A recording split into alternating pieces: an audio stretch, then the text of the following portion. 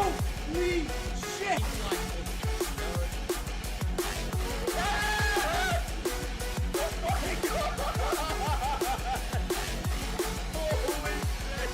Oh my god, it's so bright.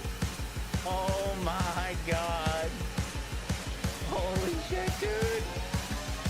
That thing looks freaking crazy. Rewind.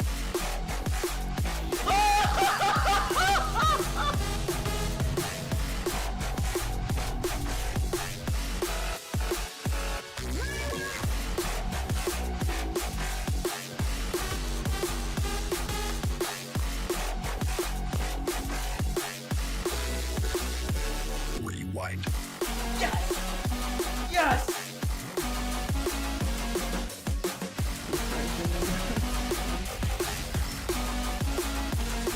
$69!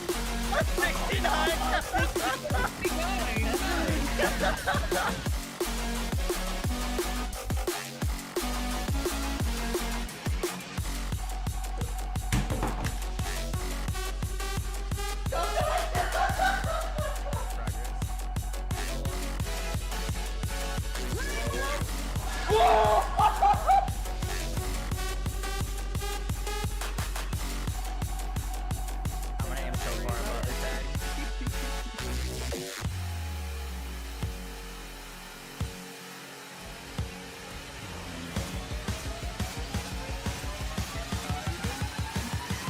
Rewind.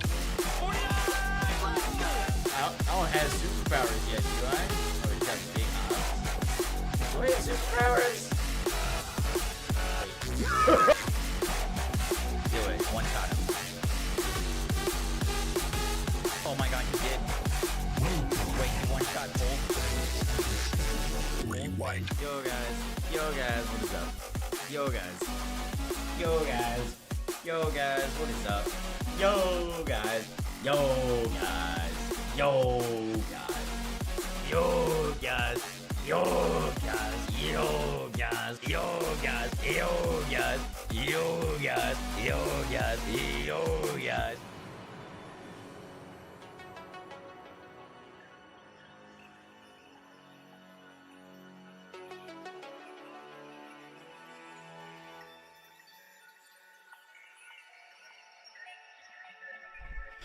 Yo guys, how are we doing today? Welcome to our stream.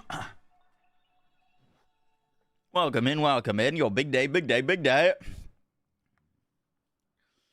Ooh, gotta fix that. What's up, Corns? How you doing? Welcome in, NTG. What's up, Goose? Scott, how you doing? Red Solo, J Balls, Kettle, to the 52 months. Appreciate that. Hope y'all are having a good day. We got a bunch of things going on today. First, Borderlands should be dropping their weekly reset in about 4 minutes. I am hoping, because last week we got absolutely nothing, that this week we get something. It's going to be a weekly reset regardless, but I'm kind of hoping so we get some sort of ballad stuff. I don't know, maybe wishful thinking. But after that, it's the Path of Exile 2 reveal stream for the new Druid class and the new season, which comes out in a few days. And TFD also just dropped their big update with Ultimate Yujin and new dungeon and stuff. So my plan right now is BL4 into PoE into TFD. That is the game plan. Looking forward to Druid. Me too. We will have drops on the stream for the Path of Exile 2 stream.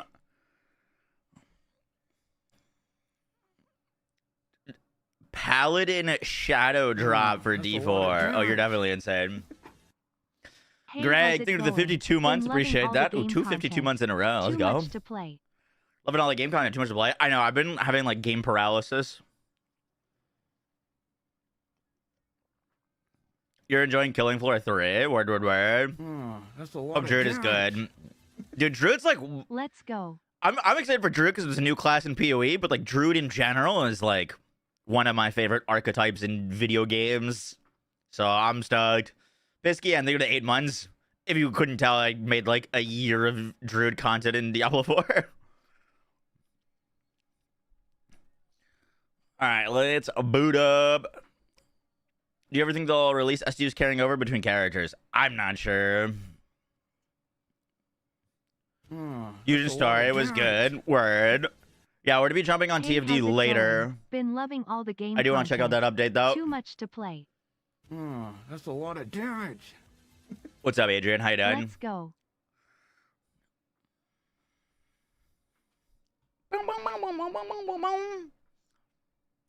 You hated Killing Floor 3. I heard a lot of people saying it wasn't as good as Killing Floor 2, but I also never played Killing Floor 2. Do you have to quit the game for the update? It depends on what kind of update it is.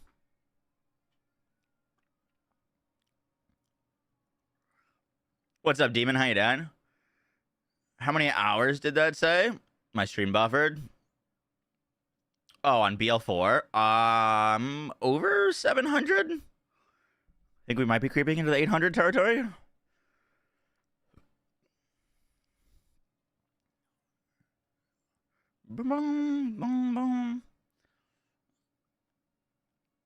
Would be nice if BL4 increased perk points. We will get perk point increases with level cap increases. You're not expecting much for BL4. A few fixes, a few bugs, Maurice reset. Yeah. So I'm not like, it's the week after Thanksgiving, but we got nothing last week. So I'm hoping we get some stuff, but I'm really hoping that they drop info about the raid boss. Like, I want them to say, like, oh, by the way, we're doing a live stream reveal of the raid boss, or the raid boss is confirmed dropping in 2 weeks from today type deal, or next week. Speaking of which, it is officially update time. Come on, drop the notes on time.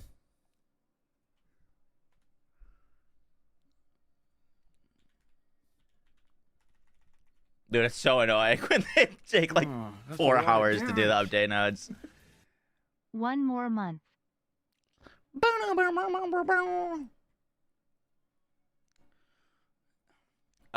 It's currently on November 27th. Anima! I think the 68 months. 1 month indeed. Hoping to reveal a new Uber boss for PoE 2. I'm imagining that this patch is going to be one of their bigger ones.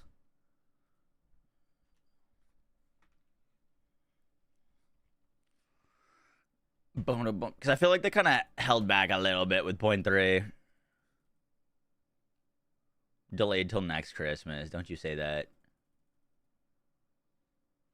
Dude, K6 was tweeting about what if they, like, brought back Terramorphous and all the other raid bosses. And my brain, I'm like, dude, imagine if the Halloween event, instead of what we got, had been, like, they brought back an undead Terramorphous. Like, we had to fight zombie Terramorphous. I mean, I would have taken anything over the Halloween event we got, but, like, fucking zombie Terramorphous would have been really cool.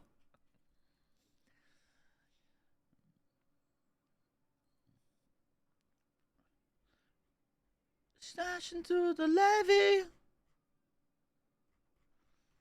All right. It's 12:02. They haven't posted anything yet, and the website is not updated.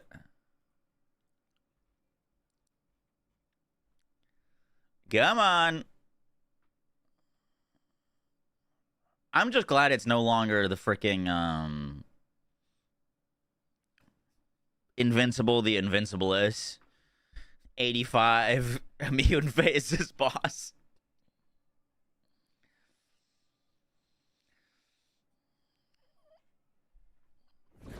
Boom, boom, boom, boom, boom. Rippers never quit, do they? Early next week, like Thursday. Stop it. Oh, we gotta unspec out of this. We were trying Blue Tree Harlow because I'm stupid.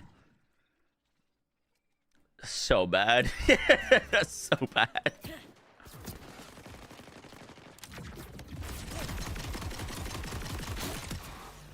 When does the driving start?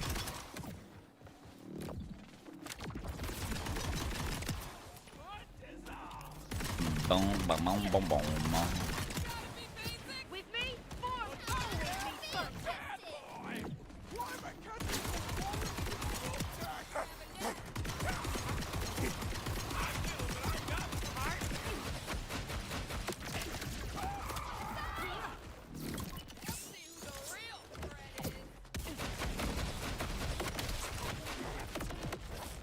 Boom, boom, boom, boom, boom, boom.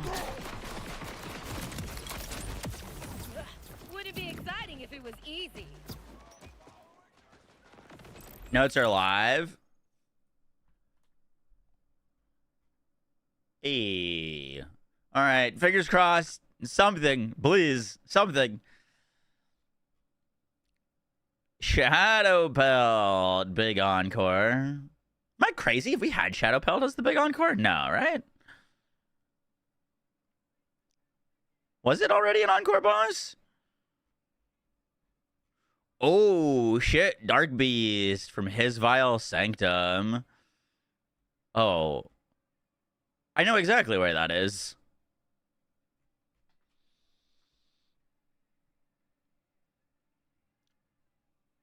Was Shadow Pelt the first big encore boss? And isn't this a recycling of a location?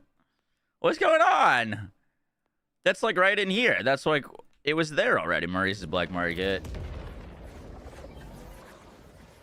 Is this literally week 1? Is this just like copy paste week 1?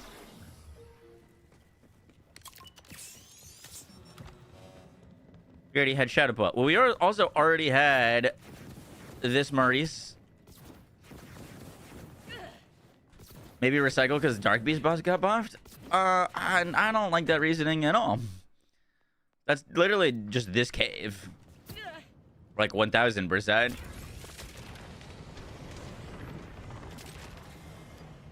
Was it Maurice in the dam on the tall wood building? That was the first location for me. Was it the first location for y'all?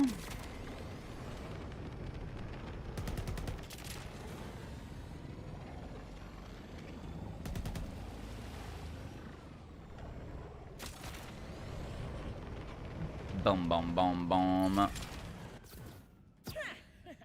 It was for me. Okay. Oh my.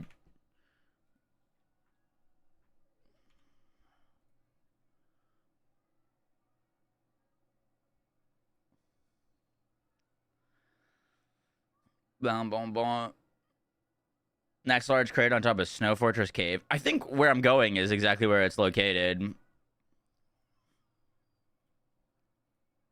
My Logitech G Hub is not opening. Which means I can't do my little speedy movement.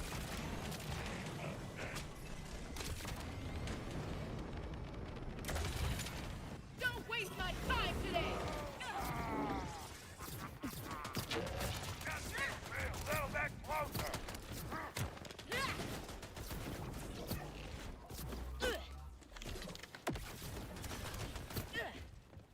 Keep it in my pocket. I mean, the Dark Beast being the thing is good, because the Dark Beast is genuinely one of the best guns in the game right now, but... Oof. All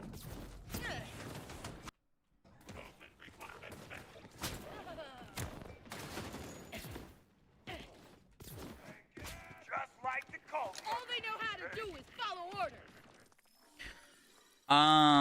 Fuck. I should not have come here with this build because I'm not gonna be able to kill the enemies.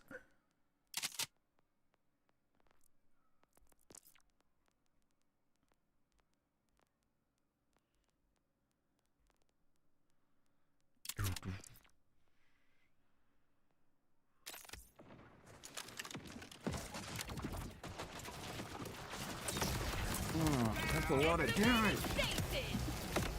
They must see love your streams. Keep up the great work. Yo, Fuzzy, thank you for that. Thank you for the 8 months. Just want to kill these guys so I can record this video. If it is here, I should look if it is here. Looks like it should be right here now. Oh, that's a lot of damage. Oh, I'm at.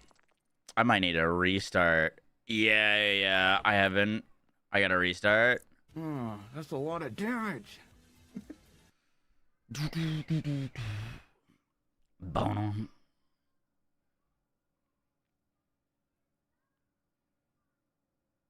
What was the Dark Beast? Was it also a weekly mission before?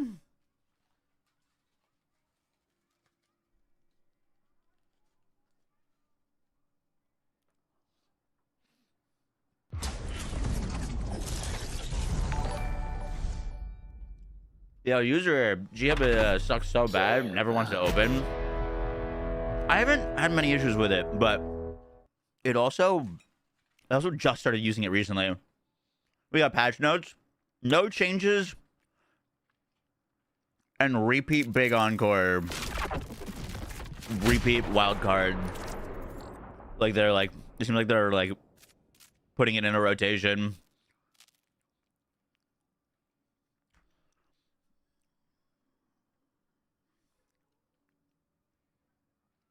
You redeemed a T1.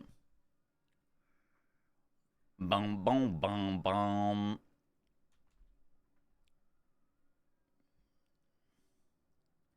On my own, here we go. Boom, on my own. Boom.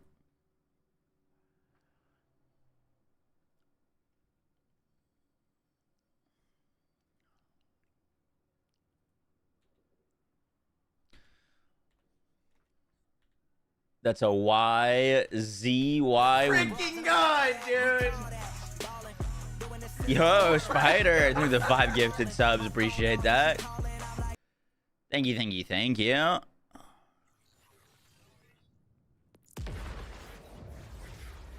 Daisy, enjoy your new sub. Budsoul, thank you for the 5 gifted subs. Spider, thank you for the 5 gifted subs. Spider with 5 gifted subs to TG, Goose, Gilbert, Grimmy, Jably, Vigil Assassin. Butzel with the 5 gifted subs to J-Dub Supra, Scribbly Plays, Dragonite, Blender, Cozy Kitty. If you got to get with something, sure to say thank you. Try any must your sub section of the Discord. Welcome to the Forbidden. No, that's a lot of damage. Freaking God, dude.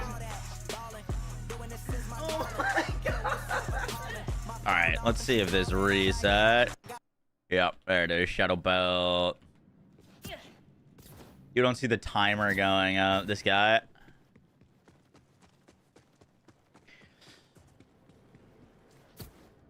Should thank you because you won the PW2 race when I bet on you, meaning I can do this. Yes, sir. Yes, sir. I just checked my first patch video from 2 months ago was Shadow Pelt. That's a bummer.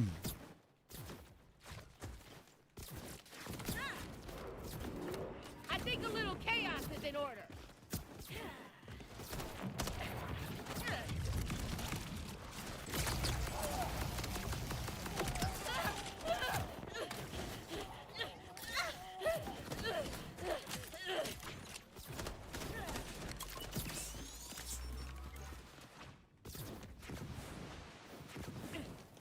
$30-minute mission for reset. Wait, what is the oh, is it his Vile Sanctum?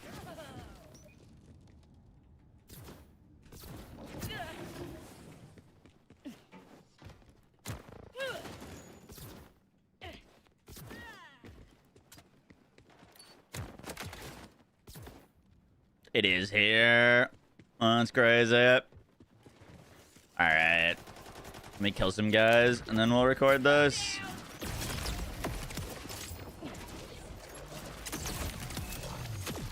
That's a lot of damage. 2 damn years. Jesus. 2 years of Uber Dingus.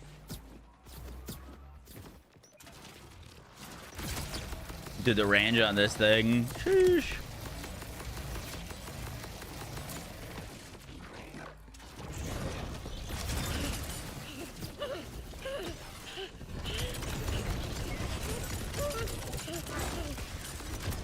My bubble doesn't work on vile enemies, because why would it?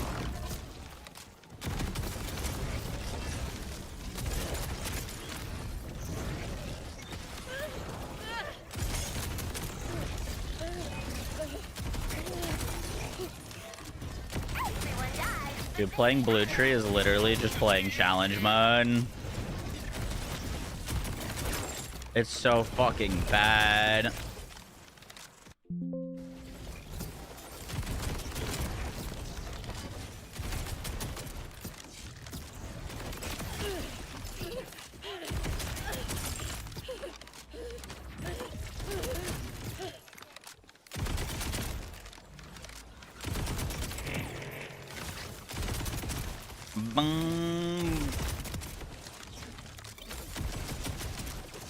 does your shield go, sir?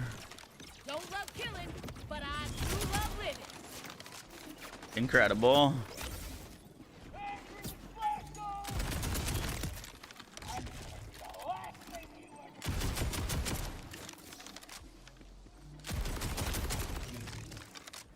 I don't know how every week I expect nothing and still get disappointed.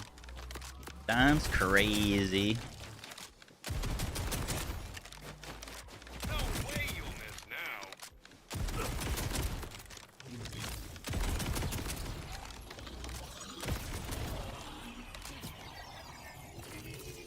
Boom, boom, boom, boom, boom, boom, boom, boom, boom.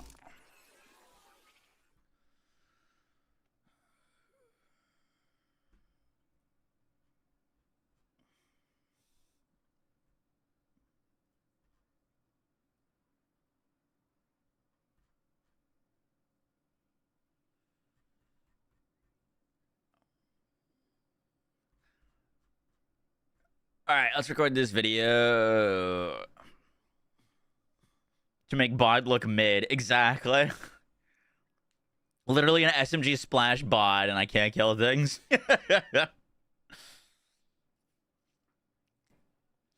Ben Diesel, thank you for the 2 years. Let's go. 2 years of Uber Dingus. True, true, true. All right, let me record this.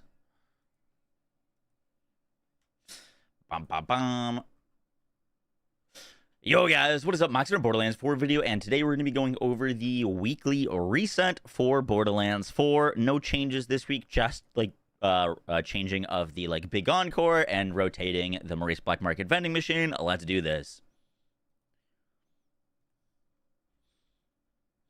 So the new big encore boss is going to be Shadowpout, which if you played at the start of the game, you would know that this is a recycling of one of the first big encore bosses. There's still multiple vault bosses that haven't received big encores. There's still tons of bosses in the game that haven't received big encores. So it's kind of wild to me that they're already like recycling big encore patches. And speaking of recycling, it seems like the Dark Beast is going to be this mission reward, which is from his Vile Sanctum, which is the Dark Beast is great. It is now one of the best guns in the game, but putting it behind his Vile Sanctum is one of the longer missions in the game. And all the enemies will have Elemental Eater. So like, have fun. Dark Beast, really good, but I don't know if I would do this mission to farm for it. I believe the Dark Beast has also already been a big encore or a mission reward, and Maurice's Black Market vending machine is also in a new location, but that new location is also recycled. It's in a spot that it's already been. Really, I don't know how every week I basically expect nothing and then still get disappointed. But that is the weekly reset.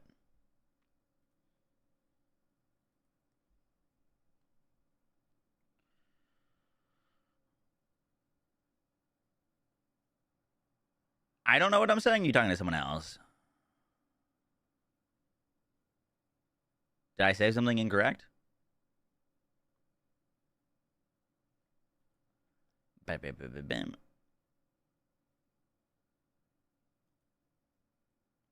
You didn't? Okay.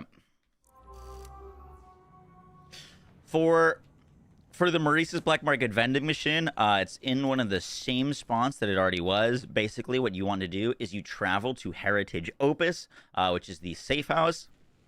And then from there, you're going to run through this cave. And then there's a little bit of like a parkour section once you get into this corner. You're going to want to open up this. And then personally, if you haven't done the like side quest, I believe that's blocked off. You can just like jump up onto these things. Once you mantle, turn around, and then you do a little bit of a boost jump up onto this box. You can pull this out and then jump up here. I believe if you have done the side quest, it's easier to do, but that's how I do it without having the side quest done. And then you'll find Maurice's Black Market vending machine in the corner here.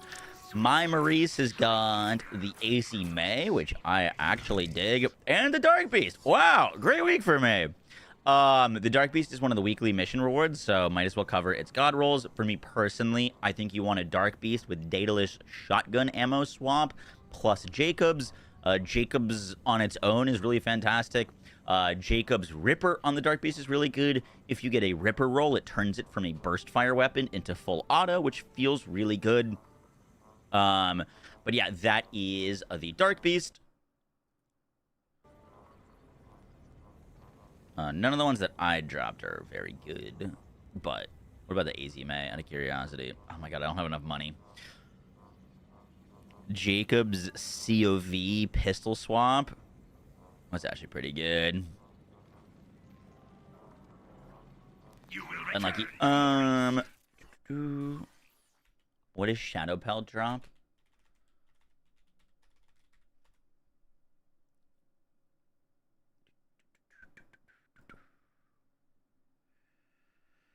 Shadow Pelt.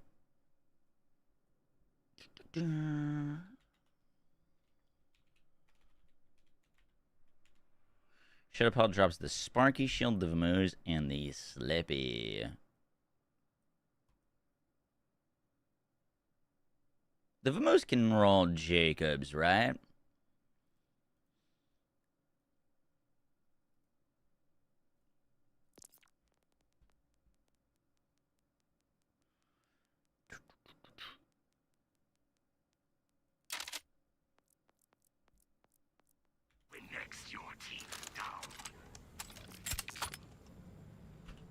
One phosphate, yeah.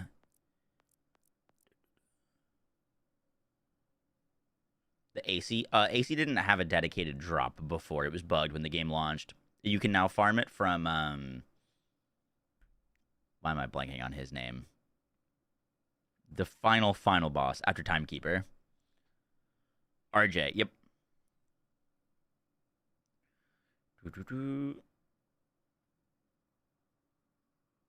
Yeah, they need to adjust. Like, if you're gonna run a weekly mission, you should get like 10 Dark Beasts, not one. When's the new Vault Hunter coming? The start of 2026.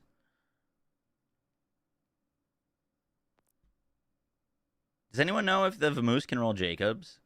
I think your god roll would technically be like shotgun Daedalus swap Jacobs.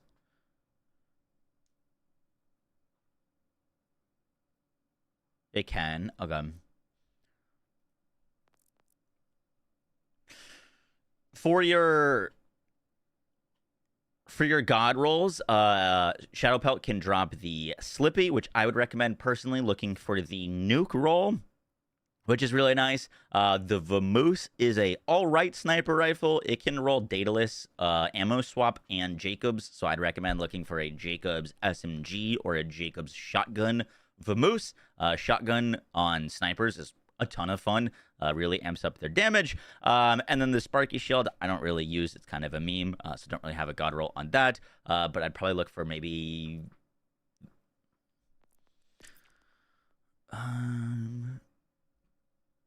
the Sparky just gives you damage when you've been damaged, right? I'm trying to think if there's anything that plays into that. Maybe a capacity roll?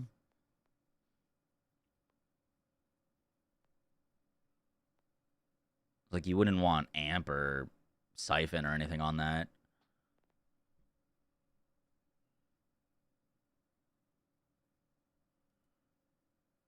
Amp is the Sparky god roll. It makes the arcs always active. Really? As in, you depleting the shield causes sparks?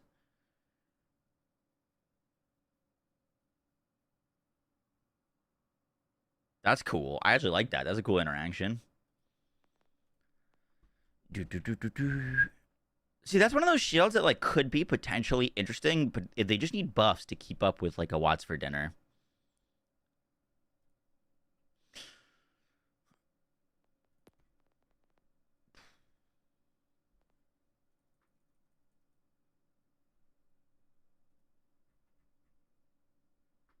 Let me make this real quick.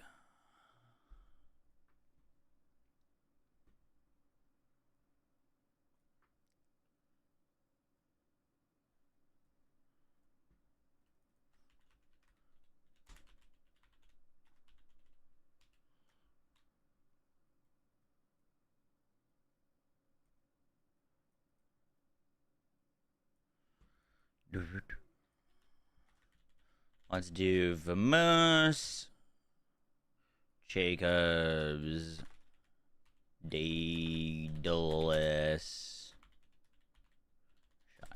or SMG, Slippy. We like the nuke roll.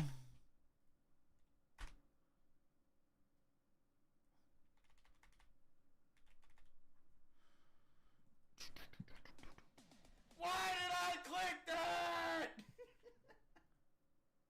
Your BL4 videos have been really helping me out. Thank you. Yeah. If you had to recommend one of your builds that's the hardest to kill, what would you recommend? Hardest to kill?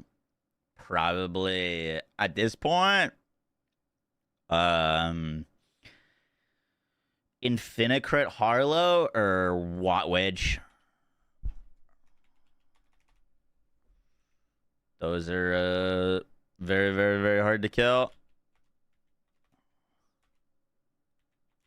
Ricochet Rafa with the old spec, pretty hard to kill too. We took away some of its DR for more damage though in the most recent update.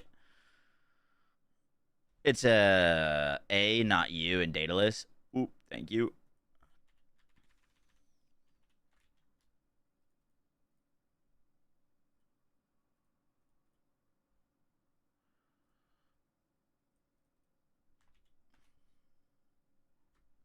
Taking me.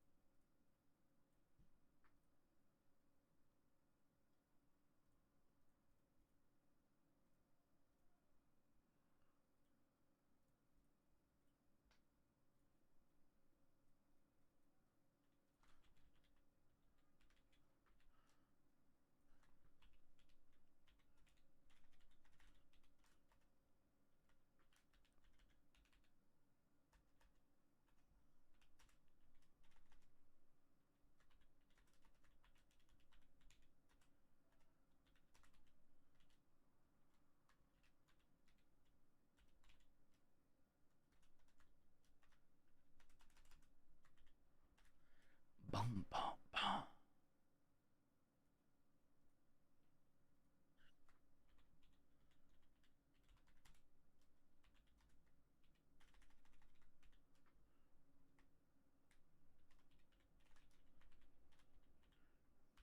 I gotta get a new keyboard, man. Half of these things don't work.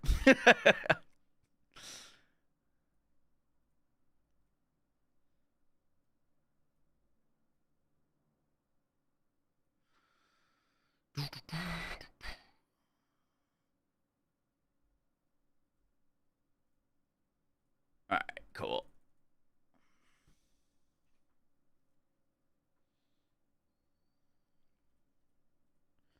Thank you. Where's Maurice? I'll show you in a second.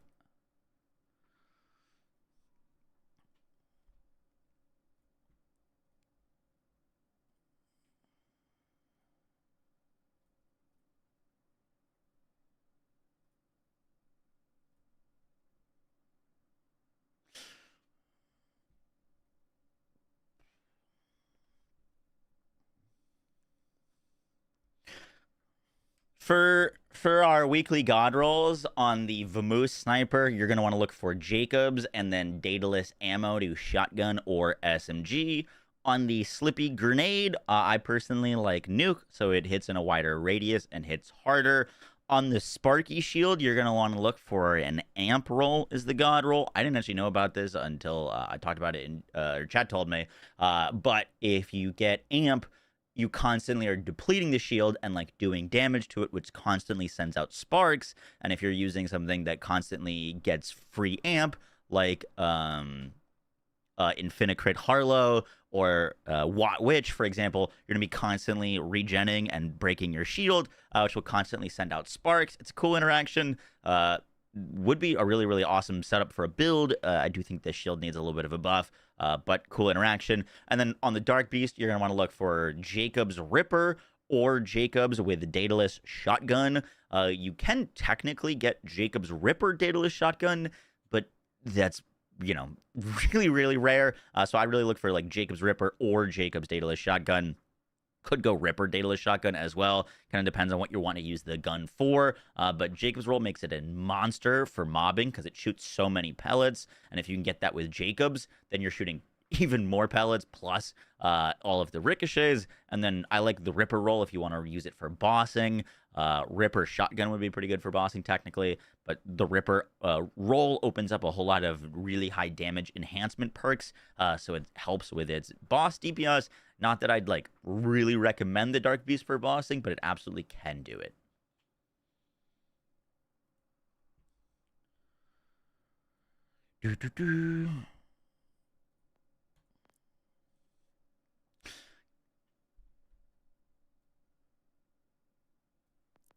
Guys, that's going to do it for the video. I hope you enjoyed. I'll have a video dropping tomorrow going over the new Bloom Reaper raid boss, some details about it, as well as my hopes and expectations for it. I hope you guys enjoyed the breakdown. I'll catch you on the next one. Take care, guys. Peace.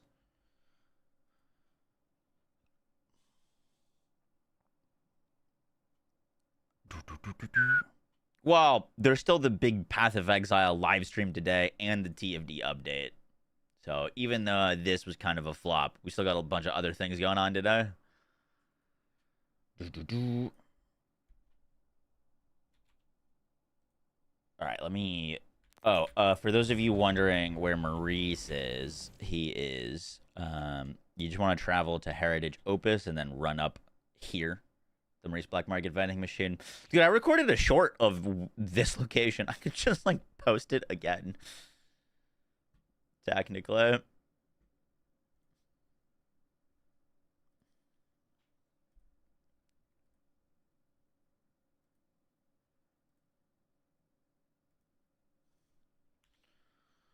Bomb.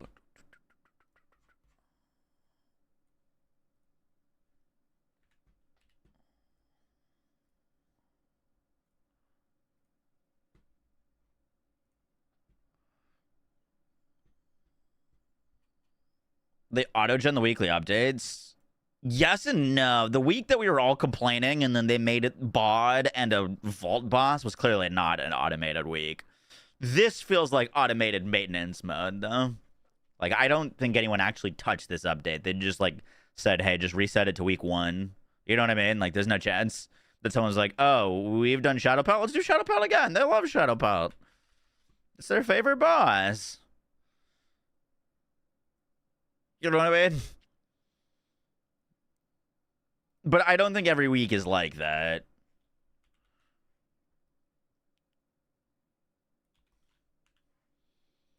Let's do this. So the new big encore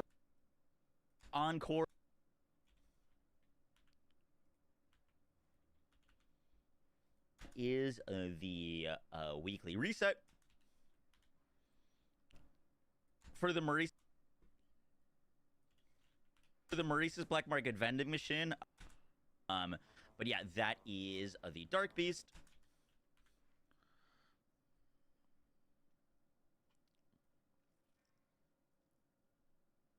Just when people complain. Yeah, what were we gonna complain about this week? For your god rolls, Shadow Pelt can drop the Slippy. I don't know, man. It's so frustrating. The thing that is pissing me off, man, is I don't think I'm looking at this with rose-tinted glasses, but I just want the same level of support that Borderlands 3 got post-launch. That's all I'm looking for. I just want the same quality and level of support that BL3 got. Which I don't understand why it would be any different for BL4, because BL4 has, like, more budget, bigger team.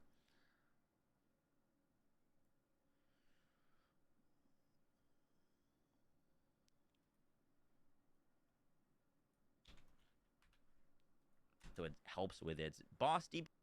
Absolutely can do it.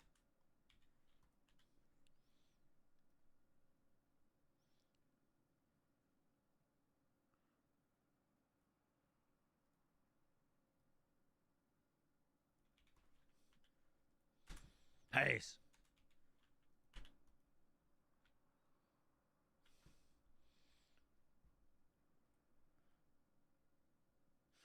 Also, there's a conversation to be had about like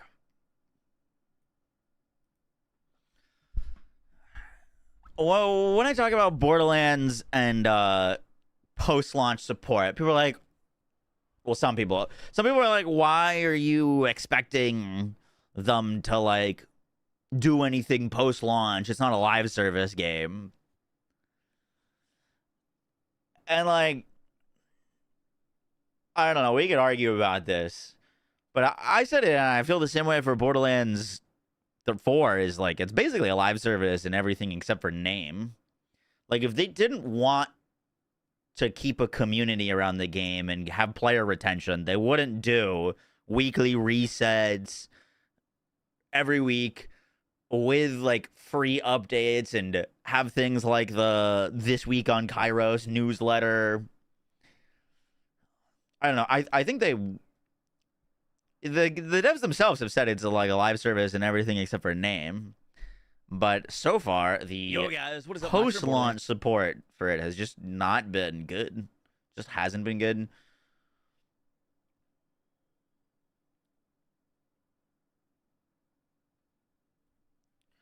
We're going to be talking about this game for years about, like, well, I don't know. Hopefully the fucking, like, story content and the raid boss hit. But right now, I feel like we're going to be talking about how badly they fumbled for a while now. for our weekly god roll. It's really frustrating. For our weekly god rolls on the for it. I hope you guys enjoyed the breakdown. I'll catch you on the next one. Take care, guys. Peace. Okay, I think we covered everything there.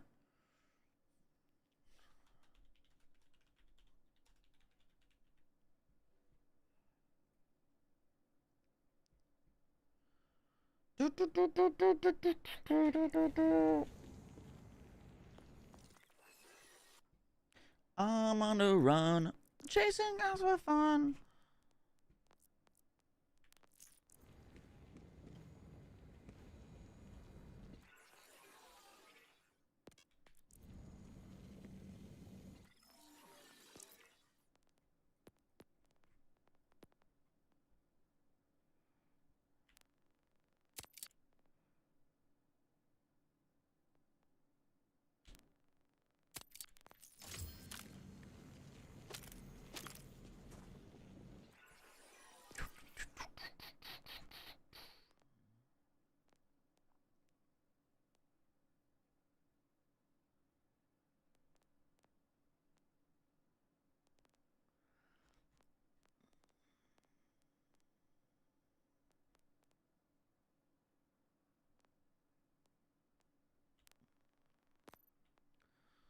So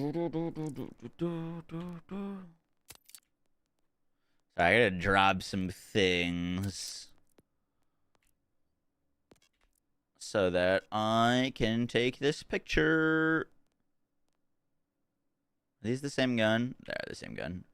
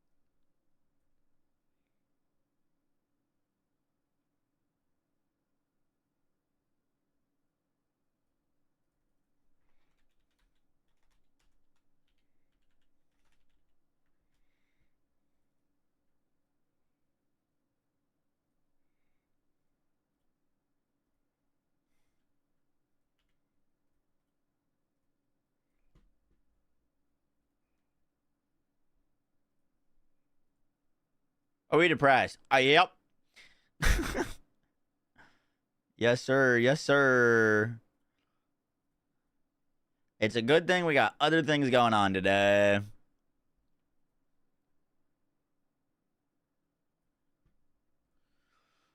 Boom, boom, boom, boom.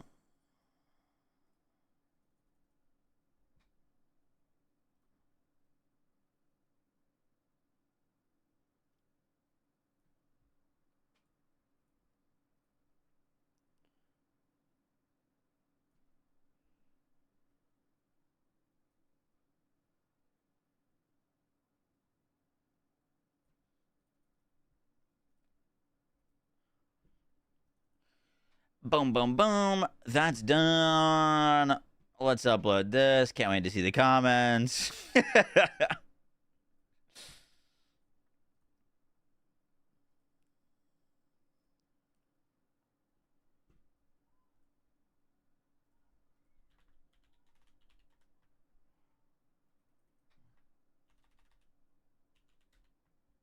What do we title this video? BL4 Weekly Reset.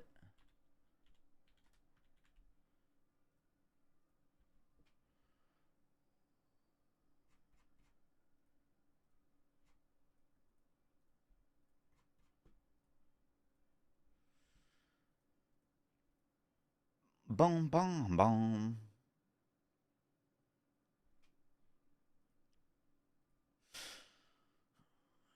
All right. So Shadow Pal, yup. Yup, yup, yup. Oh, is the Night Rain DLC today? When is that?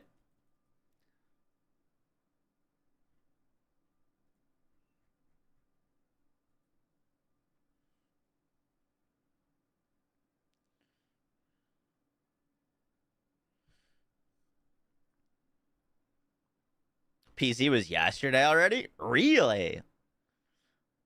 Has anyone else like feel like they haven't like heard or seen anything about that besides the initial reveal? Like I would be right all over that. I didn't even know it was out. It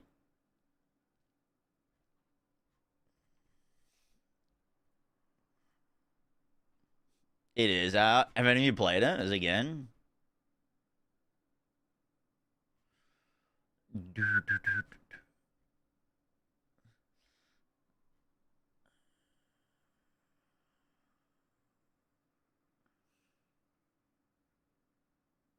Freaking God, dude! Oh my God! Yo, Henry, I think the 5 gifted subs. Gifting subs to Midas Magic series, updated password, Marin, and denied shots. Thank you, Henry. Thank you for the 5 gifted.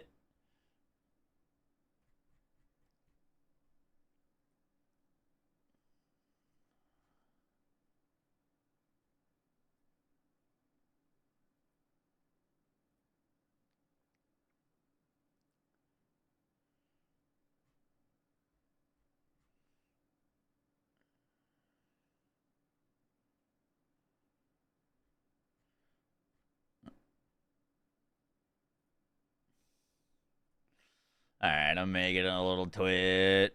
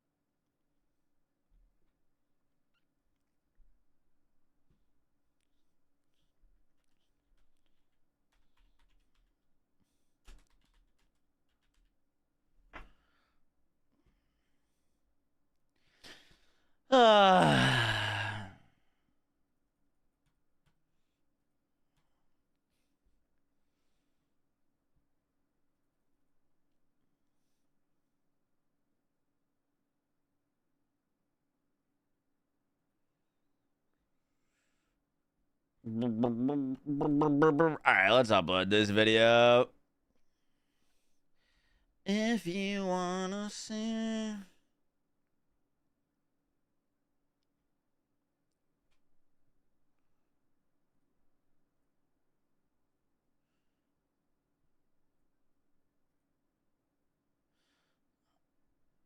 You missed Shop Out the first time, so cool for you. Yup.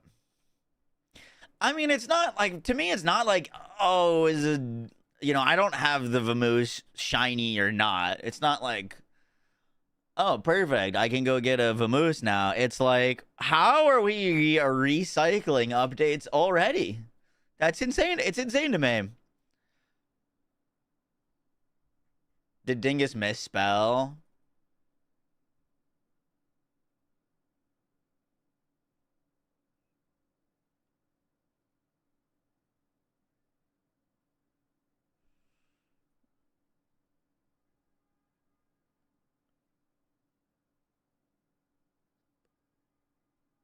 Disappointed.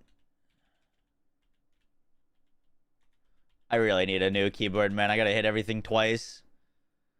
It is with one S, not two. You're right.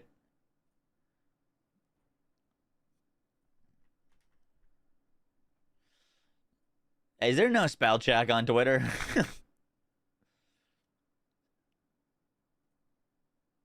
Two P's, one S.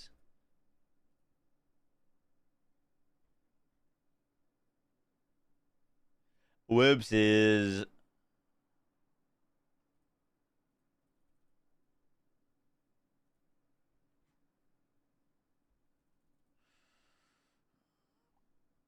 Never thought your tweet about Wonderlands would come true. What was my tweet about Wonderlands? High complex.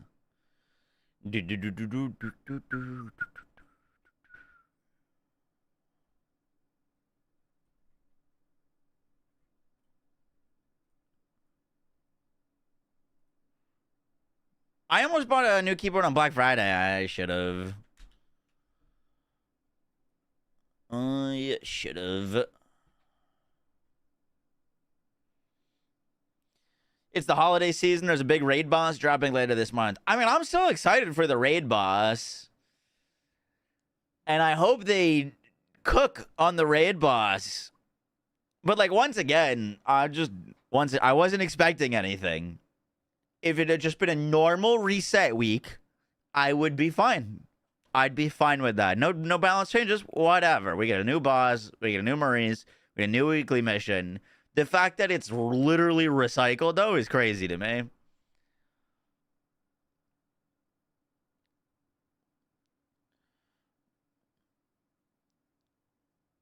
Get a Razer keyboard. Give it a change the date and description. I know. I haven't posted to this yet.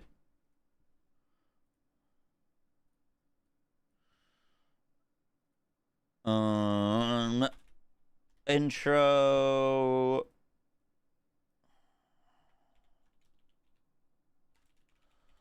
Weekly reset.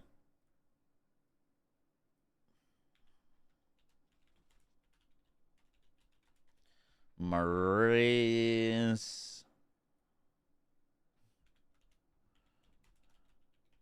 Dot rolls.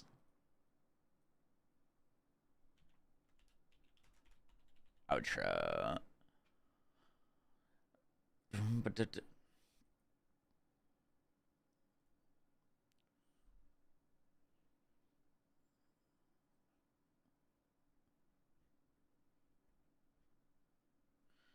Turn and burn.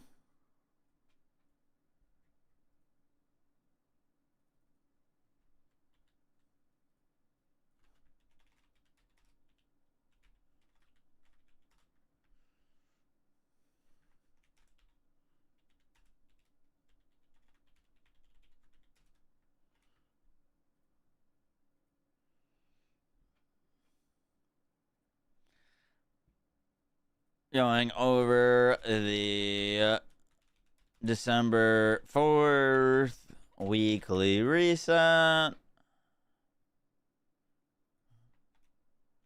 This update brings basically nothing. Don't need to change that.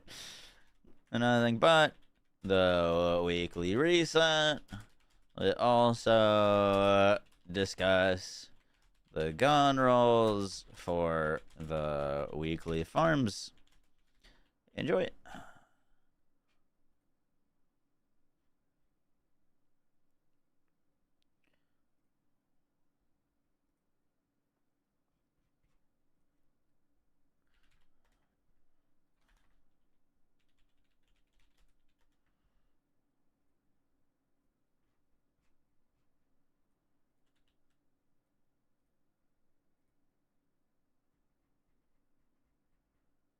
They've nerfed your Rava build. What build?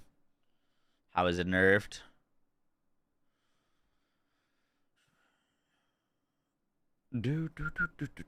Alright, that's good to go.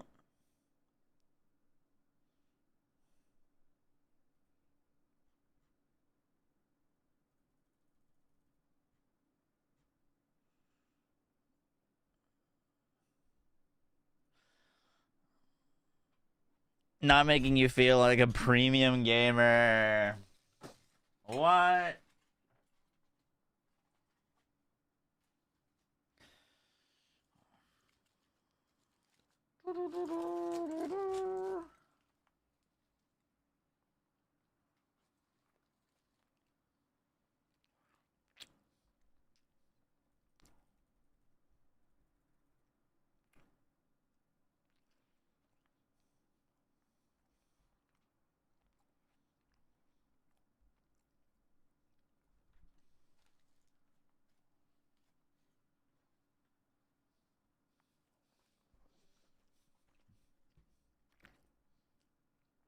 You want a Wonderland style chaos boss run?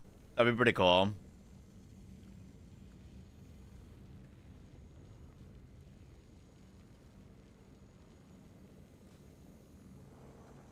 Are you ready for the Monster Hunter Wilds update on the 16th? I'm not sure. BL4 reset. It's the same as like the first week of the game.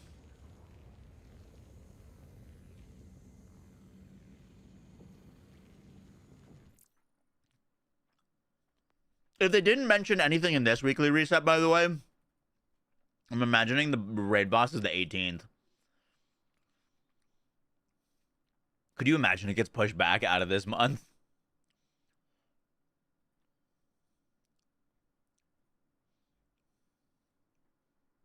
All right, video's live. Go comment on it.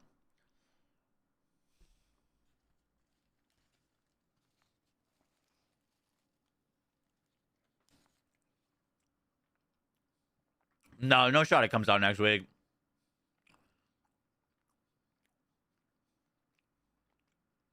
You can do the quest. You can get to Maurice without doing the quest.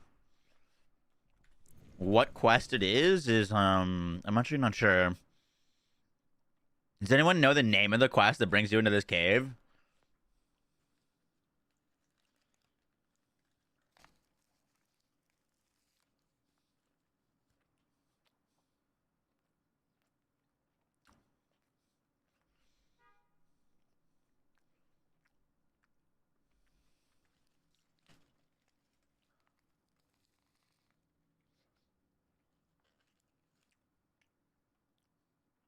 Oh, is it one of the mob boss quests?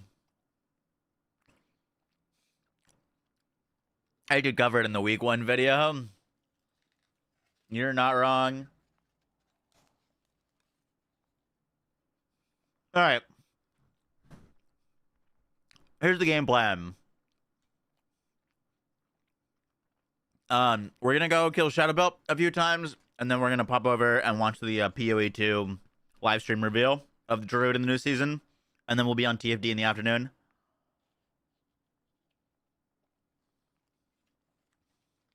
We're gonna be playing.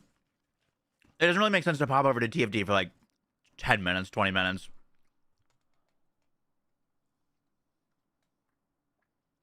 So after the PoE stream, we'll be on TFD. I hate you, Garrett.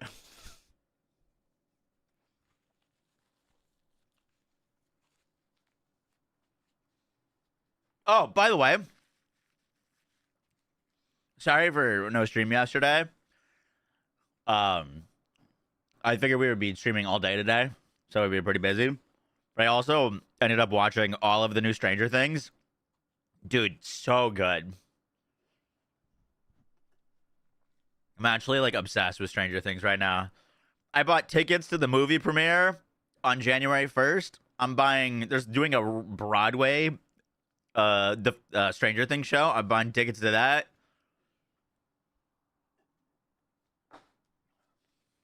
I'm in deep.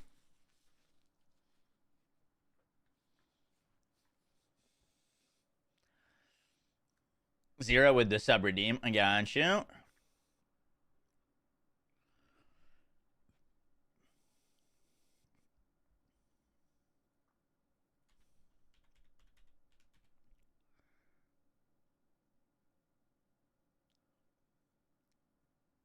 Wait, what?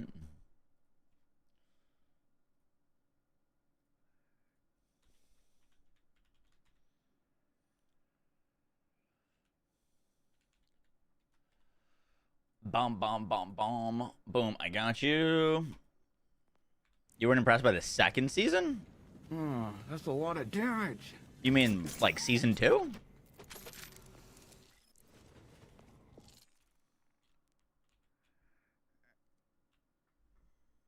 And to play pop points. Oh, you seen it, Garrett? You were told Stranger Things is for very young people, teenagers. Was I misled? I think so. I mean, it's pretty dark. I don't think you would need to be a teenager to enjoy it. You watch videos about it? Gotcha. Shut up, Grizzy.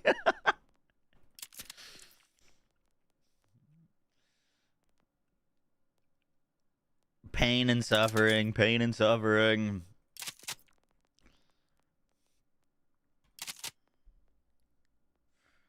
Check out my melody.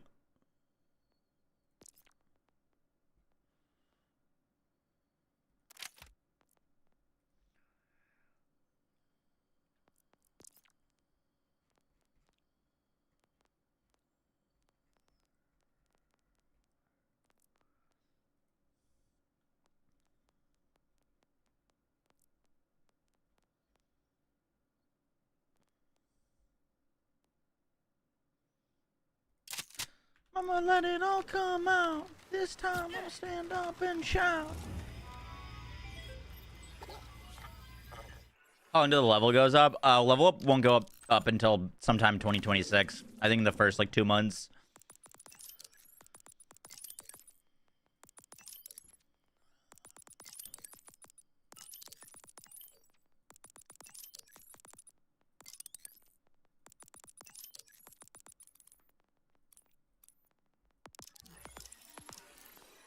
Alright, let's go do some shadow pelt kills. See if we get a lucky phosphine. I do not have the Vamoose and phosphine yet.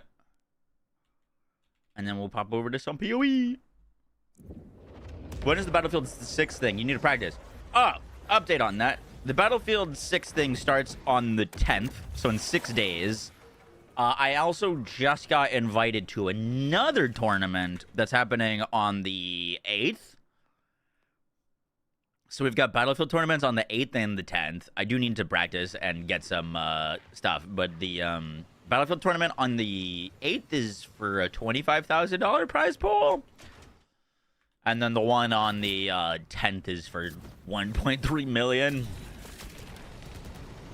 We're going to win. We're going to win. Believe it. Nah, it should be fun. I'm not expecting to, like... No, fuck that. We're winning. We're winning. I do need to get some attachments that recruit John Wick. The team is me, Chadley, Quest, and Solid FPS. So, we got some fucking gamers. Like, Chadley, Quest, and Solid. And myself. Well, mainly those guys. Are all very good FPS players. I don't think I could have picked better teammates. Follow order. But we're gonna be up against like literally battle royale professional players that play BR games for a living. So we'll see. Wow, smart and It should be really fun. It's on private servers. So, like, it's not like we're going to be up against Joe and Bobby in the runs. It's like we're going to be fighting against, like, Burnt Peanut, Shroud, Tim the Tatman, Cloaksy, Ninja. Like, all those fucking guys are just going to be in our lobby. Should be really funny.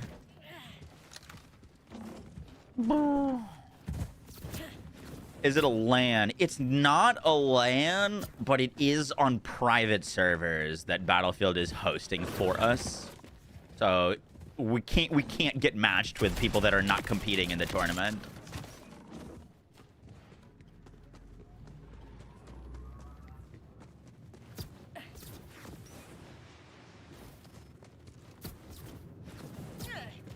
Happy Batch Day. Fuck you. Hope you're doing well, Mr. Gas Mask.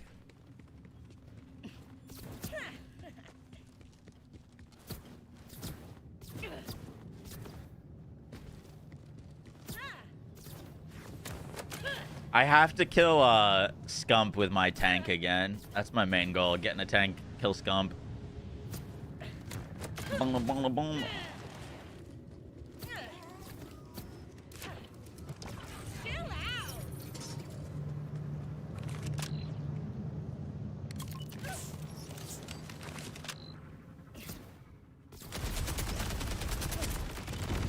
Will I ever return to Destiny? Maybe? The new expansion does look pretty cool, I will say. Destiny sent me a bunch of, like, emblem codes to give away. So we might jump into that sometime this week. We'll see.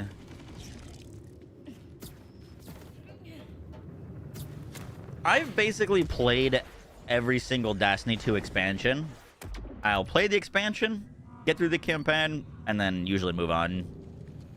But I've played every Destiny expansion.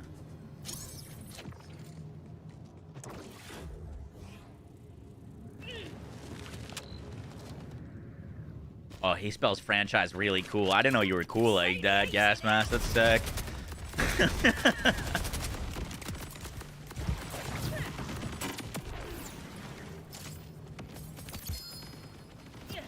Boom, boom, boom. Get the lightsaber. Get the lightsaber. Do you not enjoy build crafting in Destiny? Nope. I feel like there really isn't build crafting. I tried to get into it when they did the update to build crafting. And they, like, changed all the stuff. And it felt worse. Didn't we already have Shadow Belt? He's learning. He's learning. Better together. Saw K6 on Diablo. I bought K6 PoE 2 yesterday. I gifted it to him on Steam. We gotta teach him Peak.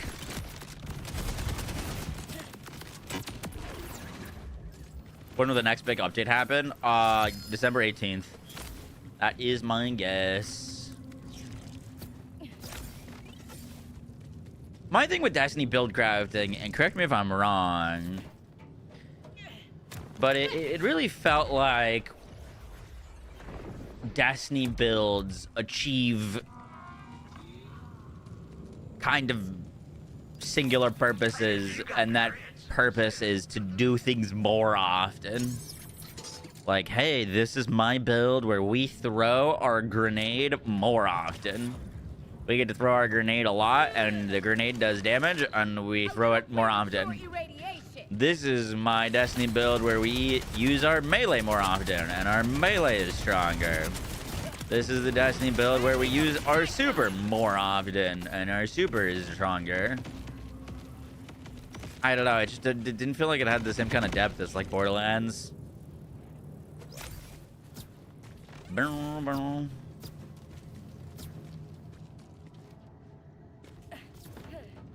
BL4 is that? I don't think BL4 is like that at all.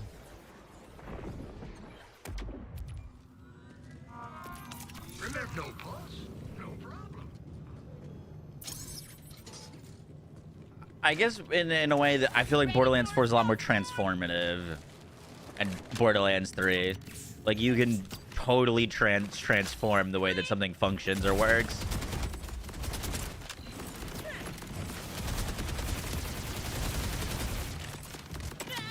But like it makes sense that Borderlands and Destiny are very different in build crafting, because like Destiny has PvP. You can only make builds so crazy because they need to be balanced for PvP. You know what I mean? Like Borderlands doesn't have any ties to PvP, so you can get as crazy and wacky with it as possible.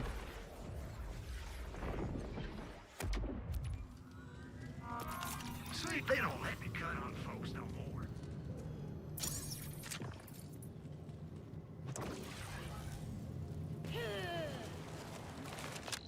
Blowing up the spot.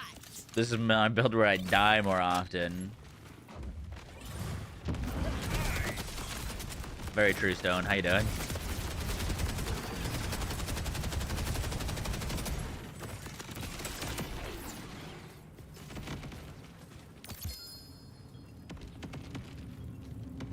Oh, Borderlands, Destiny definitely wins that on like things to do with your build. That's something that Destiny's always been just fantastic at.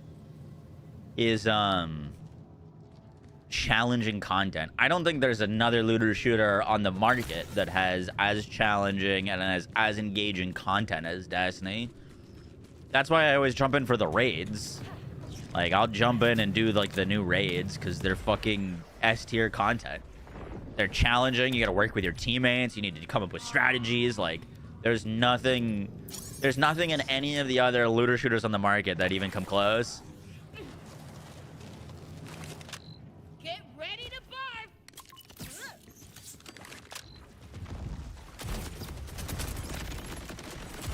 Closest thing would technically be like the Division 2's raid, but Division 2 hasn't had a new raid in years.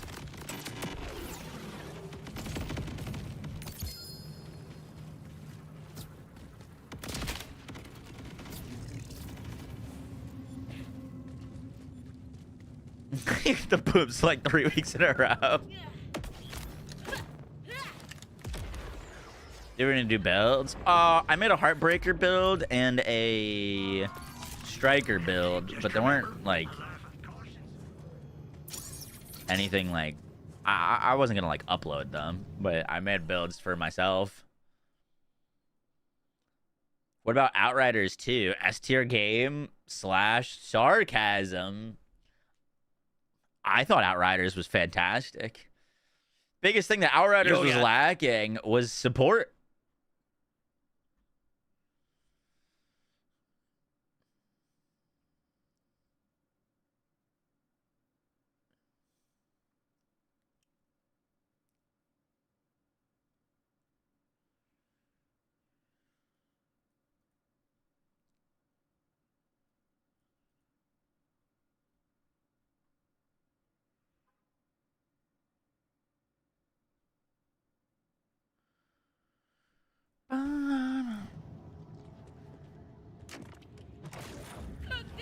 How's TFD's endgame? You've only played it very casually. Irradiating the land. I would say TFD's endgame, personally, I mean, I haven't played it much recently, but I like TFD's endgame more than Warframe's. Which is part of the reason why I gravitated to TFD. Exactly as a But plan. TFD keeps changing their endgame to make things easier. Which has been frustrating, because like TFD genuinely had like a very challenging endgame. That the first endgame bosses you needed coordination and you needed teammates for, and the dungeon, the like hardest tiers of the dungeon were super hard, and you really needed specific builds to be able to do them, and they just made everything a whole lot easier, which, you know, appeals to some and doesn't appeal to others. But TFD definitely has an end game. There's a lot of vertical grind on your character and build to get them up to the tier and power that you need to do the hardest content in the game. For sure.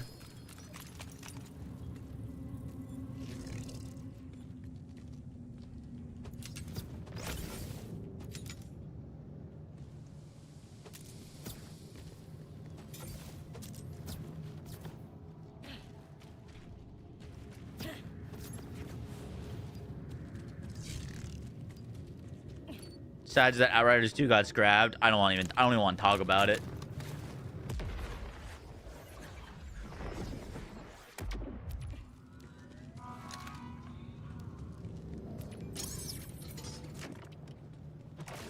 Chill out. Difficult in TFD is just bullet spongy. Yeah, they've basically decided that they don't want to do mechanics anymore.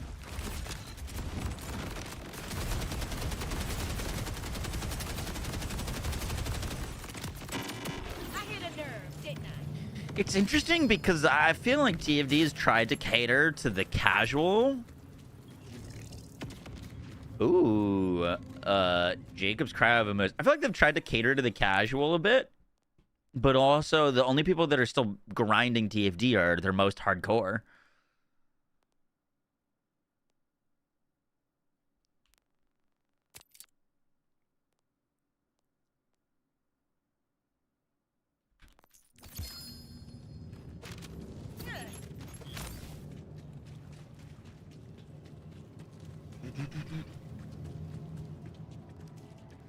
I didn't expect that my BL4 endgame would be waiting for Marie's Black Market to reset every 30 minutes. Is the weapon tier video up to date? Just throw that in your next welcome. There's some more weapons that would move up. Like, I would definitely put the Dark Beast in probably at least A tier. No, but I don't think anything in that most recent tier list goes down.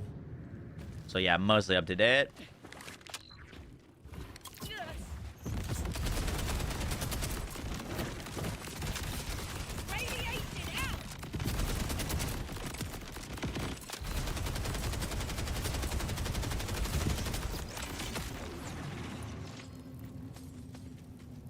Do you really dislike them using AI content creators in advertising? I got pretty upset about that too, but that wasn't them. Basically, TFD put out same thing that like Twitch does, like Twitch bounties. Like, for example, I can go to like the Twitch bounty board and I can see, oh, if I go play Genshin Impact for 2 hours, I'll get like $100. And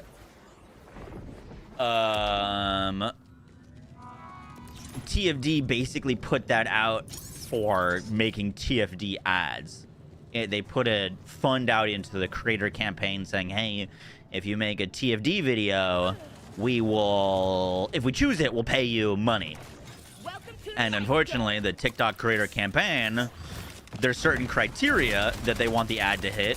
So like they'll say, oh, your ad needs to have face cam, it needs to have gameplay, and we'd like you to mention these things. People will look at those ads and say, oh, okay, I'm just gonna put in a prompt for an AI video and say, I would like the AI video to talk about how cool TFD is, use some gameplay, and have face cam on, and then they submit that, and then TikTok picks whatever videos most fit the criteria that TFD did, and then approves them. So I was upset about that too, but it really, technically TFD should have been more cognizant of where their money was going, but they didn't make AI. They didn't use AI for those ads. It was outside parties abusing the creator fund.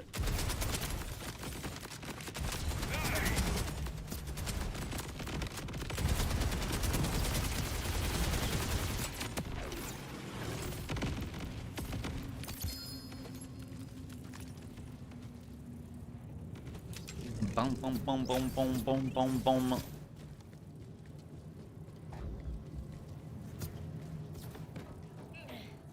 Thanks for clarifying. You're very welcome. Big mess. Yeah, they got a ton of shit for it. As they should, but it wasn't Sweet, if you got the green. it wasn't directly on them.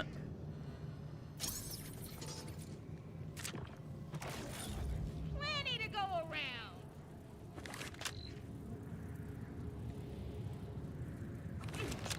This would be wrong. Are you sure? Exclamation mark new vid.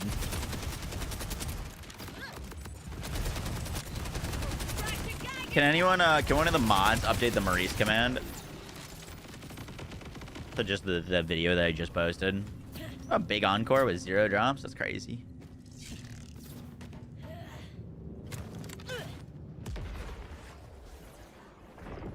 I'm not sure, Crizzy. All for sale, baby. How much was the beast buffed? No hazmat suit. The beast buff is kind of complicated because they just said they fixed its level scaling, right? And I think a big part of that is the damage of the dark beast is not actually from the gun, but from the parlay explosions. Bullets pierce enemies and have a 20% chance that when hitting an enemy cause an explosion that deals 3,000 damage. If I'm not mistaken, this used to be on a 5%, so it's proccing more often. But this, and once again, I'm not 100% sure. I haven't tested this, but I believe this is now getting scaling. Meaning if you've got percentage damage increases, percentage gun damage increases, all of this is getting scaled with your damages. So before it was like a flat amount that just did nothing. There was no payout. Now it gets splash damage, it gets gun damage increases. And so you've got the damage of like a sniper rifle constantly proccing, and you fire multiple times. So that's what's making the Dark Beast so good. The like actual gun value portion of it is not much stronger. But the explosion on it is now hitting really hard. I saw your message about the Game Awards. I just don't know if we're gonna have a chance to do that today. We could swap over to PoE now and then do the voting while we wait for PoE stream. I'm down. Let me do one more kill.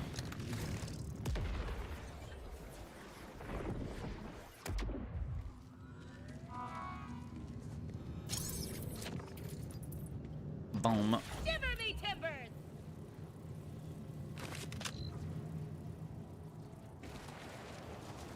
Self-care is the best care. Hi. You're dead.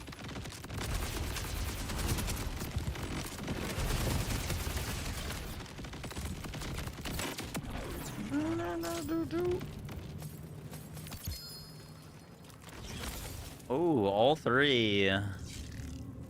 Still no amp Sparky. I got a nice Picton.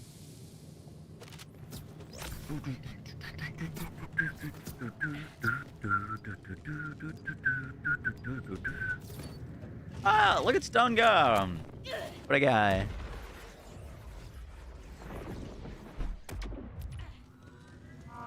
Let me take that.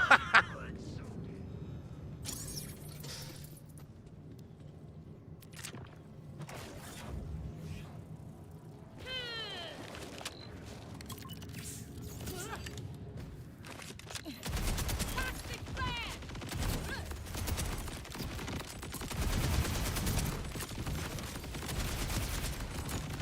Boom, boom, boom, boom, boom, boom, boom, boom, boom, boom, boom, boom, boom, boom, boom. You die, please.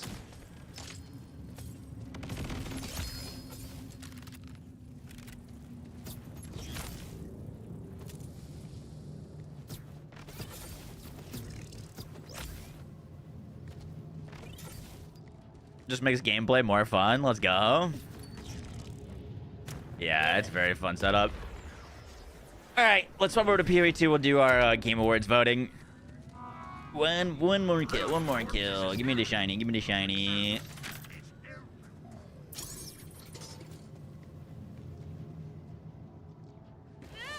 What do you mean by BL4 reset?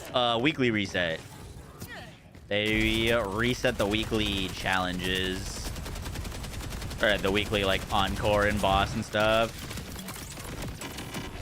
Shoot up and spit right back out.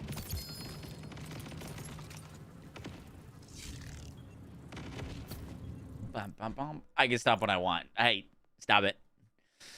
All right, let's do it.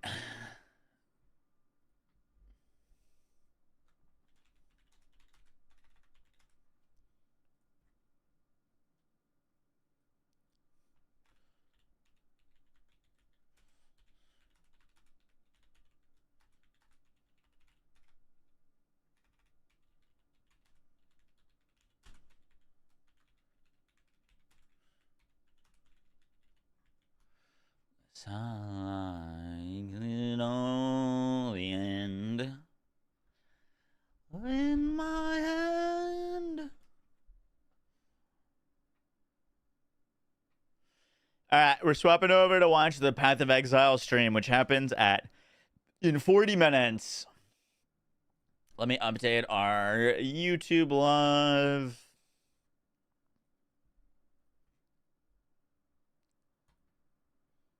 Have I played Arc Raiders? I have. Yep.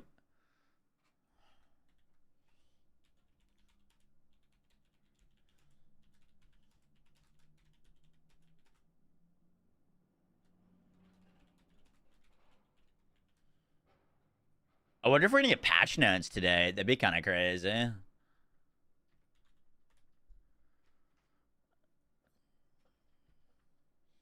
Left the hole.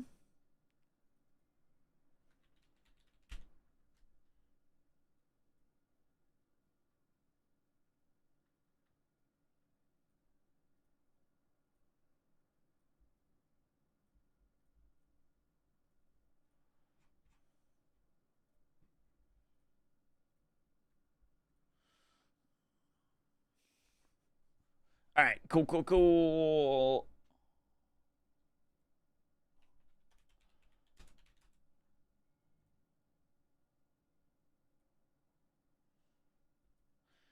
Yourself and let me have what's left. My guy, are you coming on Saturday?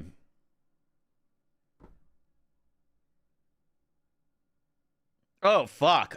Yes. Yep. Yeah. I will be there.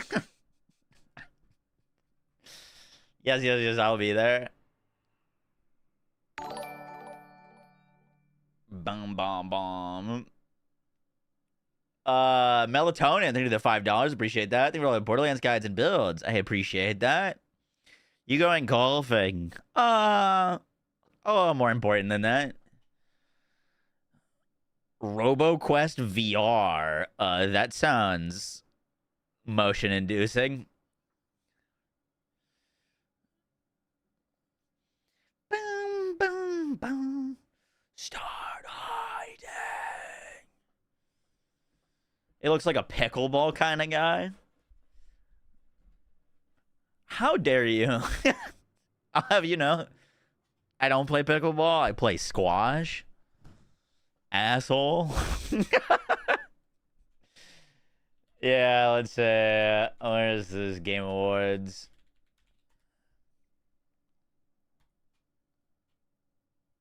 Pickleball is great. Pickleball is mini tennis? Or is that the one with the fence that you can hit off the back? I get them confused. No, that's racquetball. Pickleball is mini tennis. All right, what do we need to vote on? Player's Voice. Which is your favorite game of the year? Player's Voice is 100% fan voted award across 3 rounds. Sign in to vote. Oh, let me do this. The cozy in my head.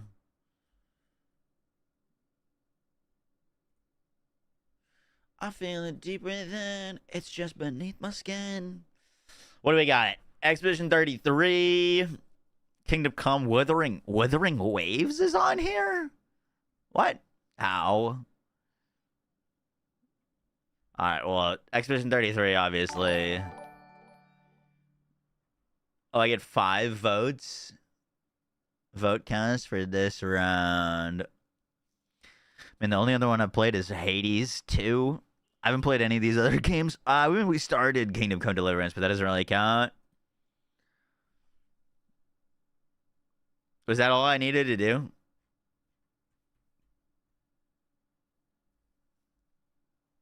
Round 2 out of 3.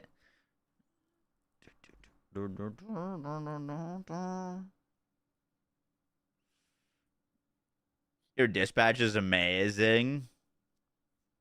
What do we got?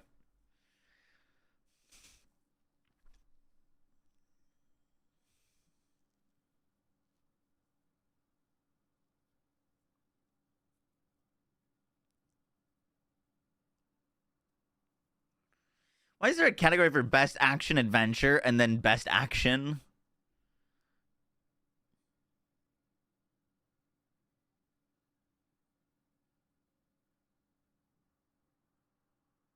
Am I crazy, or should there be a category for all the kinds of games here?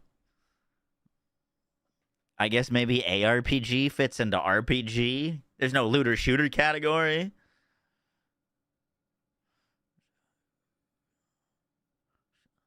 I feel like open world would be a good category. Go to all categories. I think this is all categories.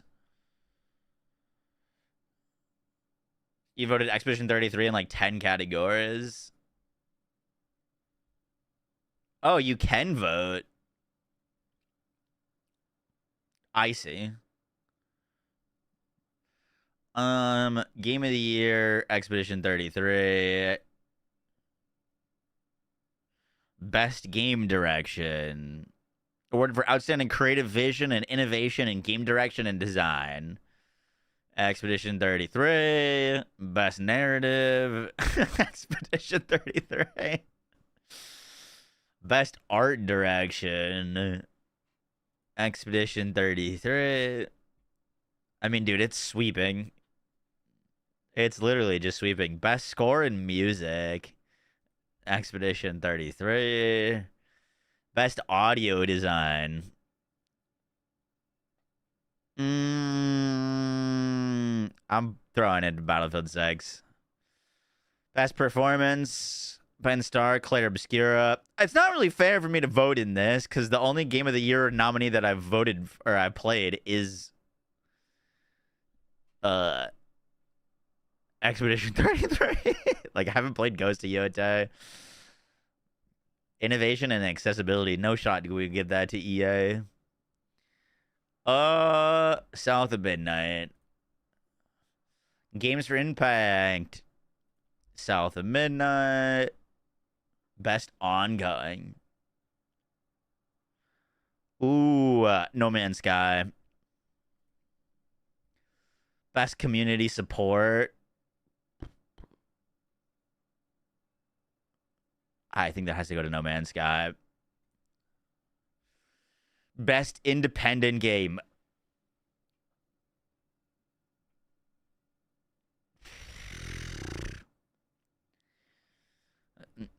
I kind of wanted to vote Ball Pit there. Best Debut Indie Game. This is going to be the most boring game awards of all time. Best Mobile Game. I heard Destiny Rising's pretty good. Best VR/AR. Let's give it to Deadpool. Best Action Game. Battlefield 6. Best Action Adventure. Once again, haven't played any of these games. I think Splits Fiction should get it, though. I haven't played Silksong or Hollow Knight. Best RPG. I think Kingdom Come Deliverance should win that, to be honest.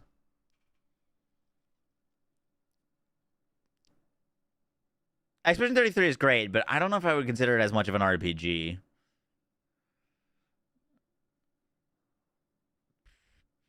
Don't know any of these. I do know Mortal Kombat.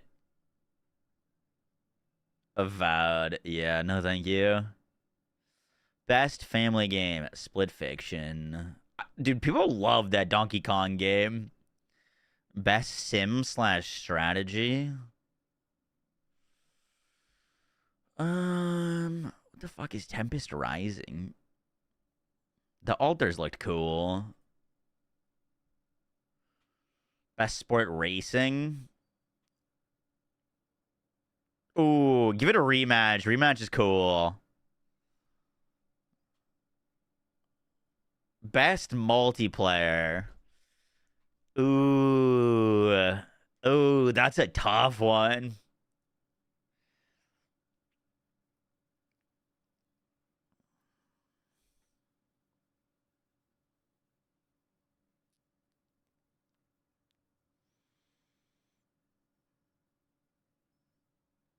I'm going Battlefield 6.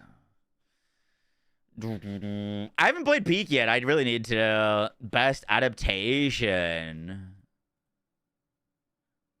Fuck, I haven't watched Last of Us Season 2. I'm so behind on everything. I heard the Devil May Cry show is good, though.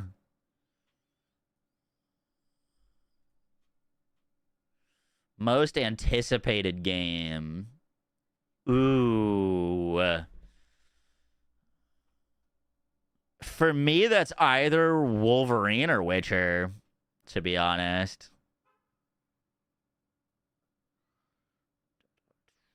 I'm going to go Witcher. I'm going Witcher. I feel like that's probably the game I'll sink the most time into, personally. Content creator of the year. Has to be Peanut. Literally breakout year. It just has to be Peanut. Best esports game. Charlie's consistently great. I feel like Peanut's like literally like blown up this year. Best esport game. Where's Rocket League? Mobile Legends Bang Bang. No, how we got this instead of Rocket League in here? Not none. I'd have to go Counter-Strike. Bro's addicted. I love Rocket League. It's a great esport. Best esports athlete. No Rocket League. That's crazy. I've heard of Zywoo. Best esports team. NRG, my goats. Player's voice. Submit votes. Boom. All right, let's log in on some PoE. Do you play RL? Do you ever stream it? Rarely. I should stream it more. Actually, my first ever streams on Twitch were Rocket League streams. You got to try Hades 2. I played Hades 2. I really liked Hades 2. I haven't played Hades 2 since it launched, though. I've only played pre-launch, which was really good. But for me, anytime that a game is following the success of a previous game and kind of safely iterating on that, it's not as impressive. Like, Hades 2 is really good, but I would pick Expedition 33 in like any category over Hades 2 because Expedition 33 is new, fresh, not following. You know what I mean? Like, sequels to me are less impressive. I'm not saying that's totally fair or not, but yeah, same with like Silksong. Like, yeah, I'm sure it's a really great game, but it's to me, success of a sequel is less impressive than success of an initial IP, especially an original IP. You know what I mean? Like, if it's a new game, but it's like Spider-Man versus like Expedition 33. You know what I mean? Like, I don't know. I just think that game is so impressive.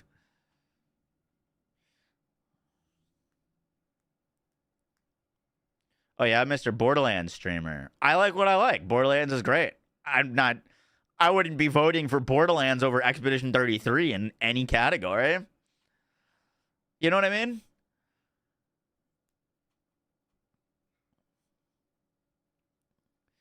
Hey,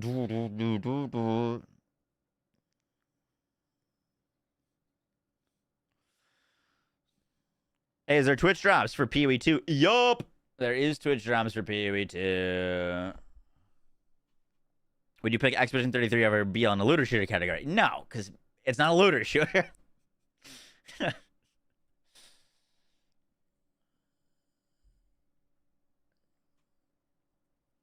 Nobody cares and I'm alone. The drops are not on yet. They'll start once the stream goes live, though. Just a heads up.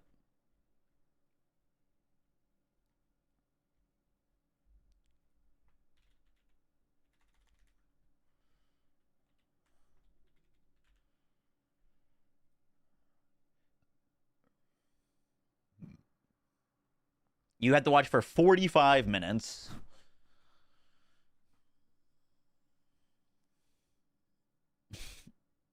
Bensko, appreciate that. Thank you.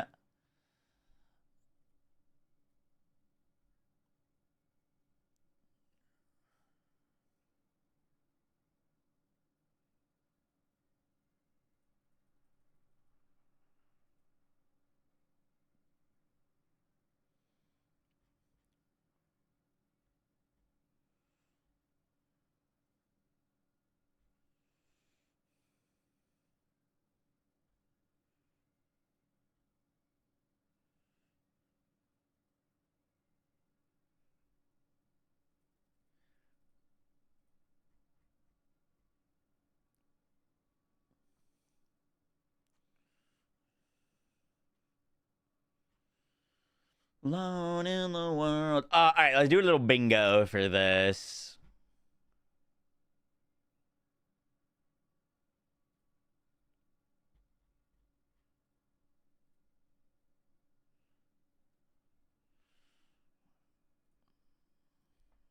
We can do some Rocket League streams. I'm happy to stream Rocket League. I have a crippling addiction to that game. Do do do do do do boom boom boom boom boom boom.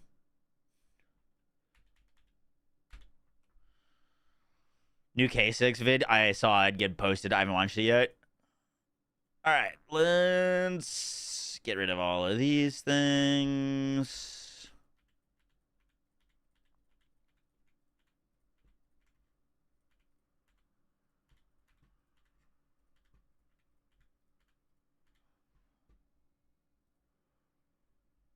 I know you've been practicing this week, but remind me of what your background is in the PoE world.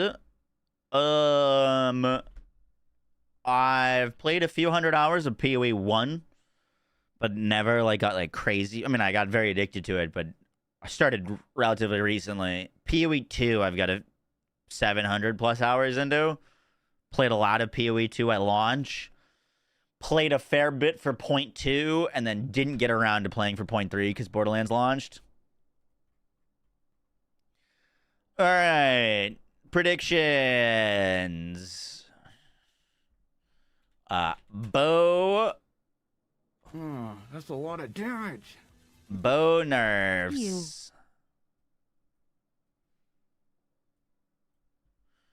We're going bow nerfs. What's coming out in Point 4? The Druid. And at Ziri. Double corrupts.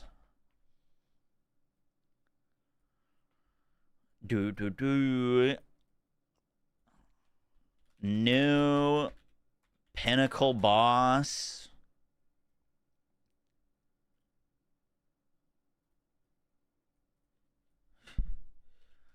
Ignite buffs.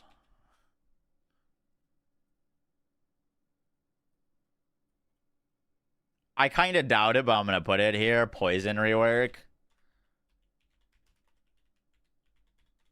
I want them to change it so that poison is not something that has a stack limit the way that PoE 1 works. You can just stack it as much. I think it would make it infinitely more interesting to play.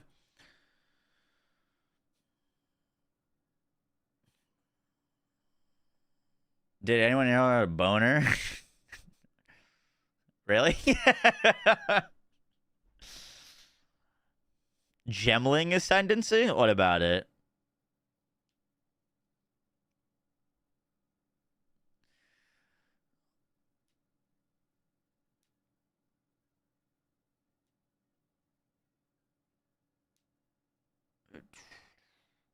I think Druid is only gonna have 2 ascendancies, not 3.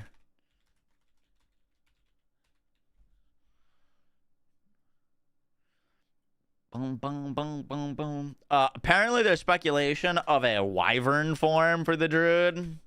That would be freaking sick.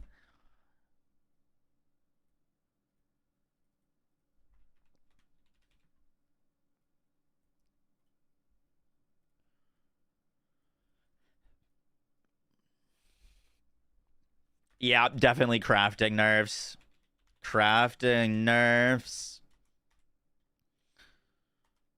Slash removal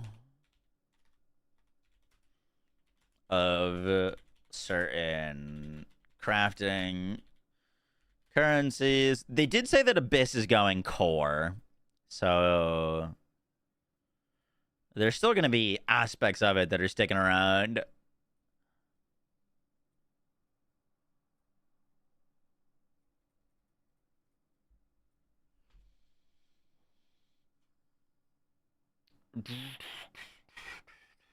You think they're going to touch like movement speed? Oh, surrounded nerfs. Surrounded nerfs.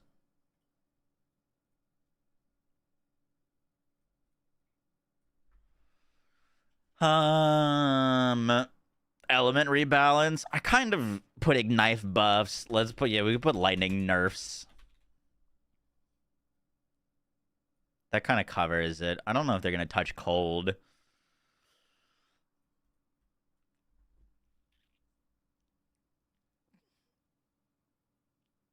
Daggers added.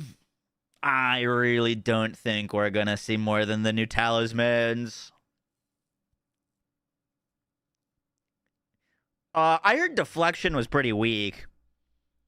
You think they're going to buff deflection? Ooh, I like that. Val skills would be crazy.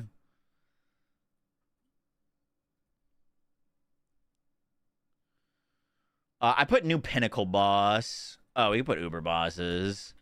Uber bosses.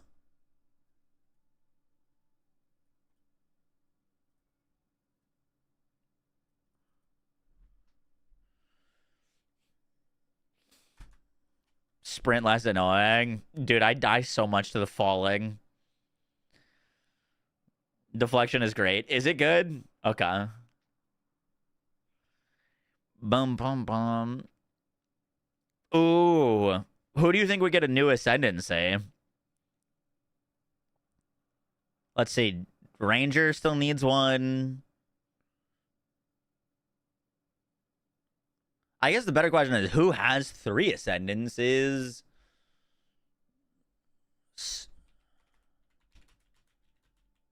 Not many.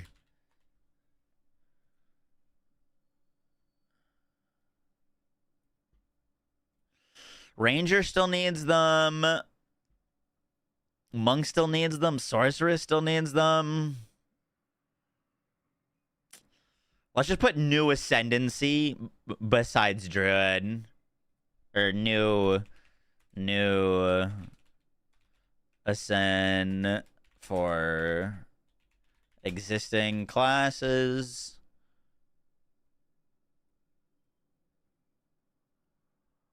Any like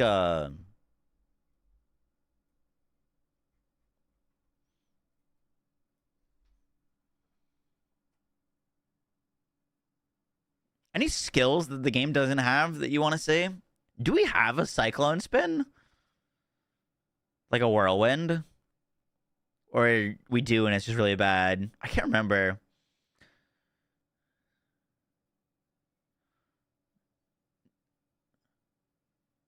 Full game release, Cope. Boom, boom, boom, boom.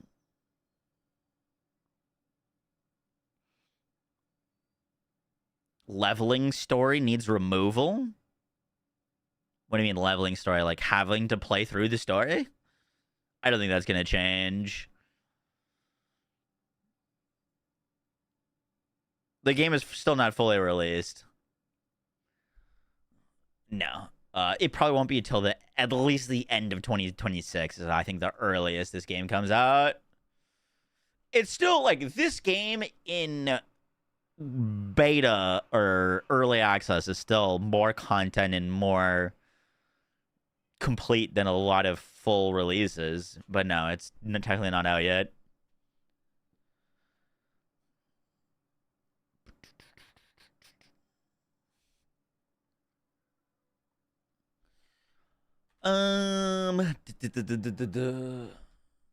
What are some big changes? Endgame loop changes. That's pretty broad. But I'm imagining we're definitely going to see them touch up the endgame. Ooh. I hope they combat inflation. Currency sinks. Divines. Exalts. We need some currency sinks. They'll never add it, but it would be sick. But, crafting bench, my beloved.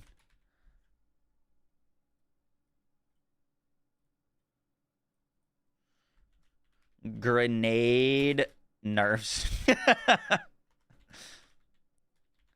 For a campaign. That skill is ridiculous.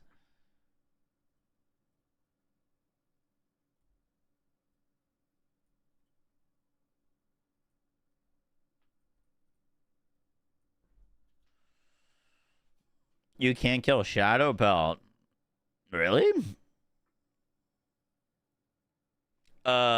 Spirits rework. Down for that.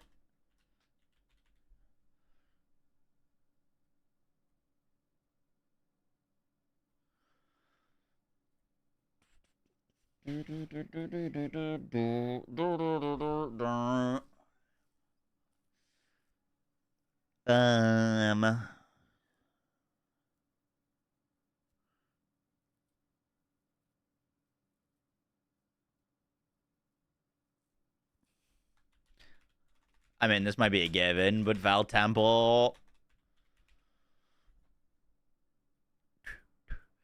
Bum, bum, bum, bum, bum, bum. You think they're gonna change the interludes? When's the next D4 season? I think it launches a few hours before the Path of Exile 2 season. Interesting decision there.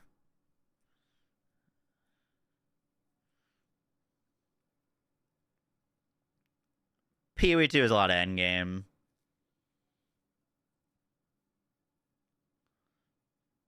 If they add another act, it might not be worth their dev time to change.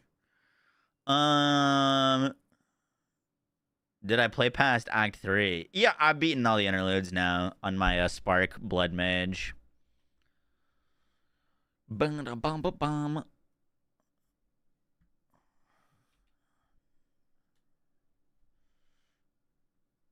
Any recommendations for games to platinum? I don't think I've ever platinumed a game, so not really. Abyss Crafting and Hideout. Ooh, I like that.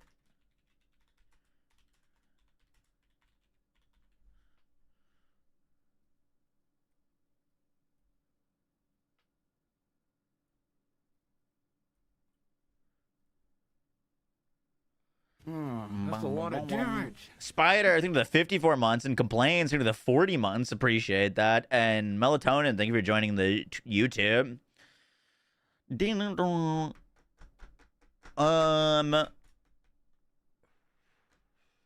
We got Ignite buffs, Lightning nerfs, new Ascendancies, double corrupts.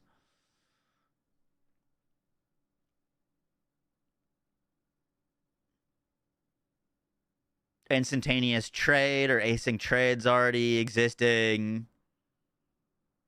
Ooh, I like ES nerfs plus armor HP / evasion bumps.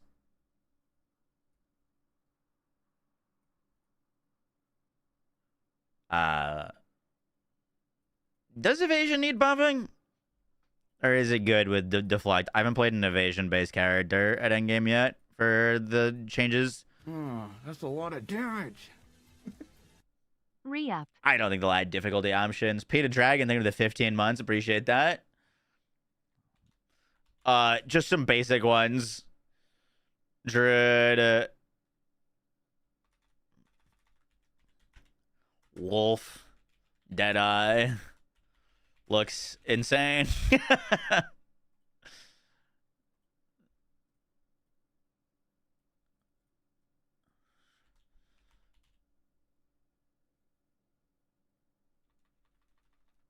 Evasion's crazy good. Okay, let's get rid of that then. Thank you.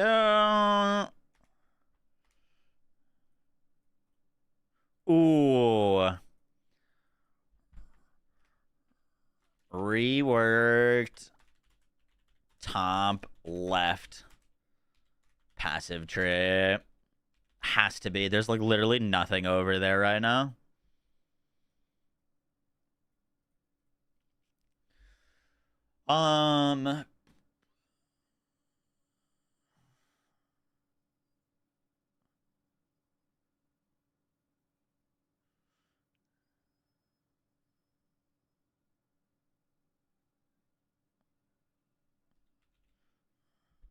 We need one more. One more. Ooh, I like that. Atlas tree rework. Cool. All right. We got grenade nerfs for campaign, crafting bench, currency sinks for divine / exalts, spirits rework, Val Temple, poison rework, new pinnacle boss, ignite buffs, surrounded nerfs, endgame loop changes, double corrupts, bow nerfs, free, lightning nerfs, uber bosses, Druid only getting 2 ascendancies, wyvern form reveal, crafting nerfs / removal of certain crafting currencies, Val skills, new ascension for existing classes, abyss crafting and hideout ES, nerfs plus armor HP buffs, wolf deadeye looks insane, rework top left passive tree, and atlas tree rework. Did you see the conversation about why Blizzard pushed Season 11 to after the Game Awards? I'm imagining because people are expecting them to reveal something at the Game Awards.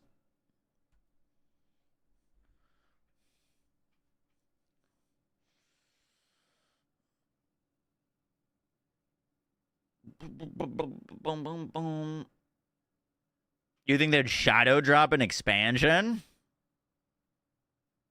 Paladin launch? That would be insane. That would be really cool. I kind of doubt it, though. I don't know. I'd imagine that would be something. Yeah, I'm imagining they're going to reveal the next expansion. Shadow dropping a whole class would be crazy.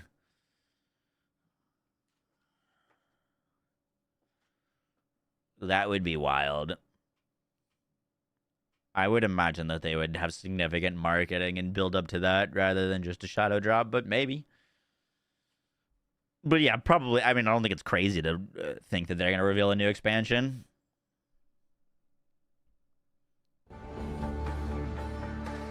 It's time to log in.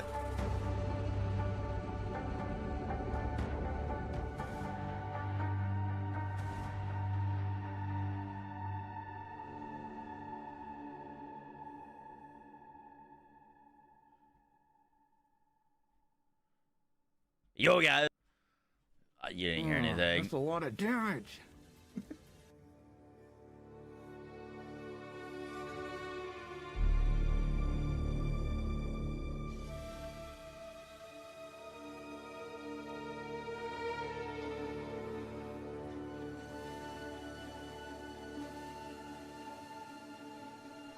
Boom, boom. Self-watcher. I just wanted to read the comments. Just wanted to read the comments.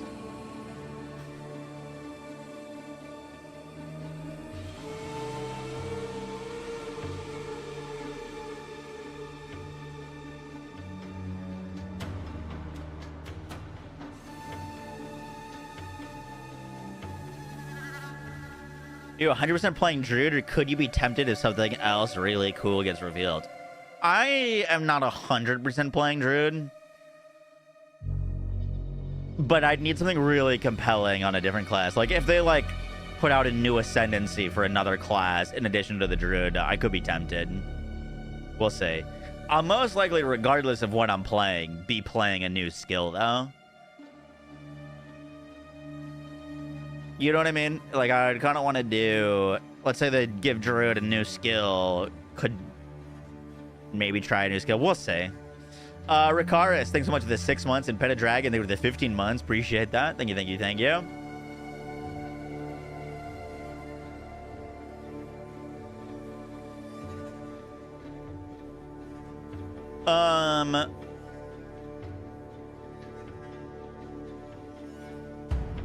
Bro, a lightning arrow again. Hey, I think I realistically played more of ice arrow than lightning arrow. Realistically. You guys still harp on me for going lightning arrow, even though at the time Ranger was like the least picked class. And people only started gravitating towards it because people realized it was the best. Crazy. Revisionism is crazy. Will you play the first Descendant? Yeah, we're gonna play some TFD later. Let me grab myself some advanced. And then we're watching this.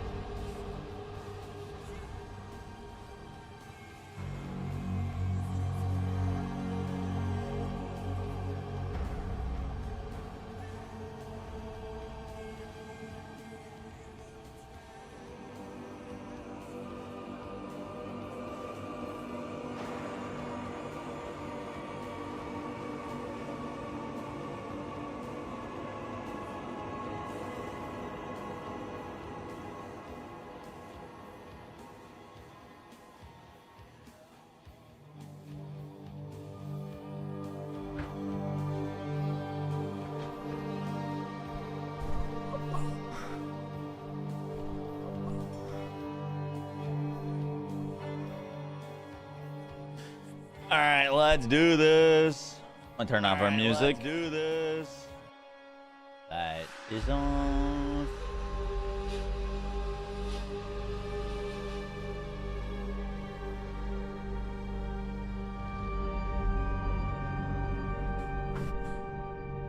Boom. Echo. Oh, there was an echo for 2 seconds. I had my own stream open. Moxie, sometimes enemies in BL4 have a star symbol with a number over it above their health bar. You know what that means? A star symbol?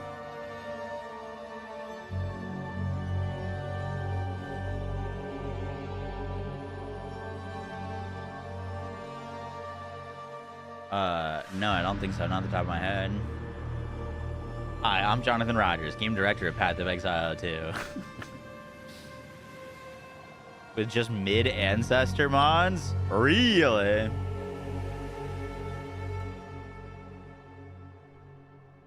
Or Mark Roberts?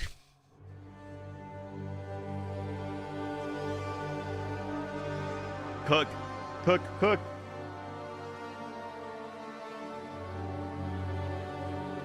We've made it impossible for you to fall while sprinting. Game of the year. Hi, I'm Jonathan Rogers, game director on Path of Exile 2, and welcome to GGG Live. Today we're going to show you an exclusive reveal for what's coming next for Path of Exile 2. Twitch drops are enabled on today's live stream, so you'll be able to claim your Verdant Wilds dodge roll effect by following the instructions below.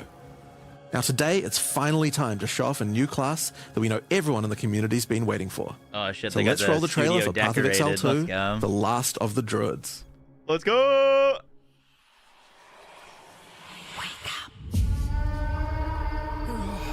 Wow, that's so naked.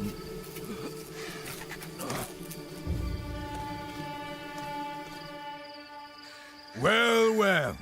What have we got here then? You lost, fella?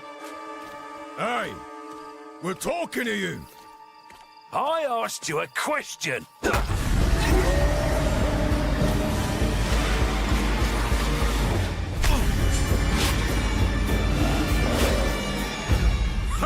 What's wrong with him? He's lost his bloody mind.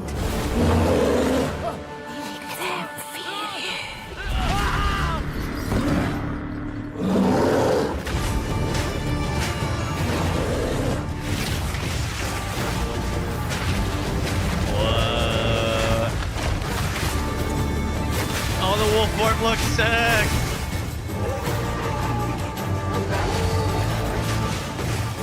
Yo, is that a moonlight skill? Oh shit, we got a tornado. Hey, wyvern form.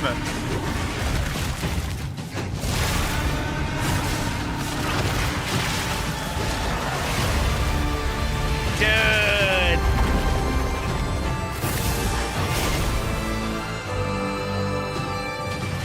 Yeah, that looks sick.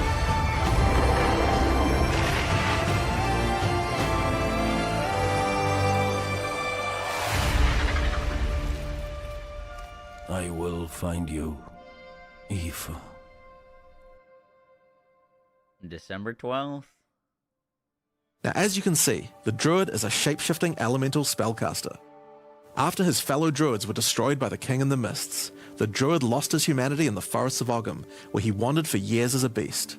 Now, finally reawakened, he's determined to find his lost wife and regain his humanity.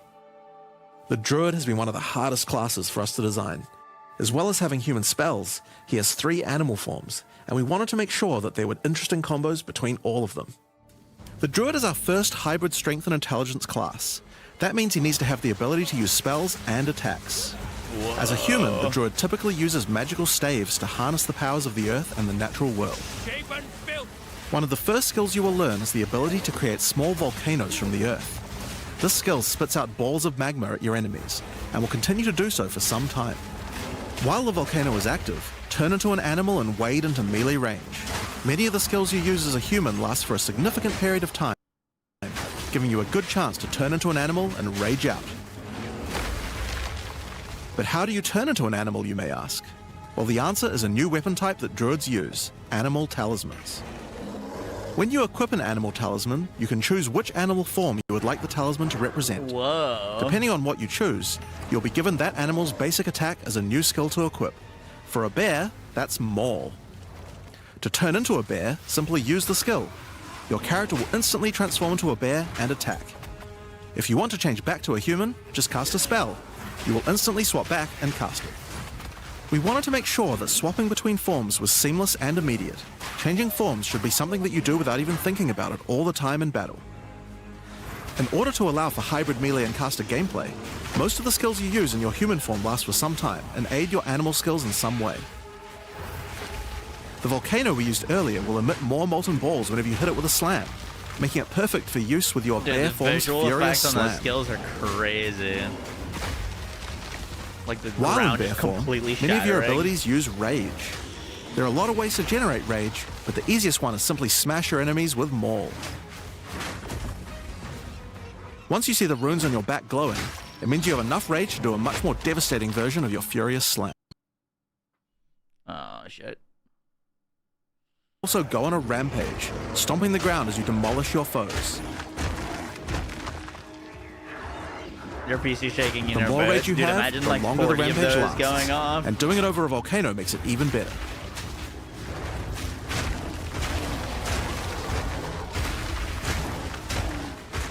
As you consume rage, your bear form will generate endurance charges, and these can be PJ, used can with you update skills the like drop command Ferocious to the Roar. PoE one? Ferocious Roar is a war cry that empowers your subsequent attacks to break your opponent's armor. The more endurance charges you have when you use it, the more empowered attacks you will gain. But Ferocious Roar has another special feature too. It's a meta gem that allows you to socket any Warcry gem from another class into it, giving you the ability to use these skills as a bear. That's cool. Use the Warrior's Infernal Cry skill to make your enemies explode.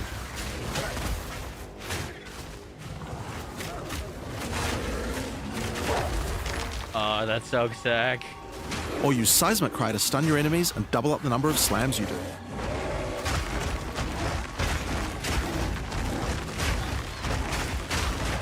Yo, look at that clear speed, though. You can even use it with Ancestral Call, a skill that turns you into the fire god Khal. Ever wondered what the Karui god of war would look like if he was a Holy bear? shit. Well, wait no longer.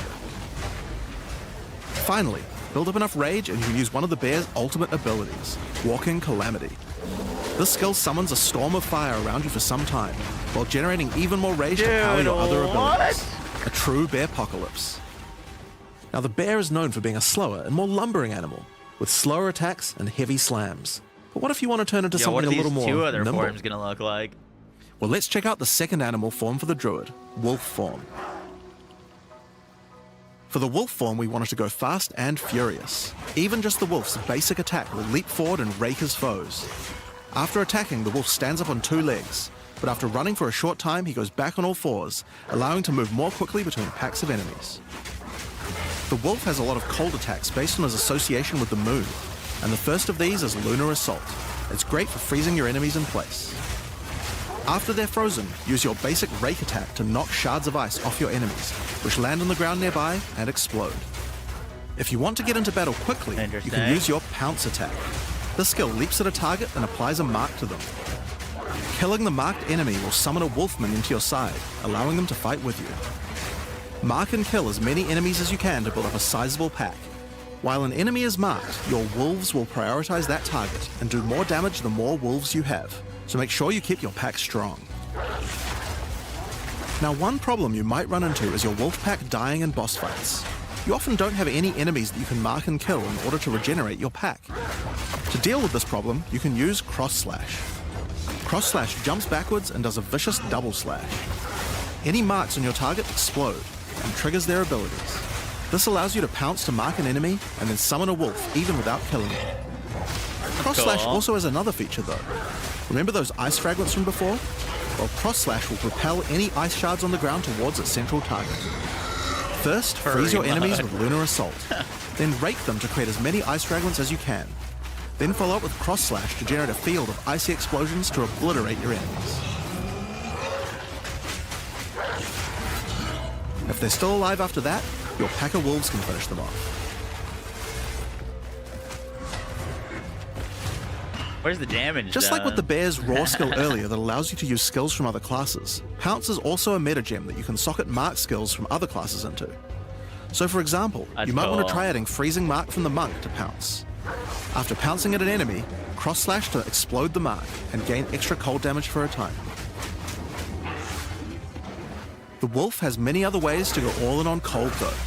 Using the Arctic Howl Warcry will allow you to add cold damage and chilled ground to any slam, while buffing your pack of wolves as well. You can also use it to freeze enemies that are close to being frozen, making it much faster to use your other combos. Finally, the wolf also has the ability to call down the power of the moon to transform into an Arctic werewolf with Lunar Blessing. That's sick. In this form, you move and attack more quickly and deal extra cold damage. Consuming Rage will extend the duration of your Arctic wolf form, so you could try a hybrid bear and wolf build if you want to utilize the skill to its full effect.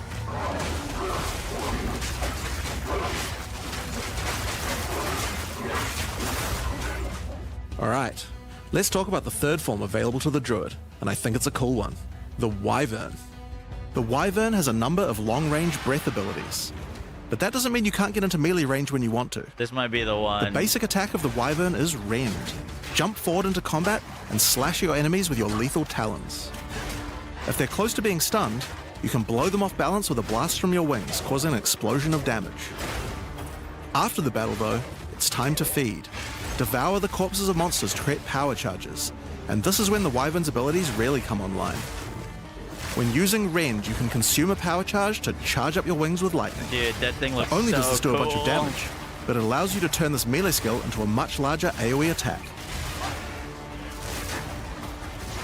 Once your wings are charged, your wing blast will also do lightning explosions for even more damage. If your enemies are close to death, no need to wait for them to actually die. When you see this blue marker, just devour them alive. Fresh meat is much tastier after all. Alright, so those are some melee options, but how about range? Yep. Well, you wouldn't be much of a dragon if you couldn't breathe fire after all. Rolling magma is the first of the wyvern's breath attacks. Hey. Spit balls of That's fire from that bounce along BOE1. the ground. These balls will trigger volcanoes as well, so it's a good idea to cast one as a human right before you start spitting. But that's not all you can spit. You have something a little nastier in that gullet of yours. Spitting a barrage of oil at your enemies will cover them in a viscous sludge that makes them easier to ignite. If you have power charges though, plant your wings in the ground and vomit a barrage of lightning-infused projectiles. The more power charges you have, the longer you can do this for. But make sure you keep your foes at range. You're vulnerable to melee attacks while channeling this skill. In order to help with that, let's take a quick diversion back to some of your human abilities. As a druid of Scoth, you have the ability to harness the power of nature Oh, please to be a create poison entangling skill. vines to slow down your enemies. Another of nature's punishments is the thunderstorm. Creating one of these will create periodic strikes of lightning from the sky, and will also make your enemies wet. Why is that useful? Well, of course, things that are wet are easier to shock. Use it with lightning damage from your wyvern form to enhance your damage. That's cool. Making things wet also makes them easier to freeze, so it works nicely with your wolf form as well. And you know what else likes water? Plants. Water your plants to give them various extra abilities. Use Lightning Storm with Entangle to make them last longer, and attach more vines to each enemy, slowing them further. Summon Thrashing Vines to slam at your enemies for a time. Oh. Any that are created in water will be larger and deal more damage. Does that do poison? Now Please then, be with our poison. enemies sufficiently subdued with our plants, time to really lay into them with our lightning-infused barrage. Now, this last wyvern ability is just ridiculous, but we felt like we had to do it. Use Flame Breath to take to the skies and rain down a stream of fire on your enemies. You have wings, so we have to take full advantage of them after all. So That's fly so around cool. and burn in it. Can you, like, take damage up there? Oh, dude, they Now, burned there all are the a few grass. other skills we didn't Sick. cover, but there's one in particular that I think will open up a lot of builds. Spell Totems. Spell Oh, Totems are shit. metagems that let you create a totem that will automatically cast any spell in the game for a time. In order to create one, you will need to spend 3 endurance or 3 power charges. You could use them to throw fireballs, summon comets, or shower the area in lightning. Really, the options are kind That's of gonna endless. open up so many Your builds. bear form can easily generate endurance charges by consuming rage, and your wyvern form can easily create power charges by eating corpses. So it's pretty easy for the druid to get the charges needed, but they're also available from quite a few other places as well. I'm sure we'll be seeing a lot of different spellcaster classes thinking about how best to take advantage of these. Now, of course, along with a new class comes a bunch of new support gems. We've added Totem over spell 30 new build. supports throughout the game, but I'll show you a few of the cooler ones here. Fan the Flames can be added to any wind skill to spread fire from one ignited enemy to the other enemies behind them. It's great for the wyvern's Wing Blast. We can also use it on many other classes with wind skills, like the Twisters on the Huntress, or the Monk's Staggering Palm. Pseudo ignite buffs. Accelerated growth causes extra explosive plants to erupt from the ground whenever you grow plants with rain. And Advancing Storm changes storm skills like your Thunderstorm or Tornado to move across the battlefield. It's great for watering plants en masse, or to turn tornadoes into a real disaster by sucking up multiple ground effects as they travel along. Oh my goodness, that looks cool. And the Sorceress might like to use it with Firestorm as well. Echoing Cry causes your Warcry skills to echo. They will repeat a couple more times with a delay after you use them, giving you more empowered attacks. Use it for the Druid's animal form Warcries, or on the Warrior for a nice power boost. Dude, so far Grounding the Shocks bear causes looks like monsters it you had the shock to most turn like into living AoE Tesla clear. coils, arcing lightning to nearby enemies. You could use it with your empowered wings for an extra damage boost, but it's also great with any other shocking skill. Try it out with Lightning Spear. It obviously needed more AoE clear. There's a whole pile more, but we'll leave those for you to discover. Now with a new class comes new Ascendancy classes. The Druid will have 2 options for now, with a third being released later. The first class is that's the bingo. Shaman. The Shaman channels nature's elemental fury and can harness rage as a spellcaster, unifying his animalistic and magical that's tendencies. cool. By allocating Druidic Champion, you gain spell damage the angrier you are. And with Furious Wellspring, you generate rage continuously and can spend it to empower your spells. That's cool. With the knowledge of the Asmerian Magi, the Shaman can harness untapped power from runes and idols. After allocating Wisdom of the Magi, you will notice that all runes and idols have extra mods only available to the Shaman. These new mods unlock countless new possibilities for enhancing your build. Interesting. You can also allocate Bringer of the Apocalypse, allowing you to become a walking natural disaster. After dealing enough elemental damage, storms of all elements rain around you, destroying all who would face nature's fury. There are other abilities for the Shaman, but I'll just show a few from each class for now. The other Druid Ascendancy is the Oracle. The Oracle perfected the power of foresight and utilizes this in combat to gain massive advantage. When taking Fateful Vision, you will see visions of your future self using specific skills. If you decide to follow this path by using the skill yourself, it will do significantly more damage. Interesting. And with Converging Paths, at a critical moment in battle when a monster is vulnerable to freeze, stun, or electrocution, the Oracle can use Moment of Vulnerability to see a vision of the enemy's future, and then merge it with the current timeline, allowing him to deal damage to both. What? And one of my favorites, when you first become an Oracle, you'll notice over 130 new extra passives appear in the Druid section of the tree. By allocating the Unseen Path, you use your power of foresight to learn from alternate futures and gain skills that would otherwise be unavailable to you. For example, self-sacrificing allows you to be able to summon more minions by reducing the spirit costs, with the trade-off of making your reservation skills cost more spirit. Or Corruption Endures, which allows Oracles to have a small chance to avoid death. You get like a new Both skill the Druid tree? Ascendancies offer interesting and unique ways to gain modifiers that no other classes can get, so we're expecting a huge variety of build possibilities from these. Now there are unique talismans for the Druid to use as well. We won't spoil all of them, but this one was particularly cool. Fury of the King turns your bear form into a fire demon, converting most of your damage to fire. As a demon, you can also use Molten Crash, a jumping slam attack that leaves fissures around you. That's a lot of This fire unique damage. also good continuously lord. grants glory, allowing you to use your ultimate abilities more easily. Now, of course, the Druid isn't the only thing we're adding to 040. We still have a bunch more to show.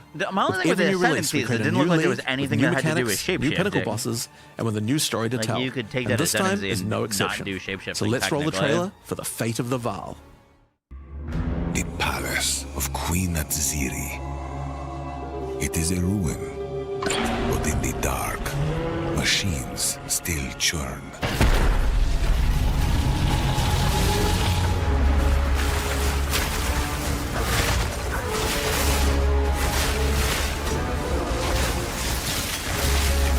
The temple has many functions, and with it, a chance to save the Vaal.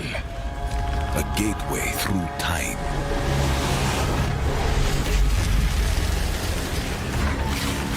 Travel into the past, again and again. Alter the temple, uncover its secrets. You will be rewarded for your sacrifice. Serena of PoE is crazy. And somewhere in the deepest chamber, my queen awaits. I beg of you, hear me. The beast cannot give you what you desire. You may have studied it, Doriani, but you do not know it like I do. It adores me.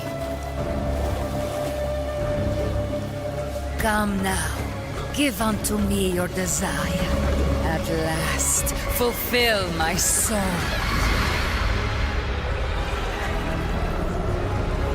Bog. Back to not beating the allegations. Hi, I'm Mark Roberts, Game Director on Path of Exile. In the Fate of the Vaal League, you will find remnants of the ancient Vaal civilization scattered throughout Rayclast. They seem to attract nearby creatures and affect them strangely. After killing them, the remnant appears to gain some amount of power, but not enough to fully activate it. It seems you will need to find 5 more of these arcane devices, and sacrifice the monsters you find there to fully activate one. But things don't always go to plan. These devices are old, and sometimes infected by corruption. Twisted versions of ancient Vaal may emerge, and sometimes even stronger foes. On fully activating one of the devices, you finally discover its true purpose.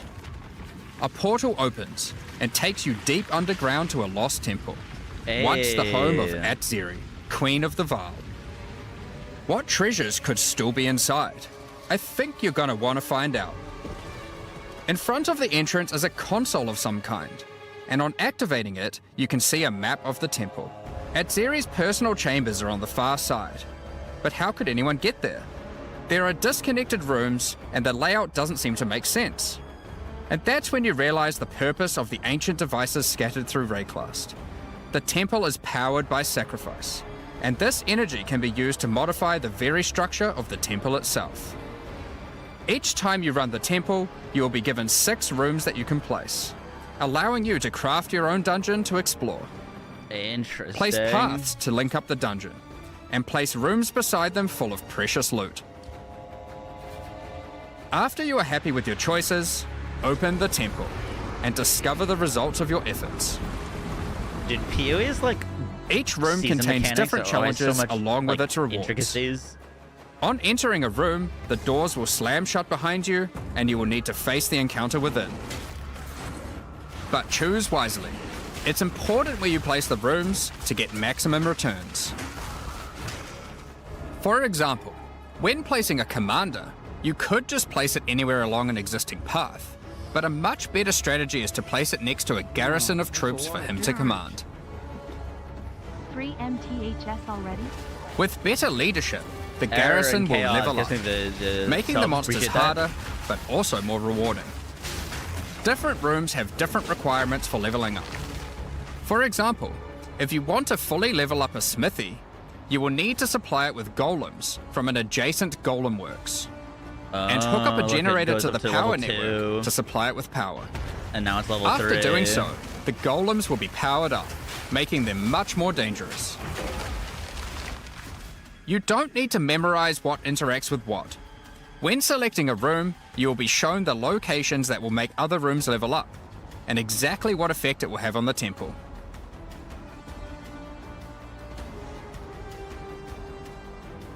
After running the temple, a few of the rooms will destabilize and be removed. It will be up to you to rebuild the temple, adding 6 more rooms each time you come back, making the temple larger and larger and larger. Damn. So, that's the basic functionality of the temple, but there is a lot more. Once Doriani finds out about your travels to Lera Vaal, he will attempt to persuade you to take on a new mission. The temple entrance contains a prototype of the time portal device. It will be able to take you back in time, but only to one specific point, right before Atziri triggered the cataclysm that destroyed the Vaal. he requests that you go back and attempt to stop at Zeri to prevent the Val from ever being destroyed. Holy. Dude, that looks crazy.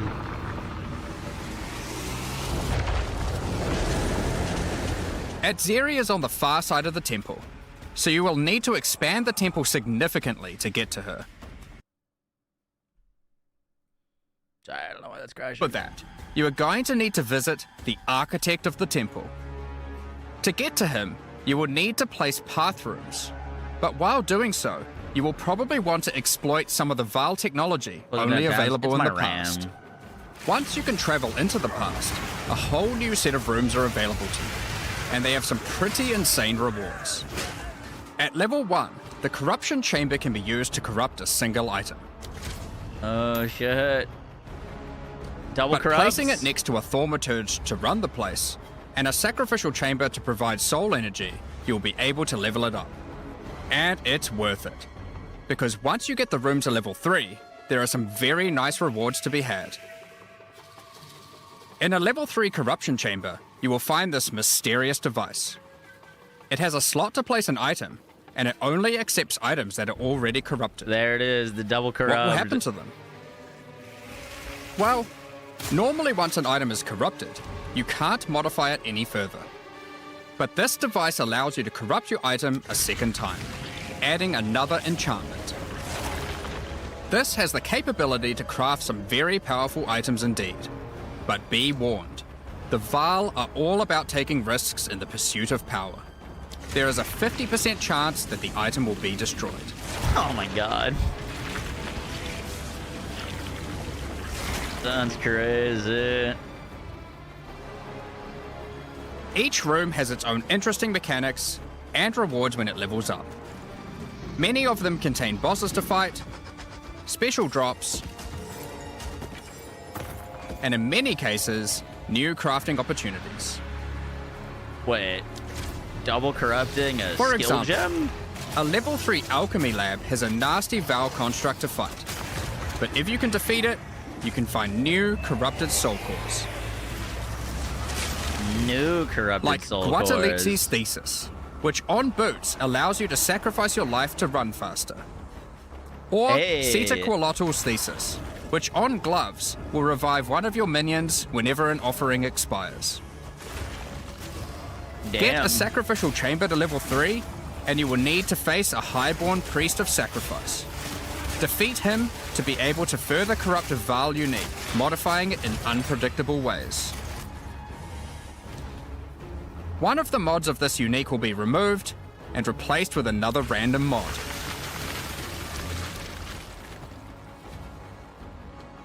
For example, this Soul Mantle. It gives you an additional totem, but lowers your totem's life and curses you when they die. By using the machine, this could result in a terrible item if you remove the good mod, but also some amazing items if you replace the downside. Oh, shit. Now, one extra thing to mention about these Val crafting machines. You don't have to take the items you want to craft into the temple. If you don't have the item you want to craft with you at the time, then clicking this button will allow you to create a currency item instead, allowing you to do the craft later or trade it if you want.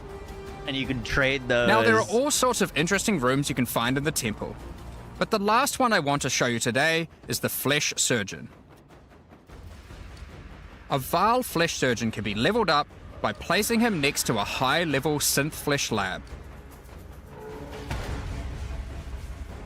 Unique monsters have increased But be careful. effectiveness. The Flesh Surgeon has some rather unpleasant experiments in his personal lab. Afterwards, you might notice the surgery table just sitting there. The Val are great at crafting items. Why not do some crafting on yourself? After laying down, you'll be asked which limb you'd like to replace. What? Left arm, perhaps your right leg. Each limb can get a different set of random bonuses, so choose wisely. What? After getting up from the table, try out your new limb. It seems to work fine, and even perform better than your normal one. Now, there is just one thing with replacing body parts. If you die and are resurrected, your body will return to its natural state. What? You might need to return to the Val Surgeons if you want another robot arm, and maybe get a better one next time. Oh my god, you lose it if you die? Some rooms, like the Commander, can give you a new type of reward. Medallions that can be used to manipulate the temple in other ways. Using a Queeperlatl's medallion will allow you to artificially boost a room, even if it doesn't meet the normal requirements to level up. And a Huatalotli's medallion will stop rooms from destabilizing when you complete a temple, allowing you to guarantee getting a reward a second time. Great if you want to stock up on double corrupts. Now, with all that aside, time to face the Architect, and you will be in for a fight. Once defeated, you will find another console that can be used to modify the temple. But this one is special. It allows you to place new types of rooms with specific rewards. There are rooms with specific uniques, special runes, and currency. But also a few other, more niche crafting experiments. Dude, this is Like so this one, in-depth. that can extract the socket balls back out of an item, at the cost of destroying it. Now, something Like, really important what? is every league we There's so release many a layers to significant this. amount of content for the in-game. In order to make sure that the Fate of the Val works well for late-game players, we've added many mechanics to make sure that you can scale the difficulty and rewards to match. But what color Getting is the some hell rooms to time? level 3 adds extra mods to the entire dungeon, and these stack with each other.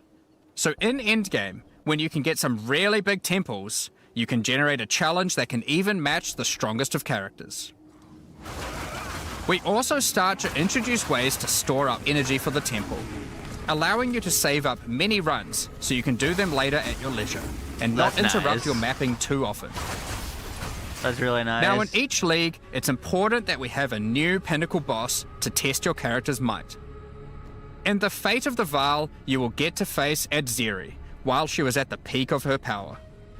One of the rewards you will gain by defeating the Architect is the ability to place the Royal Access Chamber. Once connected to your temple, you can visit it to finally reach the Queen of the Val herself. This fight takes place at a critical moment in history, right as Adzeri communes with the beast's power and takes her true corrupted form. Brother.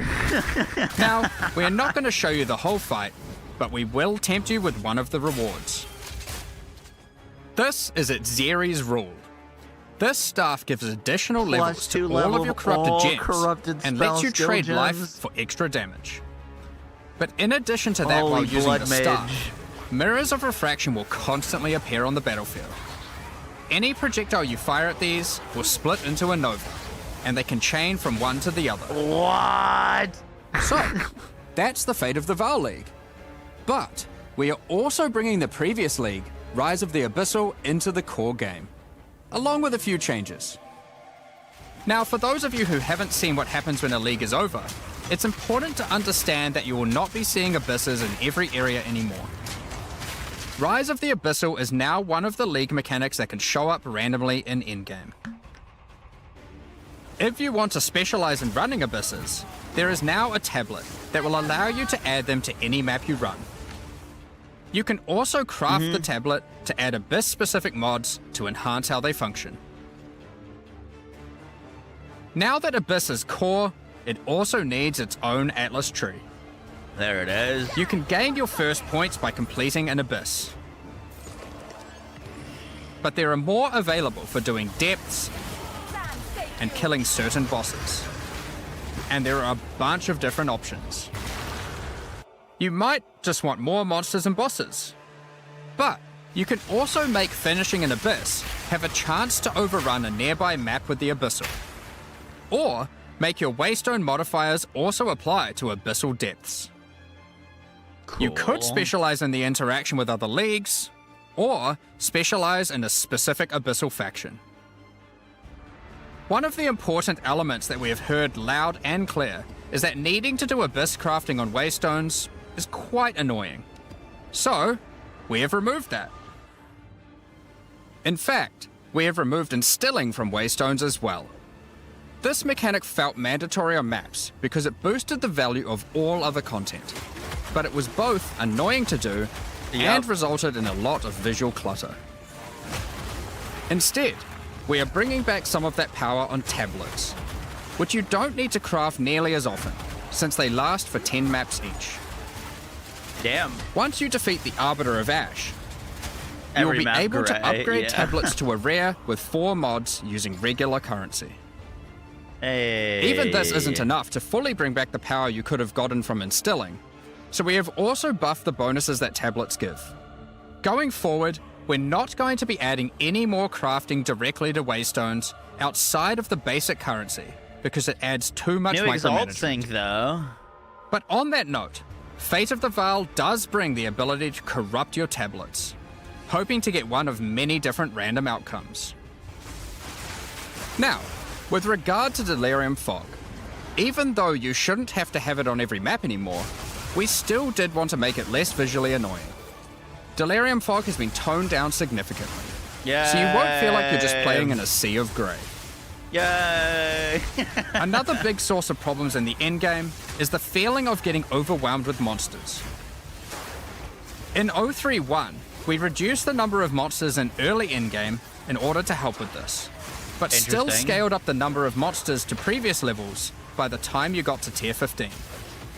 Well, after letting this simmer for a while, we are still getting this kind of feedback. So we are no longer going to scale up the number of monsters you go as you get deeper into the endgame. Instead, we are scaling up the difficulty and rewards by the same amount. So to be clear, instead of increasing the number of monsters by 40%, they will instead drop 40% more items, grant 40% more experience, and have 40% more life, in addition to all the normal scaling they get due to being higher level. This only applies to regular monsters, not bosses.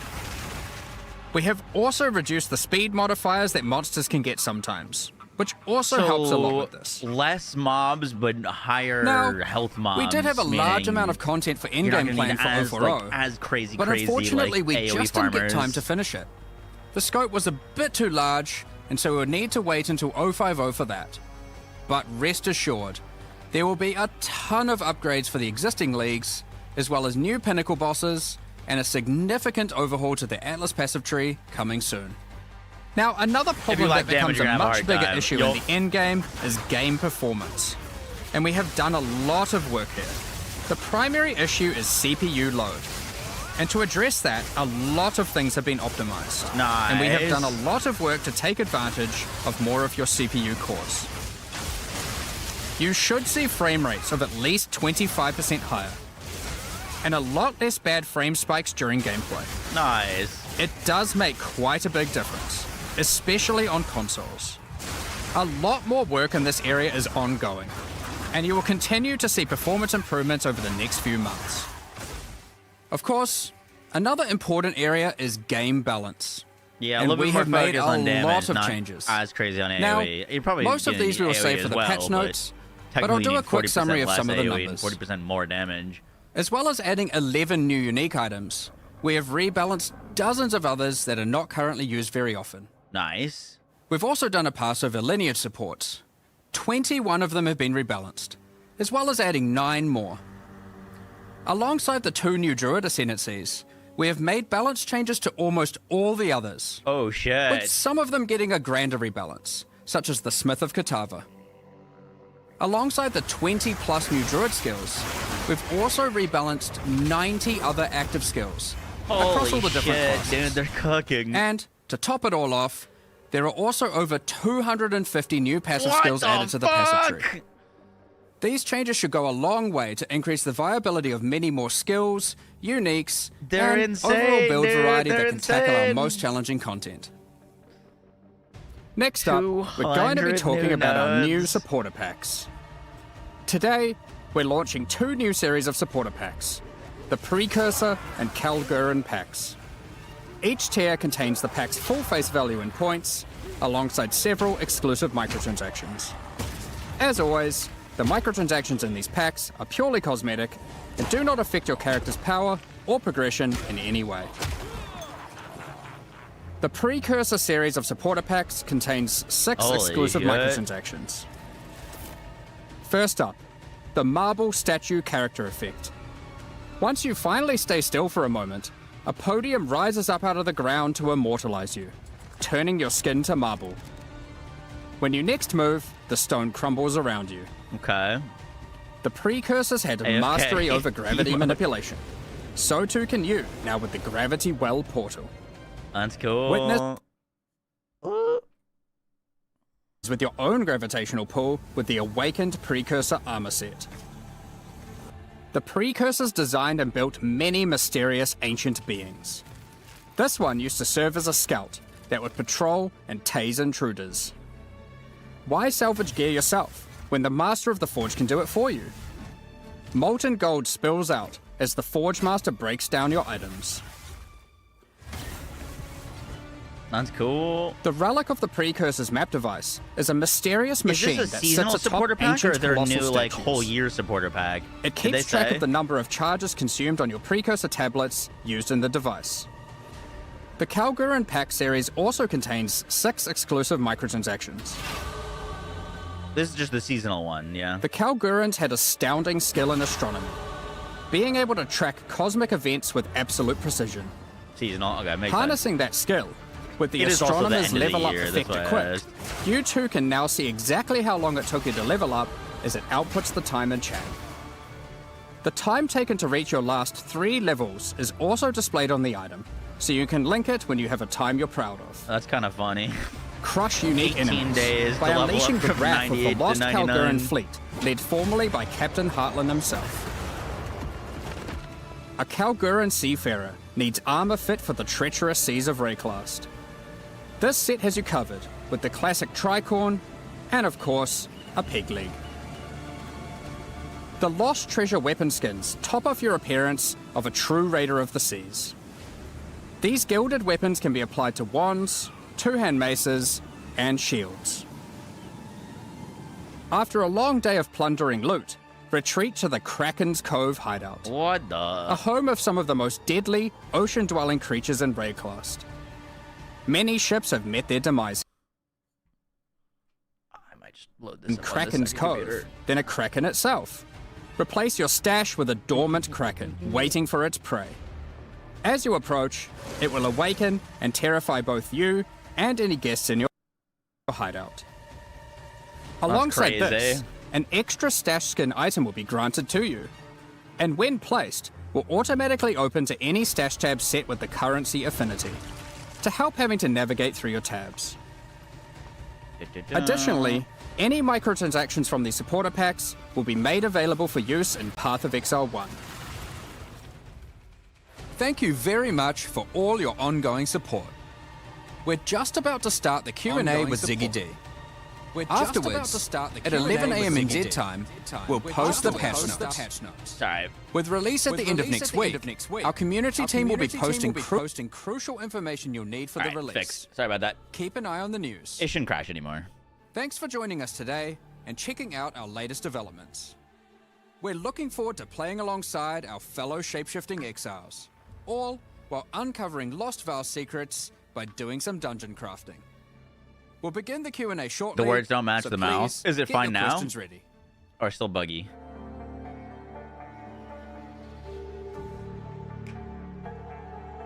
Q&A with Ziggy D. It's good now. Okay. Let me know if it needs to be louder. I just put it on my other computer rather than the one with the bad RAM. Welcome back, Exiles, to the Q&A portion. I Hi, am your Ziggy. host, Ziggy D, and today we're going to be What's up, touching on the Colby? design of the Did Druid such a big and the Fate update. of our League while we gather some community questions. Then we'll deep dive into endgame, balance, and other game design topics. I am, of course, joined by game directors Jonathan Rogers and Mark Roberts. How you guys going today? Oh, very good. I mean, you know, it's been a great one to work on this one. Like, I've really enjoyed it. So yeah, it's definitely great to see you again. And it feels like it's only been like no time at all since the last time you were here with the PoE1 release. It feels like only several weeks, and that's pretty accurate. yeah. We get to see you twice as often now, so that's fine. You take care, I'm Nightmare. around every 2 months or so now, roughly. It's great. I love it. Let's keep going. So I do have to open with this though. Is like Druid looked a little bit weak, I think, in the demonstration demonstration video today. Yeah, I think one of the issues that we have is like we're so concentrating on like just demonstrating how the mechanics work that we sort of forget to be like, okay, let's actually make sure the damage numbers that we're doing on this like test character we're filming here are actually like in line with what people actually normally expect. So, It did look a little weak. I'm glad they called it out. Should have caught and at least the bear form didn't. The other two looked like their damage was a little low. From the alpha feedback, incredibly powerful. Like Yes. you know, the like you know, we were seeing some people say, oh, you know, the wolf looks weak or whatever. Well, I can assure you that on alpha there's a bunch of people saying the wolf is super OP. So you know, it just comes down to interesting. to the things you go through in order to demonstrate. So don't judge too much. Probably going to be worthwhile. We make some videos showing a bit more of the less demonstratey side and get them posted and stuff this week. Because honestly, you can just play it literally right now, and it's you know. Yeah, I've definitely been playing and recording a bit myself because I was like, when I first watched it as well, the draft, I was thinking, it's like I don't really get a feel for what it feels like to actually play it. There's good demonstration here of the mechanics, but yeah, I can understand how from your perspective it'd be pretty easy to be like, oh, I want to communicate how this cool thing works and this cool thing works. There's a fine line there for sure. Where if you get too their legs are always in I don't even know sync. what's going on. I'm just looking at a ruckus. And then, in this case, let's say we went on a little too far on the other side of the line, was just a bit too slow, and as a result, yes, it can look a bit weak. But I think we'll try and get some like raw druid gameplay out to people to understand. Sure. I think particularly for this class, because of the shape-shifting stuff, it's so hard for us to. Normally, we can look at something and be like, "Oh, that's just a demonstration." We kind of know what it would look like at endgame. But I think with the druid, it's just so unusual. It's so different that it's actually hard to judge what it would feel like to even play it. And right now, if you had to only play one form, type in chat. What form are you going? Like very smooth. The shape wolf, shifting bear, of it, wyvern. especially because like in your demonstrations, you're not really using dodge, roll, sprint, that sort of thing as well. Which makes a big difference. I suppose one of the things we didn't really dwell on in the video as well is that we do actually have dodge roll. I mean, they're not actually rolls. Oh, or for the human animals, technically. But, the animals can like hop around and that kind of stuff. And that was honestly one of those things that was like kind of funny because initially we actually had it so when you dodge rolled, you would transform back into a human. And the reason we did that is because it's really hard to make animations for animals that like actually work correctly. Like we actually thought it was impossible.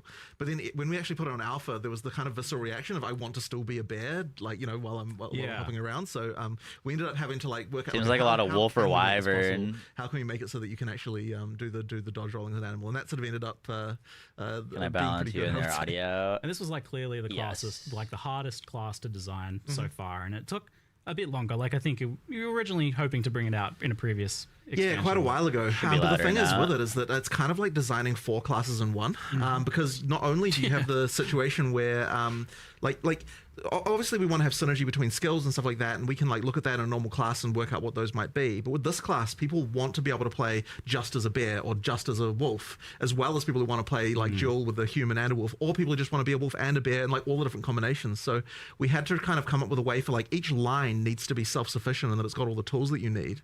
But at the same time, you have to not have it so it feels like there's just duplication between them. We're like, oh, like this is just the same thing as what a bear has, but you know, you are a wolf instead. So we kind of have to like, it's like you need all the tools and yet you also need to have them feel different. And that just made it really, really tricky to get all of the things right with it. And then it didn't also help that, since the last time we were working on the Druid, way back when we showed it off in Gamescom 2023, we had WSD. And that is a whole other complication because, you know, like how can we make that work with the animal forms? It's like a whole thing. You know, like I'll tell you the wyvern, for example, like we had a hell of a time making it so that you could do the ranged attacks because you need to be able to walk while you're doing it. The wyvern's sitting there with its arms like planted on the ground, you know, like being able to walk while also spitting it. Yeah, it's like we went through so many iterations of that. So yeah, it was just a very tricky class overall, like just crazy. I remember seeing some very goofy looking like wyvern like months and months ago. Yeah, we were like trying to, this is not working. Right. Like, well, I also remember like for a long time the wolf was just like a dancing dog. It was just like it looked really silly. And like man, the wolf as well. I mean, it was really hard to get right, and because one of the things we really wanted to avoid was I didn't want that too much of that whole like man in a wolf suit vibe. Like I wanted to actually get the feeling of like this is an actually different animal, which I think with the bear and the wyvern's way easier.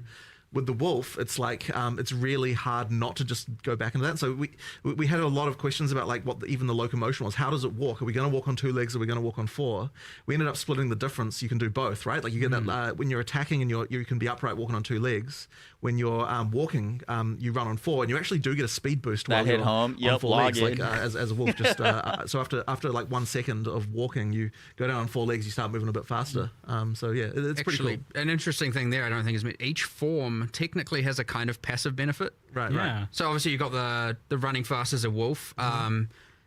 Can't remember exactly what the wyvern ones were, but like for the bear, for example, because you're just a bit bigger, you know, a bit of a tank. You actually do get armor, and armor applies to elemental damage as a thing, and like, you know, there's a kind of, which is like, honestly, unless you actually click the bear keyword, is like undescribed everywhere. Well, it was even more than that. Interesting. Because I was just looking at it in game before. The bear has like passive endurance charge generation. Yes, it does. Rage From rage expenditure, it does. I was like, that's so cool. yeah. So we really wanted to make sure that each of the different forms had things that can benefit the other forms. So like, it was really tricky to think, like, what are resources that a bear can generate? What are the resources that wolf can generate? What are the ones the wyvern can generate that the other ones can then use in order to kind of get that cross synergy? So that's kind of like one of the reasons why we had to kind of come up with all that stuff. And that, part of the trickiness. And that caught me by surprise as well, because like technically it's mentioned, but I never really fully understood the idea that you can swap between the forms, like human to animal and back. Yeah, I figured that's what's going on here. But but you can like leap in as a wolf and then immediately transform to a bear mid slam. You absolutely can. So the thing with this is that you want to present a fantasy to someone as far as like what the UI is pushing you towards and all that sort of stuff. Like, there are going to be a lot of people who are like, I want to be a bear, and they just pick bear stuff and they go all bear, right? But at the same time, we're unconstrained in the sense that you can pick all the other stuff. You can use it at the same time. So one talisman, like effectively when you pick on a talisman from like wolf, bear, or wyvern, what that's giving you is the default attack, right? That's what you're actually picking, and that's all it is, right? And that often will guide you, like what skills you're picking and so on. But you can just use with that same talisman as many different animal skills as you would like, that just means that you've got that sort of free flowing, like, you know, trying out different stuff, sort of combo gameplay that we like to try and get. So obviously there will just be a lot of people who just pick one thing, right? Like, I absolutely expect that. Too much in poison. There was there's a lot of experimentation to do there if you want to do it. Plant abilities. They didn't specify if making they it so like people who just want like a simple, straightforward, like I just want to run out as bear and slam the ground. Like that's certainly very possible there. But also you with this whole class, you had the problem of how do we make like a spellcaster and a melee attacker that's shapeshifter as well. I mean, this class has got a bit of everything. For sure. How did you make all that kind of like work together and solve that build problem of like, how do you actually scale these things together in a way that just one thing isn't way better than everything else? Right. Well, I mean, it's always tricky, and Mark's obviously the one who handles a lot of the balance stuff, but I can see even just from a design perspective, so I just throw over the fence all my horrible stuff, and then you're like, how the hell am I going to balance this? Effectively, like, so even with the spellcaster side, so one of the things we initially wanted with the spellcasting is a lot of it's like over time type effects that, so for example, with the volcano being the really obvious one, right? Like, you can create this thing, and then you can turn into an animal and do other stuff at the same time. So we needed on the human side a lot of things that last for a long time. But the problem you then run into when you actually go to balance the thing is like, okay, well, if you've just got like 5 damage over time style spells, why not just cast all of them and then you don't have to ever do anything else, right? Like, so it's like that kind of stuff makes it really hard. So then you have to start thinking, okay, we want to make it so that you cast a long-term thing as a human, but then being an animal is going to augment that so that it improves it. So for example, with the tornado, it's got a similar mechanic to the little twisters that the hunters have, where ground effects can empower it with extra elemental stuff. And so then we're like, okay, well, if the animal forms live on the the ones 12th, that can create the ground effects, then that means that you're kind of like, you're going to want to do, like, to mix that with the tornado, you now have to have both the animal forms and the spellcaster stuff if you want to get all of that together. So it's just a lot of that thinking about how can an animal form aid a spell, how can a spell aid an animal form, like all the way through. And then, as I said, we throw it over the fence, and then Mark tries to work out what kind of numbers can actually make it it's a web of infinite difficulty, right? Because like, we're talking about the 4 forms within the class, but each of these skills also synergizes with every other class and every other skill in the game, and it's becoming growingly more complicated. But that's also what's fun about the game, and what all the things you can unlock and the crazy builds you can do. But I mean, like, this week's focus has been like, okay, we had all the, like, during our alpha testing and internal testing, we had like, there was the I want to be all forms going between, there was the I just want to be wolf, I just want to be bear, I just want to be a dragon, and now we're getting a lot more of I just want to cast nature plant skills and do plant stuff. And so it's like, okay, well, how do we make that work? Well, because they're quite long duration, so we're having a bunch of complexity with that as well. And the plant skills do look cool. It does just spiral into like, oh my god, there's 20 million variables here, but it's fun. And at the end of the day, as long as it is honestly fun to play, then honestly we're golden. So my only thing right now is I'm not totally I'd say we're sold pretty on much the there on druid almost everything with ascendancy. this class. I'd actually say we're a little bit more prepared than normal. We've had a lot of testing. Yeah. Despite, I mean, partly because it's been in the works for so long. But yeah, it's, I don't know, like ultimately pretty fun. I'd say there's still something, obviously there's still more to do. There's obviously always more to do. But yeah, there's a lot going on, a lot of enjoyment. I saw yesterday, I was just like walking past someone's computer and, you know, someone was mentioning like, yeah, it's just fun placing 6 volcanoes and then just slamming on them. I was like, all right, sweet, you do you. Like, that's fine. I was definitely enjoying obliterating bosses in bear form, like with dropping tornadoes, and there's the totem which you can summon in animal form. Yep. And then you're putting fishes down and they're exploding. Oracles You're seem putting weird, extra things on the But ground. like you and could they're go like exploding. invoker, There's definitely some monk, boss deletion going on wolf. there. So- Even just walking Cold past build. the just mini entangles You know what I going mean? out, and then there's that Like, I could just play plant monk. support general. Like, all right, it's putting the new. get all I the see like chat being like, cryo "Listen, you stuff don't from get enough." invoker I do have monk, to and admit then that go I did already get wolf one form. thing. Like that seems One like it'd be thing. crazy Let's to say me. fixed. Okay. There was a thing that was like double generating rage. So I'm like, I don't know if this is intended. Right, And right. like, no, the designer said that's probably not intended. Thanks, Ziggy. I'm like, I don't know. I Sorry. we'll see where that Tanner, goes. I think 'Cause I months. was like, no, that's fine. this is a fish. It made it to me. Adequate and I thing was is a like, 44. yeah, I'm fine with that. Yeah, because it generates rage when you first slam, and then the So- fishes, every time they pulse, it generates rage. I'm like, Oh, really? yeah. Oh shit, I didn't even know that. Because like the totem's making Going a pulse, through and it? that's generating Right, rage. each time. right. I'm like, that Okay, no, doesn't that's interesting. seem That's very intentional. It's interesting. fine. Yeah. It's fine. I love that because that's like Okay. Fine. ridiculously powerful. That Yeah, feels like way permissive. Jonathan's I'm like, yep, gonna nerf this feels that. illegal, but that's like you gotta let a few things in there Nah, that it's feel fine. illegal. It's doing what the skill says. I may not have. Maybe I didn't get enough. Okay, cool. I don't know. They might have changed it. I'll find out afterwards. I just throw my opinion in there. I don't want to necessarily be like, you know, I try and make sure with a lot of these balanced discussions, it's not like, you know, I'm just an authority on the matter. I want to actually discuss these things through, because maybe it isn't actually fine, but you know, my first instinct is like, yeah, like let it run wild. Like, what's the problem? You know, so Yeah, you gotta. we'll see what happens. But whatever. They don't know what the problem is, so don't worry. Oh, now they do. Thanks, you ruined it. Now people will know if it changed, and now Yeah, they'll see the thing not generating rage, and yeah, they'll see that line of text. Now that's the Ziggy line of text. I'm developing a reputation now. It's just helping finding bugs. It's okay. So, like the shapeshifting stuff comes from The patch this notes are in 2 trinket, hours, actually. what is it, the Confirmed? talisman? Yeah, the animal talisman. And is there any limitation to just kind of like putting that on another class and just say like, I am playing my mace marauder or my Yep, quarterstaff monk, and I want to do a wolf leap slam that marks targets. You can do it. In Okay, fact, it was one cool. of the things initially that you know, it's funny with the audio team, because initially like, oh, we want to record like bear lines for Yes. you know, for the druid the whole time, and I'm like, hey guys, remember, anyone can turn into this animal. Are you actually going to commit to every single class is going to have like a three different extra versions of every single line the character can deliver? Maximum effort. It's like, yeah, that's a bit tricky. So we ended up going with a voice mod in the end. But yeah, that was one of those. It's like their kind of their thoughts. I think it shifts to. It almost sounds like, to me, that's what it sounds like. They're like, they're thinking it or something like that. I don't know. But yeah, would it be completely impossible to record every single line an additional 3 times like, for every all right, character class? voice actors, everybody come back and we need to roar like a bear. Exactly, What? exactly. But yeah, effectively, every class can be an animal. It's exactly the same as the end of the weapon Blood restriction. mage, that's zero Ultimately, unique stuff. Dude, that being thing a looks bear is the same as insane. having a mace, which may sound a little bit odd, but that is actually, you know, how it works and what allows, you know, having. Whoa. I didn't even think about that. Wait, so you can use mace skills while in bear? No. What I meant was what? is that it's the same. I mean, it's the same in the sense that it's just a weapon type, right? Like, Yeah, you know, right, like, okay. yeah. Damn it, now we have to make that possible. Well, I mean, you know, you can turn into Calm as a That's bear, unique but, item territory for the future. Yeah, well, yeah, it often gets talked about like the idea of like, oh, why are things like so weapon locked? And I've always maintained the position that you guys want to kind of do that as much as possible initially, and then in the future you can blur the lines a little bit. Like there's maybe in the future you're like, oh, well, maybe this skill has a way of crossing over. We can do, but the thing is, a lot of the identity of a weapon type really comes a lot from what it can do, and so that's the kind of the main reason why we do it that way. But yeah, but the thing is as well with the weapon swapping, I mean, you can still use skills from different elements. Different weapons and things like that. The thing is, like, it's funny that you mentioned that with the bear, because, like, definitely some of the bears, I noticed parallels between some of its skills and some of the mace stuff, and I could see absolutely combining, like, this bear skill that places fishes with the other stuff on the mace that triggers the fishes. Like, there's, like, very obvious like cross synergy build. Well, I there. mean, they're adjacent classes, right? I mean, you've got like strength versus strength int. Like, we want to be able to make sure that some of those key elements do like cross over, just so that to open up the way to have synergy between the different classes more easily.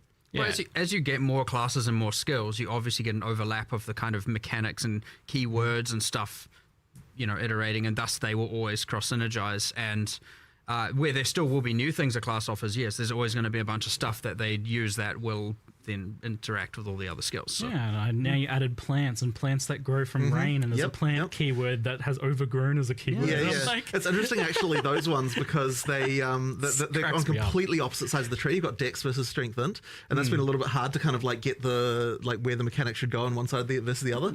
So where we ended up going is that the nature side of things for plants on the strength int is like you've got the poison on the dex side versus the kind of like just pure nature like physical damage spells on the strength int side.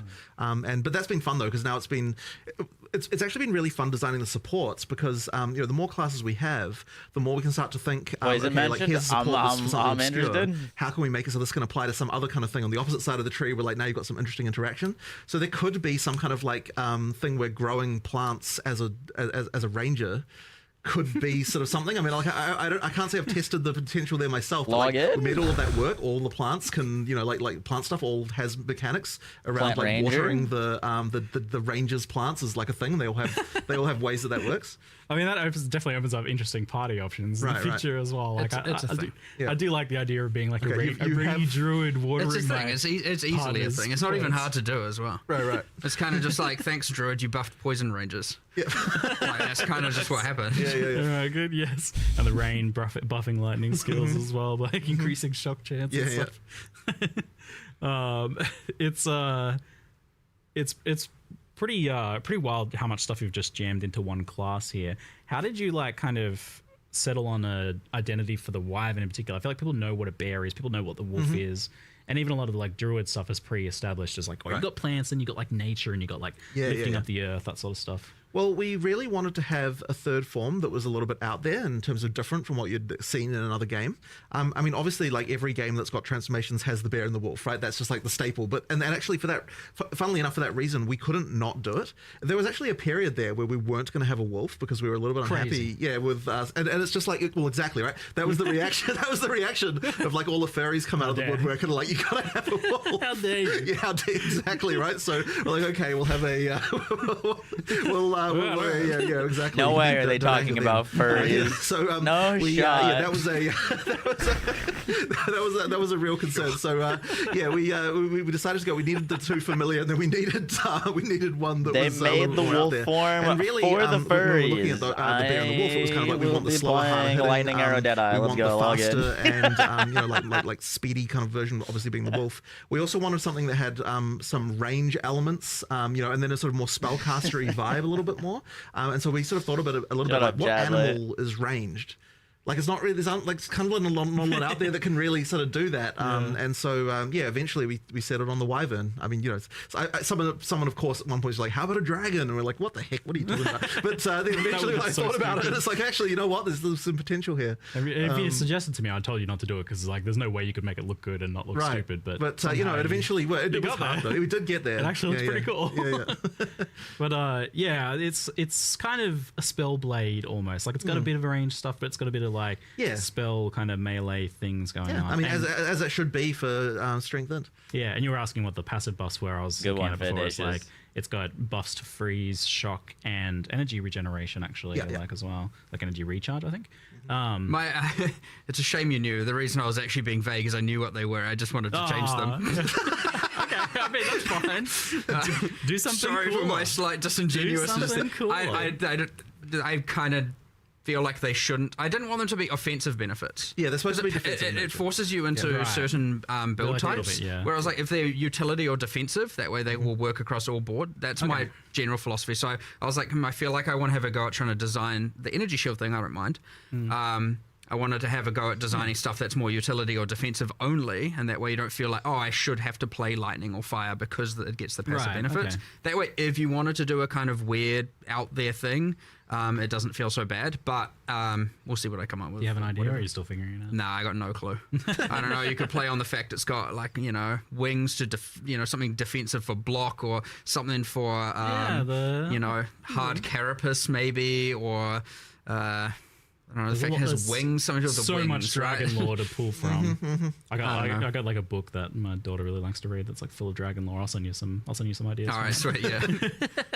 Dragon, they hoard gold, right? Gold finds. Yeah, Motivation bonus is flying. Yep, Eight makes piles of sense. gold for buffs or Oh, something. there's gold over there. Quick, shapeshift, pick it up, shapeshift back. No, I'm obviously joking. Please, I'm not doing that. Gold find, no, please don't. Mandatory dragon gold find build. I know that's kind of funny though. It's distinctly PoE.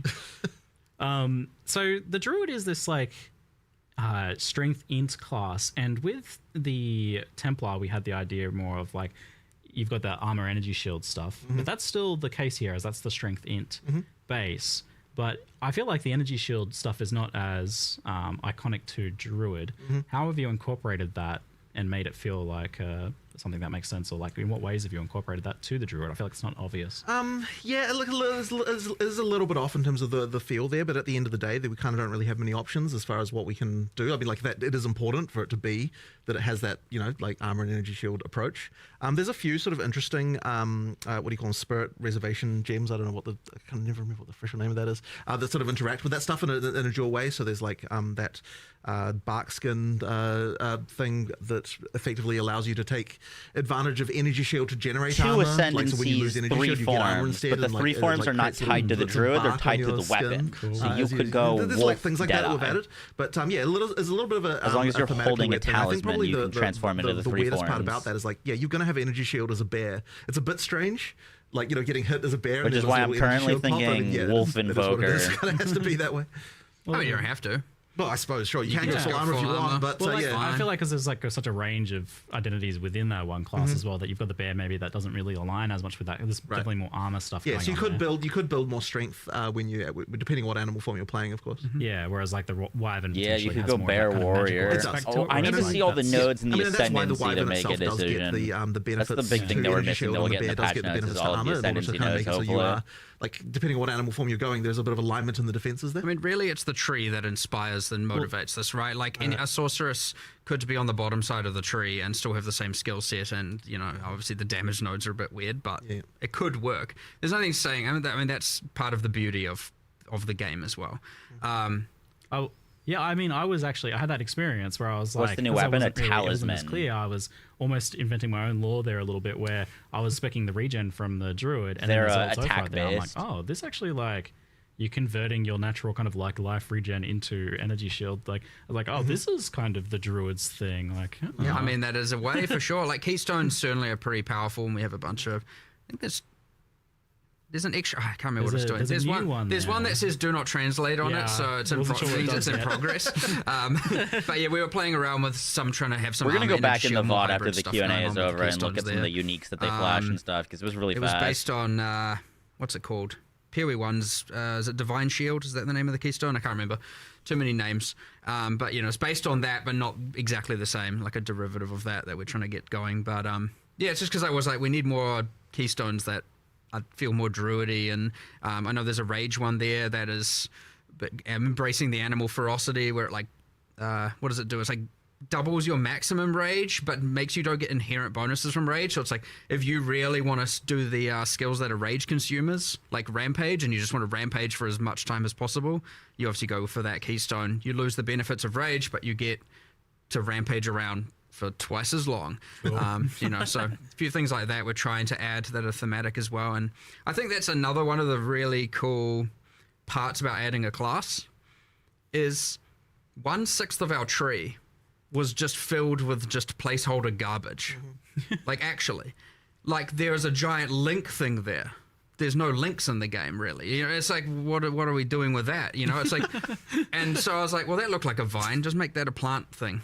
And, so now it's a plant thing that talks about overgrown plants. But we filled in that whole bit of the tree. And guess what? Now witches and sorceresses have more energy shield stuff on that kind of direction around True. towards the druid, and warrior has more, and and I don't just mean energy shield, I mean everything, all the mechanics, right? All the int mechanics are kind of there, the strength mechanics, everything. So it is nice we finally have a class in every different part of the tree, so like we don't have any this like weird open stuff anymore. Yeah, that area of the tree was a little strange. I mean, it's such a massive tree already, and you're adding more to it, and then like I have to wonder, like, you added this Oracle class. Like, I saw the Shaman one, I was like, yes, this is exactly what I expected. But then I saw the Oracle. I have an appointment in January, like Tyler. 130 extra So passives. far. So far.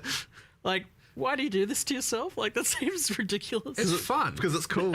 Because it's cool. That's really the is best no other reason you could ask for, right? Yeah. I was like, I really went through. I mean, I know we showed 2 examples, but I was like, really want to make sure there's like cool off-spec stuff here. I want to make sure that if you want to be able to get more of a certain thing, this is a way to do it. I mean, at the end of the day, it still costs passive points to allocate, right? So it's more about, maybe you want some stuff that normally you'd have to go to the deck section for and get, maybe some projectile related stuff, and now you can get it up there because it allows for some kind of weird. Oh, dude, I'm so excited to get the PoE2 build crafting.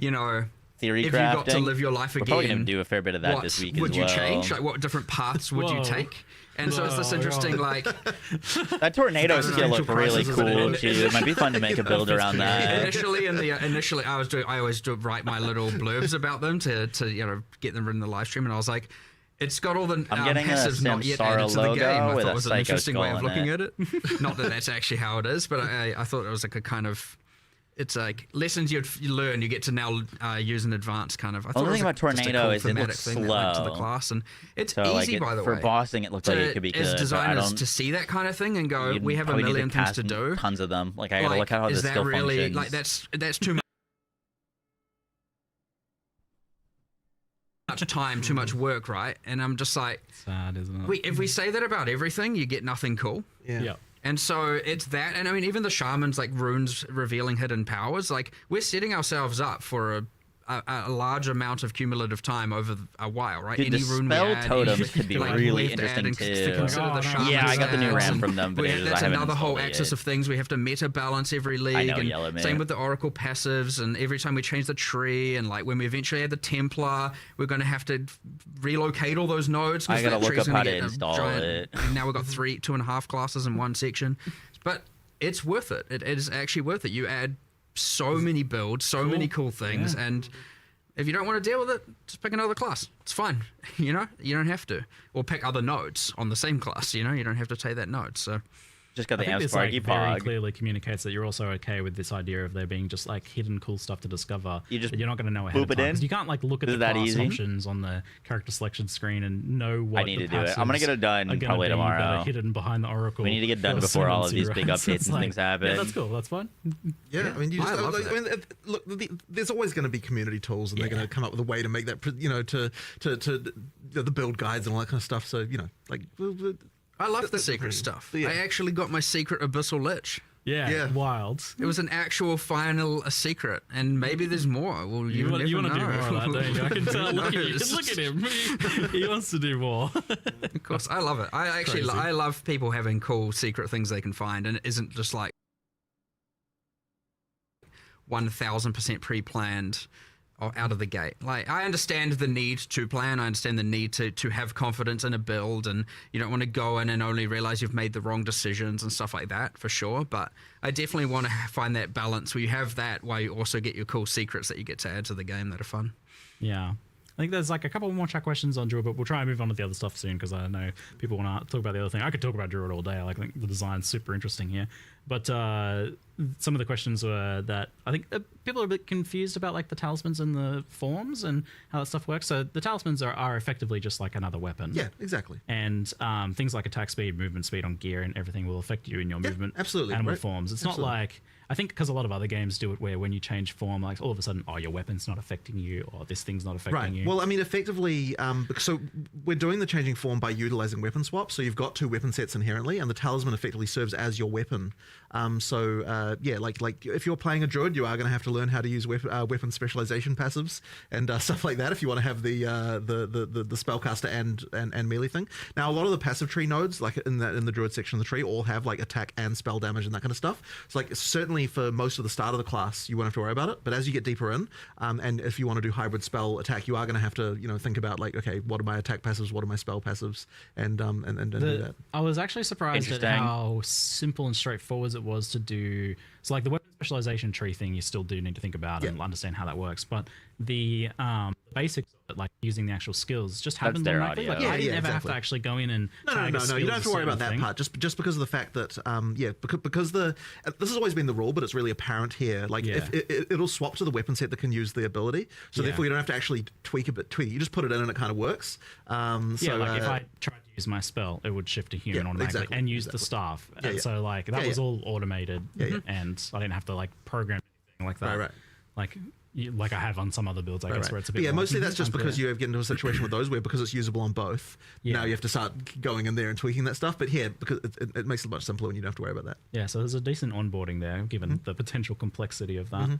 All right, so we'll move on now to the Fate of the Vaal expansion, and there's definitely more of a like clear divide between the two things, and you even actually made 2 separate trailers this time around. Well, it would have been super weird to have these like 2 completely clashing themes in the trailer. So in the end we were like, normally of course we'd make one trailer with everything, but we're kind of like, man, it's really hard to unify these 2 things in a kind of reasonable way. So in the end we decided to go with 2 trailers and just like show the content completely separately. And they're not connected. Like not at all, have to be, right? Like, they're not. Aside from both of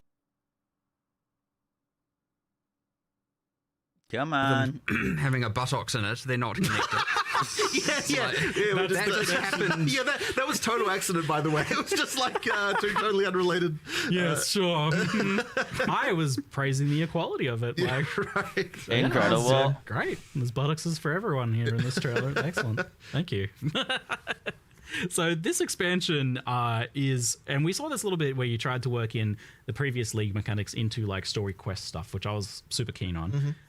This expansion definitely feels much more deeply linked into the campaign and story, to the point where like Doriani's saying, go back in time and try and change these things that happened in the campaign. I was like, this feels like a major campaign story beat. So I mean, there's a few things going on there. So like initially, this League, unlike I think what we've done too much of in the past, the storyline develops quite a lot more kind of like through the campaign with different events that happen and sort of link in a lot. And part of the reason originally for that is that one of the things we sort of don't like necessarily about what leagues do is like you've got this situation where you like walk out of town in like literally the first area, and it's like some eldritch entity is immediately recruiting your services. You know what I mean? Like it's actually very like unfortunate. Put this rusty thing in your body. Exactly right. So we kind of wanted to try and make sure that there's a little bit more like it doesn't feel like the world is on your shoulders like right from the get go. Like there's actually like a little bit a growth of epicness throughout the League. So like if we'd have had it so it's like you're time traveling into the past, like the moment you walk out the gate, it's like okay,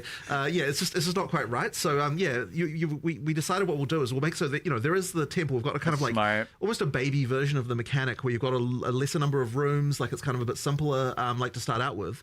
And then once you pass the sort of key point in the storyline, then it like really opens up. You go into the past. You've got a little more story stuff going on.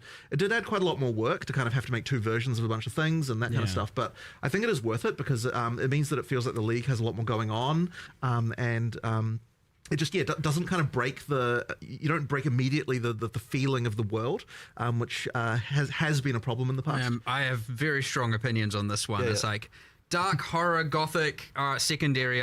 3 dimensions deep of I'm in the past or in some sort of demon realm now. I don't know what's going on here. And it's fine as you go, but this is actually one of the challenges I think we're going to have just designing leagues generally, is that they're going to require a bit more work to make them feel right. I mean, even just something as simple as like the Vaal sacrifice circles that you get throughout the world. Normally what we would have done is like make one thing and call it a day. Here what we've done is we've got like 10 or more. It's a ton of variations of those where for like each act we're like, and like for each area we're thinking like, okay, which like we need more of these so that we can use them so they feel natural in the place where they are, like do a bit of material reskin, stuff like that. Like that's kind of the stuff that we now need to do to sort of make it feel like you're not breaking like the world stuff. The PB1 style, betrayal basement.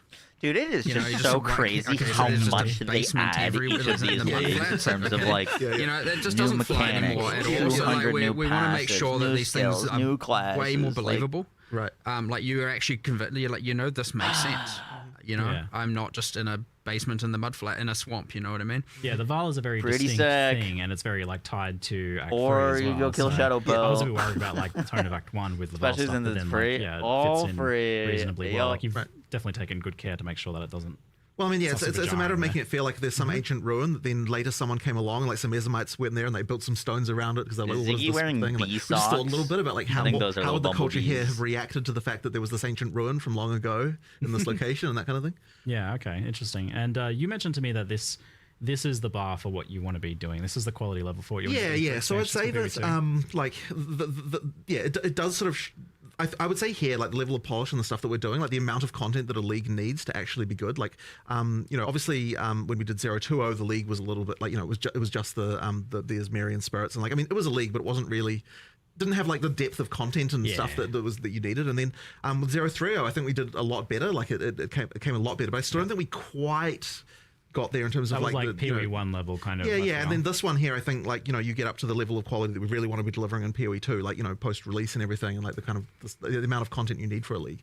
Like it needs to be quite sizable and good. And it did take a lot of effort, but I think it's worth it because you sort of shows you what we can do when we. Yeah, I was gonna say that's like a high bar that you're effectively kind of like locked in committing to Right. for expansions. Well, hopefully I don't come to regret it, but it's wrong. And honestly, the scope did explode a little bit because when we, I think that one of the things. So when I initially designed the league, I was kind of like, okay, we're going to have like some limited number of rooms. We kind of spec'd it out, and like and each one will have a few levels, and it kind of didn't seem like it was that large. But really, in the context of PoE 2, it's like, well, if you're going to spend effort to upgrade a room, it needs to feel meaningfully different and have meaningfully better rewards and all that stuff. And it pretty soon expands into like a really huge list of like different combat encounter mechanics and different like crafting mechanics and different rewards and everything. Like there are so many new rewards and things in just in the temple. It's crazy. Like it sounds insane. There's a lot there. Like certainly the number of expanded crafting options and all that sort of stuff. Yeah. I mean, we could take some inspiration from what PoE 1 did. Like, I don't even think I could could recite back all of the things you can do in the temple and all of the rewards. There's just a lot there. Yeah, I've followed your progress with designing this one from the very beginning. Yeah, the funny thing is about that is that it actually came from a game that you recommended that I play. I wasn't going to even say no. So you recommended that I play this game called Loop Hero, and I really enjoyed it. Then I mean, everyone's going to think that the game we're inspired by is Blueprints, but it actually wasn't. It was Loop Hero.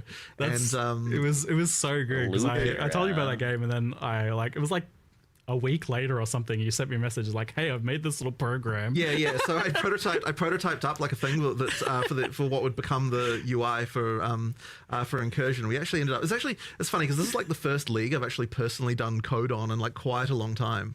You really got into it. Yeah. Because I mean, it was a real fun, just like evening thing to like go and just like work on this design. One of the great things about doing that is that I got to make so many design changes just in the course of like of writing it, like, which I don't think necessarily would have gone exactly the same way if I was getting other people to do it. So yeah, that was really fun. And just make and then effectively the back of it is like the code that I wrote, but obviously the UI of it is like a whole thing that a bunch of other people worked on and made really look really awesome. But that was a lot of fun. Yeah, what is it like about this one that grabbed you so much? Because you got so involved and so personally, like working on it at home. Yeah, I just really enjoy this kind of like little game within a game, like little metagame things. So just that dungeon design thing is just a really fun thing for me. Tile placing. Yeah, good, right? it's always it's really fun. Love a good tile place. And I just like coming up with little ways that they can interact and that kind of thing, and try to make each feel a bit different and that kind of stuff. PoE stream's been great so far. They revealed a ridiculous amount of new stuff and content and mechanics. Like it's a really small one at first, and then it crumbles a bit, but you're still kind of building on what you're doing each time. It's like a weird kind of like roguelike-y thing without being a roguelike itself. Yeah, exactly. So with that design then, I'm curious, like does it like fully reset at some point, like when you kill Zeri? It never fully resets, but when you kill Zeri or defeat an architect, quite a lot of the temple gets destroyed. So there's this kind of destabilization thing. Also, much love. Keep up all the amazing work you do. It goes back to not the start, but kind of I think it removes like 2/3 of the rooms. There's some number like that it gets rid of at that point, and then you kind of have to build up again. So that's just that effectively means that like when you do those options, you're getting like new reward rooms and things to play. So it's giving you new goals, and then you have to work towards those goals again. And then ideally, those reward rooms can be rewarding enough that the benefit of going back to smaller patch notes at 5 p.m. The negative of going back to smaller is completely outweighed by the benefits you're getting from the extra rooms that you're able to place. So you can juice it a fair bit too. You can, because yeah. There's a lot of like modifiers that are getting added on by each room, and you can place quite a lot of them. Yeah, like, you can, yeah. Do you foresee people building out like a huge temple and then kind of not having it decay as much as possible? Yeah, like yeah. I mean, Zeri? it's absolutely intended that you'll do that. Like, I mean, once you've defeated Zeri enough times, you've got the uniques from there, and you've done like other things like that. Then you absolutely will like probably want like for ultra end game play when you really want like the most challenging stuff, and you're just like looking to get like as many double corrupts as you can and stuff like that. You're probably going to want to keep the temple large and specifically not do the stuff that would cause it to destabilize. Because if you don't kill the architect and you don't kill it Zeri, then it will it'll only pull you back. I can't remember the exact number of rooms, but there's some number of rooms that go away when it's quite full, and then yeah, you can just juice it really high and have really challenging in-game scaling tier of stuff. Because one of the things we were sort of concerned about is that there is some in-game content that just doesn't really scale as hard as it needs to scale in order to make it properly in-game viable. Yeah, we wanted to make sure that this was not the case here, that it actually does scale enough into the in-game. Okay, so like designed to be pretty farmable and to be pretty late game relevant. Of course, yeah. It gets pretty hectic with all those mods. Yeah. With how many rooms are on there and like. Yeah. But also just other things that you want to do, like so for example at the start of the game, you can only you can't like store up temple runs, as it were. As you get into the game, then now we start to have it so that you can store up more runs, so that you can like map for a while, then like do a bunch of incursions. I think we have it that eventually you can do 60 maps. And then temples, and then 60 maps, then temples. If you want. So or you can do 6, then a temple, then 6, then a temple. So you can effectively store anywhere 10 runs, in between. 10 runs nice. If you want. I feel like with these things, like now I keep seeing like, you guys have thought of it. The problem. Well, the thing is that we've got so much experience and stuff. I mean, yeah, like so for example, the whole like taking the currency away from the temple instead of having to craft inside the temple thing. Yes. Like that's just a hard learned lesson from PoE1 where you just need to. You say we thought of it, and I have, because I'm just going to bring it up. But like, and a thing about, and this is something that I'm on the fence about a little bit. Personally, but yeah, the thing with the killing architect and Zeri, destroying a bunch of the temple, creating that clash of either farm temple or farm boss, can be quite a divisive thing for people. Right. You're looking at Betrayal Katarina, right? And the exact same thing. Yeah. Where it's like, we've now on PoE1, we separated those two things so they're not, because it always felt bad doing one or the other. Or it could feel bad doing one or the other, depending on how the balance went. And so you might get a similar thing here. Now, of course, the amount of the temple that can get destroyed is variable, and there's a bunch of stuff we can obviously tweak. Druid But does look like sick. getting that right and feeling right will be I really important. want these patch notes so we can start it's honestly hard to say stuff. if it is right now. But it's a thing, we say we've thought about it, but it can be very easy to see that and be like, hey, they're doing the same mistake they've made last time. Which, you're not wrong. Except depending on honestly having the lever this time in place of how much gets destroyed instead of entire board reset kind of thing. We get to control that a lot better and iterate on that if we need to. So yeah, that's true. We've thought about it, but it can. I could see, because I was just thinking about it, going, I reckon people are going to get mad at this. And I was just looking at it, going like, the idea that it's like, hold on, I can't farm the bosses. I either have to pick bosses or pick temple. It can be quite bad. Well, so yeah, that's clear then that you've kind of already got your hand hovering over the lever waiting to like adjust it as needed. Yeah, and it's honestly kind of hard to know with, I mean, even if you, again, it's the thing with this sort of stuff specifically is you're talking about that's the type of gameplay that is hard to test internally. Yeah. Because how can you do just like you can't really test like what is weeks of grinding gonna feel like, it's So I expect us to maybe we hit the sweet spot. Who knows? Hopefully, but I got my drop. This is a thing that gets adjusted for sure. Yeah, so you've made the like the ability to sell like the corruptions, the double corruptions as an itemizable thing you can just take away and sell. Is there any reason to like itemize the temple like we did in PoE1? Nah, so that was really more of a band-aid solution in PoE1 because we didn't have an easy way to change that. Like I'd prefer that the temple is your temple and that you don't sell them, but just that all the rewards are the things that you can trade.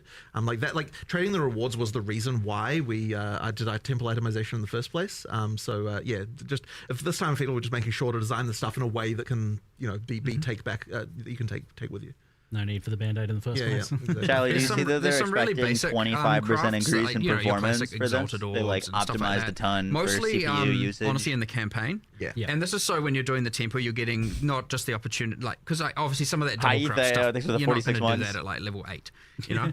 I mean, Varlobs aren't even in the game at that point. Yeah. So you have this thing where it's like, well, you don't get a lot of the crafting. Now, there are still rewards. There is, of course, all of that, but there's also just basic crafts like exalts and regals and stuff you can just throw on your gear. Now, you can't take those, and that is an intentional decision so that you feel like you're actually wanting to use it on your gear in the campaign and as you're progressing. And you're not, because if you can take it, most of the time you're just going to hoard it for in-game. Right. So it's those things to make the early game have more crafting stuff that you want to just use right there. Yeah, that's the problem. Nice. Like, what stops you from just like keeping your results until end game? Yeah, yeah. You Big, want to use gigantic them. You'll see those and go, I want to take that home, but just use it. Yeah. You know? It was a substantial buff to campaign crafting from my experience of messing with it so far. It's like you basically go in and there's like 6 crafting rooms and you're like just going on a little crafting spree of like upgrading your gear. Like, yeah, I mean the temple. We it's funny because there's always the question whenever we make a league of like, well, what if people always say, oh, there's no reason to do this during the campaign, and it's like we really have to incentivize that to make it so that no, there's actually worth doing. Like you're going to get a substantial power boost if you decide to engage with the league. Yeah, you could. It seems like you can kind of like hold off as well. Like you can be like, oh, my gear's kind of okay now. But I recommend PoE too. Absolutely. Well, you always want it to be both feeling rewarding and give you obviously an advantage, and also not feel so mandatory that you're like, ugh, what? Yeah, it felt like kind of a bit optional in the sense that like, oh, I really need some gear upgrades now. Let's go into the temple and spice up all my gear. Perfect. Yeah, nice. Perfect. That's what we want. Yeah, cool. And it is interesting that you've got this like raiding the broken down version of the temple in the beginning, and then it basically changes into this whole other thing halfway through the campaign. That's story. All right. The other thing about the campaign thing is the same thing we learnt from Abyss, where we did the area-specific rewards throughout the campaign. We have also dropping here.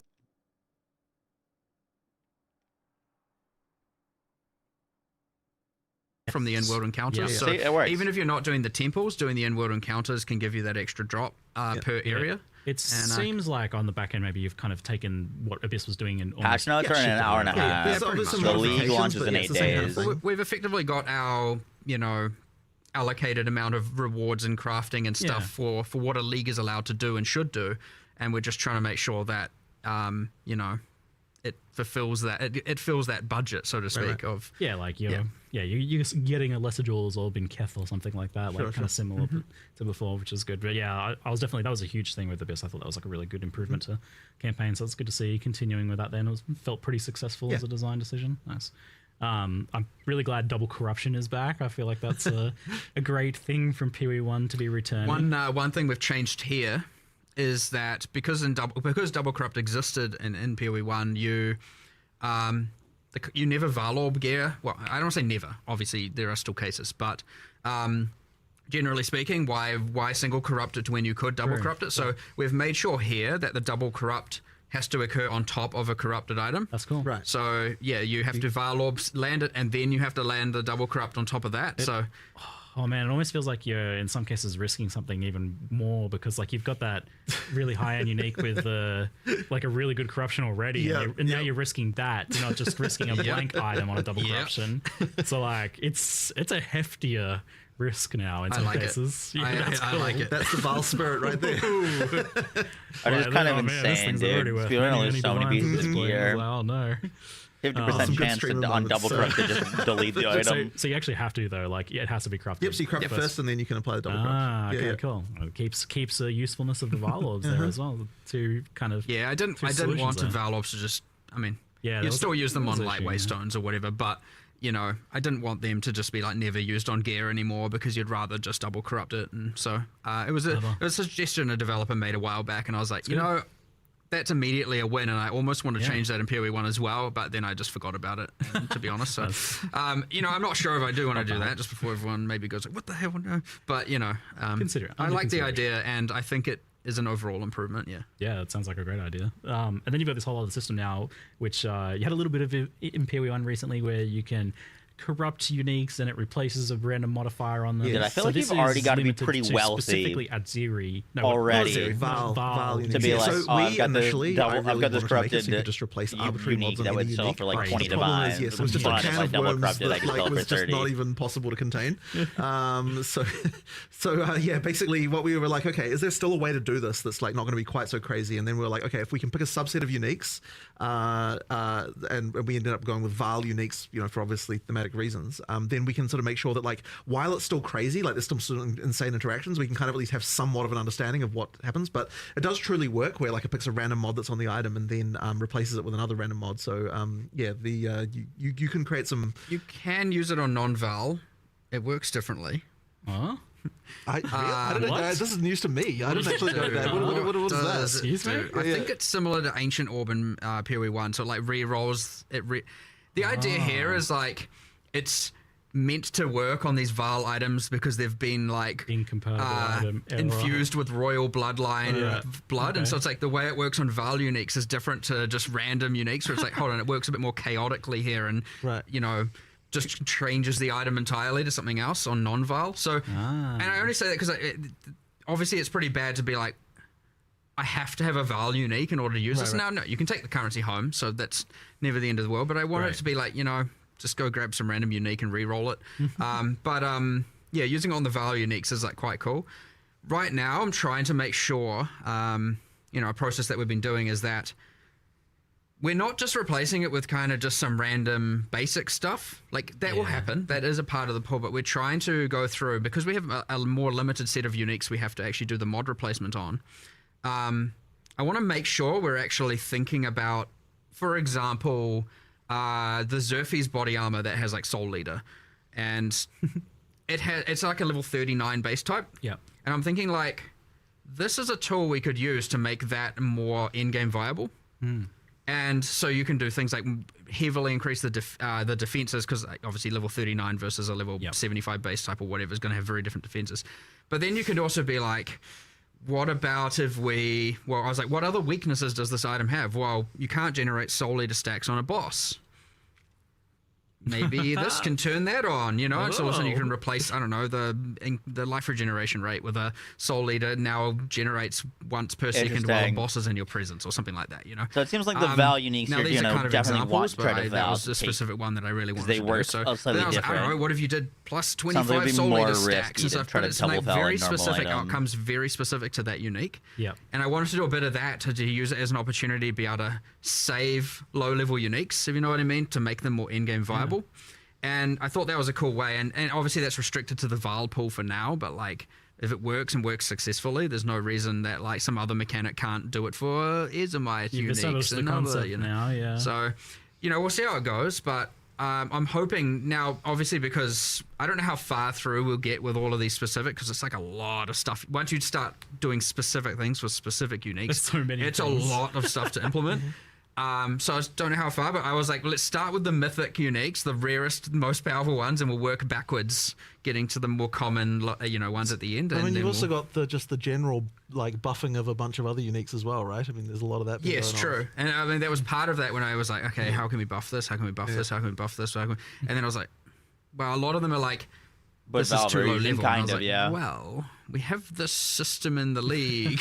So yeah, I mean, we'll see how it goes, hopefully, and it's the kind of thing where even if we don't, obviously these leagues end up often going core in some various means. So if we don't hit the mark entirely with all the uniques, I'd like to eventually get there where we'd have a good, cool, really thought out set for literally every Val unique. So hopefully that's fun, and then you do the cool things where you just get these really, really... I assume you're going to get some that have these... You replace the exact two bad sides with the exact two... because you can replace more than one sometimes. Oh. And you get the you get the exact, like, holy, this unique just went from being worth, you know, something 1 divine to 300 divine, you know, kind of territory. So hopefully that happens. If it doesn't happen, I'll be a bit sad, but we'll try. You can never know with these things for sure. And this includes the new, like, Adzira uniques that she's dropping then, obviously, since she's kind of the queen of the Val. Yep, Adzira uniques, Trial Master uniques, you know, like it, you know, a bunch of stuff, so... A fair few there, then. Is that something that you anticipate expanding upon in the future then? Like, I mean, we'll be always adding more Val uniques. Right.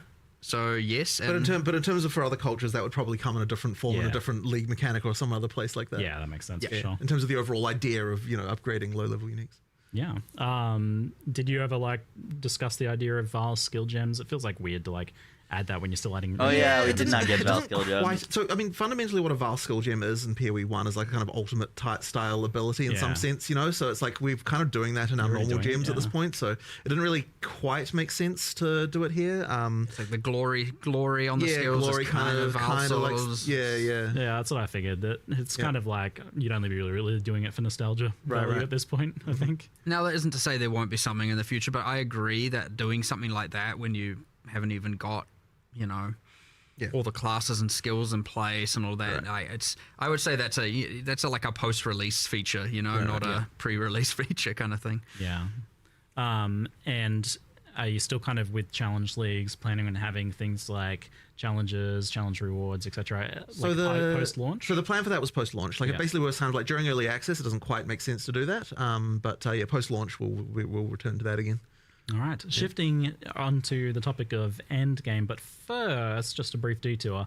Trial of the Ancestors, or the mystery content in the new act, and our third means of ascending. What's the progress like? Well, we don't have anything to say at the moment, but it'll need to come obviously at some point. But we didn't have time in this one certainly to work. on that. It keeps coming up. It is really just a matter of when. At what cost, etc. The classic, you know, just resource distribution kind of things where it's like, when are we going to do it, and what, you know, instead of this, and we have all these different ideas, and so but right now, nothing. All right. So on Endgame, firstly, thanks for nerfing the Delirium Fog. Yeah. You saw the memes, I guess. For sure. So I've been enjoying all the foggy memes everywhere. That's good. Visibility improvement for the Endgame, but not only that, like, you guys didn't just tone down the fog. You've done some pretty major things with the tablet waystone system. I mean, the very first question, and before we even toned down the fog, the first question was, okay, well, why do you feel like you have to run every map this way in the first place, right? Like the fact that something feels mandatory is already a problem, regardless of the fact that the effect is also annoying. Yep, good point. So that was the first thing to solve, and it really then started coming into, okay, well, you know, like how like people are finding waystone crafting more annoying. He was actually on the Borderlands team for Borderlands 3, it just made I got to know him. Like not particularly great. So the first question is, well, how can we fix this problem, right? Like, and effectively we're kind of like, we can go two ways with this. We can either make it so that every league has something that feels mandatory. That also part of the max roll Borderlands or we can say no leagues do, in which case it's more about you know, like which league do you want to run for different, you know, for various different content that they can provide. So we decided to go with no leagues do, because I think that it's probably just like less busy work, less annoying. Like if every league gave you something that you needed to like craft and do something with, it just would have been a pain. Which is why even in the live stream we're like, you know, from this point on, just like waystones, they will get regular, they'll have the regular crafting, just regular base currency, but we're never going to add to them again, and like and PoE 2 obviously a thing that requires you to do more crafting than that, another layer of that, because I think that having to do that every map is too frequent.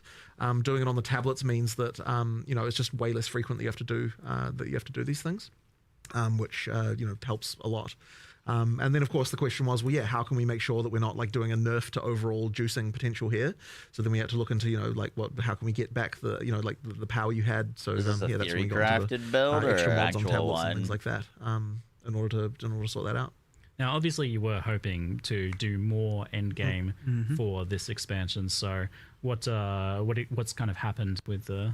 Well, I guess the sort of two things that we see as like the major problems in endgame. One of them is when you get there, it can feel like you don't really have a proper goal. Like you don't have immediate, like, okay, here's a quest to do this and a quest to do that and that kind of stuff. So there's like a little bit of that missing. And that really is a content thing that just requires us to expand upon what a league is. Now, something like something like Fate of the Vaal, it immediately has story stuff to do and so on. So when that goes to endgame later, you'll have like storyline things sort of built in a way that can like make it so you've got that. But the other leagues don't have that as much, so we need to really make sure we're expanding on those. But the other thing as well is the Atlas tree just needs a lot more love and attention and like the way that it works and all that sort of stuff. So we just need to do a lot more there. I opened that tree yesterday and I was like, oh, this sucks. It's a little tragic. It sucks. Like, so, but the thing is that in order to make it good, you have to spend a lot of time and attention making new notables that are cool, that require like actually modify things in cool ways and like actually really meaningfully do something, and that's just a lot of time and work to do that. So do you have an idea for what you want to do with the ascendancy tree side of things? Like, is it kind of angling more towards what you've done in public? Well, which has been pretty successful. Well, I don't think we should be talking about that yet, just because that'll Sure. be it's more for later. But yeah, I mean, there's things we want to do. Yeah, there's stuff we want to do. We're a bit of trying not to spoil anything here. Yeah. we obviously are spoiling the fact we are doing something. And I'll tell you, it's not even. It's not the same. It's not similar. Yeah. It's like it's in a whole different universe. So it's kind of like, which makes it a little bit hard because obviously we're in this state where we want feedback about the in game.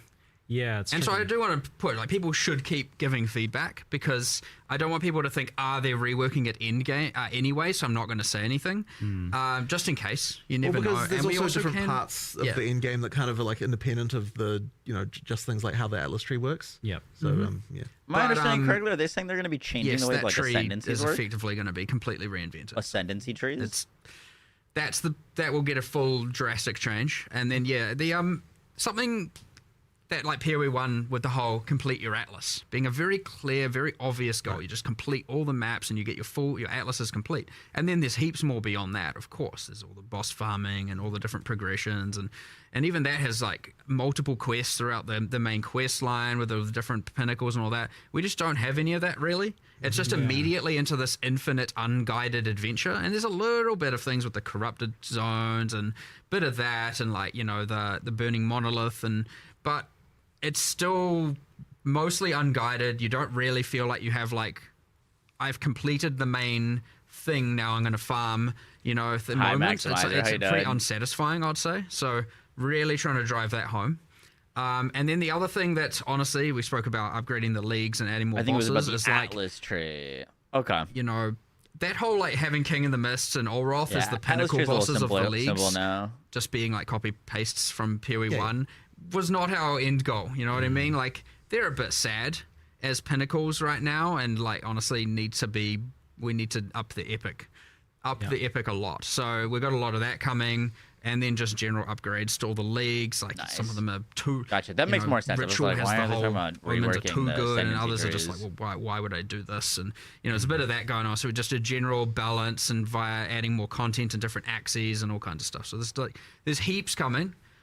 But based on all that, to answer the original, is that's how you can see how it didn't make the cut, because it is a ton of work. It turned out to be way more than we had anticipated, and it was just like, oh, damn, we kind of talked about wanting to do an in-game upgrade, a big revamp in 040, and now we've got too much work, and we still believe it's the right thing to do, so we're going to commit. And normally we often get faced with the option: do we cut it down to make it fit, or do we commit to it all and do it? And I don't think in this case we could have cut anything without kind of just honestly making it look half-assed, to be honest. So we were like, no, we need to do it all, which means, unfortunately, yes, it's not going to make 040. But then we were like, well, we can't just now do nothing. So what can we do? Well, obviously, we're not just going to be like, because we're doing an 050, we'll just leave the fog alone. Yeah. Obviously bad, which was a bug, by the way. Really? All fogs, like the volumetric fogs in the game, have a cutout around the player. Yeah. That like cuts out and then tapers off. And all fogs in the games, there's multiple different fogs, had it except for Delirium Fog. It was the only fog that didn't have this. So that was, well, like, we can start there by re-adding it, and then we'll iterate until we feel like it's about right. But yeah, kind of sad when you look into these things and you're like, oh, damn. It was just broken the whole time. Huge sweeping amount of endgame changes as they were kind of hoping to do, but it sounds like that'll be in 0.5. Fixing it is the important thing, but yeah, I know there's the guy on Reddit doing a post every day, and they can finally rest. Thank you for your service. Your watch is complete. Yes, we can actually see the ground. It was just hilarious in some maps, whereas like they have holes in the ground, and like there's so much fog you actually can't tell where the holes are. It's like I can't move anywhere. It looked a lot better from the footage, so it's a big improvement for sure. So you mentioned that, but there was also another kind of key change that you wanted to make sure to get in this one, and that was the kind of like monster density rebalancing. getting Yeah, I'm not honestly not too worried about That's it. a very interesting one because so when we were doing 031, Can't listen this was to this actually long already a without thing that we were phone. cabling Oh, I'm and not talking using my about. phone. We kind of thought that players I'm probably wouldn't like ADHDing it, really hard, but I'm not because using my phone. You want to see what I made? Like monster density can be a You're gonna very laugh at touchy me. thing, right? I But made the funny a, thing was little is what we spiral found was thingy that out of even an after napkin. we like what we actually sort of heard more was like, oh, we actually liked what the improvements were early in game, and we actually would wish that the rest of the in game was more like that. And we're like, okay, well, if that's the case, then like the main thing we have to do is not like nerf rewards, make sure the experience gain doesn't get lowered or anything like that. But Yeah, I made a little you know, spiral overall, thingy we don't with a necessarily need napkin. as many monsters That's as what I'm we're looking having on down the at. top. And I think this is actually going to Trying also to just perfect generally the improve little things because it spiral. makes when monsters have more life like that, it makes more builds viable. And because like there's obviously a point where like once you can one hit everything, then there's no point in like you might as well just go for whatever the fastest thing that could do that is, right? Yeah, the lightning spin. Right. So effectively, by making it so that monster life's a little bit higher as you get up there, it sort of actually means that like higher damage builds become more useful. The need for having I to try not target to ever so many look at my enemies phone goes while down. streaming, Exactly, right? unless You I'm aren't just now funneled into getting something from staff the or highest ordering AoE thing food. possible. So it means that like things that are less AoE focused and more like, I mean, obviously you're still going to want AoE, you're still going to want to be clearing like that sort of stuff, of course. But like effectively, just by tweaking it down a bit, you just don't have the like so much need for everything to target quite so many things. And so you know, the sort of higher damage skills that are a bit less like, you know, not like more than a screen in size can actually be viable. And that should hopefully improve the situation there. I want to make sure that even if people are like, but I prefer the swarminess and it was fun for my build. And the thing is like that, speaking of like Atlas tree, that's a thing where the Atlas tree should be the thing thing that you can, it's like your build can do that. So like, I want to make sure like for now, not doing it, but I wanted to do a thing because we're doing this whole like monster effectiveness goes up more, right? I mean, it's a pretty hard thing to understand because monsters just get stronger with higher levels. So like it kind of just happens. You don't really, it's not like a thing you need to worry about or anything of the sort. But I want to do a thing where you can spec into making like on the Atlas tree, you know, I guess this is a little bit of a forward spoiler, but we're adding a little bit of it in a few places. But I want to make sure that you can invest into making monsters tougher without increasing the number of monsters, where like often it's just been pack size, and stuff like that. So, but then I would love to do a thing later where like you can convert that effectiveness increases you can get into like pack size. So it's like, you know what? Nah, I want the swarmy, you know, weaker monsters thing.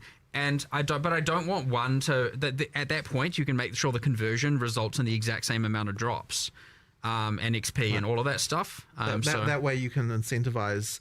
Well, you don't incentivize one or the other, right? Like it's more about what your build is, what you'd prefer, rather than being like everyone has to. That's cool. Has to have most pack sizes possible. Whereas right now, pack size is just a straight up multiplicative drops XP scale. I mean, obviously not for rares and bosses, but you know it is, and for a lot of people, it's a multiplicative fun scaler. Right. And I don't want to take that away. Like I want people to be able to do that. But that's what the Atlas tree should be able to achieve. However, it is too chaotic at a base level. Right. You get this weird thing where it's like the campaign has a entirely different vibe to the end of the end game now, where it's like you step into the end game, it's kind of a right, and then you get towards the end. I mean, at the start, for people who didn't play 031 onwards, it was just like, okay, I'm going through the campaign. It feels a bit more tactical. Feels a bit more, you know, intention. My actions are more intentional. And then I get into endgame, I'm like, what the heck is going on? There's monsters everywhere. It's out of control. And so obviously 031 alleviated this a bit, but it is, I don't want it to be that there's this feeling of there's two games there. I want it to be that you build that extra layer, that you change it through your Atlas tree and through decisions you make for the end game, as opposed to it just being inherent. So if you want to, we're going to make sure that we try and keep it that if you want to make it more swarmy and that kind of stuff, you can, but it doesn't give you a drop advantage necessarily over the tougher monsters. There are reasons to do both.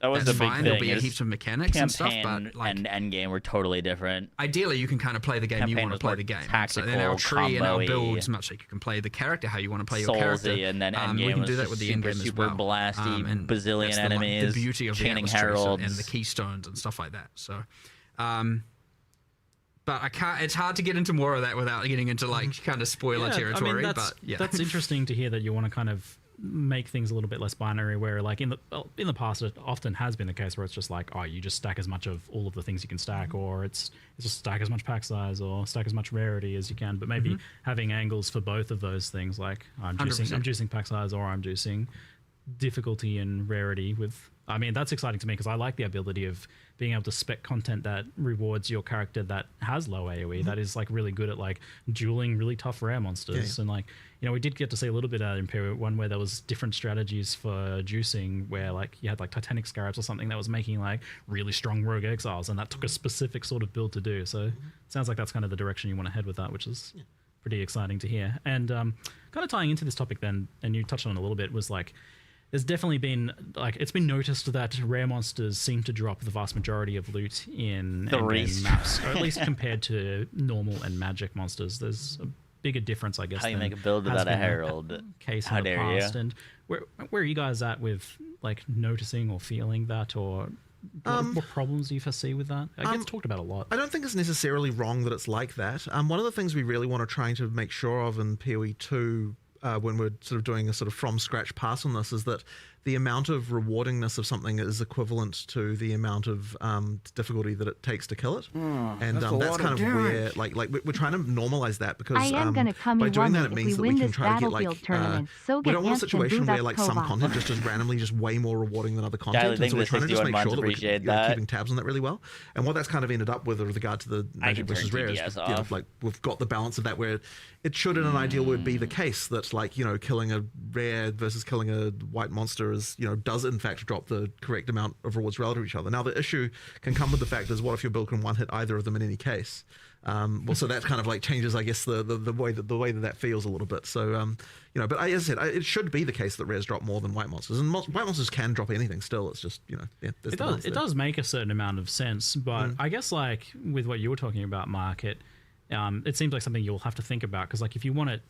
I'm excited for it too, Chadley. We got the one on the 8th as well. Juicing, then if you want to run there that, needs to be a reward, a payoff to that ultimately. 100%. So that's something you'll be looking at then. But yeah, I mean, as far as I'm aware, it really is the case that if you looked at entirely just around the life of the entity, the drops should be pretty. I wish the PoE equivalent to the League amount of was life that they dropping had like to, today. You know, in order to kill them, as far as like, you know, well, it doesn't matter to be a relative to each other. ton So of stuff. You know, this it's got month, 5 times like, as much life. It's got right five now. times There's as not many more drops. much going on. Like, that's kind of what we're shooting for when we're trying to balance this stuff. Yeah, I think with the balance of how things are and the options we have now, it probably makes sense. But yeah, it looks like something you'll be keeping close on. Pack size versus there's a bit of a parallel enemy with difficulty one of the Audacious. kind of issues I see in Path of Exile 1, where like everything is in reward icons, little floating symbols. And that seems like something you're trying to avoid moving forward. We haven't really been doing that for a little while now. There was certainly a period there in PoE 1 design where it was like every single league was just like those reward icon type things, and it ended up really beiging the rewards a lot, because you just had this thing of like, you know, every league drops, every other league's drops, and it kind of didn't really, like, it wasn't really that great. So I mean, it's going to be a little while since we've done that stuff in PoE 1 even, and in PoE 2 we kind of steer away from it to make sure that, like, you know, everything feels like it's got distinct drops and a reason to do it. It's a pretzel, no. Yeah, I mean, it appears in some regards. Like, for example, when you get the reward rooms in Fate of the Vow, you have a unique item room. Sure. You know, like, but it's not just like a floating symbol above the monster. Yeah. Which also, you know, immersively, I don't know what the heck that is, but what is it? It's just nothing. It's a clear and just obvious game mechanic. I see some like floating, glowing cash money dollar bills above your head. Guy's loaded. Whoa. Don't kill me. Don't kill me. You can't have my loot. But I just remembered, you spoke about rare monsters, and I was like, hold on, did we? I don't think we deployed or spoke about this change, but I know that taking away all the rare minimap icons was a bit anger-inducing. Because honestly, we knew it. We knew it was going to be. Yeah. Now, they aren't a requirement of the map, but as you're saying, they kind of drop a lot of the loot, and people were just doing the whole minimap, coasting between minimap icons. The middle ground we've come to here, which I think is quite cool, is once you've activated all the checkpoints in the map, which sometimes is 4, 2, you know, the things for fast traveling and respawning, then all of the things appear on the minimap. You know, the funny thing is I thought we already deployed that. I don't think we have. Okay, right. That's what I was just remembering. We intended to deploy that back when people were complaining about it, and I feel like maybe we just kind of forgot. But so that was implemented a while ago. Play your map. You generally find the checkpoints if you're in a straight line map. The reveal date for the new season's today. Yeah, that's what we just watched. Anyway, I don't know, but it can happen. Yeah. But it doesn't just reveal the rares; it reveals everything. Every icon. Yeah.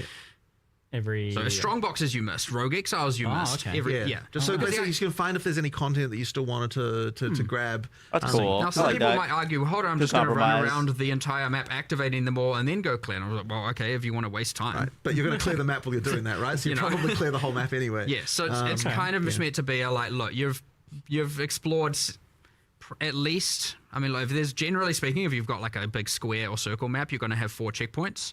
You activate all 4. You've at least explored probably 75% of the map, right? Right. It's about getting those last things, and then it's like, okay, look, you're now allowed to see if you missed anything. But then you can also use the checkpoints to get to the closest place where the stuff you missed was, which is kind of nice. So it kind of helps with that. So we did finally find a solution. I'm hoping this is a good middle ground. Yeah. Because so then at least you've done 75% of the map probably without just doing blind mini-map gameplay. And then from that point on, it's like, look, I get it. You probably missed something. You know where it is now. It should actually maybe overall be even more helpful because it's not just revealing the rares. It's going to reveal even more. So you'll know about everything else you missed. So we'll see how it goes. Cool. But I understand that was a bit of a aggravation for a lot of people.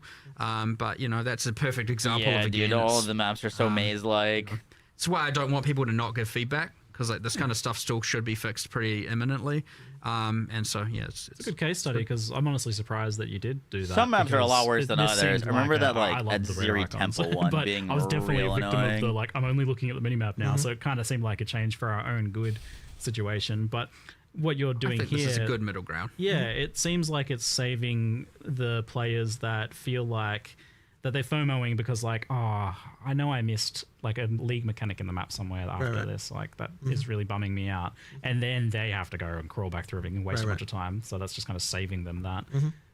Cool. Sounds like a good compromise. W change. Nice extra bonus reveal there. Good stuff. Yeah. You just said rare monsters, and I just had this random Good. Wait. What more words can I say? Probably should have put that in the live stream if we hadn't deployed it yet. But everyone forgot. It's in the Q&A. Good stuff. Yeah. We shall move on to kind of gear and passives, and this is in the topic of balance and character power, and this sort of stuff has been talked about a fair bit. Something that's mentioned a lot is that the ratio of player power that comes from gear versus what comes from ascendancy and passives is much more tilted towards gear than in Path of Exile 1. And so kind of like roughly for an example, like the average PoE 2 passive is like 10%, whereas the PoE 1 passive is 16%, whereas the amounts on gears are pretty similar. So like the 100% increased fire damage on a wand is consistent as tier 1 affix between both games, meaning that like more of the power has kind of been shifted away from the tree, the thing that you get by default, to gear. So this seems like a conscious decision to make gear more powerful. Is there something like you've thought about or made like specific strides towards? Probably the main thing that we wanted to do in PoE 2 was make it so that the tree is more like we're trying to be more stringent about how the tree is multiplicative with what your gear does. That does make gear more important. I wouldn't say there's necessarily been a thing of like necessarily wanting to the amount of power overall that you get from one and the other is more unbalanced, but it's just making sure that like when you are using the tree that it's specializing your character more towards what the bonuses that your gear is giving you to kind of make the two things together. Be sort of important to be thinking about both. So that was kind of our primary goal, but I don't know if you've got a different feeling about any of that. It certainly wasn't like the passive tree being weaker. Like I guess we didn't really even think about it in the point of comparison. We just kind of like went back then. We went really back to the basics and evaluating a lot of our base balance, and so it wasn't like let's nerf it compared to PoE 1. It was more just like what do we want gear to do? What do we want the passive tree to do? What do we want? And all of that at the end of the day is just relative to then how do we want the monsters to scale and how which they're all different, right? The way that the monster scale per level isn't the same. The way that the tree and thus the tree benefits are different. The gear is different, and everything. So again, not really. It was conscious decisions, but not conscious decisions to nerf from PoE 1 or anything of that sort. I thought he was going to talk about lightning skills. That being said, yes. I mean, couple other things. I mean, we made, for example, the decision that like we wanted the class stats on the tree to be weaker than the exterior. So generally the nodes are meant to go up a little bit in power as you get further away, so you don't just get the like class hopping kind of thing that historically occurred in PoE1 quite a bit. The class stats were stronger than you know, you get stuff, the M on the top and stuff like that. And so that was a decision we made.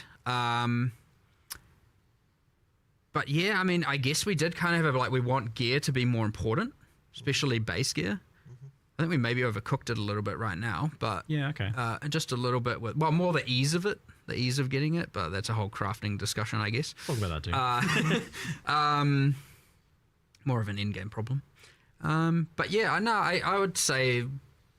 What are we I'm watching? personally pretty happy, honestly, the Path with of how it Exile is. 2 season reveal just live like ratio of stream. importance of gear compared to passive. I guess like it's a question of how much power do you get for free, right? Like ultimately, that's what it comes down to. Is like if my gear is, if I'm wearing all white gear, like how powerful is my character from just the tree? And that's like a little bit lower, I think, in PoE 2. And the reason that for that, bothers some people, I guess. The reason for that specifically is because the tree is more multiplicative than it was in PoE 1, where there was more just base stuff, right? You know, there. I mean, you can look at it even in simple things like, you know, just life on the tree, for example, right? Like that's sort of another example of part of the thinking there is like, you know, we you know, like the more base stuff is available on the tree, the more the same characters can be because they can just allocate the same stuff and get the same stuff without having to worry about the items. So yeah, that's kind of obviously just one of the that's not entirely base in Entirely, PoE1, no, but you because you have base life. Yeah, technically kind of is, I get what you as mean. in life without gear.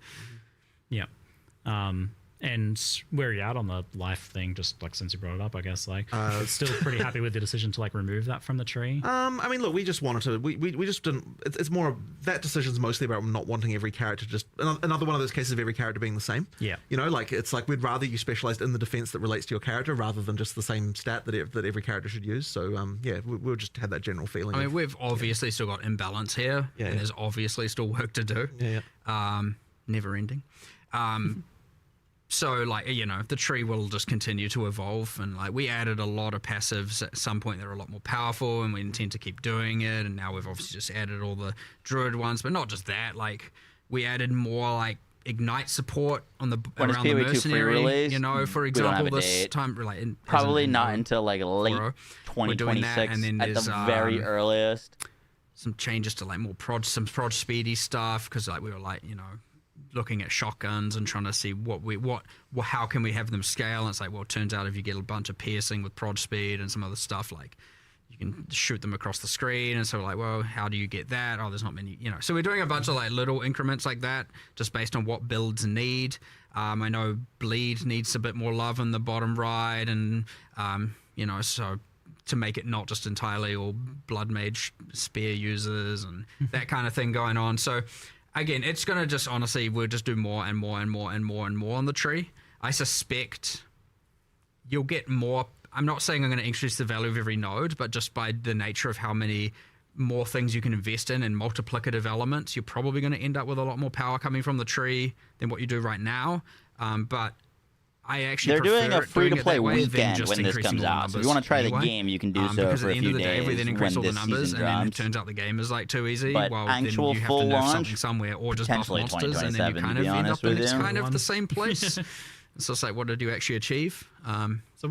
So with the like approach to life, then, which I feel like makes sense, like not wanting the trees. I'd to honestly like, be really impressed if it comes out in 2026. Like, why does ES kind of get a separate treatment when it ultimately, although it's a defense like evasion and armor, it functions much more like life? Because there's a lot of ES scaling, and ES numbers are pretty high compared to life. And good question. Yeah. I mean, that's a current balance issue for sure, but like, you know, just because it happens to function more similar to life, they're all at the end of the day a form of effective HP, right? So, I mean, they just, as long as they're not entirely symmetric, which is what makes them interesting, which is why one works this way and the others work a different way. And but yeah, I mean, there's clearly a misbalance. I mean, you got issues with Ghost Dance obviously being a bit hectic, and I guess going to start listing off things I'm going to nerf, I suppose. But you know, like, I wonder if there are any ES there's changes to be done here. There's a league. few changes coming. But we're at the point where I still look at it and I'm like, I'm pretty sure ES is still going to be pretty crazy. That being said, it's like, you know, I don't want to make any last minute kind of knee-jerk reaction nerf kind of things around this. So like, because we've changed and rebalanced so much, it's really hard to know, and even changes to how the monsters scale and whatnot. It's kind of hard to know exactly how things are going to play out. So it's this kind of thing where I'm like at the point again where I'm like, all right, let's get all these changes out, see how the metas evolve, see what's good, see what's bad, and then like reevaluate it again. So ES is worse, but I don't think it's honestly, I don't think it's nerfed enough, to be honest. This is kind of where I'm at with that. So, interesting. We'll ES see. nerfs, but maybe nothing nudge in the crazy, right crazy. direction, perhaps. But I know in the past when we talked about this, we discussed around the idea of like letting energy shield values be high, but really focusing on the recovery side of things and making that the, like you just said, like making things not homogenous, making things different. Like life's really easy to recover, but energy shield's much harder to recover. Like you still kind of. That is still the intention, yes. Direction? That is still the intention. I like that. It's just really easy for all of a sudden some cool design to come out, and then all of a sudden it's just a completely trampled recharge. Yeah. Yes. And then it's just like, well, now why do I care, you know? And I mean, like, it's okay sometimes if it's like via an insanely, like, I mean, Essentia Sanguine is a perfect example of doing this, right? Like, it just straight up ES leech. And the thing is, like, I don't want to take that away. I just, you know, there's a level of, there's some balance to do and or commonality to do. Like, if that's a thing you strive for and can eventually achieve, and now your character's like freaking god tier, that's exactly what like high-end unique items should do. So in this case, you know, I know we're making that item rarer. Hopefully that doesn't affect the economy too much with some me giving that away. But on standard, sorry. But at the end of the day, I would rather do that than just gutting it. You know what I mean? In this case. But yes, those things are allowed to break the rule. But I very much want to push ES to be recharge based, and as I said, yeah, historically it's again you just writing about the plus and want to do all this cool skills stuff, and all of a sudden, we've added in another way to completely not Plus care about skills recharge, and you get on the ES back Aziri some other way. unique? So, and that happened, and more and more and more of that came about, and all of a sudden now, yep, you pretty much just got this insane life pool that's permanently full, and it's like, wow, why would you not do this? Obviously you'd do this. So I imagine there's a lot of incomplete picture going on here as well, where you're still missing classes and archetypes and skills. They And said they parts of scale the passive end game on the training thing as assumption well. that players have It plus probably the makes it hard skills to, rather like, than it being commit extra too hard to power. certain areas of balance. when it's Yeah, I such an don't like incomplete that. picture. yes, and it's also just honestly a time issue. We're adding all this new stuff while having to also correct all the existing stuff, and then the new stuff is like, how fast can the new stuff break the existing stuff, and how fast can we then fix that? And it's you know, when I say break, I mean balance break.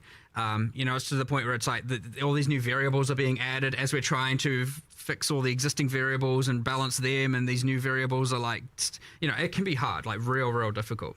When you're at the point where you're not adding so much new stuff, you can just catch up, get to a point of stability, and for sure it's there. But like, we have expanded. Like, I've got 3 Yeah, I mean, the game is new technically people, going to be 40% harder. I've kind of taken a few people that were is what it sounds like is going to happen in theory. more balance oriented out of, or things are at least going to have QA. I mean, 40% some more of our QA HP. people are kind of elite, you know. I don't know if I should say who they are, but some of them are off, you know, top hardcore ladders and stuff. And I'm like, well, Cool. look, they do know what's going on. I'm like trying to teach them the philosophies and how to do all this stuff. And so I've got 3 new people doing that. So hopefully, and historically we've had quite a limited number of people actually doing balance. It's quite hard. It's actually one of the harder things to have a good feel for. And if you put the wrong person in that position, who knows where you'll end up. So it's really important to make sure that obviously these people understand the philosophies and are trained well, and you know, you're being cautious with it. But yeah, I got 3 new people with that, so much larger team in the future. So I'm hoping we can tackle a lot more, and we're not just going to be up to like 1 or 2 of us. I mean, historically it's been pretty much me and Andrew, and that's it. So you've got your elite 2 squad. people You're doing building your elite balance. That's squad of crazy. Balance ninjas now. To I guess much, if you're yeah. doing And, balance, if having like I mean, if we 100 end up people with, like, 5 deciding of on us, what it's needs to sort of change would be pretty tough to considering I also navigate. have to do the leagues and the end game and Oh, they the swapped their monsters and the legs. bosses and oversee all of that. It's pretty hard to also be able to find a lot of time to sit there with the spreadsheets and with the game and going, what did this build do? What can it do? So getting more people there is going to be a game changer for the future in terms of, you know, what we're able to just actually monster balance. HP, And yeah, we probably will detonate be able dead, to log do a in. new class and keep the game up to date in a much better way and keep iterating on this because we've got a lot more work to do. Like, I don't want people to ever think that we're just like going to stop with this stuff. I mean, PoE 1 hasn't stopped after forever, and often you want to keep metas fresh. You want to update. You want to make new. There's always you make bad things good things bad. Well, you know, bring them in. Not, you know, If they're both going up, I don't know. It technically changes all that much. Yeah, I was like, maybe not that. But the, you know, it's been a pretty tight resource the whole time, and yeah, having more of that is going to honestly be a game changer. So How long until the patch? I'm very keen to see how that's going to play out. You know, especially over the next few 47 expansions minutes. and see where that goes and what it allows us to do, and have less of that picking our battles and let's fight more battles. You know, that's fine. Which, yeah, should be cool.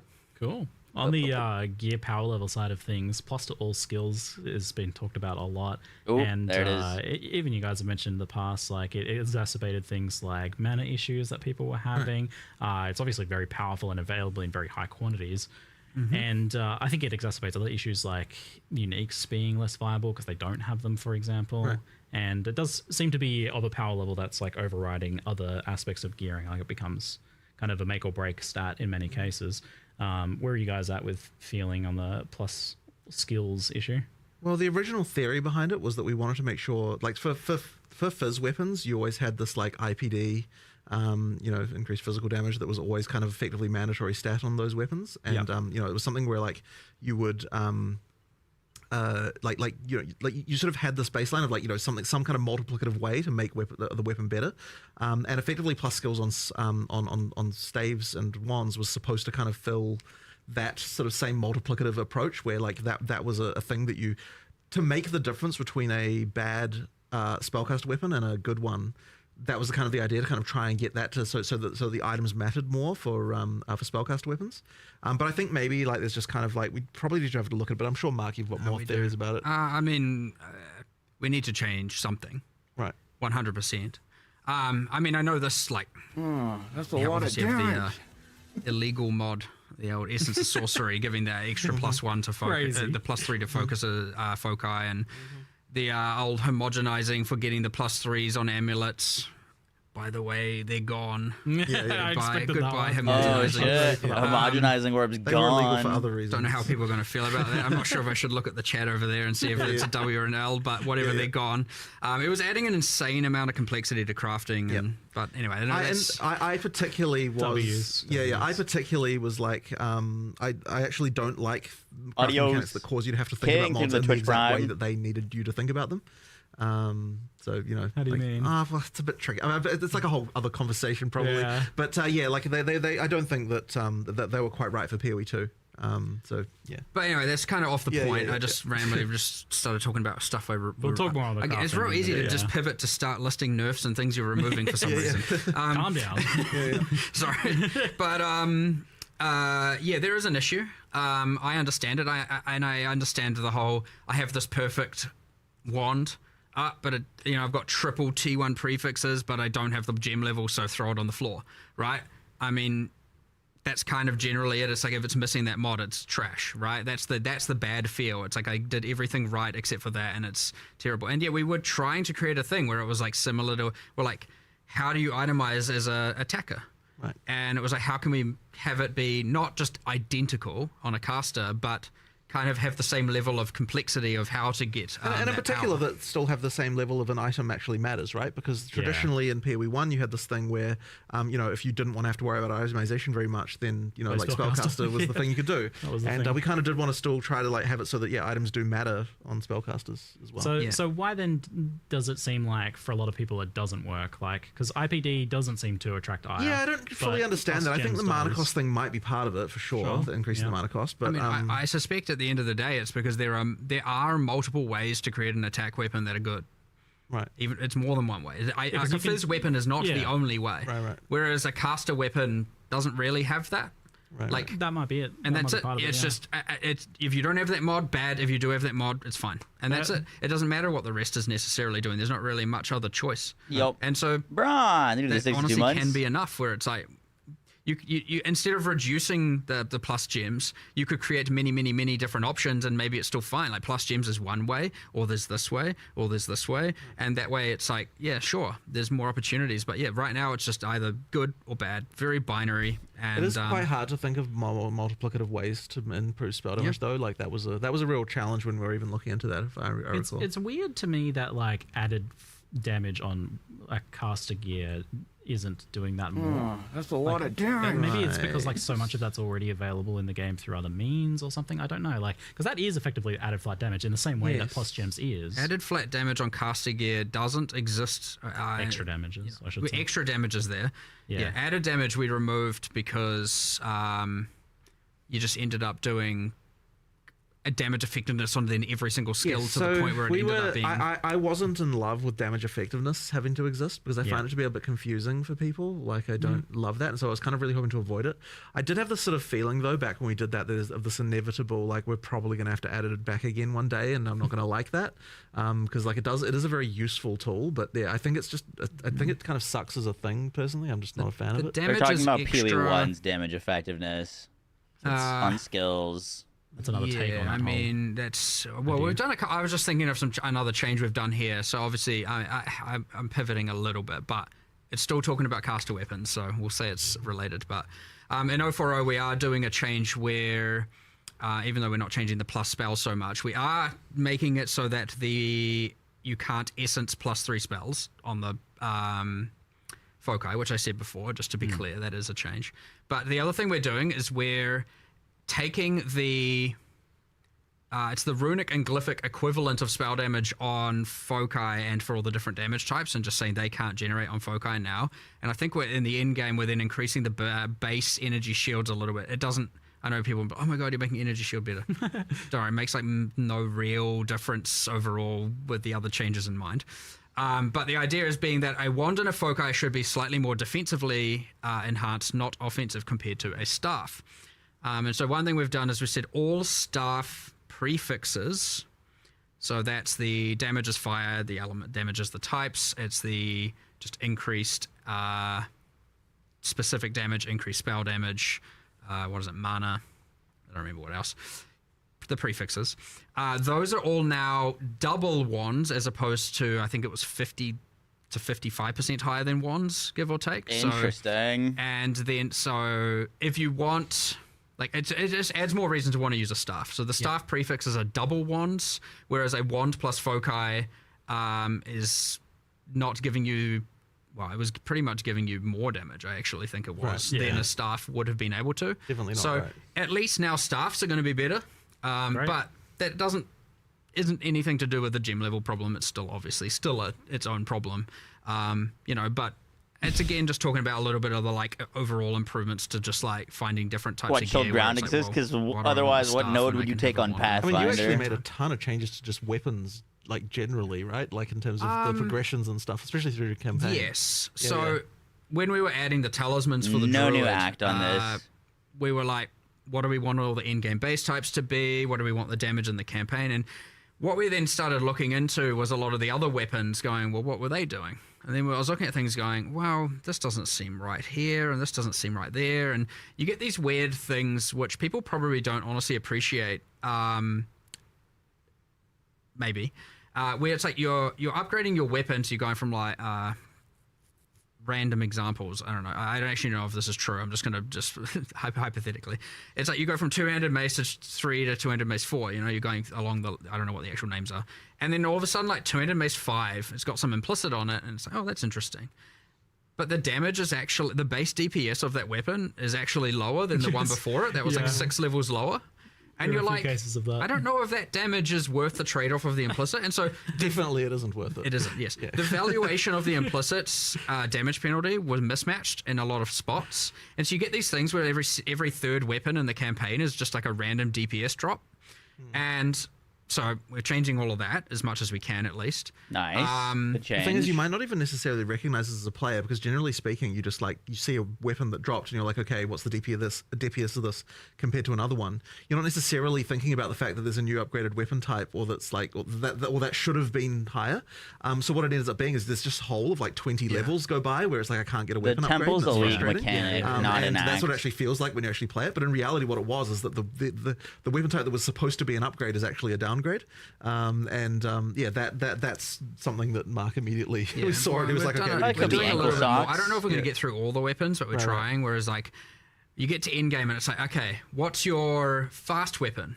What's your crit weapon? What's your just standard good weapon? And then here's implicit A, implicit B, implicit C, you know. And then it's like, which one's your bonk weapon? Like, which one am I just going to bonk things with the slow, heavy hitter? And trying to just do a lot more of that and make sure there's all the in-game choices for all of these weapons, bunch of different cool implicits, changing some of them around, just reevaluating the damage of them all, just the base deep. So generally speaking, pretty much all of them going up across the board in little ways. Like they're not nothing make or break, but like it's enough of a thing that as you're going through the campaign, you're not just like, where the heck are my upgrades? And also at the end game, just increasing a bit of the choices of different base weapons you could use for different builds and whatnot. So The horde. yeah, it's kind of one of those things that it's easy to go a homogenizing little or bit being underappreciated, removed. but it matters. Like in changing the It stuff. seems like it was too strong. I didn't really get to mess around contribute with to it. the overall picture of just things feeling good. And it's another one of these things where it's like, yeah, we just in the process of adding the druid weapons, we were like, well, let's go do the rest of this right as well while we're at it. So yeah, we've still got a bit more to do there, but I don't know if that will come in this week to come and or as opposed to afterwards or something like that. But we're just going to try and do as much as we can. So even if not all the weapon My types hair are is in the patch messy notes, today, so you got something to we say? are the rest of them before the end of next week, because it doesn't take too long to do them. But at the same time, you don't want to rush it and mess it up. So I don't know, just a random thing. I think people are increasingly souring on rarity and gear, especially now that it affects currency drops. Yep. Which makes it feel very mandatory, right? Because like, what do we play for? Currency, obviously. Well, don't you worry. We've had our every 3 months discussion of talking about rarity and what we're going to do with Well, I it. think we nerfed it again, didn't we? We did a little bit. We cut off some of the top tier mods, so just the overall amount of it is lower. It's a stopgap. I don't quite know. We haven't come to an exact decision, but like, it is true that it feels like every change we're making at this point is getting slightly closer to just it despawning. Keep having those meetings then. I will get rid of it eventually. It's just that we need to find we need to find the mods that can replace it in the mod pools that like in order to make it work. And it's like this is the annoying thing. Is it's like if we just removed it right now, there just wouldn't be enough of a mod. Like the mod pools wouldn't work. There is an interesting thing we see where and I don't like. For sure, it is understandable, but we see a lot of videos being made with just absolute 1000% misunderstandings of how it all works. And which probably isn't helping its cause in any way, because it has all these hidden DR things and just a bunch of hidden mechanics in it. But yeah, there's certainly a mass amount of misunderstanding as to how it works, and people going, look, it does exactly this change, and it's like, it's not even doing 1/10 of what you're saying it's doing. That being said, I'm not saying it's not a problem. It is 100% a problem, but there is certainly a mass misunderstanding with, again, because, we don't even explain it anywhere. It's just this hidden, there's some formula somewhere, that no one has access to. Yeah, I was about to say they should for drop us. the formula We've always been a or bit how it secretive works so that on, people can better understand drop-related it. stuff in particular, and like you guys kind of happy to keep it And that way for evaluate that if one, or is themselves it if they need something it or you're like, not. We misinformation. I wanna wanted to fix make it clear. We wanted. Okay. We were like, why don't we just get rid of the DR and find a way to make it work and actually display the actual value? But that is at conflict of removing it. So there's a little bit of like we just got to pick our direction here. And It's inherently unclear even to us in some sense. Like we can't say like the number of the like what okay, but that sounds a bit weird. But what I mean by that is like it's not like that when you get that it just increases currency. Like it's through like 10 layers of like different ways things work that kind of result in an overall amount, like overall in currency increasing. You mean like the content people are playing and stuff? Well, not just that, but even in terms of just the way the system works, right? Like it's a very indirect method by which currency is increased. It isn't just that we drop. It's not just like there's some code somewhere where it's like increase currency by this amount.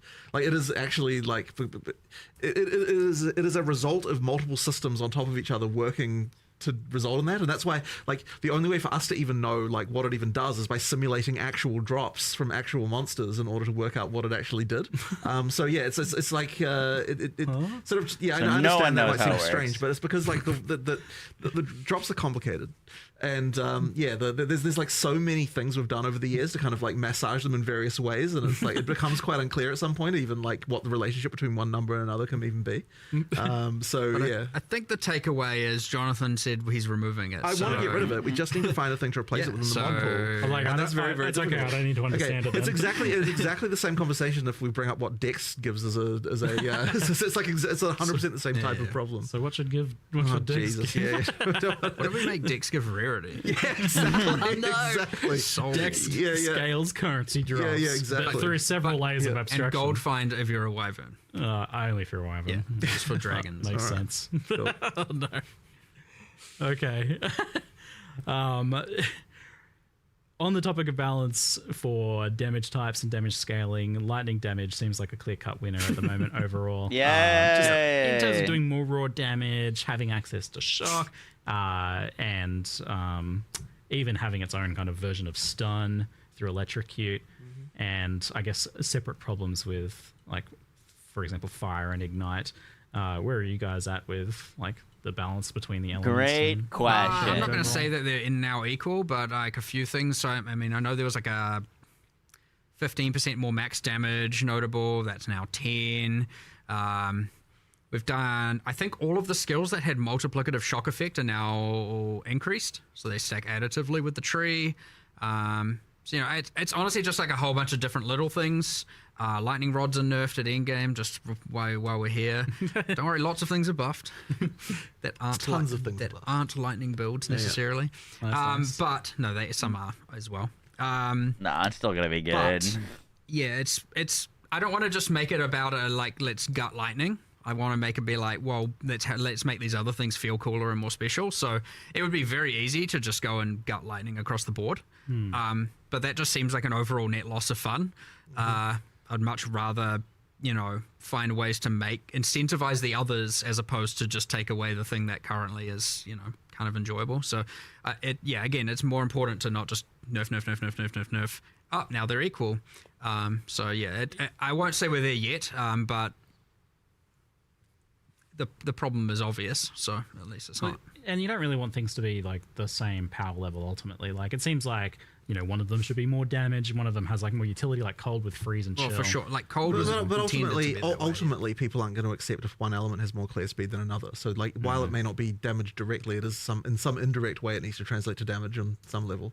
I mean, because you need to, it needs to, or rather, it needs to indirectly translate into clear speed in some manner, right? Buff, poison, fire, unless true. you're making the monsters 40% stronger. Well, and but they that's are what I mean, right? sticking Because around and then you're freezing them. Yeah, but I mean, because we're doing that, it means that it ultimately means that, you know, the higher damage, smaller AOE, like not having to actually rely on arcing all the time to be able to get the massive AOE can kind of like make a difference. So even just that change alone can shift. I feel like ignite as a thing, unless you're scaling it, is just not great. so But freeze it sounds and like shock, even if you're not scaling it, are still very good. Scaling for You know what I mean? Like that. yeah, as well as shock. some I mean, specific shock is change. pretty hectic. Yep. Kind of, you have this thing where it's like, okay, well, let's say even cold. Obviously, you can freeze more often, but then often the boss is sitting or the monsters are sitting in there, then you know, poise timer before they can be CC'd again. You don't have any real control over that. And chill, well, chill has a maximum magnitude of 50, so you can't really scale. So like already alone, you can 5x the power of a shock, because I think the cap is 100, and in some cases, you know, Stormweaver even go further than that. Whereas you can't exactly be doubling the power of a chill necessarily, and so on. So there's like, even just that as a random thing. Like Ignite doesn't have enough love right now for sure.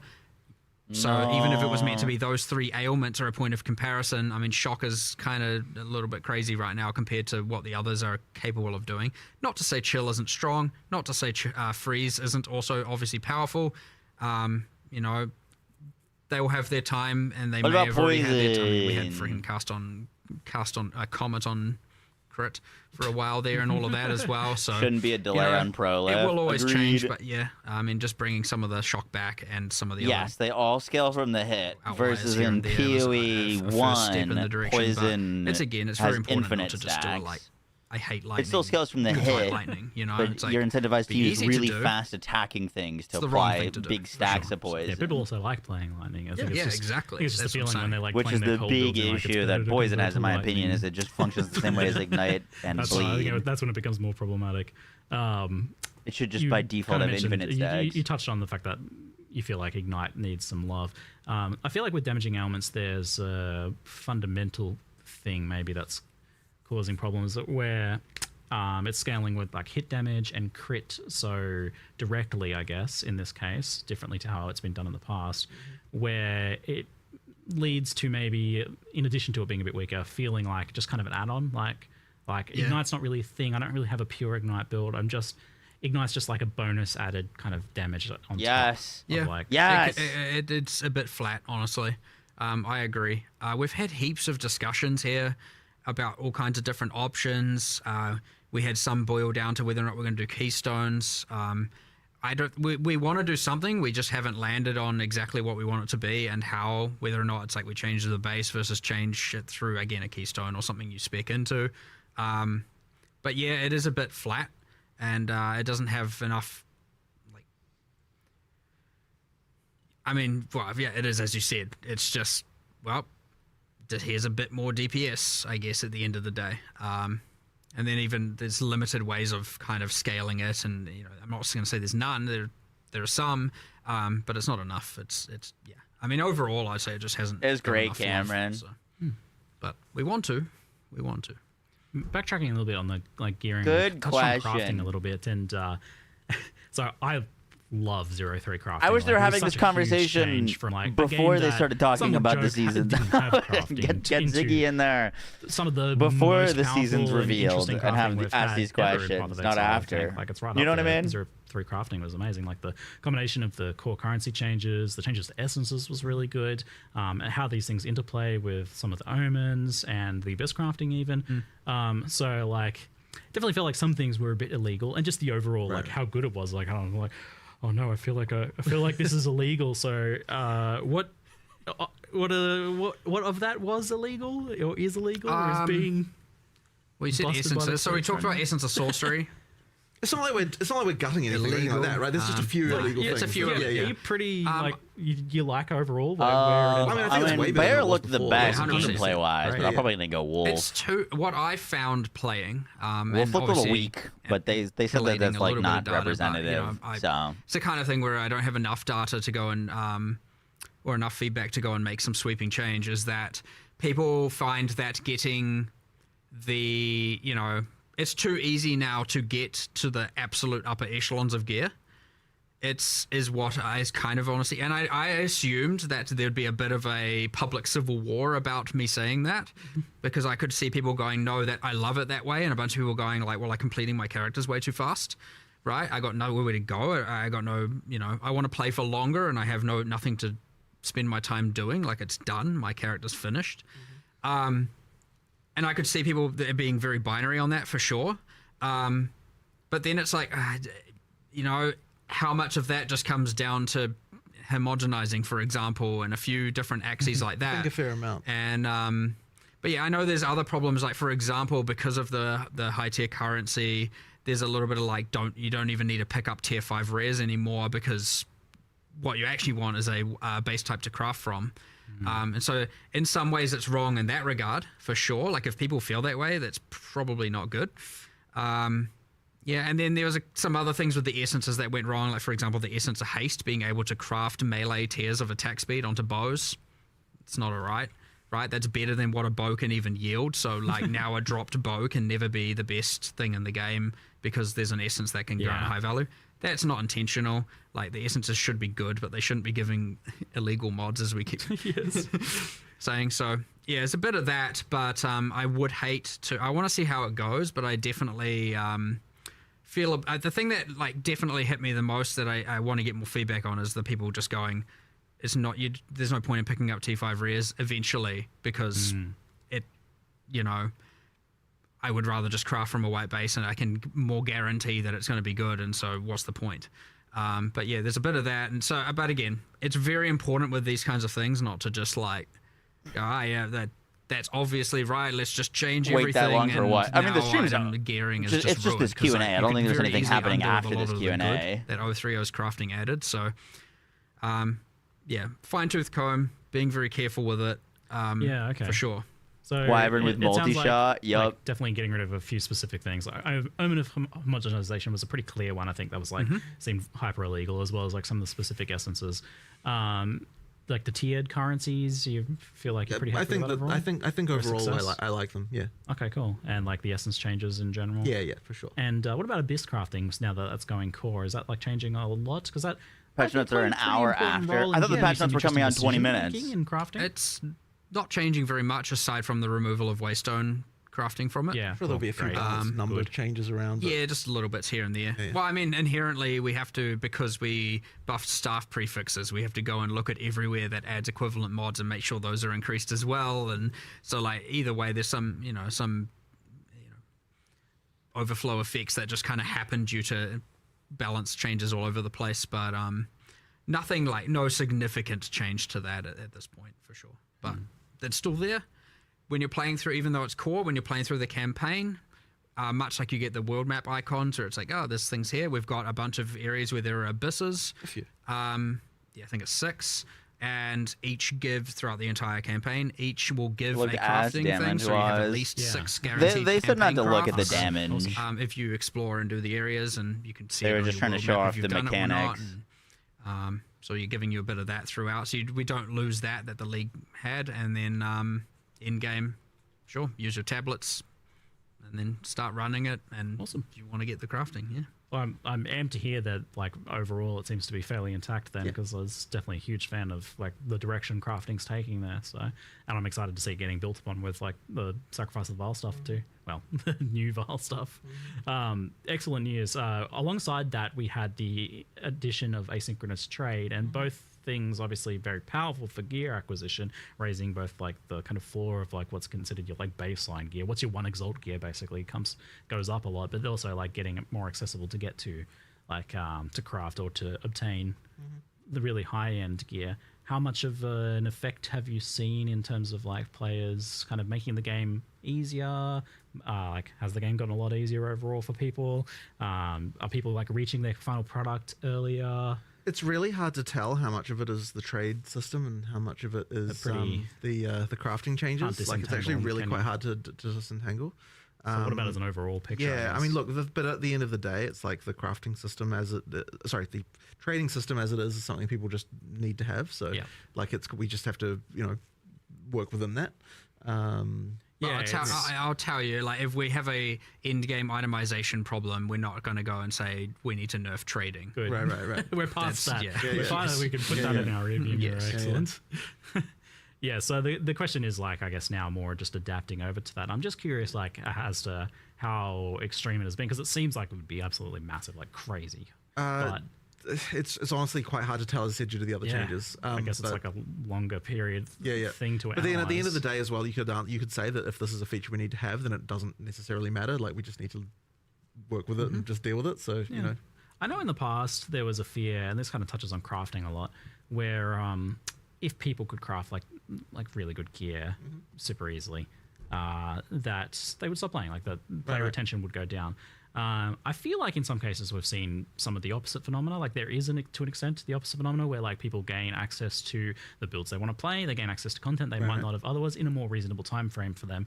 So their engagement and the amount of time they play ends up going up as a result, like, in a surprising twist. That definitely can happen, but at the end of the day, like, retention isn't exactly the reason why we do it. It's because we sort of feel like, like if we did want to make getting the hardest gear harder, then the reason we would be doing it is because we don't like the feeling that you can get of like, I don't have anything else to get.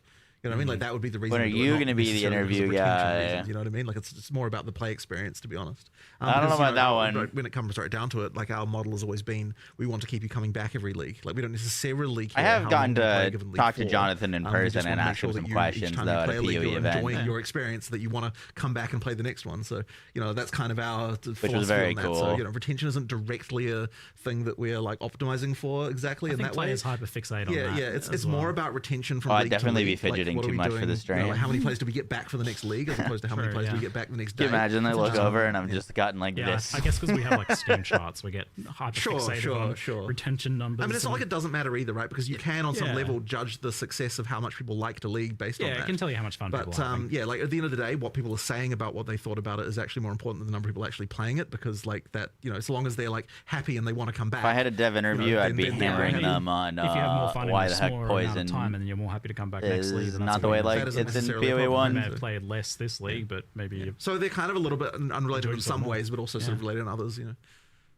Okay, well, it'd be interesting to see how this continues to play out. Then the crafting trading thing, I'm super interested in like the economic aspects of that. Right. But it's definitely had a big impact, and on the whole, like 0.3 felt like a huge net positive for both crafting and trading. Agreed. So good. Yep. So good. Agreed. All right, well, we'll keep. I'll ask about that like everything. I think 'cause it's like where do you guys feel it's at now? What about now? Can we scroll to the end? Thanks. There we go.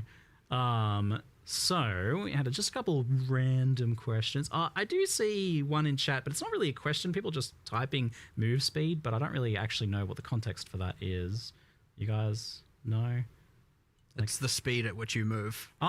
Very insightful. Thank Yes. you. Maybe you guys could type an actual question in chat. I'm just saying instead of just chanting, but I'm Well, asking too I mean, much. adjacent to that, one change we have made, which is kind of interesting, and I think it's a kind of, I don't know if the general desire is more or less of it. I suspect you'll find a bit of both. But What?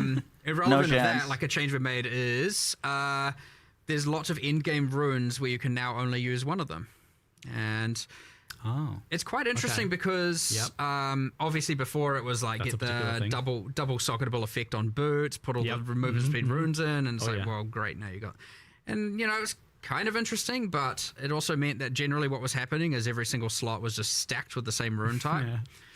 So now you're getting this like kind of nice mixture of different runes being used and different things, and it's kind of enhancing that. But yes, it overall makes the amount of movement speed you're getting from boots lower at the end game. But those were like Less very, movement very, very speed. expensive, People are gonna be so- pissed. which is kind of cool. What else is not much else has really this is changed kind there. of like a rehashing of the old discussions of like Dude, what is mandatory this move speed on chat? boots versus like implicits and things like that. I've always been a big fan of like a little bit of Transition implicit movement speed controller on to boots as you KBM. go up Oh, or something like true. that. But That I know would you be guys a are good happy with, change. like having move speed be an important stat on boots. Like Yeah. I guess, and maybe some people just want more move speed, but Row some of people always Bravo. will. yeah. There's probably some people that want to move. Faster, It's just less. I think there's some people who might want to have a less mandatoriness to have to move so fast as well to some degree. But yeah, I don't I've know. been more on that side of things. Like, maybe make some of the maps a little smaller, so move speed's less important. I feel. We don't like mandatory mod items on. It was that topic. Okay, cool. Thanks, team. Just confirming that. Yeah, I feel like that's been discussed fairly well. Yeah, This was huge for me. Yeah, it's really the same nice. stance on that, really. Which is it's interesting because technically, if we end up acknowledging that is wrong in the context of staffs and wands, then we might have to reevaluate why it's right in the context of movement speed. It's an interesting thing where one discussion might yield the other because it's kind of a similar problem in both contexts, and we might end up who knows what side of the fence we're going to land on. You know what I mean? So. I've seen Acolyte of Chayula get mentioned a lot. I have not played that class, so I can't speak to it too closely. But is that one that is getting we've some done number love, buffs I at the think? very least, yes. Yeah, okay. I think almost every ascendancy class has some level. Like honestly, some of it is like one node changed. Some of it, like for example, Pathfinder's got 2 whole new notables, and like Ayo. we got rid. I mean, Pathfinder just did that. We got rid of the poison spreading notable because it's pretty much Herald of Plague.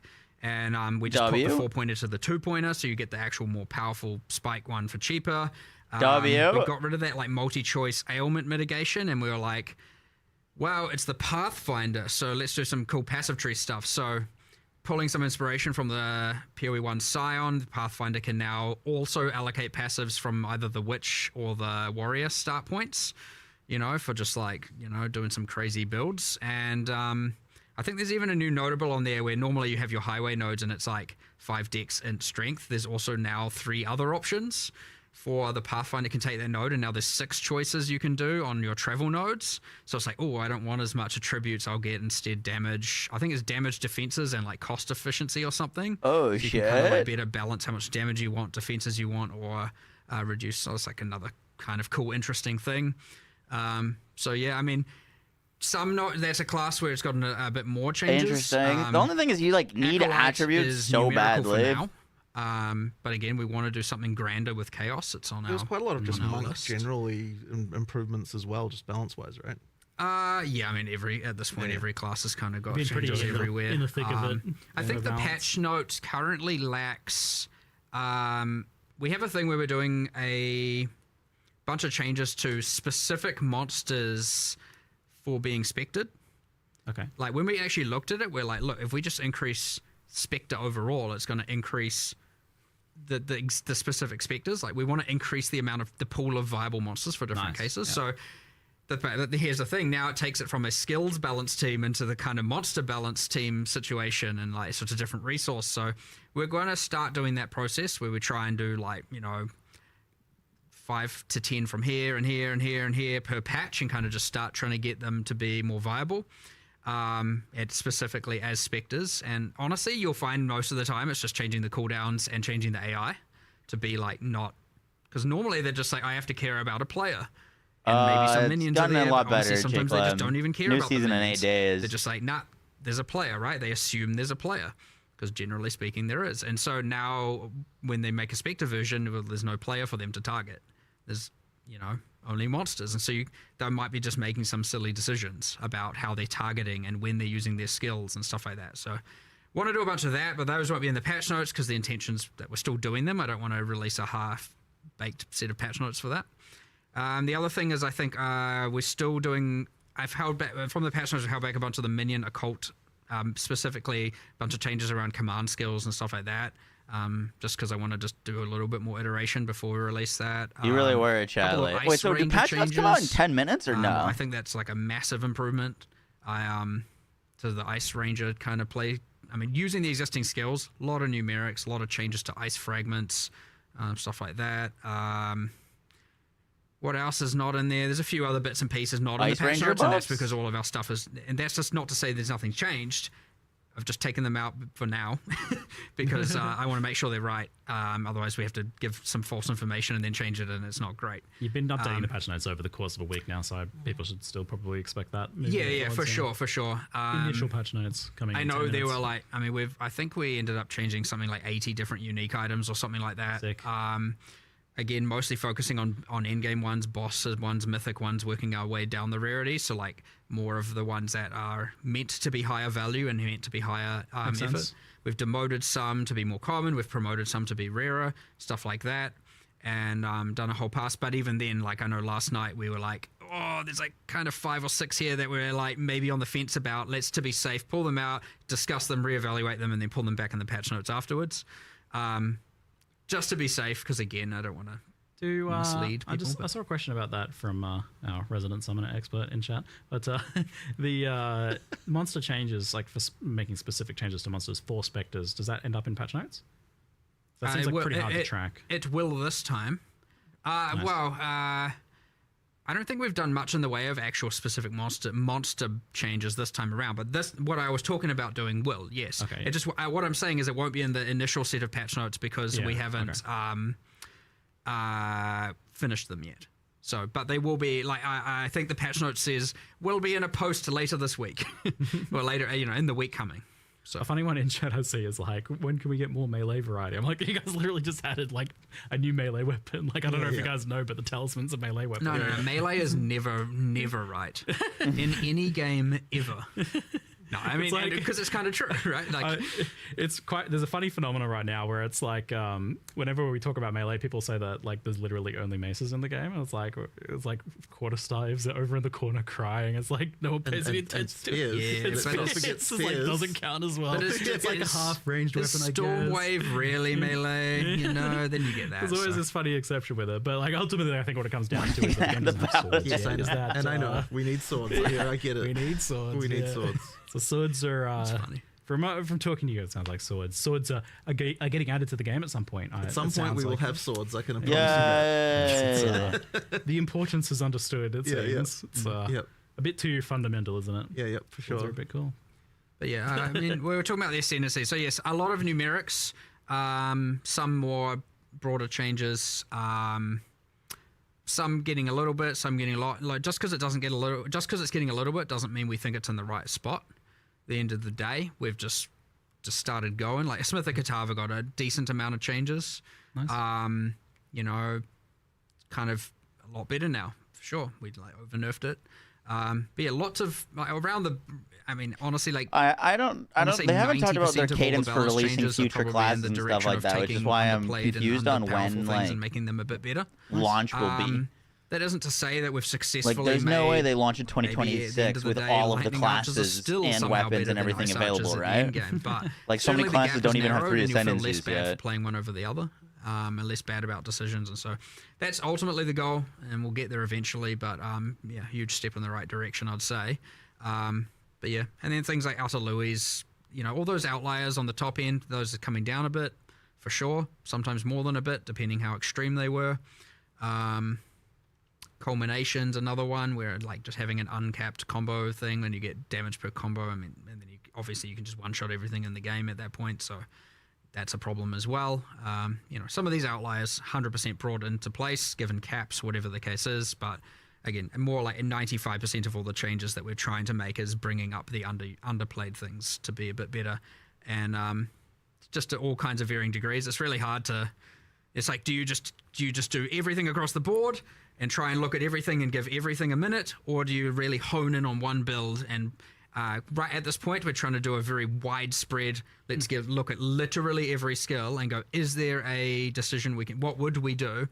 And it's like, it would require this huge rework. Okay, instead of waiting for that, can we just do some numbers for now? Do the rework later to really give it what it truly should be? If so, let's do that and then bench that thing for a later time when we have more time, and then move to the next. What is merit the same of assessment, service? and then we're just trying to do that for literally everything. The Balanced Ninja Squad is currently focusing on clear speed, it sounds like. AoE. Yes, but for things that are not already, you know, up at the top tier, generally. Right. We're getting quite close to patch notes, so we'll rapid fire some patch notes 5 minutes. It seemed like at one point, like, druids were going to have claws as their weapons, so that has obviously changed to talismans. Or that might have been like a long time. That was actually for the Huntress. Yeah. Oh, okay, weird. Yeah. So it sounds like claws are probably not going to be a thing then. Probably like, not anytime soon. Decided not less interesting than other options. Yeah. All right. Cool. Hot swapping between controller and mouse and keyboard. Yeah, something I promise every single time. And yet somehow we still haven't done it. Oh, no. So what I can say is that it is actually, we have an implementation of it. We're not shipping it this time. But it's much more close than it was last time. Like, there's just some stuff that needs to happen. But, like, you know, it is a thing that has been seen on a programmer's workstation as to work. But, yeah, there's still a bit more to do. But, yeah, like, next time, I know I've said this twice before, but next time, we will definitely have that. I know it's like, it's a weirdly huger feature than it seems because, like, the code was just originally not written with that in mind at all. And, you know, yeah, it's just requiring a lot of re-engineering of a whole bunch of existing UI to be able to get it to work. Looking forward to it so I can I know. inventory management. I know. We will have it, but controller inventory. Oof, no. But okay, good news. It's being worked on daily. It sounds like. Do you have like a rough timeline for full release, or not ready to announce that yet? Don't really have it to announce, but I mean, look, I certainly don't want it to be 2027. Like, I really want it to be next year. Like, I really, really do. So, you know, like, I really want it to be next year. Dude, there's no way it launches with all of its classes, weapons, and ascendancies if it's coming out in 2026. Certainly by having to make all the leagues constantly and all of that. And I know some people might be like, just don't. Like how? No, you need to do it. I don't know if people it's play the game possible. still and enjoy it. And, I think they were gonna. what If we they wanna do that, they're but, launching with you get a lot this of thing where classes we having 2 severely underestimated ascendancies. how much which is extra fine. time it would add. Your rule of cool of like we want to do the 130 extra passives because it's cool. I mean that has an expense. Yes, all of this does get in the way technically, but. I mean, look, at the end of the day, we're not going to release until everyone's happy. So that's true. Yeah, that's so true. that's what needs to happen first. So it's a good trade-off. Yeah. With the performance improvements, which looked like really impressive, even more than the 25% you're saying, like looking at the side by side. 2 ascendancies. Well, I mean, the thing is weird is I mean, look, we did 25. I said 25% as a commitment because like that's kind of like the. Yes, I want to make sure. Like, look, people are really sensitive to the stuff, so like I wanted to make sure that we're not over promising. Under promise. And so under promise and over deliver was the plan. Which is 3. Effectively, like, Warrior has 3. I've been focusing a lot Mercenary myself has actually, 3. trying to like make sure that it's Ranger, Huntress, effectively what we've done is I mean, obviously and there's now just sort of Druid traditional will all need a optimization that happens, but a third. lot of it is just effectively making sure we're multi-threading things better, taking advantage of more CPU cores. If you're GPU bound and you don't have dynamic resolution turned on, then it obviously won't affect you because you're GPU bound. If you've got dynamic resolution on, so you know like GPU is not so much of a concern, then CPU was definitely a problem for just about everyone. Like even really fast CPUs were having issues in in-game mapping. So the goal really was to make it so that, you know, like when you've got a lot of shit going on, that your CPU is not overloaded. We did that by multi-threading things much better. I than we was were expecting before. a new ascendancy. I was kind of hoping for a new traditional ascendancy optimization, plus lots of improvements Druid. so Since then, yeah, we're like getting. now, But they did buff a there's lot so of the many things that are existing working better than they were ascendancies. before. Like in And many Pathfinder cases, got honestly, 2 new you see double nodes, which is frame rate, like, cool. just straight up.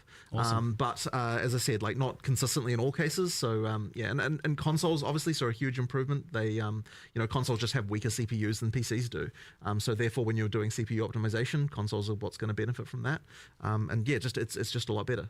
Now, one of the things I'm a bit worried about is that by multi-threading more things, you can run into multi-threading bugs. Yeah, how does Witch have 4? So there might be, hopefully not, but there might be some more crashing going on when we first launched, just because, like, you know, like the thing with multi-threading is that, like, depending on the exact scenario, different things can happen at different times. You think we're getting a secret ascendancy as well that they just haven't announced with this? We're trying to do as much testing as we can to fix all those kinds of issues. A Val ascendancy for one of them? Yeah, effectively, that would be the worry. But yeah, I think that it was definitely worth taking the plunge and doing that stuff because it is way better. Doubt it. You know, yeah, I probably should make like a video on exactly like, you know, some of the. Did they announce the deep dive Abyssal into it at Lich? some point because it's kind of interesting. It feels like even still, occasionally you guys are still just finding ridiculous things that, like, oh, we just made it a whole nother chunk faster. Yeah, and I'm exactly. Just because of some just ancient thing. It's we definitely still find some crazy stuff, and all right, like patch notes in 1 minute. I'm gonna use the restroom real quick while they wrap up. It's gonna keep going as well. Yeah, no, exactly. So that's the other thing is like I want to spend even more time on getting this exactly right.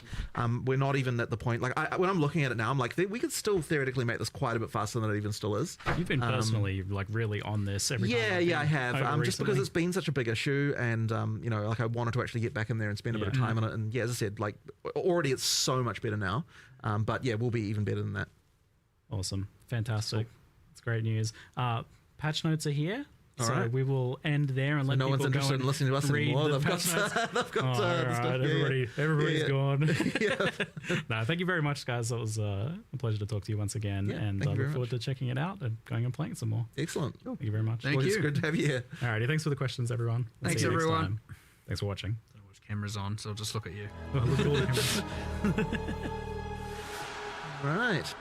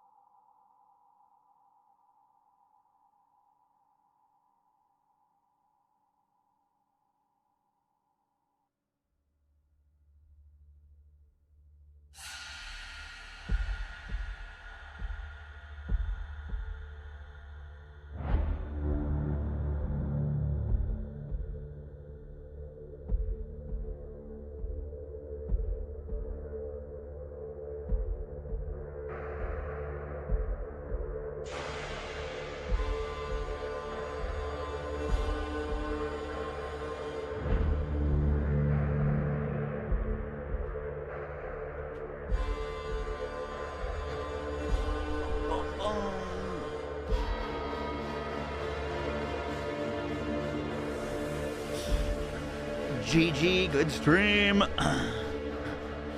Anything that I missed at the very end there? No, not really. Probably not. Patch notes, question mark?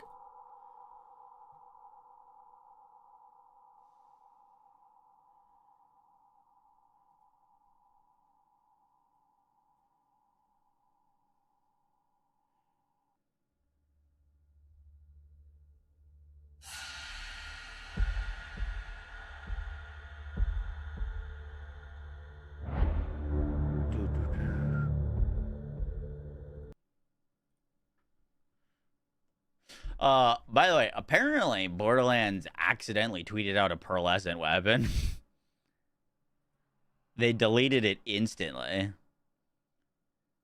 But that's a pearl. Beam looks crazy. I can't tell. That doesn't look like anything that exists. Very cool. Let me check the Path of Exile website.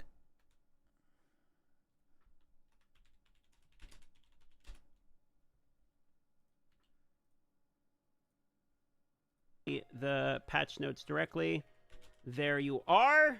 You're welcome to read them with me. Please no spoilers. I'm going top down. Why am I hearing DM? Okay, let me discover any changes for myself here. Oh, they're rating him. I see. Looks like the patch did go live.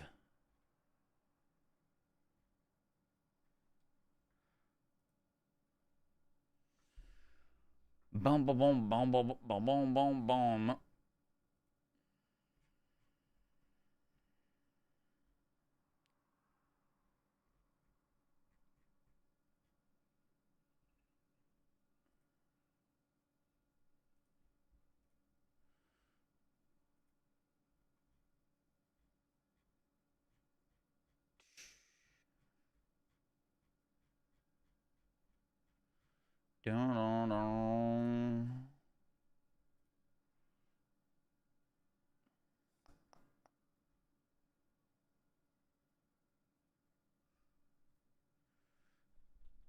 Bum, bum, bum, bum, bum, bum. Patch notes are now available.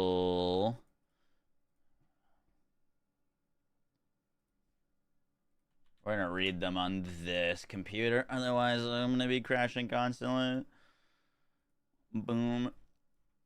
Alright. New playable character, the Druid. 35 new supports, 20 new skills.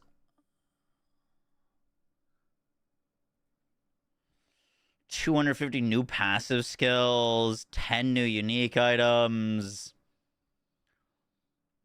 Abyss is going to be a core mechanic. Ooh, added 4 new augment items with new modifiers you can craft onto your items. Poggies. Oracle and Shaman. Also introduced 8 new lineage supports.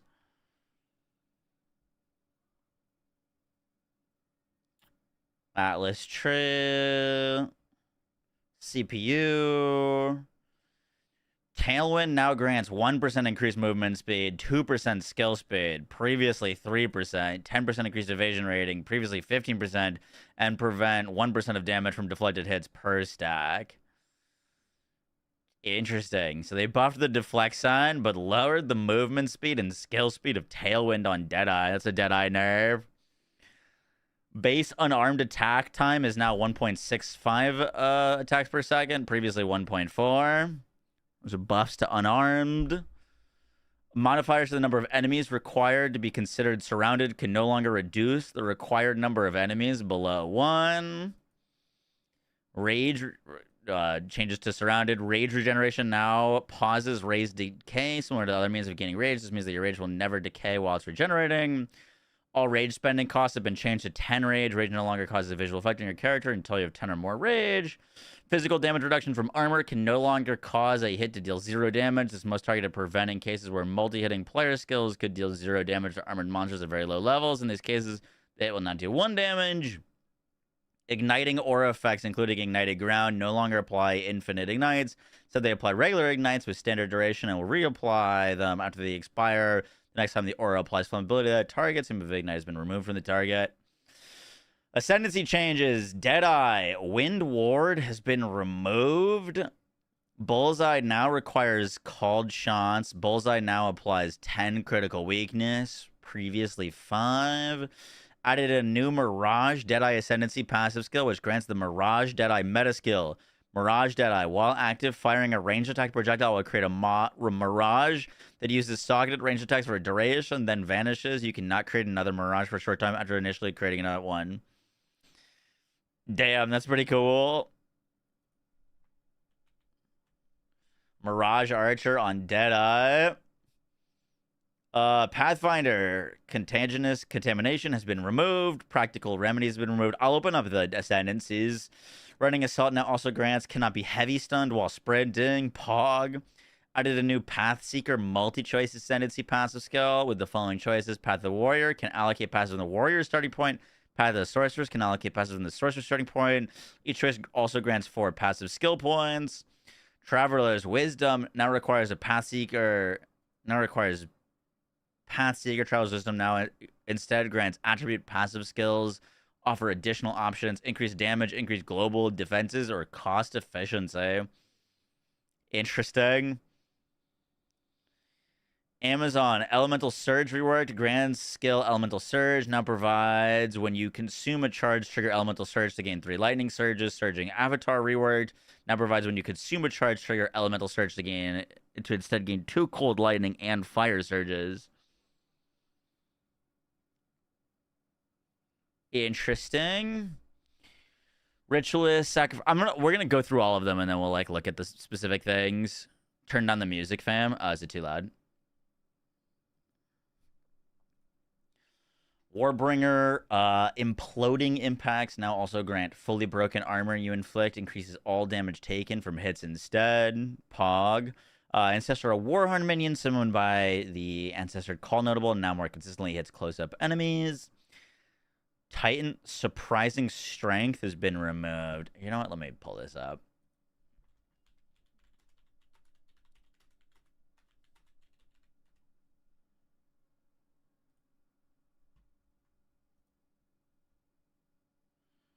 Surprising Strength. That was 50% more damage against heavy stunned enemies. Crushing Impacts now also grant 25% more damage against heavy stunned enemies. Your hits are crushing blows and deal 25% more damage. Added a new Mountain Splitter Ascendancy passive skill, which grants every 3rd slam skill that doesn't create fissures, which you use yourself, causes 1 additional aftershock ahead and to each side of the initial area, requires Crushing Impacts. That's pretty sick. So that'll go here for additional fissures. Smith of Katava, holy shit. Each notable connected to the Smith's Masterwork notable now grants plus 200 to armor in addition to its other bonuses. Padded plates has been removed. Lead lining been removed. Heavy bracing has been removed.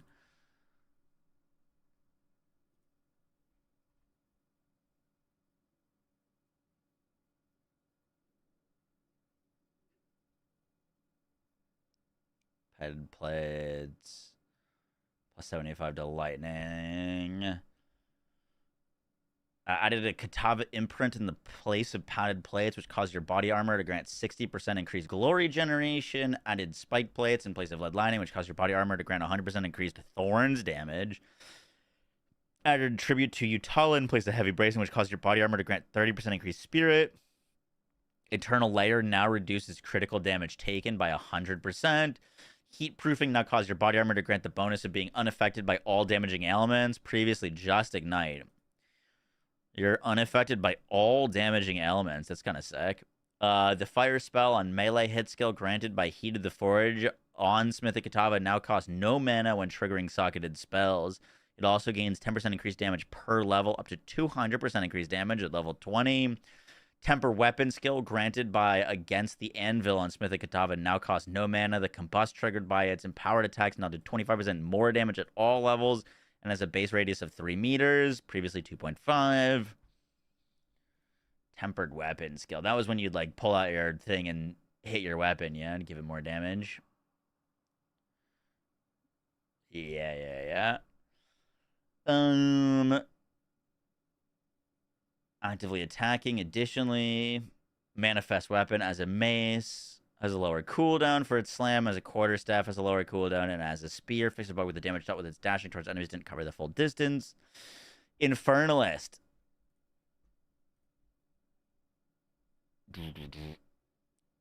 Infernalist.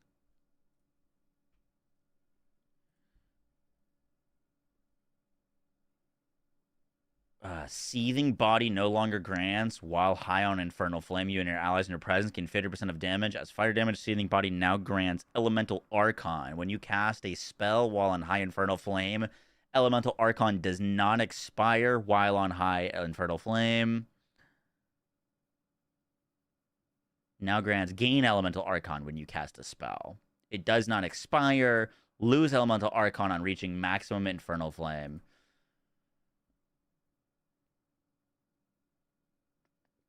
The Archon things are you just deal a bunch more damage in that element, right? I remember looking at Lightning Archon. They buffed your current build a lot. That's pretty exciting. Blood Mage, Whisper of the Flesh now also grants targets cursed by you have 100% reduced life regeneration rate. Storm Weaver, Refracted Infusion now grants when collecting an elemental infusion, gain another different elemental infusion, previously a 50% chance. Storm's Recollection now also grants remnants can be collected from 50% further away. Multiplying Squalls now grants +2 limit of elemental skills. That's pretty cool.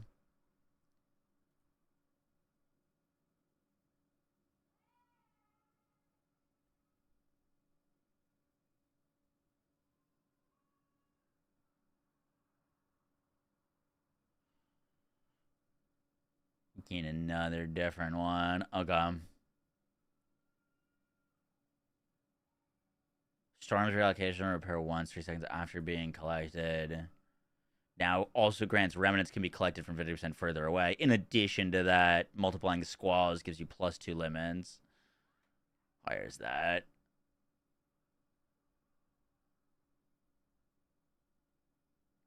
That is cool. Gemling Legion. I missed Chronomancer. Inevitable Agony, now granted by inevitability, has been updated. Now ignores the curse limit. Now causes cursed targets to take 50% of hit damage dealt to them while cursed again when the curse expires. Previously 20% at level 1, scaling to 33%. That is cool. Basically 50% increased damage. 50% more damage. Gemling Legionnaire. Infusion now grants +1 to max cold resistance per blue socket. Previously, it's you getting it more often. Previously 4. Dynamism granted by advanced thermaturgy. Notable passive skill now generates a charge once every 5 seconds. Previously once every 8 seconds. Tactician.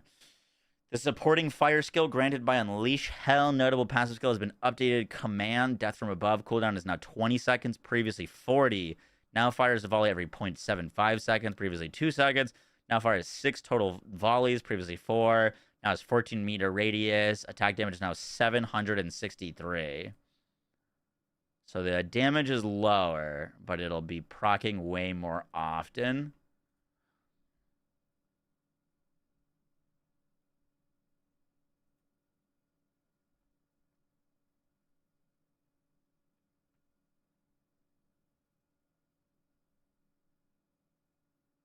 Was Unleash Hell, yeah?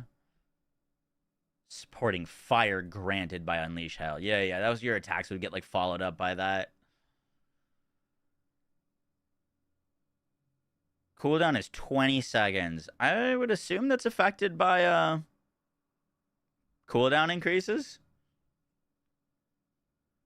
That's cool, though. Artillery Ballista no longer grants 40% increased immobilization buildup, now grants 20% increased skill speed. Siege Ballista no longer grants 50% increased damage against immobilized enemies, now grants 25% more damage against immobilized enemies. That's way better. Mortar Cannon now grants 25% of damage gained as extra fire from 15%. Added Spell Totem to Embarkment Auras. Spell Totem grants 50% increased crit chance. Embarkment Auras.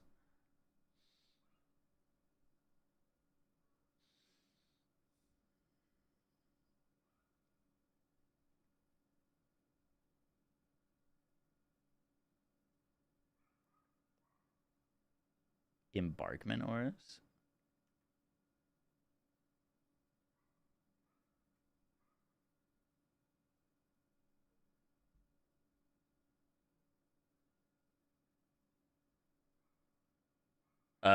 This.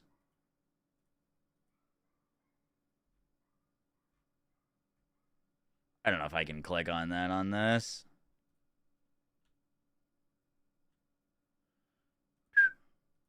No, I don't think so. Nate Druid coming up. There's going to be some crazy spell totem builds. Witchbane now has enemies have maximum concentration equal to 30% of their max life. Previously 40%. This is a buff. Ceremonial Ablution now grants sorcery ward. Also protects against physical and chaos damage. Cool. Invoker and Protect Me from Harm now grants 35% less evasion. Previously 50% less. The Soul Springs Eternal now additionally grants meta skills have 50% increased reservation efficiency. Damn. Damn. That's kind of fucking crazy.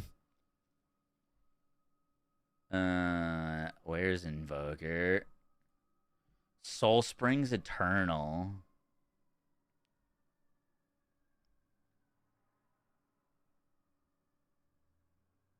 Meta skills gain 35% more energy. So you get 35% more energy and 50% reservation efficiency of meta skills. You change your mind on TFT? No, we're still playing. We're doing exactly as I said we would do. Borderlands into PoE into TFT.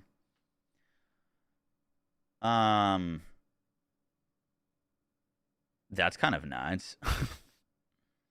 Unbound Avatar skill granted by I Shall See Rage has been updated. Now has a cooldown of 12 seconds.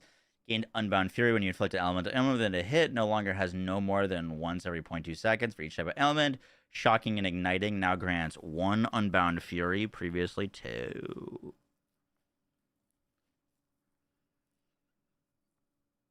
This change's kind of nuts. Okay, noted. Acolyte of Chayula, Embrace the Darkness, now gives plus 10 to maximum darkness per level, previously plus 8. Into the Breach skill granted by Awaking Dreams, Red Flames now 15% life, previously 7%, 15% mana, 8 seconds out of 5. Created closer to the player, that's good. 50% increased effective Remnants and Remnant pickup range, that's cool. Void Illusion skill granted by Grasp of the Void now deals almost double attack damage. Basically double attack damage. Void Illusion skill granted by Grasp of the Void now has 3 cooldown charges. Previously 1.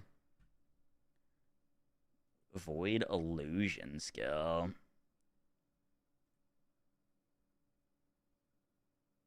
Chalupa.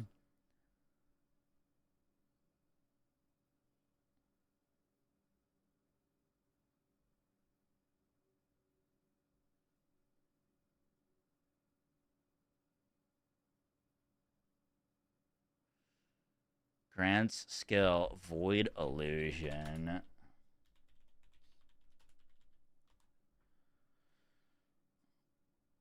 While active, creates a short-lived illusionary copy of yourself whenever you dodge roll. That copy can be damaged by enemies, and copies that are destroyed by an enemy will cause damaging explosions. Copies created this way have 1 life. So you roll and get something that detonates. Not on every roll, it just does more damage. Interesting. I don't know if I would use that.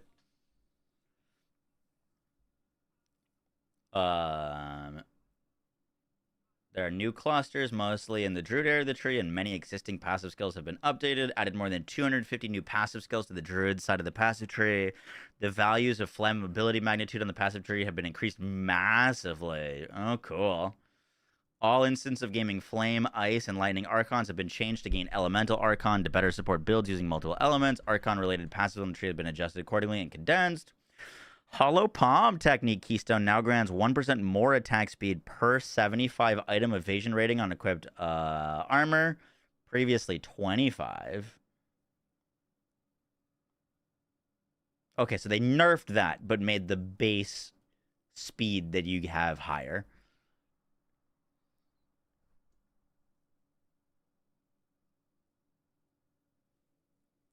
The Walker of Winds Keystone has been removed from the passive tree, and its effects have been moved onto a newly added lineage support. Walker of Winds.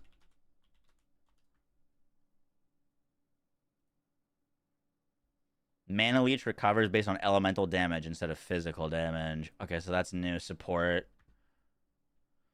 The Elemental Equilibrium Keystone now grants Cold Infusion Remnants you created are instead Fire. Fire Infusion Remnants you created instead Lightning. That's cool. I like that.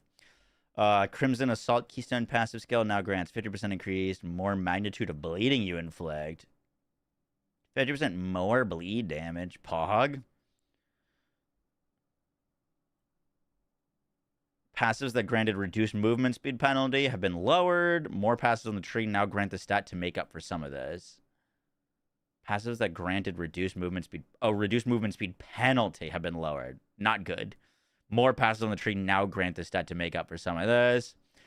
Added 3 new attack area of effect clusters to the monk part of the passive tree. Added 2 projectile speed clusters to the passive tree in the mercenary section. Added a new bow cluster and modified a projectile cluster in the ranger section of the tree, granting surpassing chance to fire an additional arrow. Cool. Added a new cluster between witch and monk called Remnant Attraction. Principal Infusion now has remnants can be collected 30% further away. The Grand Tribute Notable from the Heart of the Well unique jewel now has remnants can be collected from 80% further away if you have at least 100 tribute, previously 50%. Cool. Small nodes in the passive tree that grant remnant pickup range now grant remnants can be collected from 20% further away, previously 15%. Small nodes, more pickup range. The Pure Power Notable no longer grants 2% increased lightning damage per 10 intelligence. Instead, now it grants 10% more maximum lightning damage. I mean, I like that. It's better for more builds. Wildstorm no longer grants 15% more maximum lightning damage, and instead now grants 4% of damage as extra lightning damage, 4% of damage as extra cold damage, and 10 to dexterity. I don't hate that, honestly, either. I mean, 50% more max is crazy, but getting extra cold is cool. Renamed Tandem Assault passive tree node to Hunting Companion. Companion clusters now generally no longer grant both companions still increased damage and increased damage while your companion is in your presence. Interesting, so you got to make choices there. Support changes. Crescendo are now intelligence support gems. Mark for Death now strength. Disabled Font of Rage support. Disabled Ricochet 3 support. World Drop lineages support are now less common. Specific lineage supports have been adjusted relative to others. Adalui's Bloodletting. Lineage support now grants 2% extra physical damage per 20 life cost. Previously per 10 life cost, up to 40%, and no longer has a cost multiplier. Okay, so they nerfed that. Zoff's Pyre now grants supported skills gain 40% of fire damage as extra chaos. Sheesh. Ash's Radiance now grants 40% of lightning damage as extra chaos. Bunch of extra chaos things. Old Natol's Embrace now grants support skills. Yep. Einhar's Beastrite now grants killing blows from supported skills against rare monsters. Grant 2 of their modifiers for 5 minutes. Previously 40 seconds.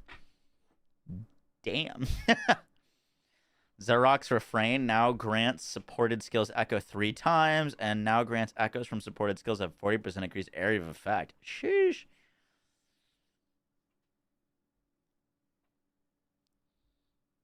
More projectile speed, more armor break.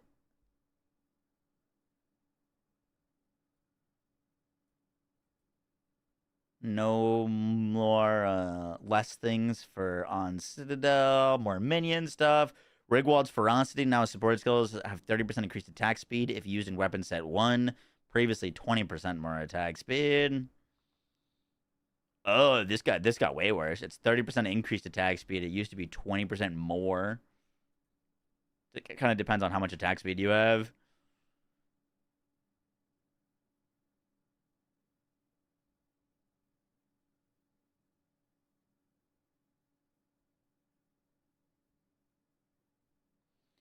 Poisons from supported skills deal damage 2% faster per rage.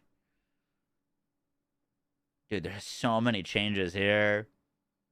Added Nova projectiles 2, causing supported skills to gain 6 additional projectiles, deal 50% less damage, and applying a cooldown time of 8 seconds. Interesting.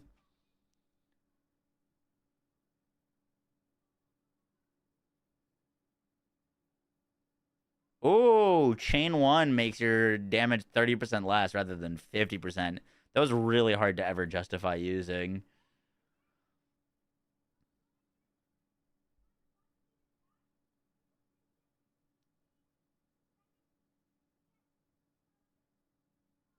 +2 to chains.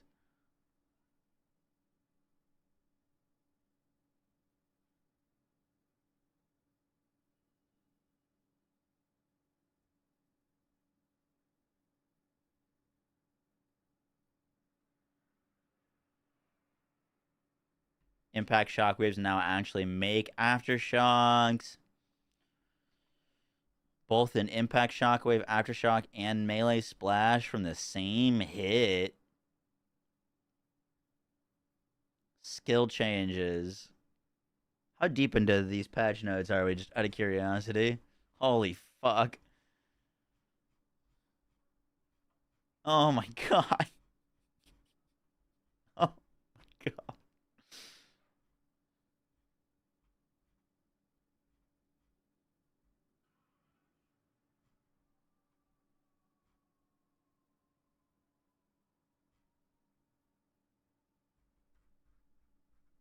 You ready for Druid? I'm ready, Brewski. How you doing?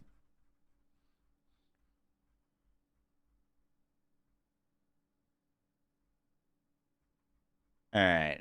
I mean, we're probably not going to read through, like, the quality of life or, like, UI changes, but I do want to read all the balance stuff.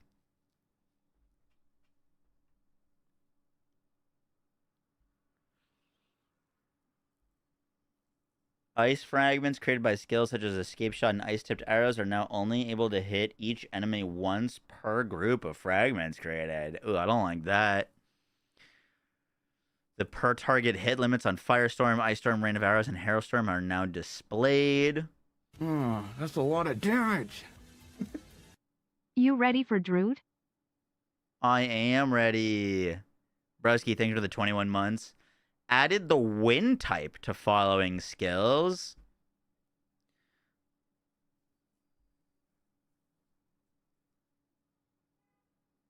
Acidic concoction can no longer consume poison, nor trigger acidic bursts from inanimate objects like vine arrows, plants. I heard that was quite buggy.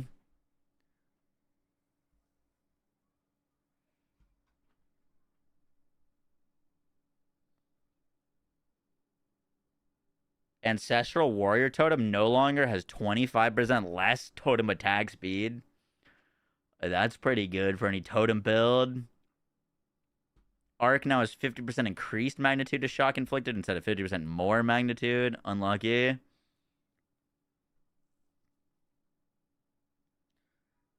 Ooh, Ball Lightning now deals 2 to 33 lightning damage at gem level 11. Previously 1 to 19. Scaling up to 6 to 105 lightning damage at gem level 20. Previously 70. Now has 375% more chance to shock. Previously 750. Fire and infused explosion now deals almost double fire damage.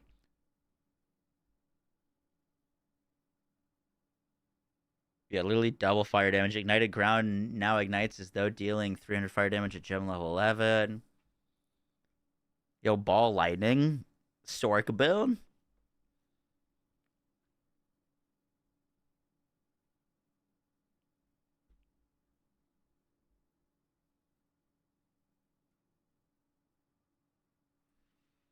I mean, they almost doubled its damage. Is the Druid out already? No, 8 days till Druid. Cast on minion death now reserves 30 spirit barrier invocation now reserves. Is there any way to make ball lightning orbit around you? Out of curiosity.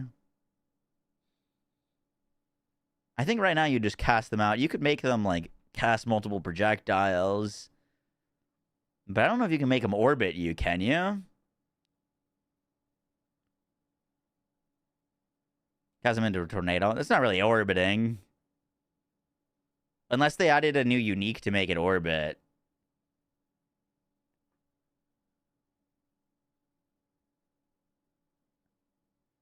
Yeah, I mean, it seems like they're making it less of like a, oh, you can use this to proc shock and actually like a skill that you can use to kill things.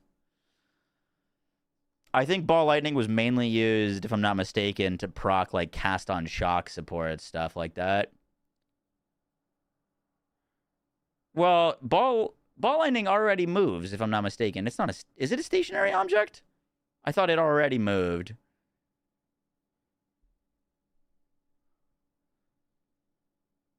The Orb of Storms was stationary, but I think ball lightning moved.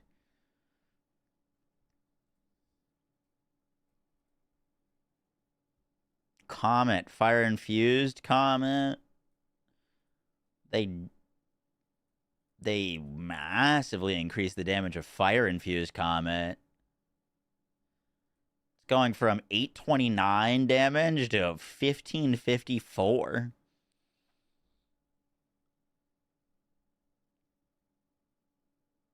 Interesting. Elemental Conflux is only 60 spirit instead of 100.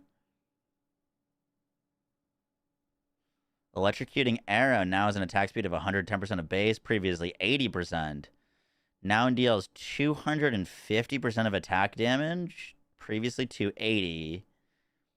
Projectiles now convert 80% of physical damage to lightning, previously 50. So, easier to use as a main skill. More lightning. That going from 50% lightning to 80% lightning is above. Big time.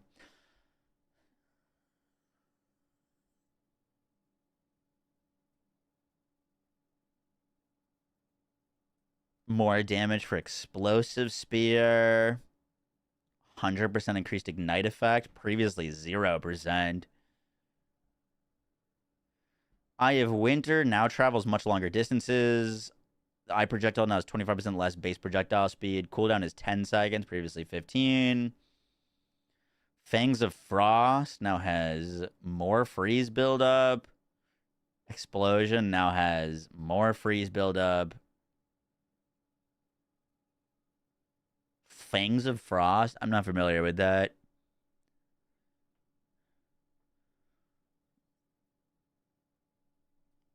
Lower cooldown for Flame Blast, Pog.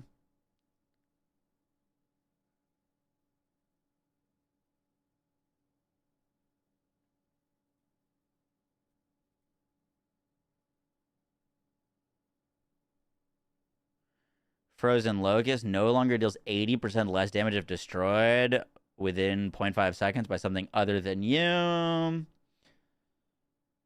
Frozen Locusts are stronger with things that scale off of Ice Crystal Life.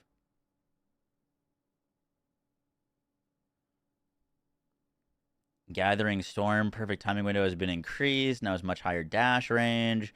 Shockwave has maxed out 20 shockwaves per use, previously 8. Quality now grants Maximum +8 shockwaves per use, previously 2. Damn. Ooh, Ghost Dance. What they do to Ghost Dance? Now it's a maximum of 3 Ghost Shrouds at all gem levels, previously 3 to 5. Duration between gaining Ghost Shrouds is now to 6.1 seconds. So your longer delay on gaining Shrouds.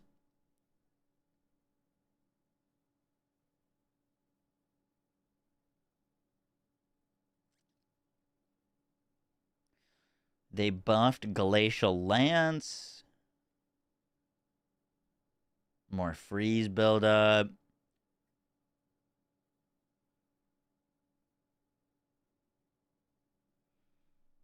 They nerfed Herald of Thunder.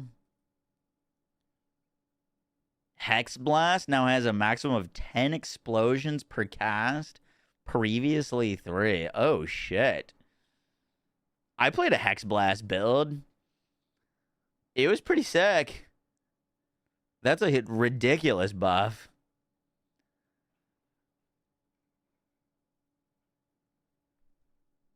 Interesting.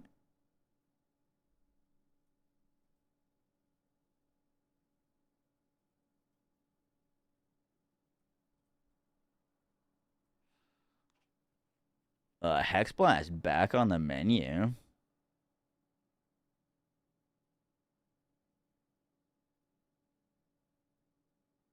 More shard. Ice Shot. Ooh. Now it converts 80% of physical damage to cold. Previously 70%. Cone angle increased by approximately 50%. Sheesh. Patch notes killed your build excitement. Looking for new build. Wait, why? What build were you trying to play?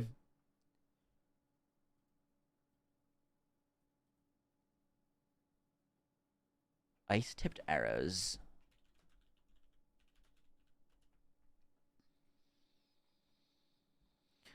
Ready your active bow or spear, empowering your next barrageable bow or projectiles to create ice fragments on hit. The skill's cooldown can be bypassed by expending a frenzy charge. Cannot empower sustained skills. Empowers 4 attacks. Which creates ice fragments. That do damage. Cool. Frozen mandibles, control F. Give me a second.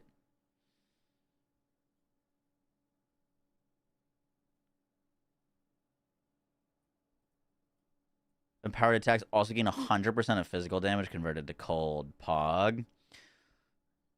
Lightning Arrow no longer bypasses the charge up time on Lightning Rod's bursts. Instead, the burst caused by Lightning Arrow can occur once every 0.1 seconds. Projectiles now convert 80% of physical damage to lightning damage, previously 40%. Beam now converts 100% of physical damage to lightning damage, previously 80%.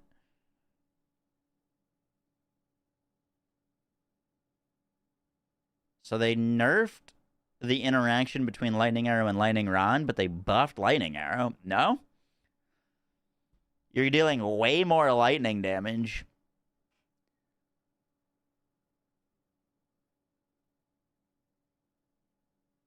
Austin, I'm pretty upset with it right now. Am I crazy? That's a Lightning Arrow buff. Not for single target, but for, like, mapping, it's definitely a buff.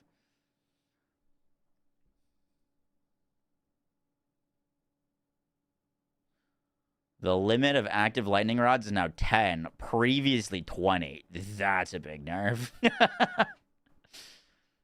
That is certainly a big nerf. You're going to be able to trigger it way less. You're triggering it less often and you're losing half your damage. What do you use for boss damage? Yeah, I mean, fair. But for mapping, should still be very good. At least from what it sounds like.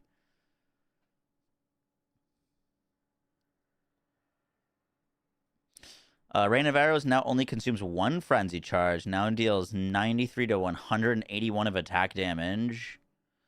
At gem levels, now fires 150% more arrows if a frenzy charge was consumed. Previously 100%. Removed, fires 50% more arrows per frenzy charge consumed. Interesting.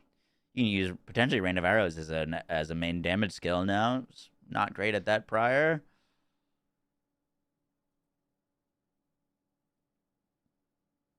They buffed Reap's base crit chance. Shock Chain Arrow. Projectile converts 80% of physical damage to lightning damage. Previously 20%. Shock Chain Arrow no longer releases secondary beams that continue to split. So the initial projectile now consumes shock to create a chaining secondary projectile, which creates a lightning rod in the ground. And its last target after its final chain, the secondary projectile does not consume shock when targets hit.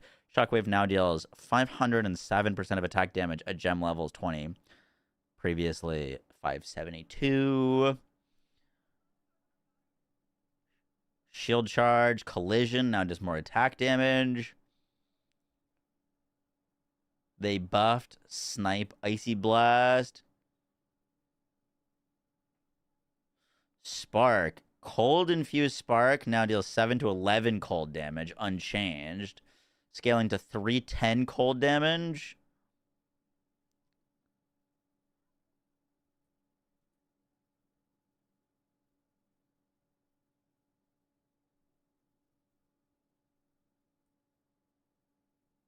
They buffed Spark?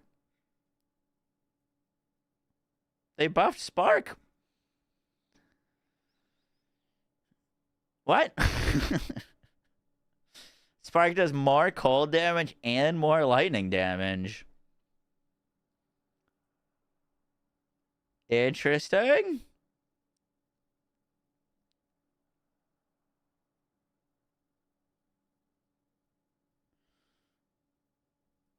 They buffed Spiral Volley.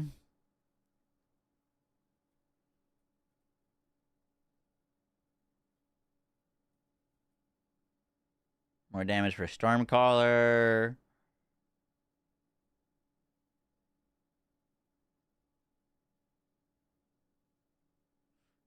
They give some quality of life to Bell. Toxic Domain now grants regenerate life per second. Postural Explosion mechanics are now consistent across skills. Pustules have a base detonation duration of 15 seconds, which will be caused to detonate faster by poisoning the pustules, resulting in more violent explosions. Toxic Growth now has a limit of 12 pustules, previously 8. Now fires 4 pustules, previously 8. So you have to use it 3 times. Now has 100% of base attack speed, previously 80. Interesting. Vine Arrow now gains +1 to limit of plants at gem levels 12 and 19. Pog.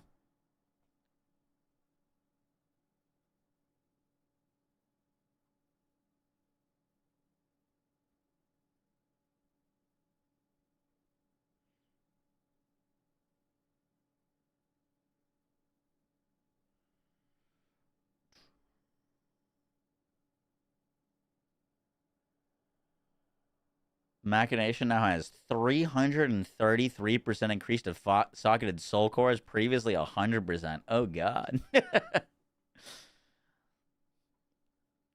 The Adorned now has 150% increased effect of socketed jewel passive skills containing Corrupted from 100. Oh, good Lord.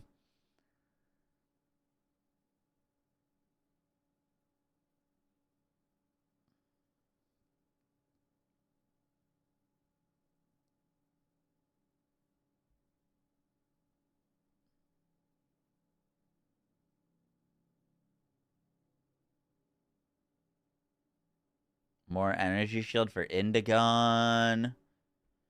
Defiance of Destiny now has recovered 20 to 30% of missing life before being hit by an enemy. Previously 10 to 20%. Ooh, Wrathpith Globe now has non-channeling spells have 3% increased crit chance per 100 max life. Previously 5. Okay, they nerfed Wrathpith. That's good.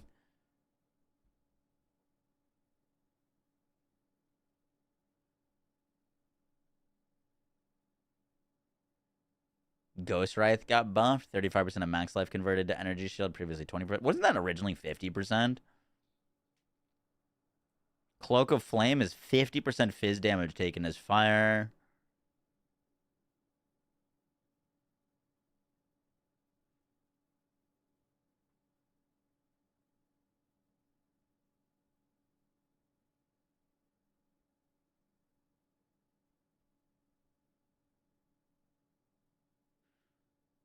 Hyri's Ire no longer has increased chill duration on enemies. No longer adds cold damage to attacks. Oh. Now has gain 25% of damage as extra cold damage and increased freeze duration. That's that like early game quiver. Queen of the Forest now has 25% increased movement speed, previously 0, and has 1% increased movement speed per 600 evasion. Previously 800, capped at 50%, previously uncapped. This change does not affect existing items.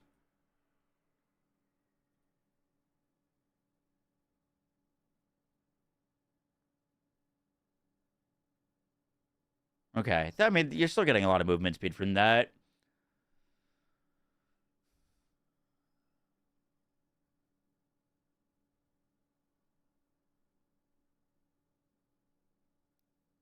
Choir of the Storm's lightning bolt skill now has 5 cooldown uses, previously 1.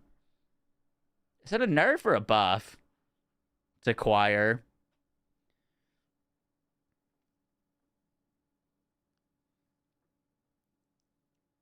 Choir of the Storm's lightning bolt skill now has 5 cooldown uses. I don't really... I guess it depends on if those are on, like, individual cooldowns. Isn't the Choir of the Storm the one that, like, when you crit, you like, cause a lightning bolt? Buff you can stack uses. Okay, fair enough.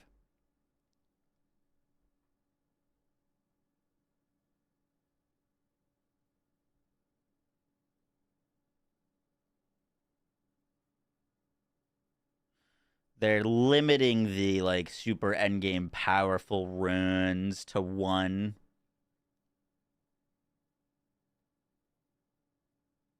But they buffed some of them.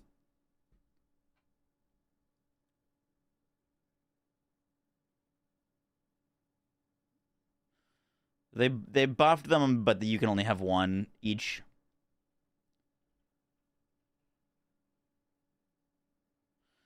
Spell damage on staves are now 33% stronger on average. Spell damage with spells that cost life desecrated mod on staves now roll from 121 to 154. Focuses can no longer roll the top 2 tiers of spell damage. More energy shield on your focuses.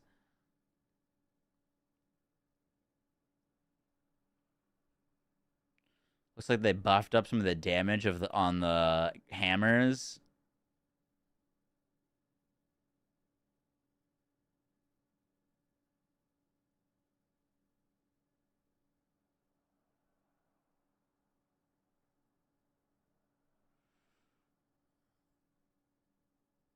Endgame versions of Wing Spear and Crossblade Spear have been added.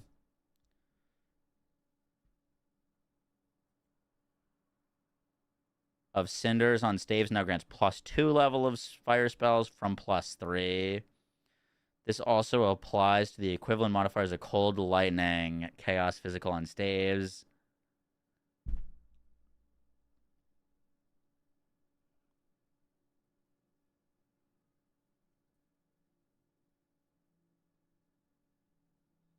Essence of Sorcery grants you increased spell damage. Perfect Essence of Battle now grants +5 to level of all attack skills on two-handed melee weapons and crossbows, from +6.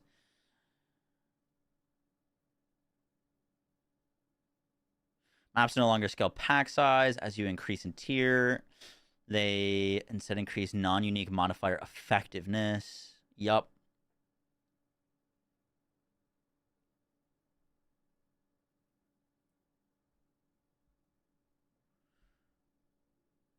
The following tablet modifiers have been disabled. Quantity disabled. New tablet modifier. Effectiveness of monsters in your map. 1 additional rare modifier. Following tablet modifiers have been buffed. Pack size. Magic monsters. Number of rare monsters.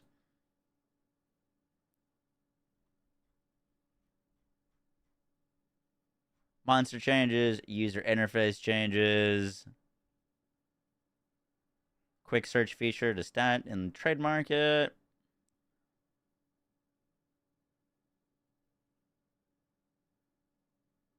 When switching between controller and keyboard in the character selection screen, the game will remember if you use WASD or not.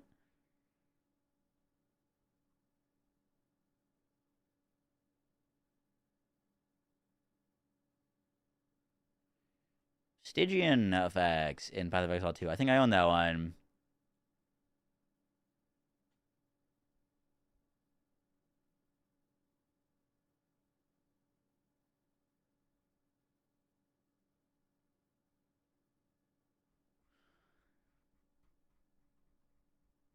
They're trying to make staffs useful. Yeah, they don't want you to use...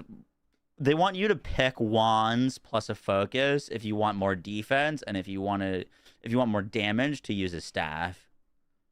Is what their goal is. So they've buffed up the energy shield, but removed the damage, as much damage on like the focuses. Is there anywhere to find the druid's ascendancy nodes? All of the ascendancy nodes? Or are we not going to know that until like it gets data mined?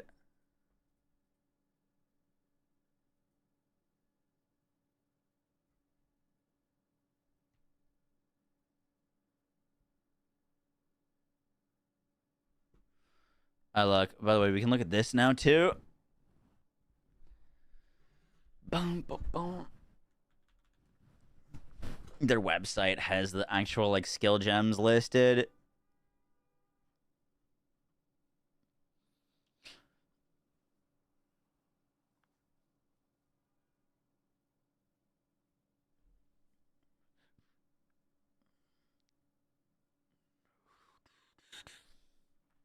They do physical damage. Wolf Lunar Assault, level 1, converts 80% of physical damage to cold damage. More effective magnitude, more freeze buildup. Shift on one swipe with your claws. Cross Slash, and Lunar Blessing.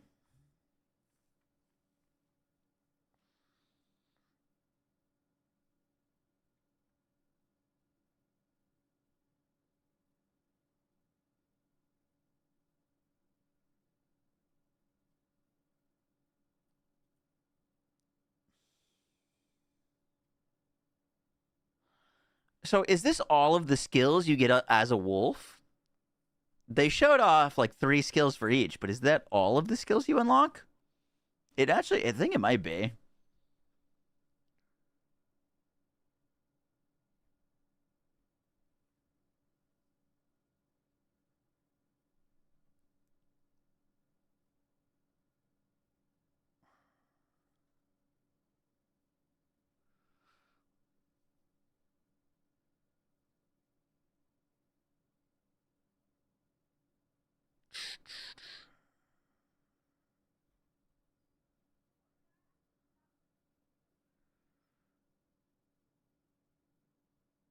Wing Blast, Devour, Oil Barrage, and Flame Breath.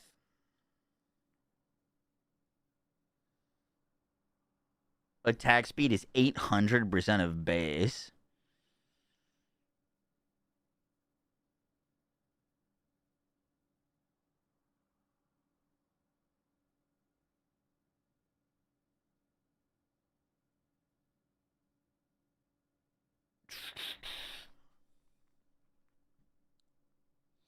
In the human form, the drilled wields magic staves to channel the power of the earth in the natural world. Entangle spell. Deals 4 to 5 fizz damage.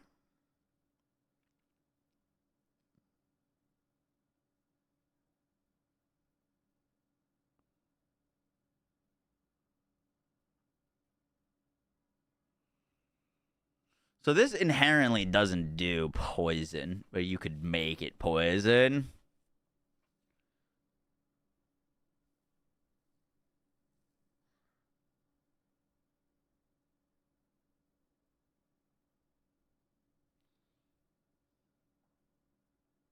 Spell totems cannot use skills with cooldowns.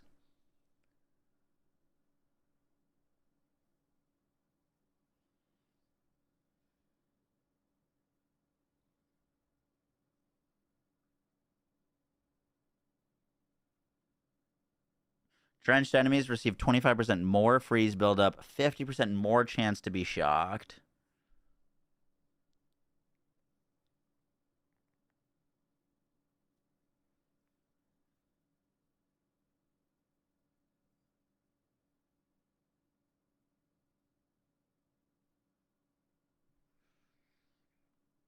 Nature and the dragon form are the most interesting to you.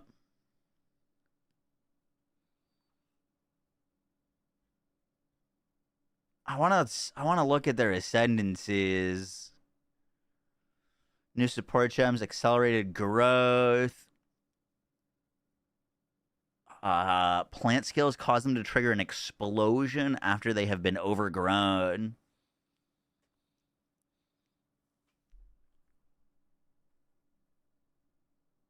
Echoing cry.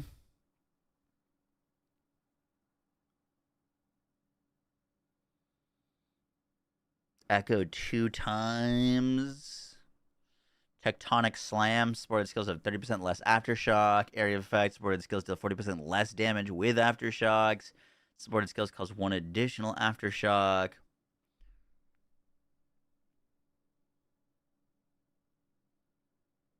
When you freeze a target with a supported skill, for each 1 rage you have, you and your allies in your presence gain 1% of damage as cold damage for 20 seconds.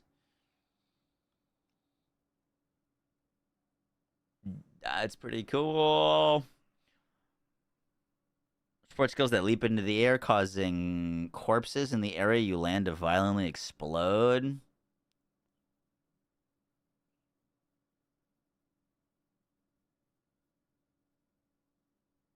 Yeah, interesting. You could do like a leap slam corpse detonation build, basically.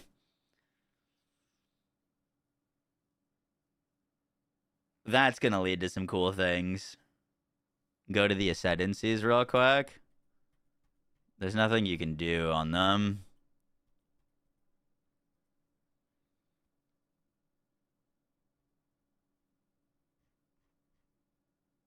We can go look at the thing that they showed off, and they showed off like a few nodes, but not the whole thing.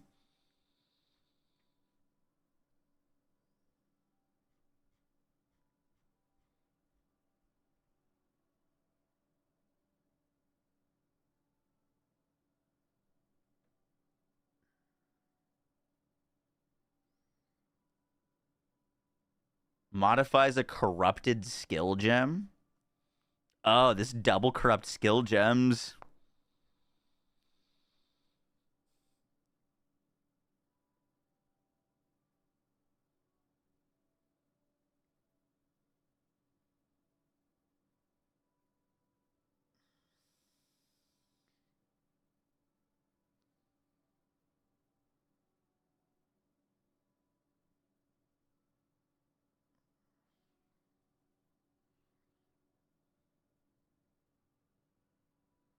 That seems kind of crazy. Supports curse skills.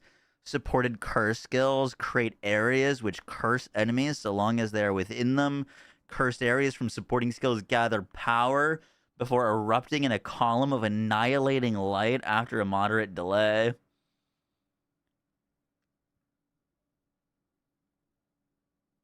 Is there any sort of limit to the amount of these like lineage supports you can put on?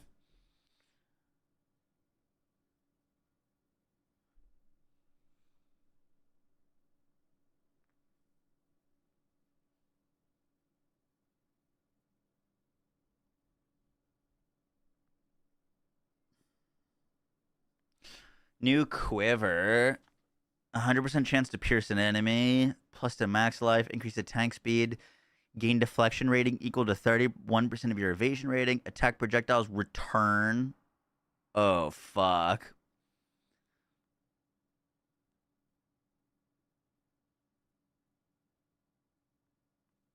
They added a Nimmy's quiver.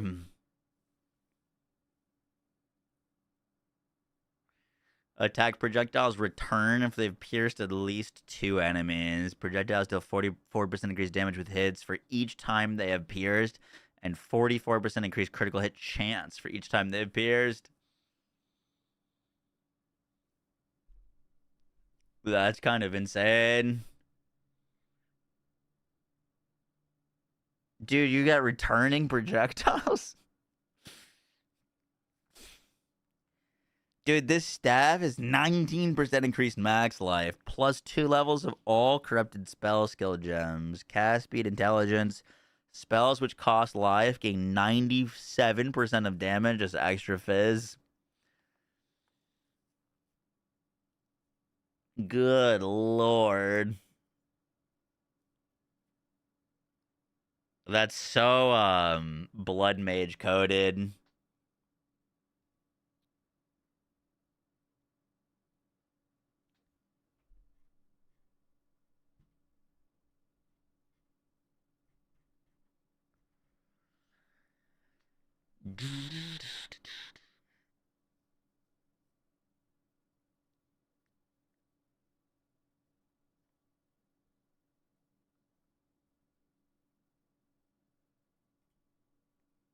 Mirror of Refraction. Mirror of Refractions appear in your presence. Periodically hitting a mirror with a spell projectile causes it to shatter, copying the projectiles in a nova. Dude, this gives you max life, cast speed, intelligence, plus 2 to a lot of your skills. 97% of your damage is extra fizz, and you get novaing projectiles for free.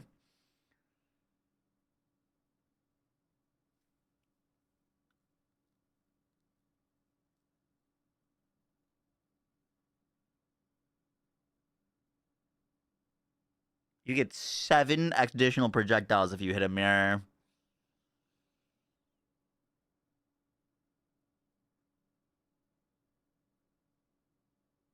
Are all bow skill attacks not spells? No, bow attacks are not spells, they're attacks. Steam game page with Druid. Dude, this item seems insane. That seems very, very good. You're obviously giving up a lot of damage on, like, potentially having +5 to the levels of your main skill, but I feel like that makes up for it.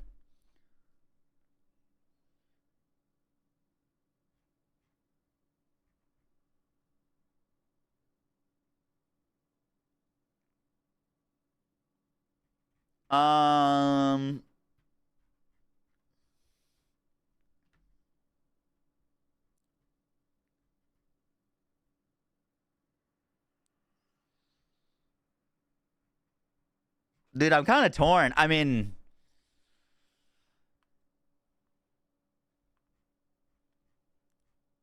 we gotta play Druid, right? Some of the changes to other things look kind of crazy, though. Like, Blood Mage looks crazy. They just buffed Spark.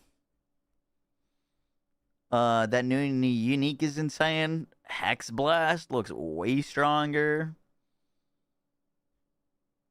Dude, Druid Poison. I feel like that is... Nothing is jump. Well, here's the thing with Druid is we need to know its ascendancy. Because, like, neither of these, at least off the page, are jumping off as being super great for poison. The other thing is, like, these are all, like, let's say I wanted to play a werewolf, right? And I wanted to do, like, Lunar Assault, Lunar Blessing build. These are all attacks. And the Druid's Ascendancy, literally, the Shaman, you channel Rage to empower your spells. But, like, let's say I wanted to scale this.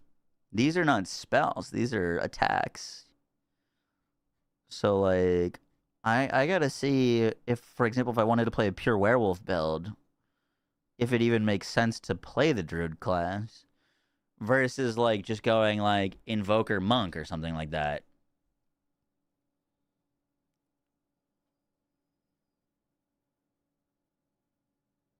That's the big question in my head. right now is saw the pearlescent clip. Yup.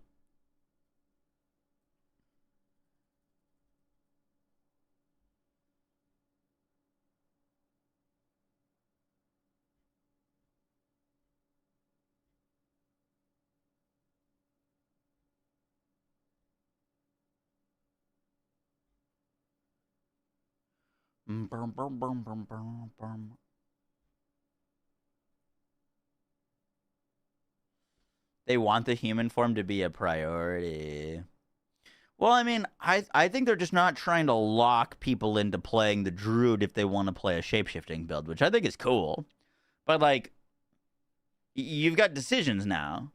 Like, if you wanted to play the wyvern druid, you could probably go, like, sorceress wyvern.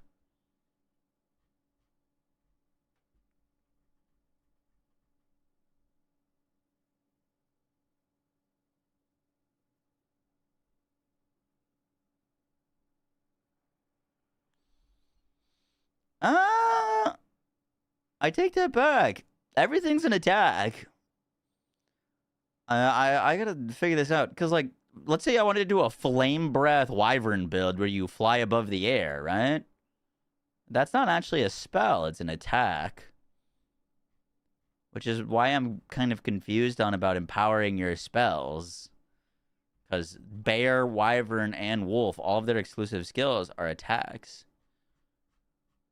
The spells are the things you can cast before going into them.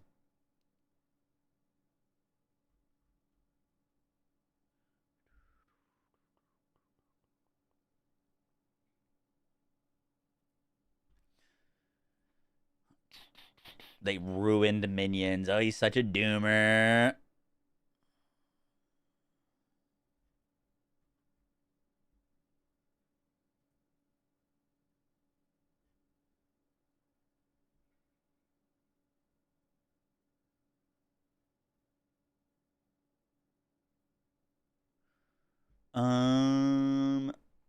PoE to stream. You play all three shapeshifter forms, or the talismans only allow one form? You have to, like, select a form. You could probably... They were talking about being able to use them seamlessly. So, like, yes, you can, but I think you might need to do a weapon swap with 2 talismans to do that.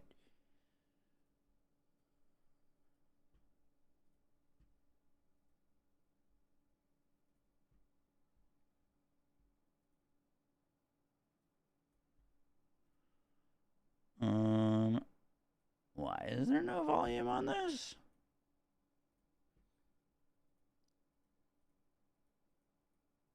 It's okay, we don't really need volume. I just want to see the ascendancies again.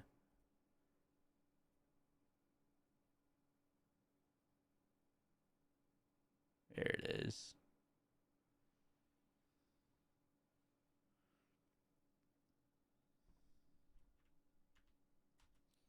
So every 2 rage also grants 1% more spell damage on a spellcaster that's sick.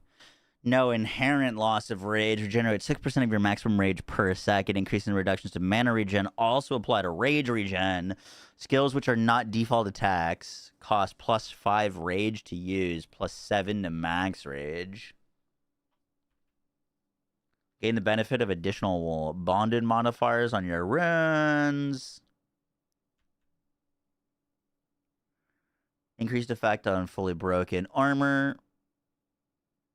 Oh, I think my computer just crashed. It did crash, it did.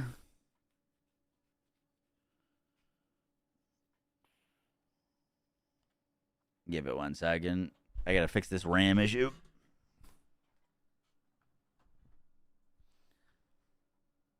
If you guys had to shotgun pick a skill / build right now, what would you go?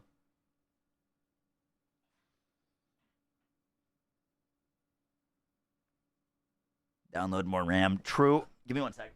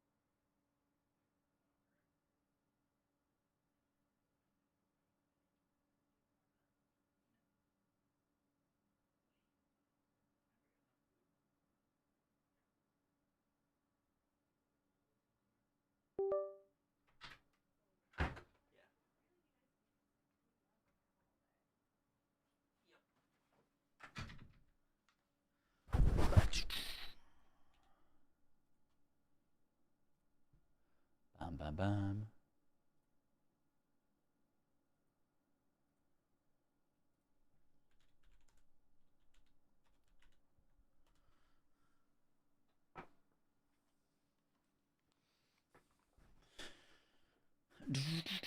Want to do a wyvern shapeshifting build. Hope it's viable.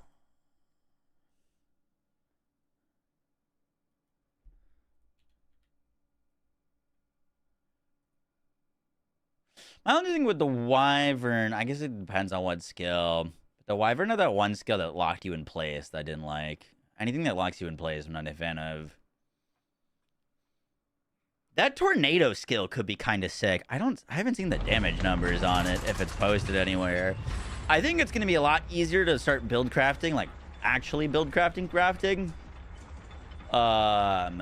Once the PoE2 database gets a hold of, like, we're probably going to get full ascendancies before it comes out, I'd assume.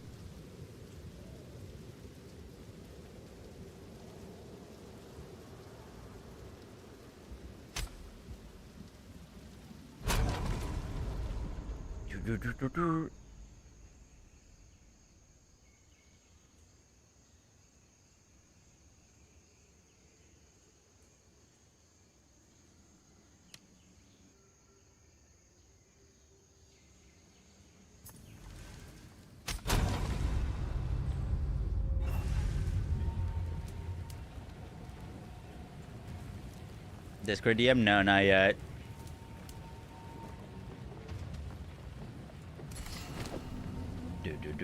What in the hell? Until next time. What the fuck is going on here?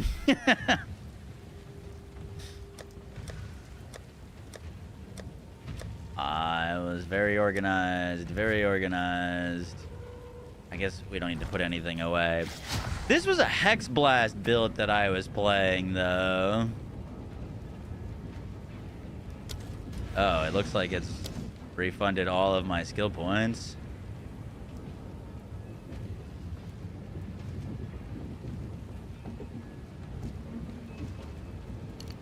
Interesting.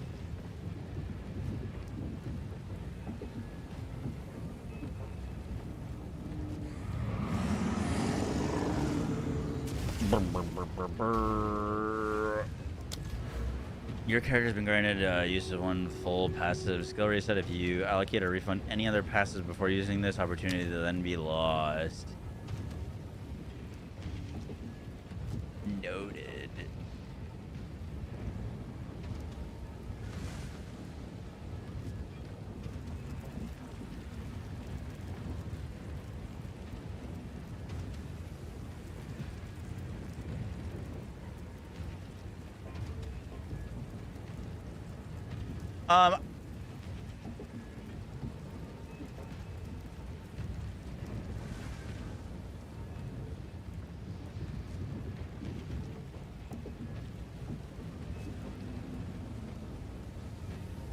Interesting that this reset on us.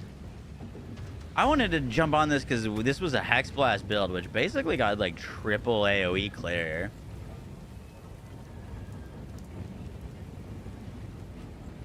This hideout, it's so loud. True. We were using poison, rapid casting. Oh, I guess like literally everything's changed.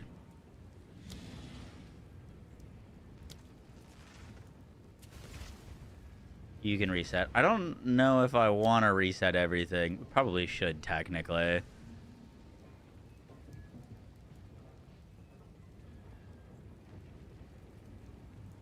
It's fine. Let me just put some points in. What should we think about this?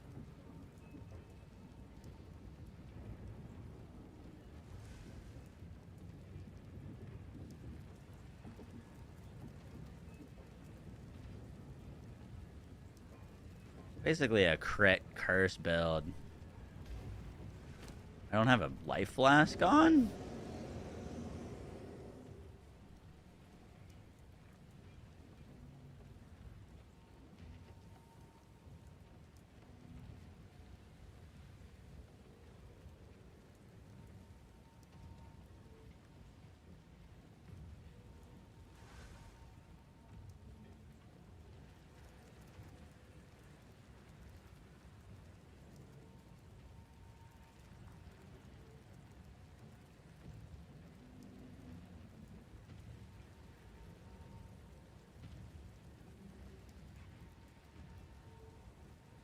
Some decent gear. Ba-ba-ba-ba-ba-ba-bum.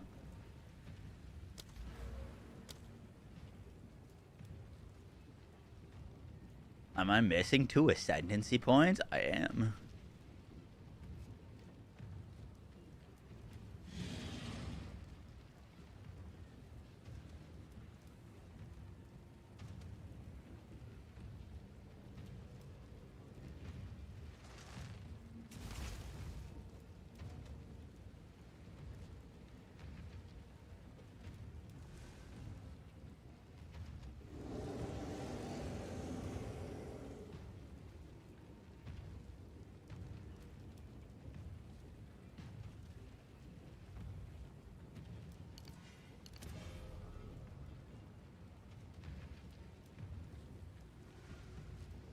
Yeah, there's not many. There's like 4 or 5. It wasn't anything too crazy.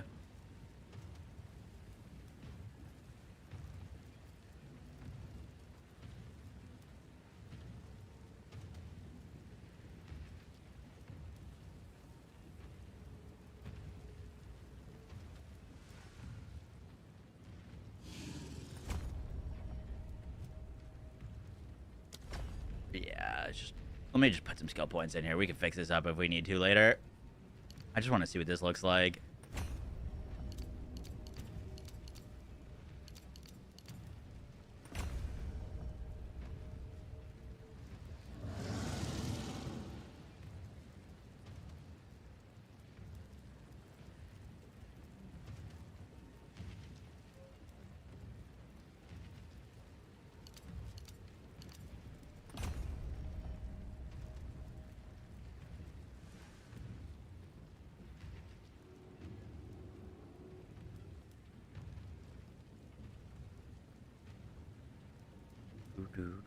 Do.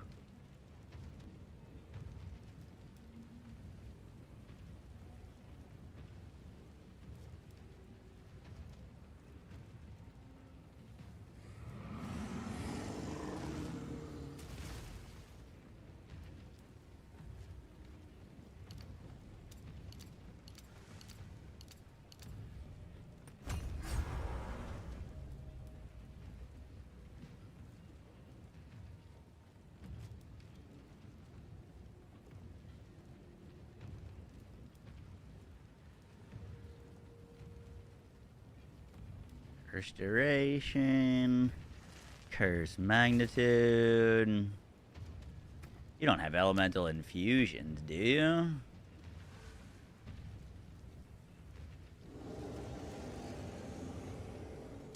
Oh, curse duration would be very good for us.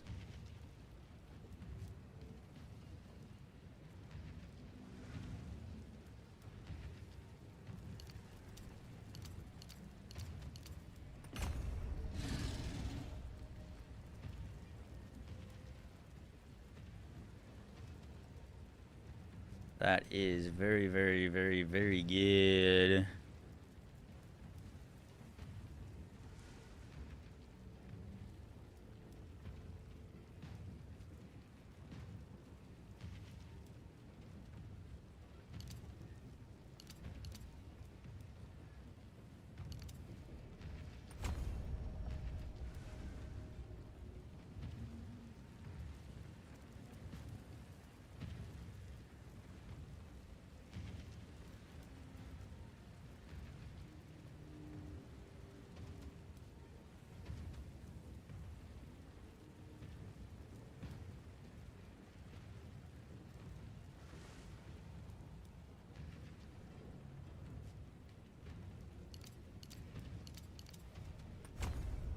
Alright, that leaves us with 20 points if we need survivability. Just grabs a few damage nodes.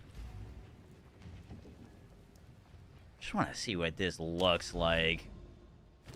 We would probably need to change a whole lot more.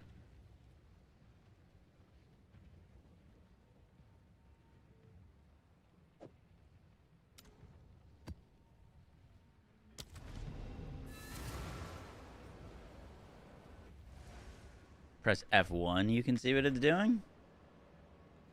Oh, performance-wise? I remember correctly, I should just have...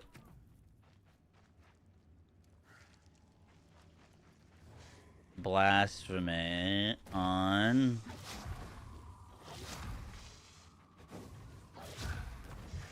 Interesting. Yikes.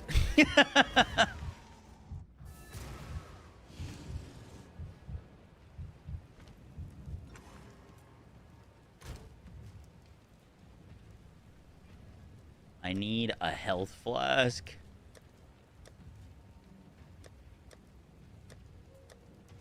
I don't know why my health flask got deleted.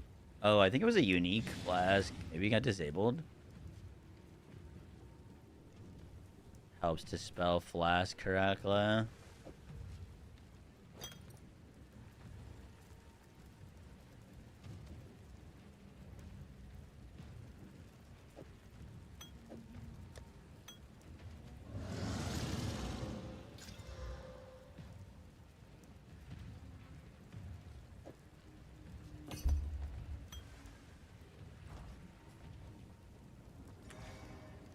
Bum bum. Build guide 1. Wait, what's happening here? Why does it actually not hit enemies?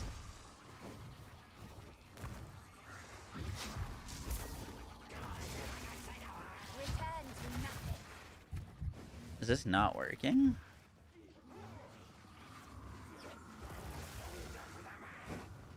Object skills applying an aura around you. They're cursed.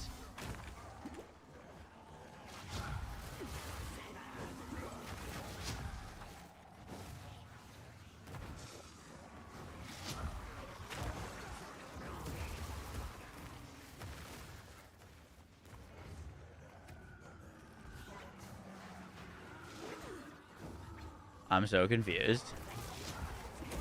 It literally...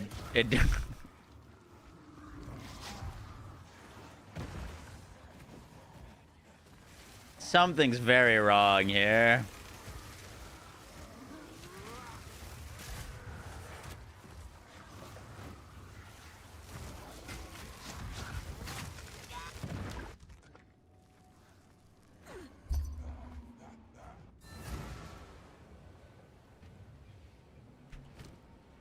Marked fire helmet doesn't insta-go boom anymore when putting poison gas? Really?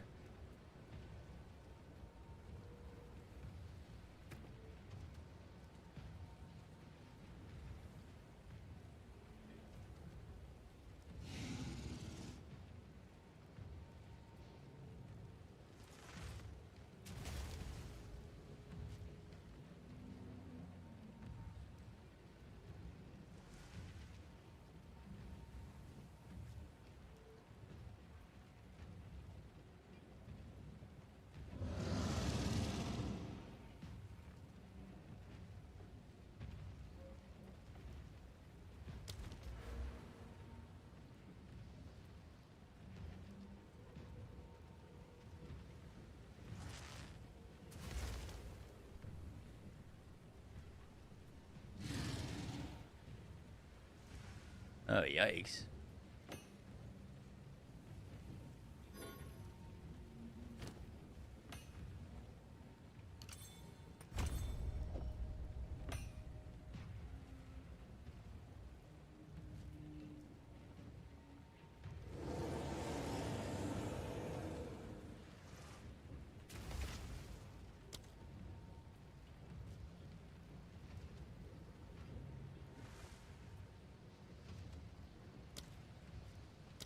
I definitely was using blood magic node.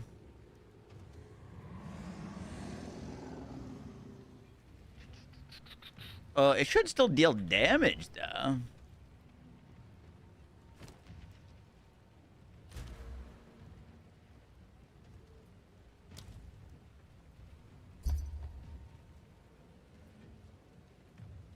What are we doing now? They massively buffed Hex Blast, which is actually a build that I played and really liked. And so I was jumping on my old save, but that old save has had its entire skill tree changed. I've got like 20 unspent skill points. It's in standard now. Like, everything is broken. Somehow my life flask was removed. A whole bunch of weird things. But I wanted to give it a go. And I currently can't get it to actually do an instance of damage.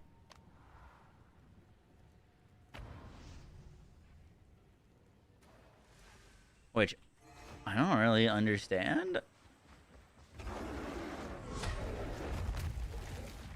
Like, he's cursed. That should be a Hex Blast, and it should do damage. Did they, like, change the way that Hex Blast works or something?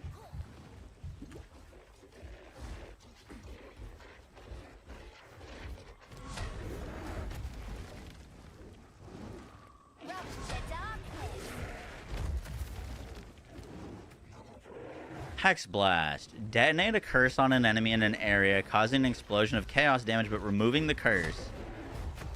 Can only detonate curses for which at least half of the duration has expired. Oh, that's fucking new.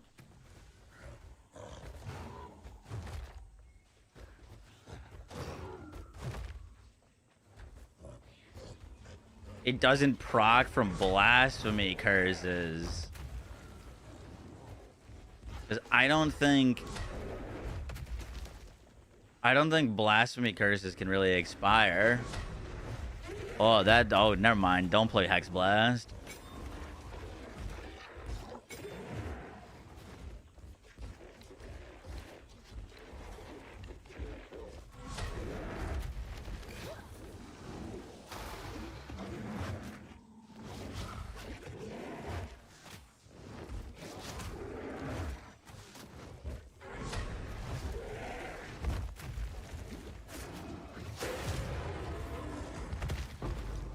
Dude, that's crazy. You have to wait for 50% of the curse to expire to deal damage to them? Never mind. Well, see, this is why I wanted to hop on the game and try some of these things. Because, like, we could theoretically test builds right now. And, like, if things work and they're getting buffed, they'll just work better. I did not realize they made that change to Hex Blast. That must have been a 0.3 change. Because before, you would just spec Blasphemy and put a curse in, it would curse everything around you, and then you would just literally click on heads, and they'd all get deleted. It was fucking sick. And they made it so Hex Blast can, instead of detonating a maximum of 3 times, to 10 times. Which, the big issue with this build was clear speed. It was single target was ridiculous. So, it getting 3x, that would be sick, but it doesn't look like you can... Unless there's a new support to make blasphemy curses expire, but even then you'd have to wait to damage things. Like, you can't damage things inherently. Like, I can't place a curse, detonate, place a curse, detonate.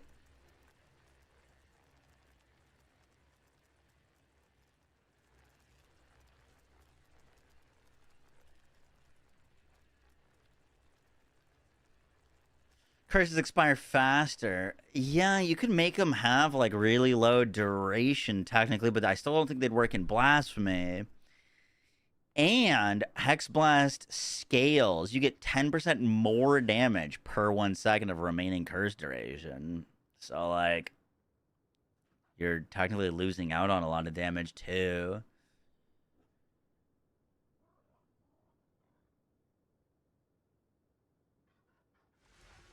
Let's see. Someone posted a Hex Blast Blood Mage build.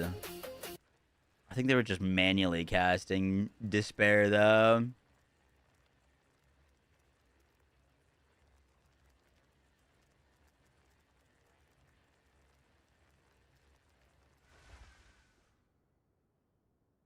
Yeah, you just have to manually cast instead.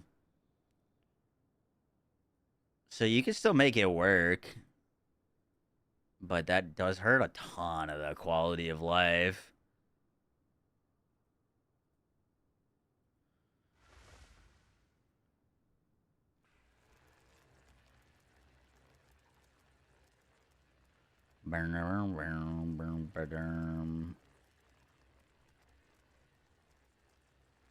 Yeah, I think you would need to put a lot of less duration on.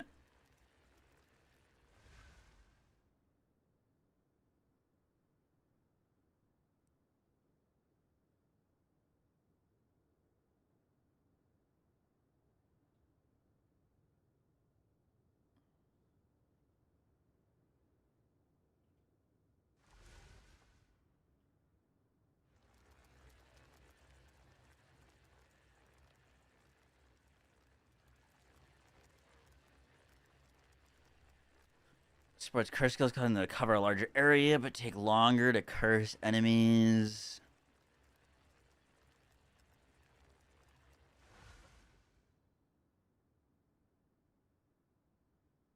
What the fuck?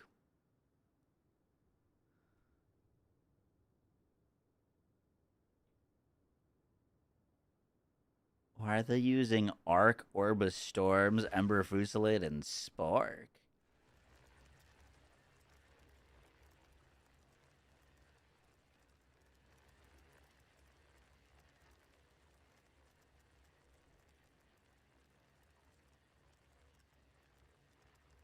Curses have no activation delay.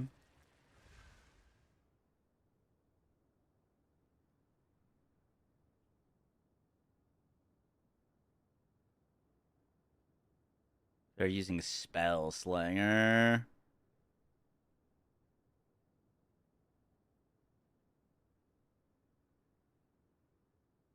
Boom, boom, boom.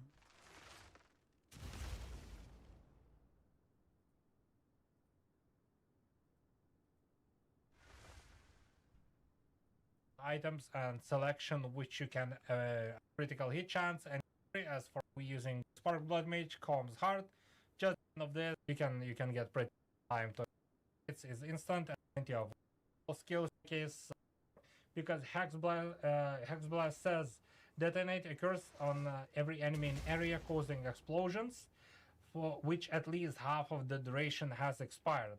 So we basically cast on bosses Enfeeble. This curse duration is 7.4 seconds, so in a little bit more than 3.5 seconds past, we can already cast the Hex Blast, and it does quite a ton of the damage on the bosses. So this is basically how it works, and now we can just go over the support gems and how does it work. So on Hex Blast... Yeah, but what do you do for mobbing? There's no way you're waiting to attack every mob for 3 seconds. We use Address Undoing, which like, I could see that as a boss killing skill. And how it enables all this build, because that's how you can damage enemies doing this. Then we're using Spell Echo of the build and of the tab, so it just converts it to life costs. Deodra's Undoing. Supported skills create Curse Ground. Enemies on the Curse Ground from a supported skill are cursed while within it. Curse Ground created by supported skills count as a hazard. 2 areas of Curse Ground. Curse Grounds created by supported skill trigger Deodra's Dark Design when enemies enter.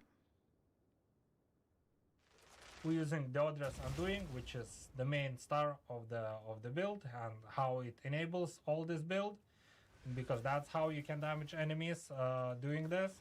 Then we're using Spell Echo, so it echoes the spell using Spell Cascade for me. And last but not least, it's Ritualistic Curse, which 30% more delay doesn't work for us, so we just basically getting from a Spell Cascade, rare mobs, whatever you will encounter, so you can just basically switch Spell Cascade with Zenith. And on Enfeeble, I'm just using Life and any does he show mapping? Increased chaos damage or something like this. You press Alt. I think he's just mapping with Spell Explosion and then more into it just to get really better rings. Damage we can do if we invest quite heavily in this thing. So stay chill.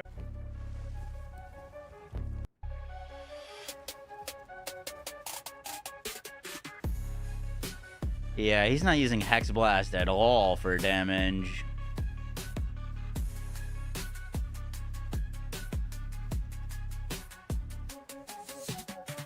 Interesting. And then you just use Hex Blast for bossing. That's why Despair's in his right click. Hex Blast is on Q because he's just not using it. Interesting. So you can still make a Hex Blast build, but it seems like it's kind of relegated to bossing now. So it triggering 10 times doesn't really matter, if that makes sense. Because like the triggering additional times would only really matter if you're using it for mobbing.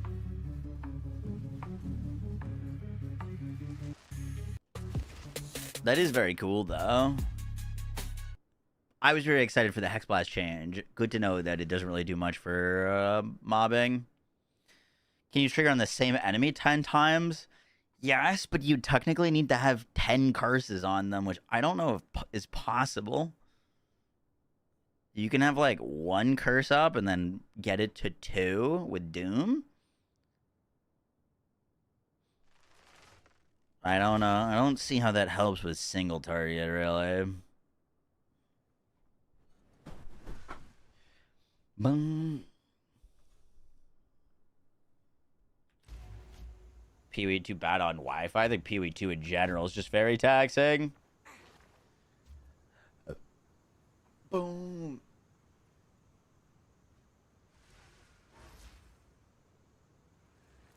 Bum, bum, bum, bum. Yeah, I saw the tweet. 0.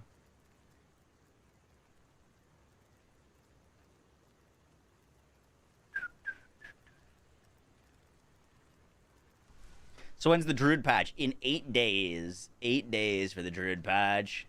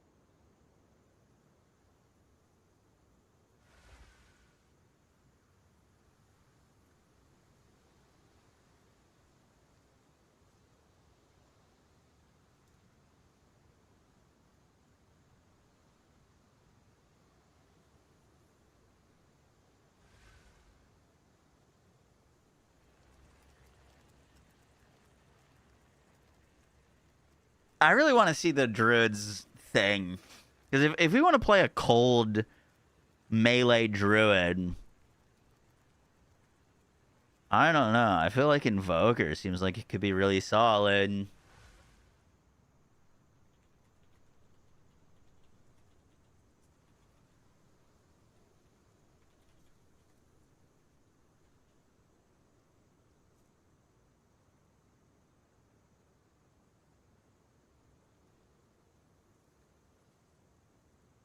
%40 more elemental damage while unbound.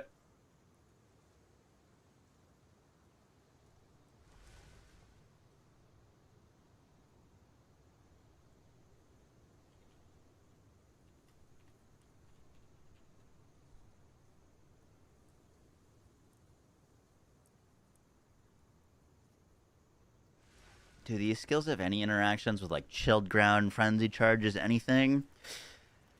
Arc of Moonlight and Ice forward in a crescent. Converts 80% of physical damage to cold. 250% more magnitude of chill. 250% more freeze buildup. This, I mean, 40% of your damage is not very good. That doesn't seem like something you can super build around besides like proccing freezes. I guess we'll say Cross Slash has decent damage, but it's on a 2-second cooldown. Flings ice fragments.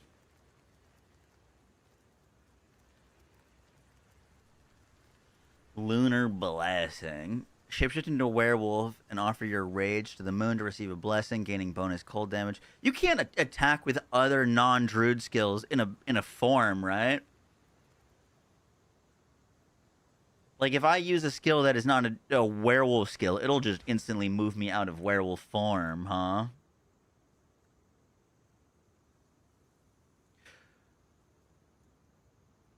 Gain bonus cold damage, attack speed, and movement speed for yourself and any wolf minions you have from your wolf pack. On Predator's mark, spend all rage to extend the buff duration while the buff is active. If your werewolf attacks, calls down moonbeams on hit.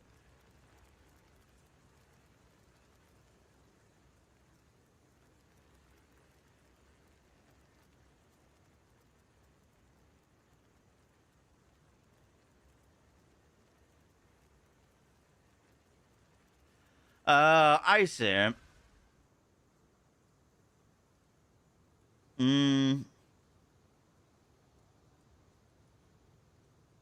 I was gonna say, you could go like with the claws and lunar blessing and have this doing a bunch of damage for you. Like, this is your big damage, but you're triggering it with lunar assault.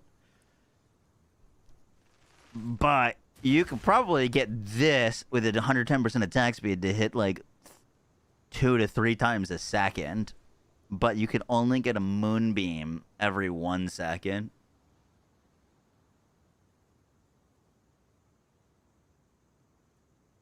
Frost Nexus. Yeah, but there's no interaction with Chilled Ground on any of these. Where's the tornado skill?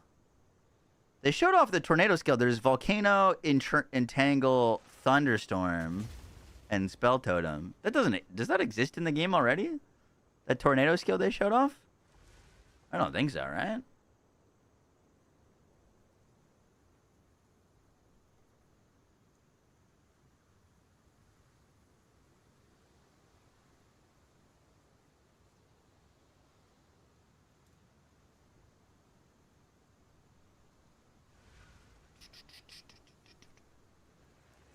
He's miffed.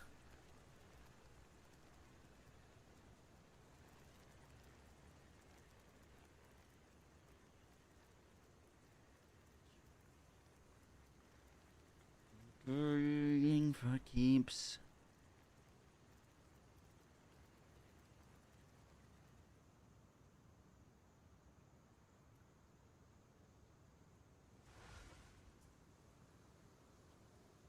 But it seems you were never enough.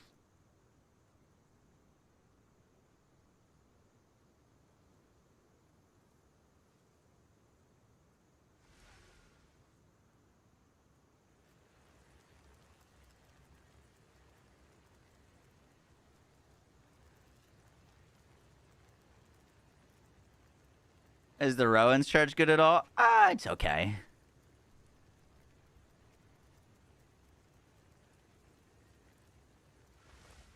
I wonder if they added any uniques that make Ball Lightning orbit you.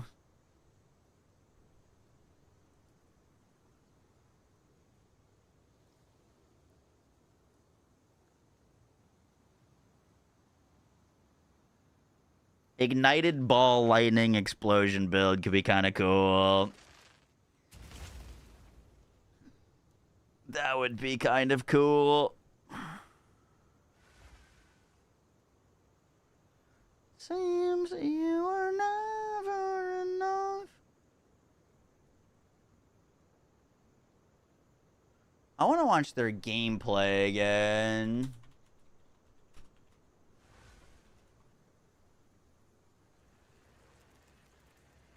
Spell damage the angrier you are. And with Furious Wellspring, you generate rage continuously. And well, you wouldn't be much of a dragon if you couldn't.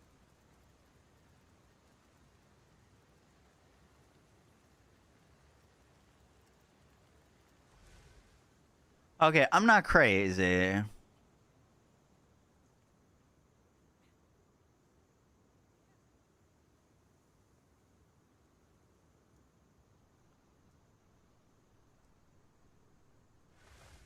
I was gonna say, like, only 3 skills per shapeshifted form seems kind of lame.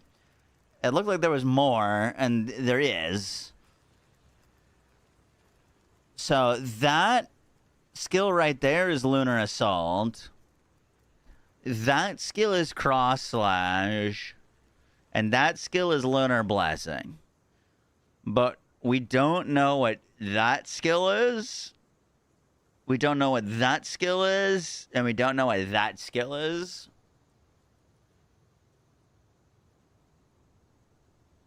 So there's still... I'm thinking, like, there's not... I don't know if I want to make any builds with this stuff here. But it looks like there's at least 3 additional skills. Like, they're only showing 3 of the bear skills. But when they go to the bear bar, there's way more than that. Like, that's obviously not a bear skill. That's a transformation. But the ones that have the wolf, like, those are all wolf skills. We know at least that dash was one of them. And then the wyvern only had 3, for example.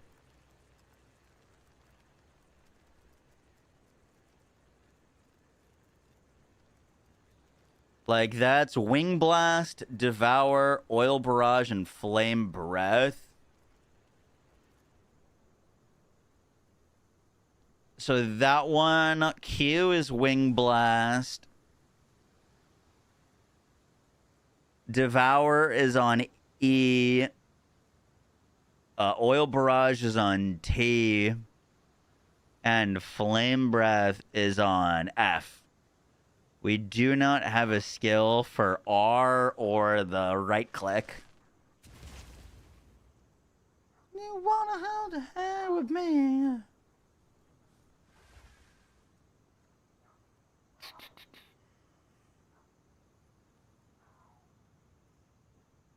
If you cast a spell that is not a werewolf or a bear form, it'll take you out of it, yeah?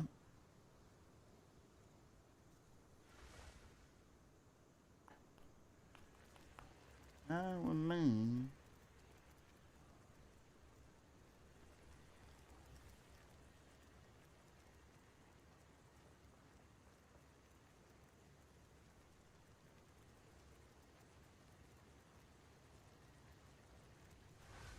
Lightning explosions. Alright, all that stuff looks very, very cool. I'm trying to think if we should put out a video on this.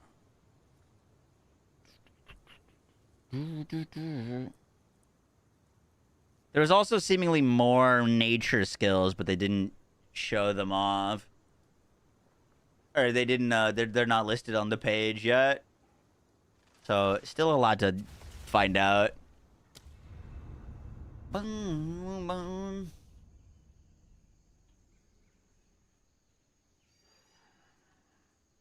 Want a hand with me?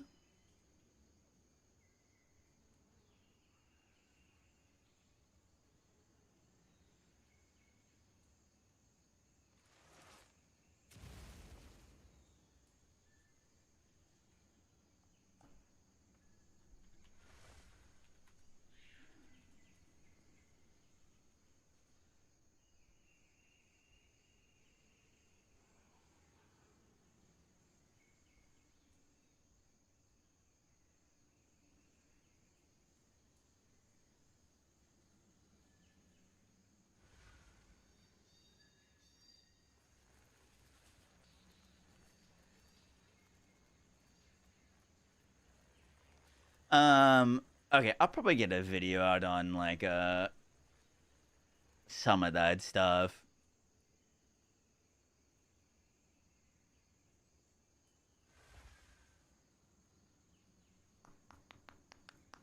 I think it takes you out and puts you back. Yeah, like, you don't, there's no button to click to shapeshift.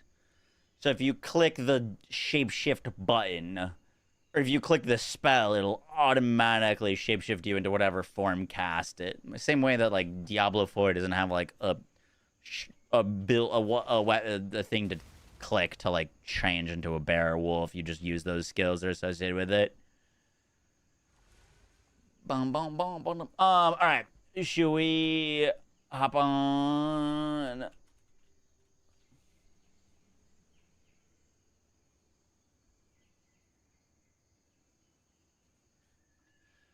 Let's hop on some TFD. We said we would do that later tonight.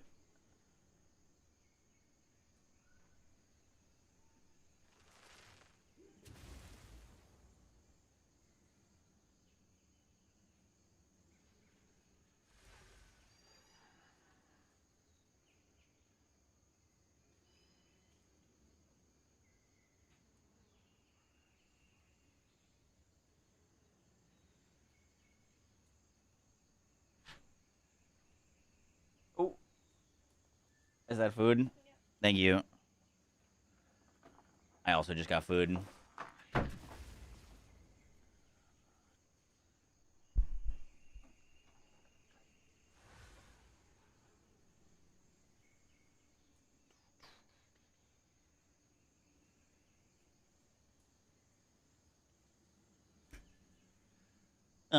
Here, let me eat this food real quick.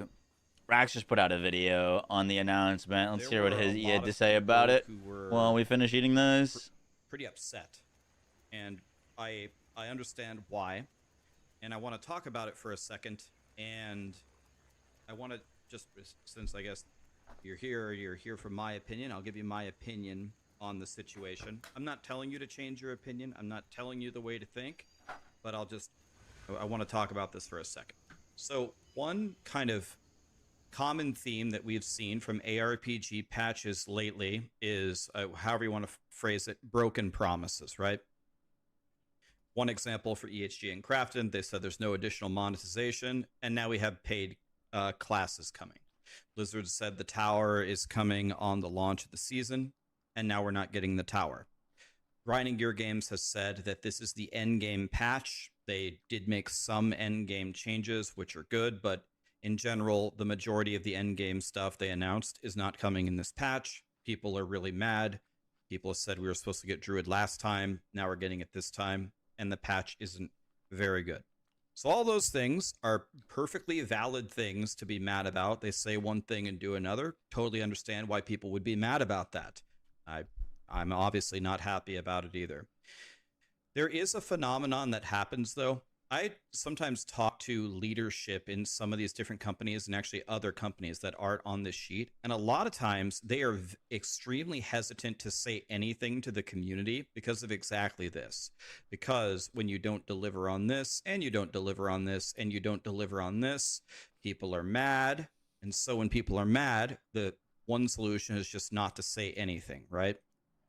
So I would prefer that gaming companies give us information ahead of time as much as possible. Maybe, just stay away from completely promising that this feature is coming at this time if you aren't sure, of course, yada, yada, yada. But there is like a downside. People just say, well, it's simple, just keep your promises. Well, I mean, if you've ever lived on planet Earth before, sometimes things don't go as planned. And so I try my best not to just crucify them when something like this happens. And so what do I base my opinion on? I base my opinion on, well, what are the things that are coming? What are the season mechanics that are coming? And the stuff that you did change for either this particular patch and ongoing forward from the game, are you actually trying to make your game better? And, besides the individual promises that you didn't deliver on. So, as an example, yesterday for Blizzard with the tower, it's not there. That's actually a big bummer. The magnitude and the quality of the changes for the game relative to what we've been getting were better. And I tried to call that out fairly, I believe. But for me, the reason why, in general, I am still very positive about this patch where other people are really pissed off is specifically this thing. The amount of changes that are coming here, I think, are pretty insane to advance the game. And even though I'm Mr. Endgame and I literally ask for this in every patch from every company ever since I started creating content, I don't mind waiting a few more months if you have a ton of other great changes. So with that out of the way, that is why I am very favorable towards this patch. So now we can talk about what they all said in that whatever three-hour presentation or whatever it was. So the Druid is here. It was a long presentation. It was 3 hours. It's an elemental caster and a shapeshifter. It's a strength int class. I believe it's the first strength int class in Path of Exile 2. So it's going to stack armor and energy shield. Energy shield has been 1,000,000 times better than armor most of PoE2's lifespan. They said in the stream that energy shield is coming down a little bit, although it will still be really strong. So the first thing that I think of when I see this is all things held equal. We'll have to see how it shakes out. Probably going to lean into energy shield for staying alive. They have spells and attacks. And a lot of the ways that the druid interacts is you cast a spell, then you shapeshift into a form, and then you do your shapeshifty stuff, and then you can power up the spells by doing different attacks in the shapeshifting form and doing different things with the different charges. The shapeshifting forms also have ultimate skills. So you can be a bear, they look fire-based, they maul, they get endurance charges, they can use war cries, including war cries from other classes. And they had like a Bear-mageddon ultimate, and they seem to have this like enraged trample effect where they run around and just smash everything in the map. The werewolf is ice-based, it does a bunch of slashes, you can summon a bunch of wolves, so you have like your wolf pack with you. And they had moon power ultimates. The wyvern is like the dragon, and it's lightning based, and it can rend. It devours corpses to gain power charges, to get more power with the different attacks that they have. And it has ranged attacks. It can throw rolling magma and put like an oil or a sludge on them to blow them all up. And a bunch of different like lightning blasts, and their ultimate was like you actually fly in the air and do a fire breathing attack. In general, if you haven't seen, if you didn't watch the druid, the cinematics for it looked amazing. Visually, it looks incredible, and they've been working on it for multiple years, so we expected that to happen. Looks to be one of the coolest classes by far, and it looks to be probably one of the most interesting to theory craft, because you will be using weapon swap. Like you will probably have a staff or a wand and an offhand to cast your spells, and then you just press a button to switch into your shape-shifting form. Probably is going to be the best way to play it rather than just doing one thing. That does seem like an interesting way to play it. Because, like, obviously, right, the druid is as they've labeled it, an elemental spellcaster. It's got a bunch of spellcasting things. But the actual druid skills, the wyvern blast, the claws, the bear tramples and everything like that, is all melee damage. So it seems like the optimal way to play, at least from what their vision is. I'm curious to see if this is true or not. But that you're using your... I hope this isn't true, because it's a little bit less interesting to me, but it seems like they want you to build for spell damage, cast the spell, and then use the druid forms to enhance your spell damage, like spread it with the bear or like trigger it with the wolf. You know what I mean? If they're so focused on like melee damage on the thing, you're gonna have a real hard time scaling melee and attack damage, unless that you know. To be fair, I think they did say the passive tree was a lot of spells plus attack melee damage, so you'd get that high red on that side of the tree. But it's definitely going to be interesting. So now we can talk about what they all said in that, and they had because all of the actual form attacks are melee damage. The cinematics for it looked amazing. Visually, it looks incredible, and they've been working on it for multiple years. So we expected that to happen. Looks to be one of the coolest classes by far, and it looks to be probably one of the most interesting to theory craft, because you will be using weapon swap. Talismans, because they are for the druid abilities, are melee focused. Which is why he's saying you have to weapon swap. You have to put on a staff or a spell, or like a staff or a wand to cast the elemental spells. And then you put, when you are, anytime you're using a druid skill, it's melee. Switch into your shape-shifting form. Probably is going to be a depression the best anxiety way to drug rather than just doing one thing. I I'm not sure, aggro. Hopefully. There are spell meta gems now that can auto cast any spell that you want. For example, if you want it to auto cast Spark to just put shock on the whole map, you could do something like that. Seems pretty insane. Their ascendancies are Shaman, which is but the ascendancies for druids seem far more spell focused, and all the druid stuff seems melee and they focused. can enhance runes and idols that you're currently. I wonder if there's gonna be some sort of like new notable or things like that that Using? like up like percentage increase of your spell damage applies to melee attacks or something like that. Seems godly. Then the Oracle does a lot of interesting things where they like see visions of the battlefield, like they see visions of spells that you might Oracle kind of looked like Chronomancer to me, where it's like could be very strong but very niche. cast.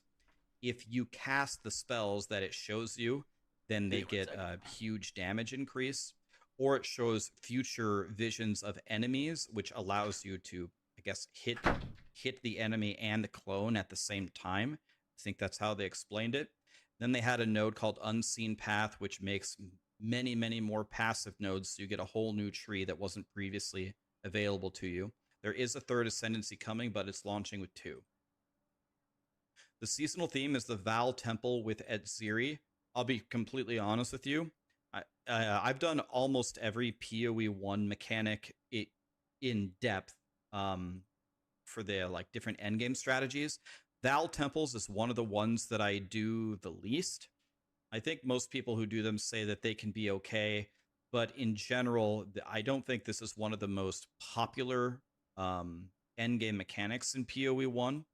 The cool thing about the Val Temples is they allow you to double corrupt items, which is kind of like a super endgame thing to make like the most valuable items you could ever imagine. But I actually don't mind at all that this is the seasonal theme. A lot of people are saying, well, I can't believe they did this season theme because everybody doesn't really like Val Temples. But a lot of times when they have taken a previous mechanic like Abyss and they brought it into PoE 2, they made it a lot better. So this might end up being a really awesome mechanic, and I'm not negative toward it at all, even though I haven't really dabbled in it much at all in PoE 1. So you step onto beacons and you kill monsters to charge them up, and then you get to go into the For Mad temples. Mushroom called When you're Night low Swarm. level, there'll be a baby Really? temple. I think they emailed me about that potentially.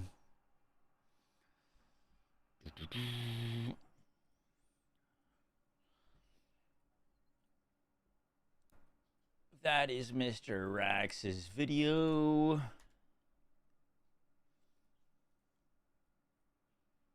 Overall, I mean, like, I'm not too worried about the not sweeping endgame changes. It seems like there's plenty to keep us busy on it. So, personally, not too worried. Yeah, I'm so excited to play. I'm especially kind of because I missed like 0.3 basically. I'm so ready to go. I miss PoE. I grinded the shit out of PoE when it first launched. Boom, boom, boom, boom. When's the Druid supposed to come out? In 8 days.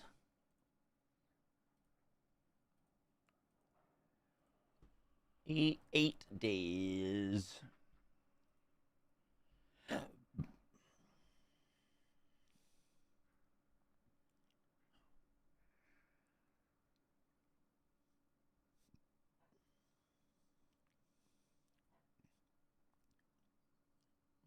Bum, bum, bum, bum, bum, bum, bum, bum, bum. Not enough disk space.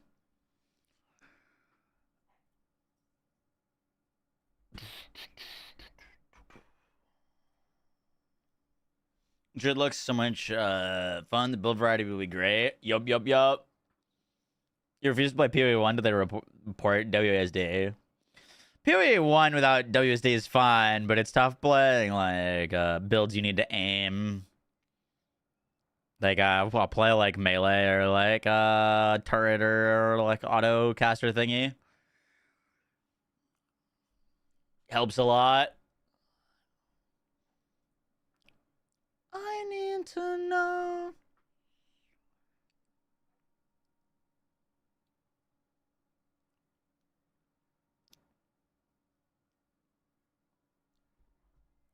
Did they say Wyvern was gonna have just a pure lightning breath?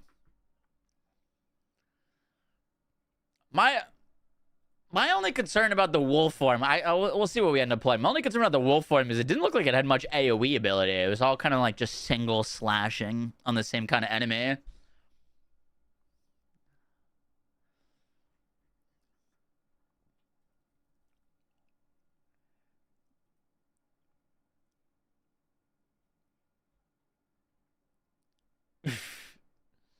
All right, let me update the sensitivity. With our wounds.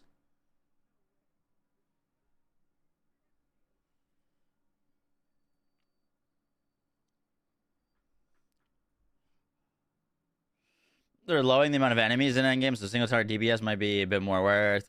True. Very true.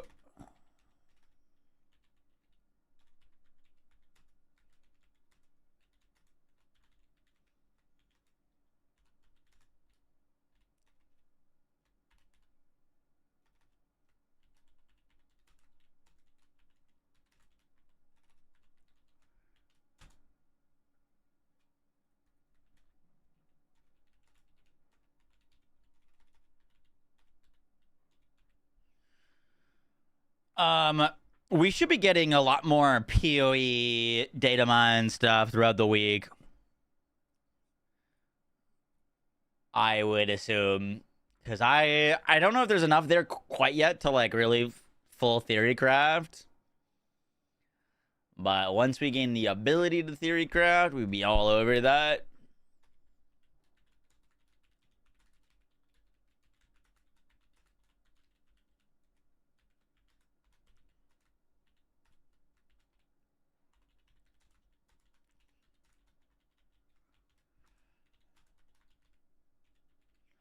Are we held enough to choose?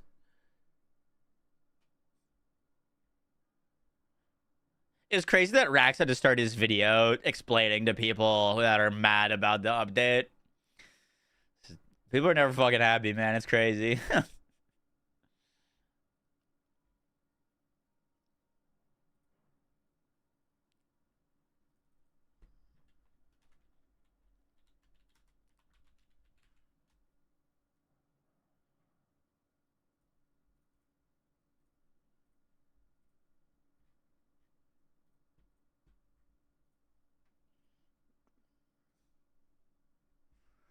Boom, boom, boom, boom.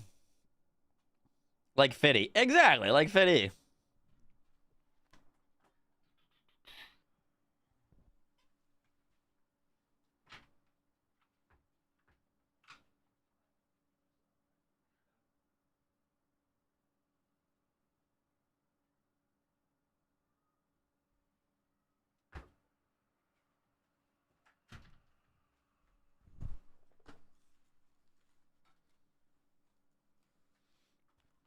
Do you see that a pearl got shown by accident? Yup.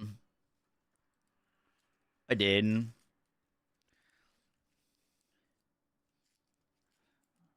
Very cool. I mean, it's not like that crazy because they've announced that pearls are coming. We have a timeline for when they're coming.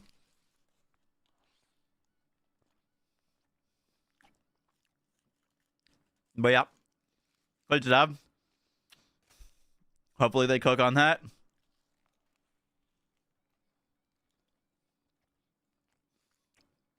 They should have just removed the minion used for your build. Was it OP? Yo,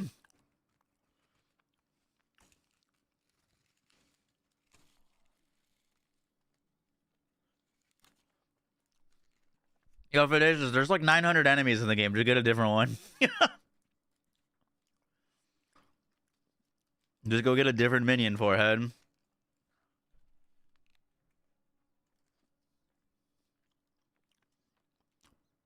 What made that minion like the minion? A skillet used? I was hearing a lot about some cocaine ants for minions.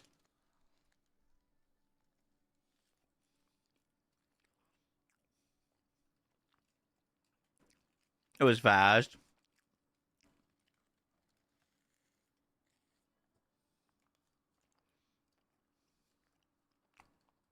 The elephants did look cool.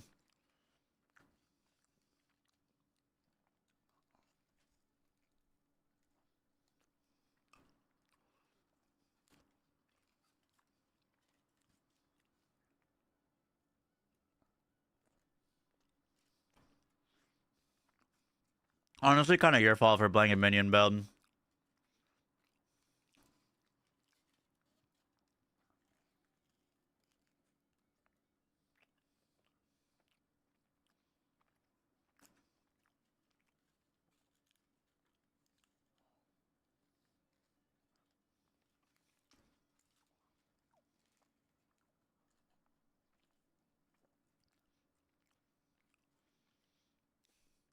They're a snapshot thing? Really?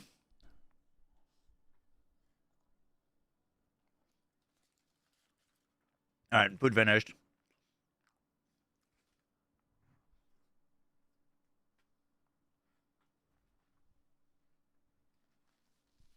Not a fan of minion builds. I've never been.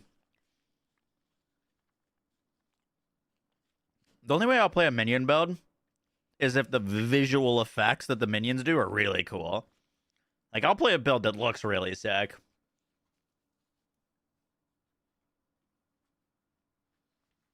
Like, PoE is one of those minions that, like, send out a massive, like, dark spike chain thingy.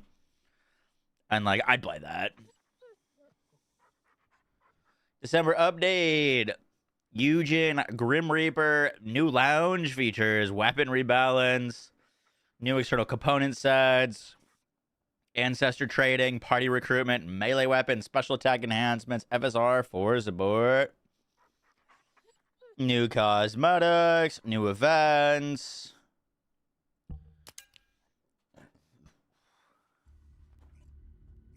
I gotta wash my hands real quick, sorry.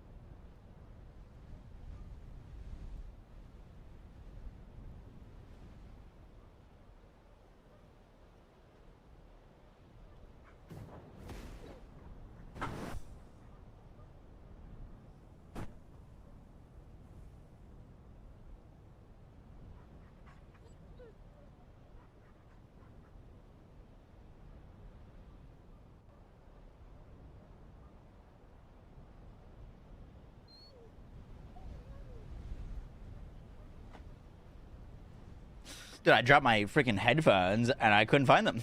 They went under the little chair behind me. Boom. Whoa, look, it's all wintery.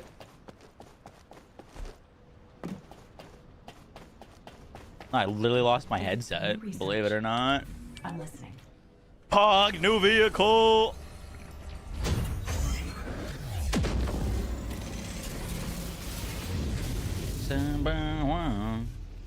I really needed that.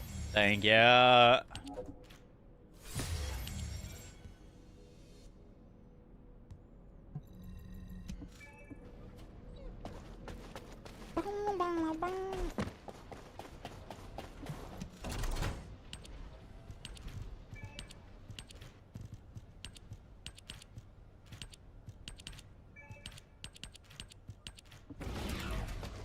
Very good.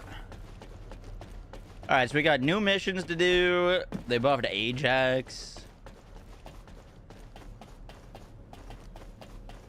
They buffed that Hive Master. I still think I haven't gotten 4 copies of that thing. Oh, it does look pretty sick, though. What game is this? The first Descendant.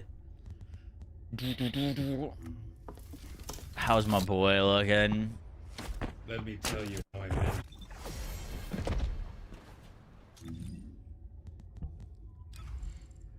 Tell me what you hate about me.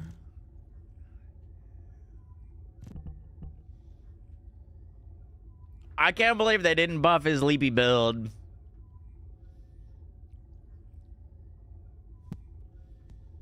What did they buff on him?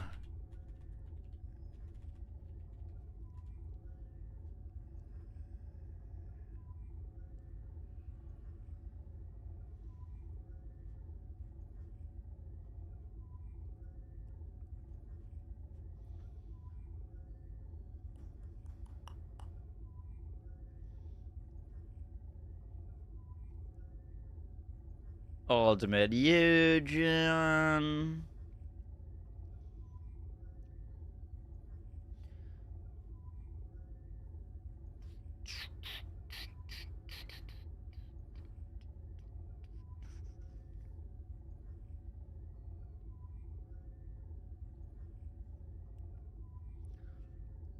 Tell me what you hate about me.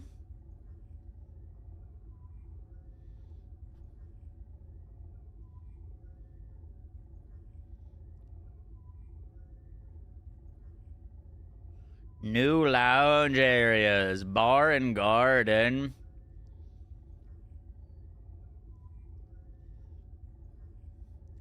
I still haven't been in there.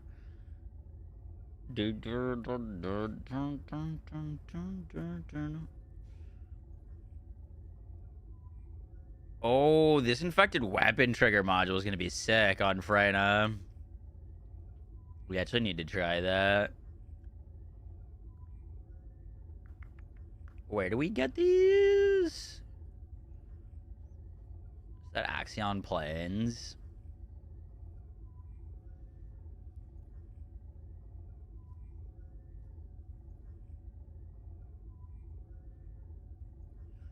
New sprint accelerator, Ajax.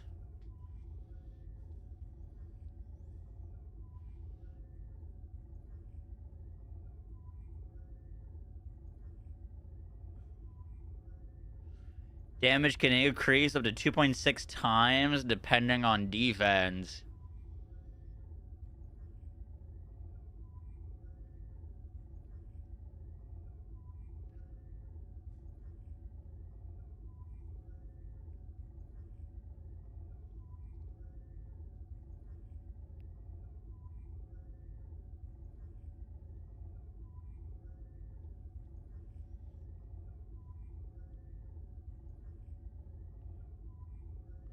I wanna just buy.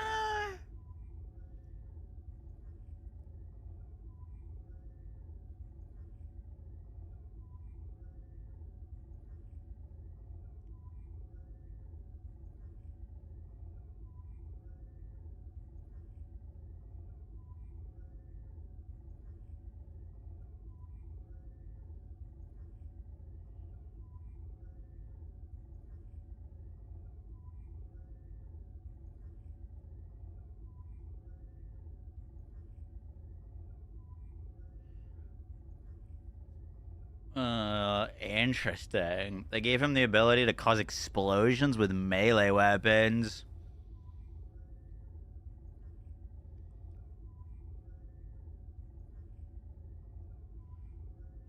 Formula for damage, proportional defense.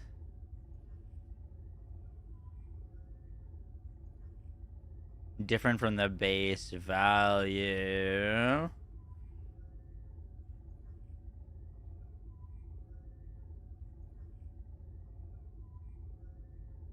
I wanna just burn. Interesting. So they nerfed his damage, but they allowed it to scale up higher than previously with defense.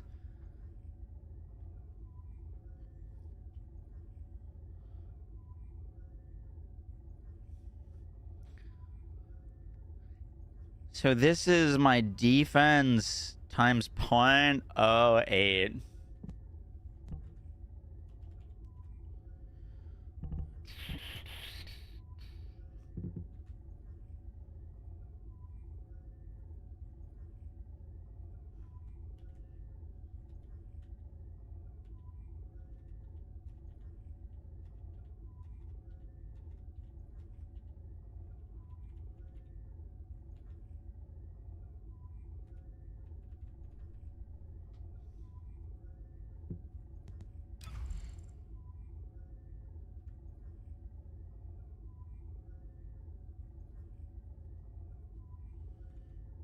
The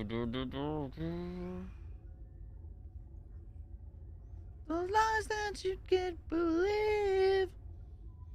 So you can get 160% damage increase, but I think that's 160% damage increase on top of his additional skill power. Otherwise, that wouldn't really make sense. Or percentage increase of that increase. I'd be curious to how he feels with like an F ton of defense now.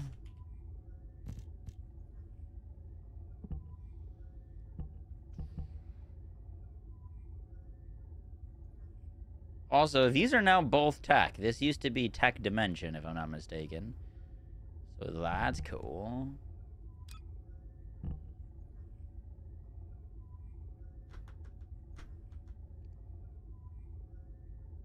And they changed this a lot.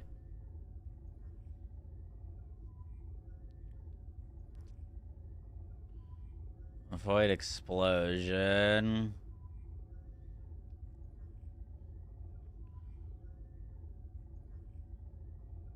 I gotta get a... What's the best sword right now? I gotta get a sword, dude.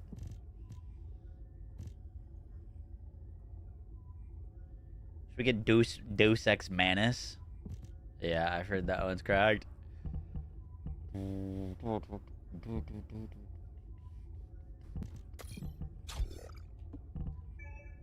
Oh. Hours, 2 hours.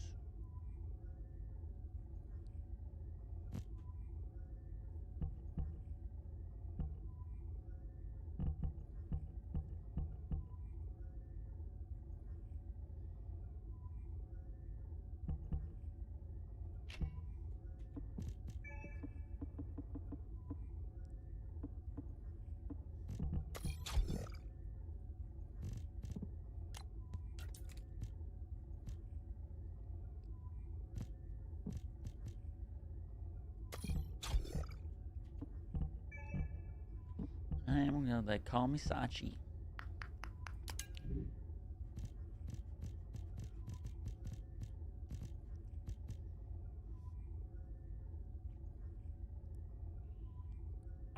You might rock 2-piece moving fortress.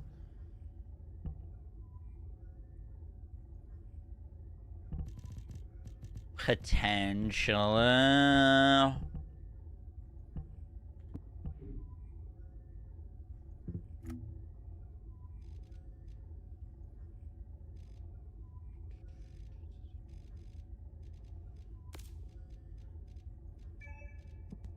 Oh, I got 2 bottles on.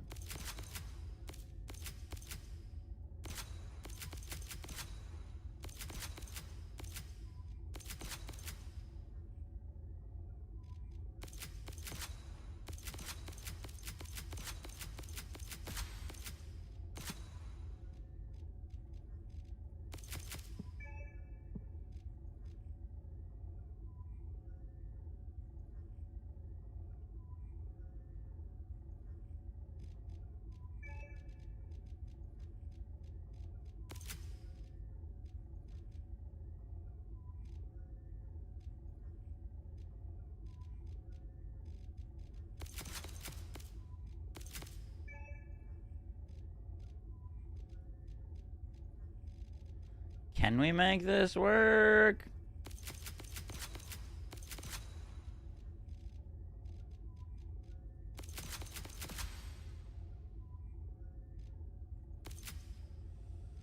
Don't love it. Don't hate it.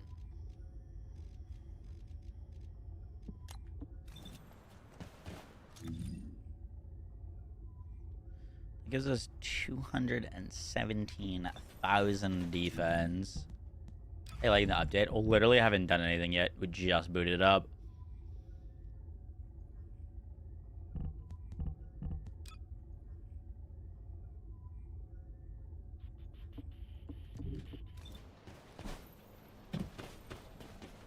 Destiny 2 lightsaber is fun. So I've heard. I might play a little. We'll see. I got a bunch of like emblem codey thingies.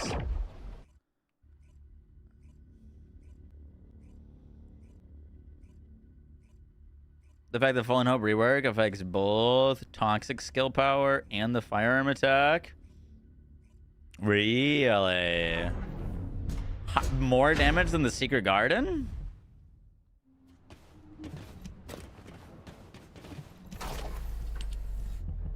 When's been faking me out? Way more. Spicy.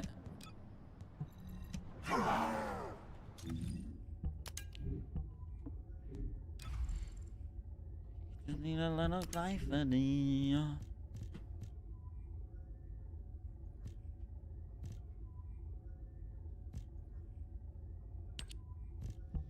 Sometimes all I think about is you. Late nights in the middle of June. Way's been fucking me out. Why'd I just lose like 8 kajillion defense?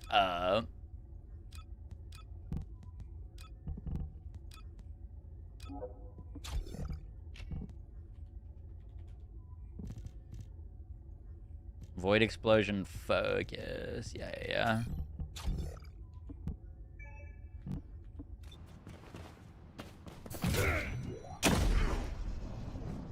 All I think about is you.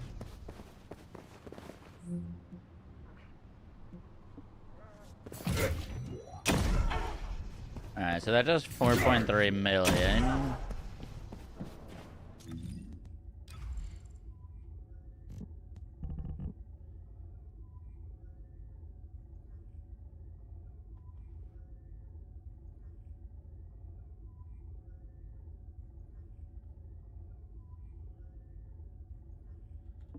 Don't technically need to use that as an enhanced skill.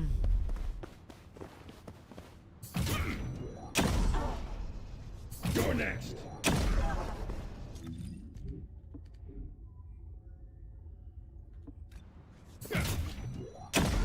Sometimes all I think about is you. Deploy max barrier. Let's go.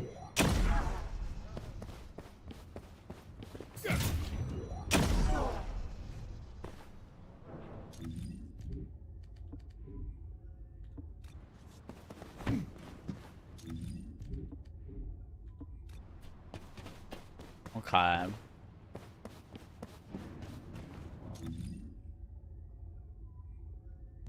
Well, we're capped on damage from defense already.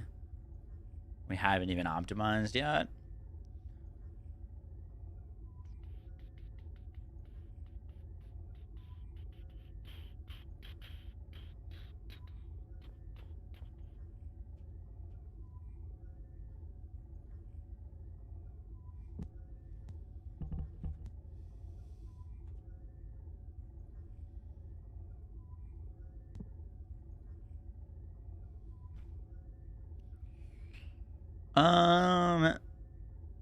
If I'm understanding this correctly, my damage caps from defense at 20,000 defense?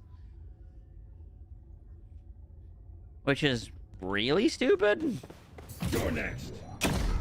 So that's 4.328, right? 4.328. Take off that. We're at 217k. Take off that. I go down to 148. We just lost 100,000 defense. Get ready. Okay, there my damage did go down. Let's go. 3.6.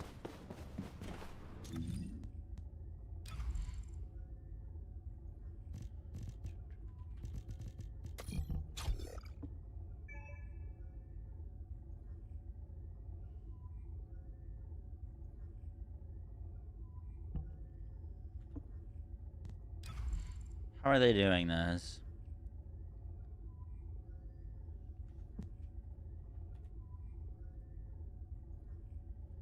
Seen better days.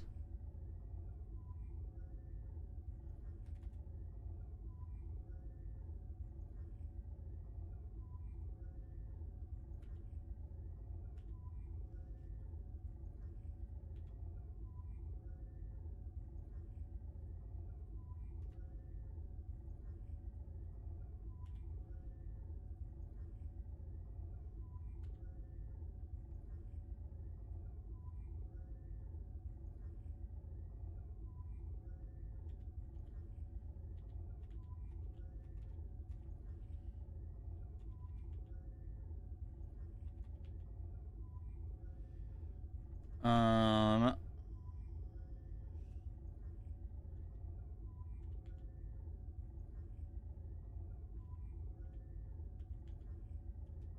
okay. I was missing a decimal. So this comes at a 200k defense. 200k defense.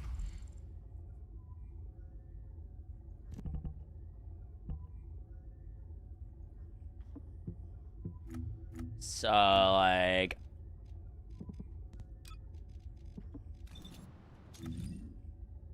Now we're at 184.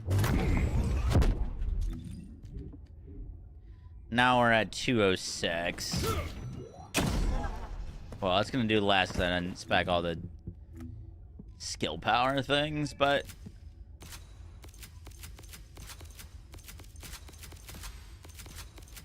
I don't think we need to go down to defense, technically.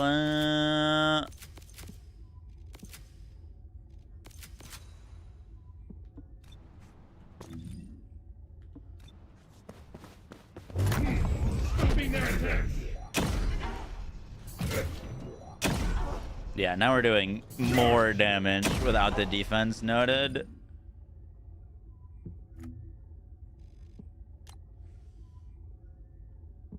I don't love them hard capping that. Well, your defense, you don't get any more damage past 200k, so there's no point in scaling it any higher. Which is also stupid because if I'm understanding this correctly, what they tried to do is they tried to buff Void Charge by allowing it to get a higher percentage increase off of your defense amount.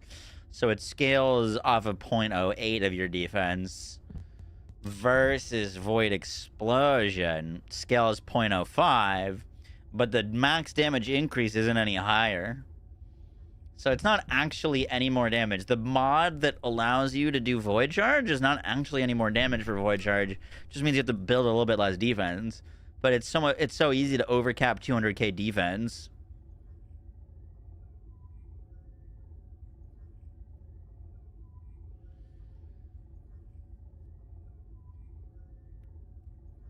Interesting. I don't know how I feel about that.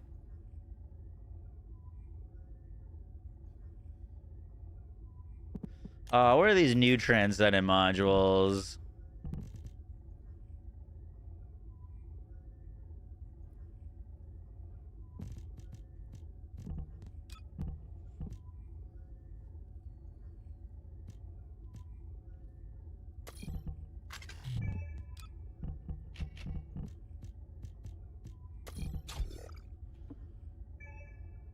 This one is new.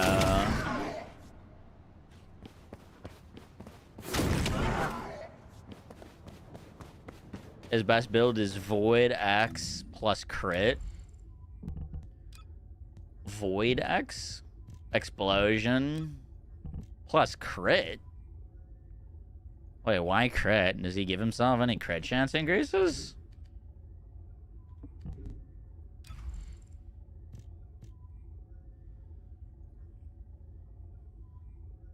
Are you needing a ancestor mod to do that? With crit chance?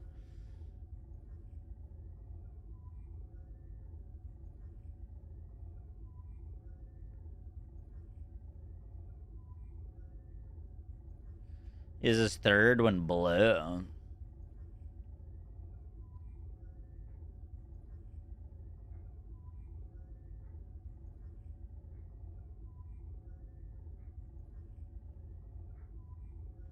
Is it like a guaranteed crit or something?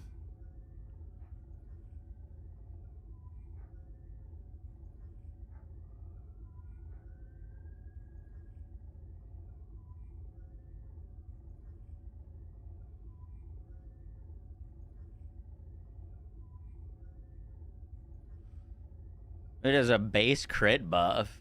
I don't see that anywhere. Is that not listed?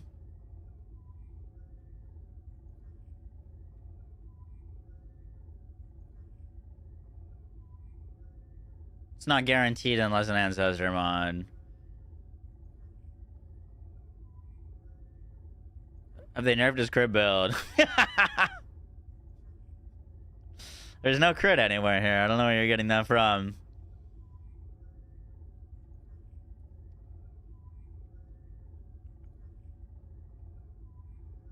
Yeah, it doesn't increase your crit rate or anything like that. Seed of a gangster.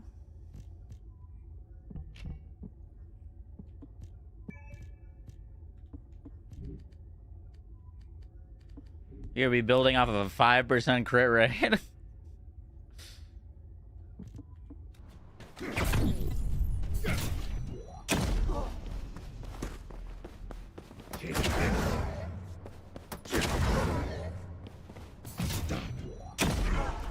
It's the Matrix recomp mon.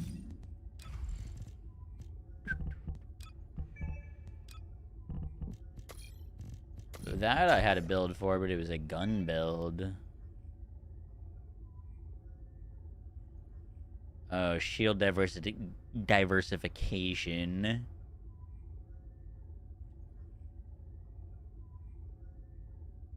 Deals damage to nearby enemies that grants defense simplification to all allies within range.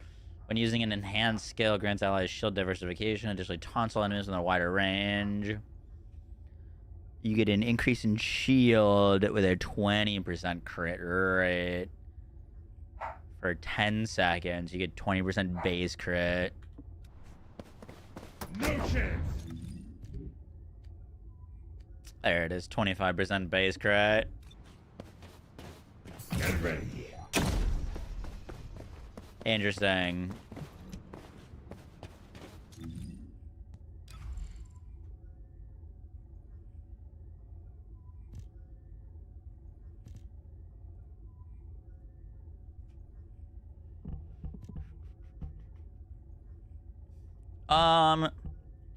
So is it basically only 30% stronger than what it used to be?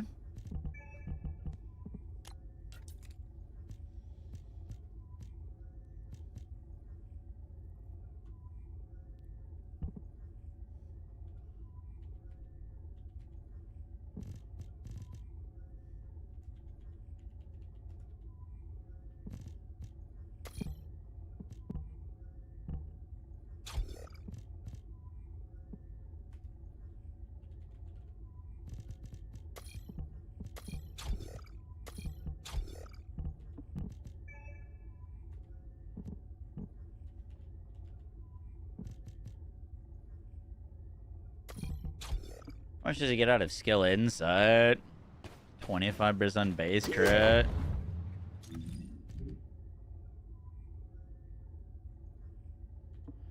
$53.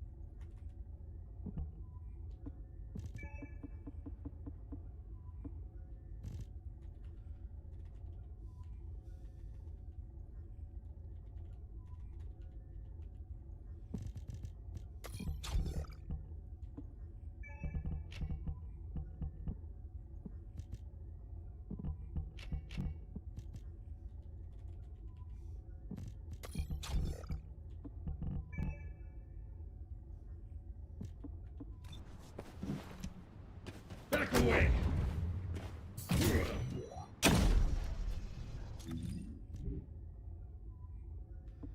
That gets him to 76% skill crit rate.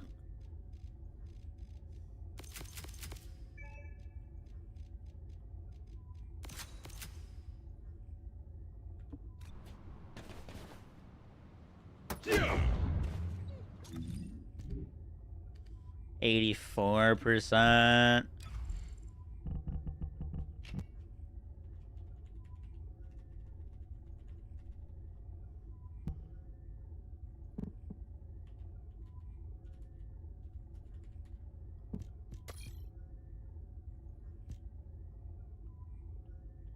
Man, I'd basically need to recatalyze every single slot.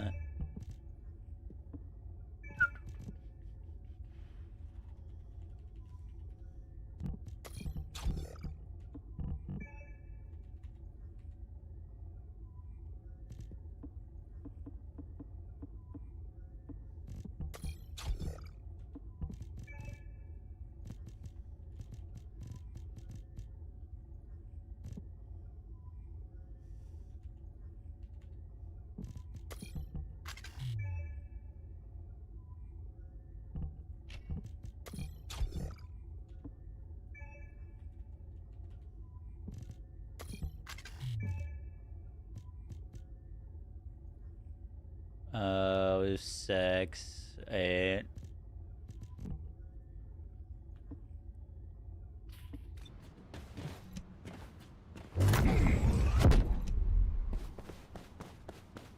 Take this. You're next.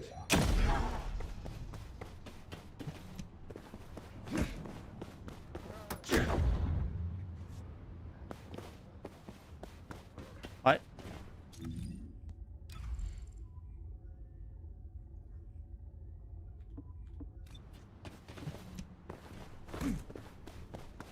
Out of my way.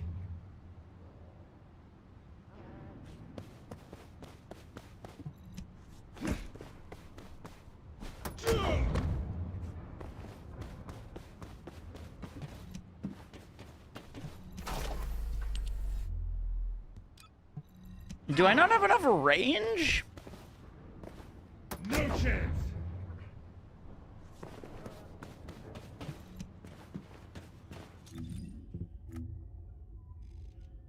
What?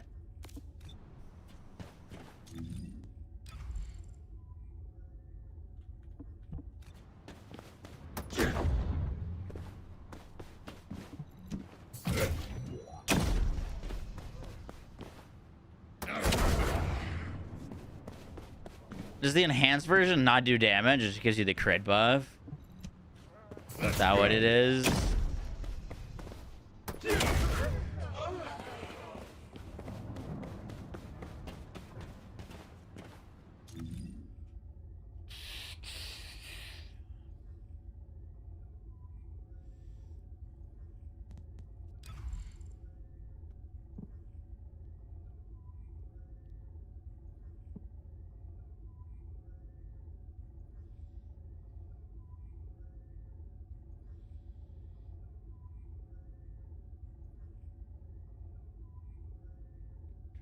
Update for BL4 must have been bad. It was... They could have done nothing and it would have been better.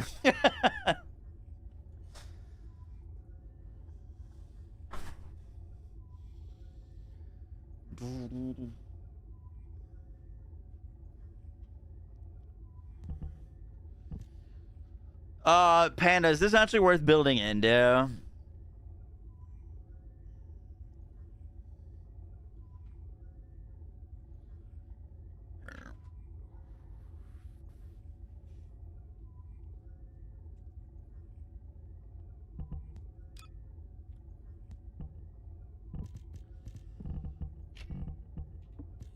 Will you change me? Well, love that I hate.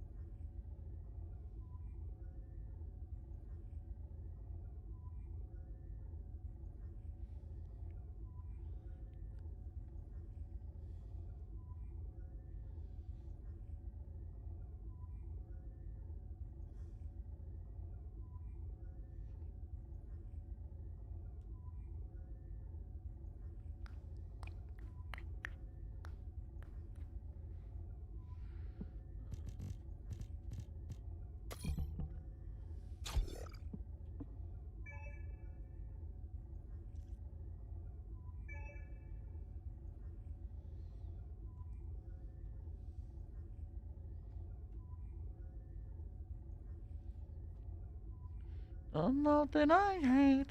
You're the something I take. Change me.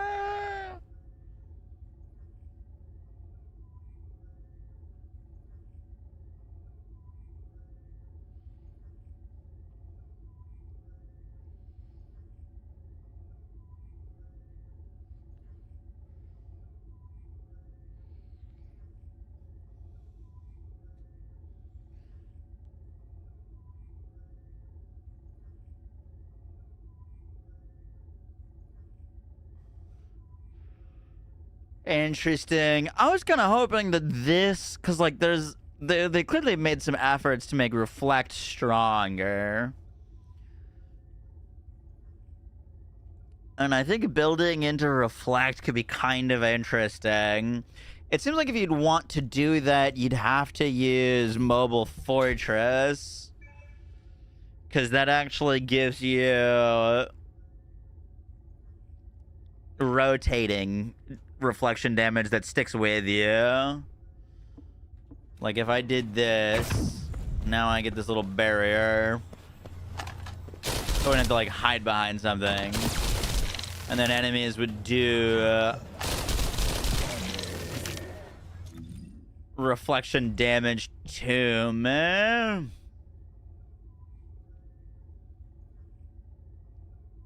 Which could be kind of neat. I was hoping that this barrier charge explosion. Oh, what does it do to this? Oh, it just gives you the reload. I thought this was gonna be a way to basically slam enemies with your barrier and like trigger reflect damage, but it just removes the reflect entirely and instead gives you void acceleration, which That's a lot of damage. Grand posted.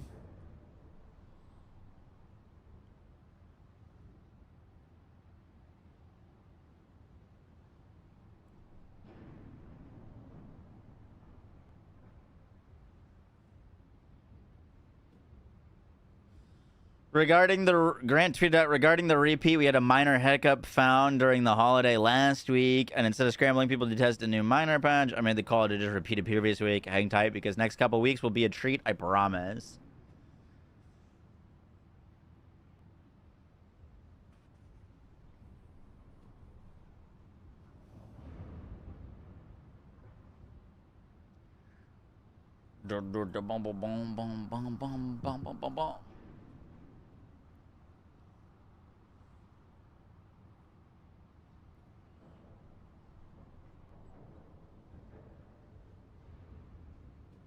Here's the tweet.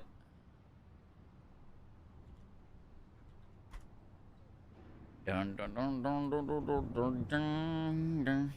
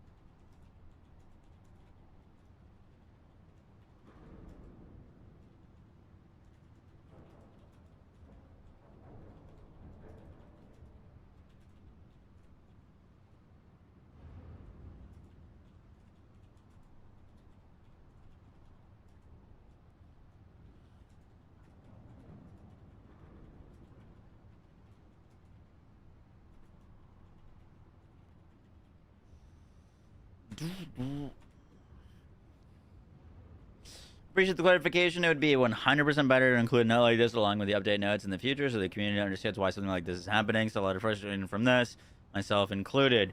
Very much looking forward to Bloom. This song is terrible. Untrex, thank you to the 14 months. Appreciate that. Thank you, thank you, thank you.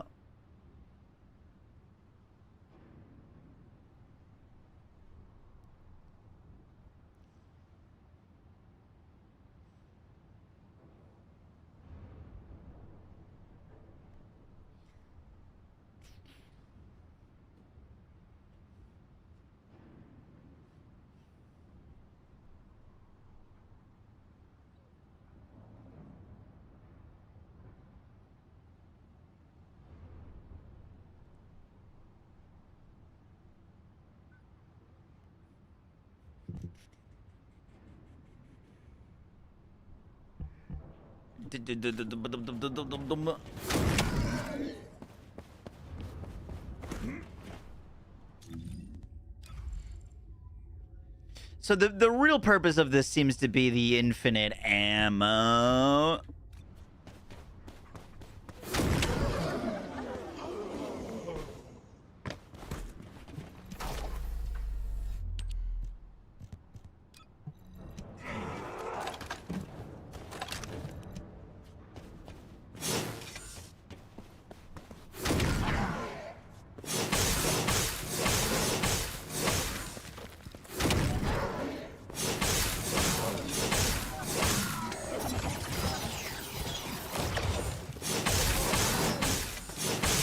Is it only an explosion on death? Why aren't you running Enlightened Mage set? I'm just testing stuff. I don't have half my mods. I'm not like trying to see damage. I'm just trying to understand how things work.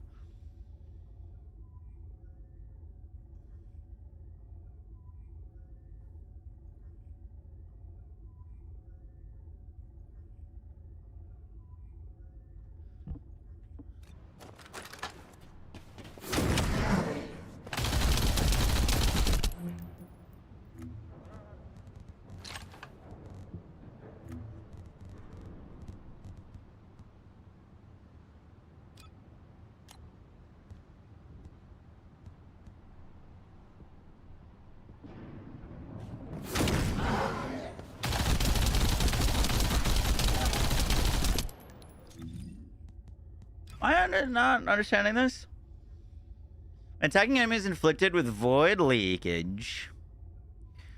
On all enemies that touch the barrier. When attacking enemies with the void leakage or the firm, grant void acceleration. While void acceleration is inactive, instantly reloads weapons with available rounds. When using an enhanced skill, increased reflection damage.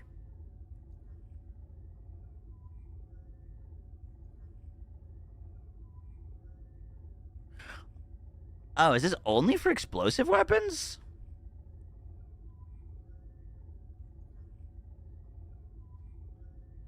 A firearm attack, additional damage. It doesn't seem like it would need to be.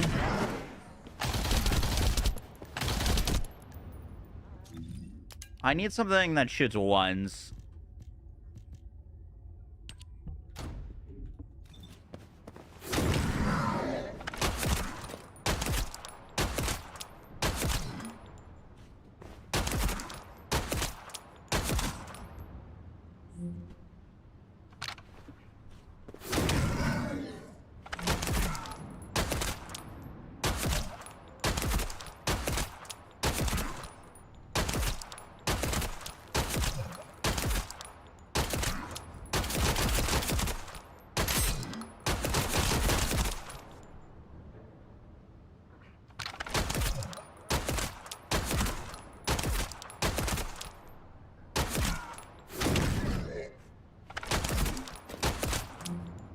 Okay, that's actually pretty good.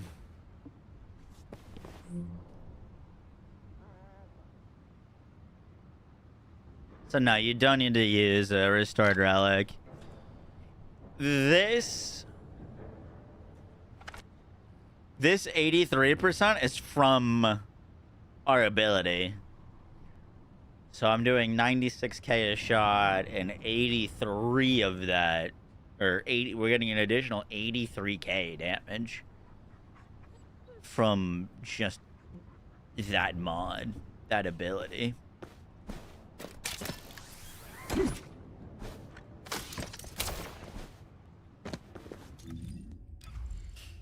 So this scales with our defense, and that seems like it. Seems like it just scales off of our defense, and obviously our firearm.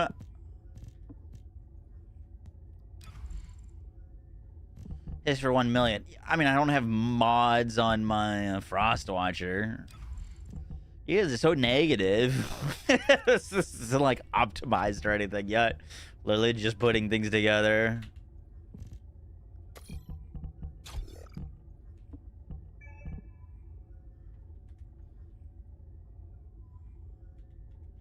I'm not saying it's good or not, but like I'm not making judgments with 0 mods and 0 things on.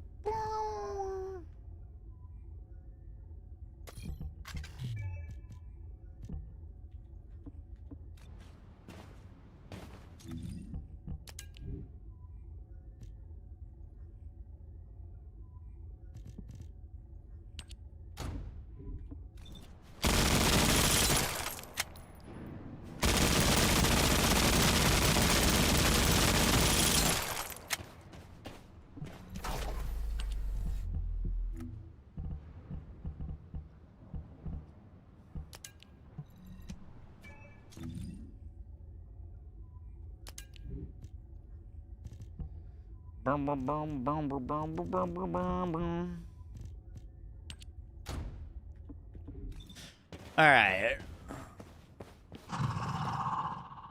So we're gonna shoot him in the leg with 1 clip. That was 3 point. Did 4 million damage.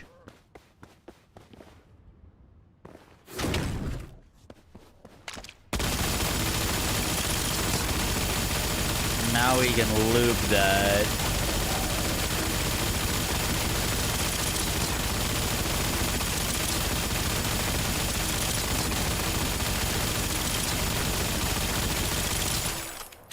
I mean, that's kind of cool. It basically just turns into fucking clay.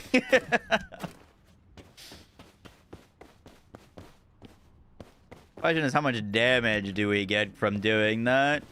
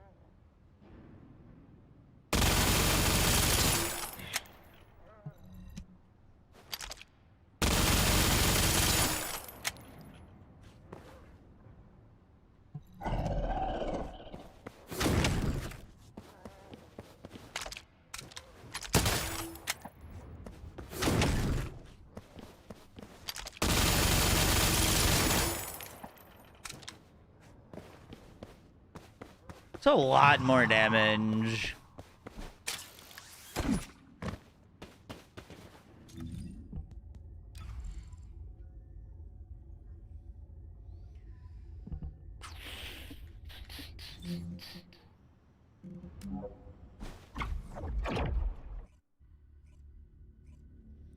It is a lot more damage. I was going from like 8 mil damage total on a clip to like 30 million.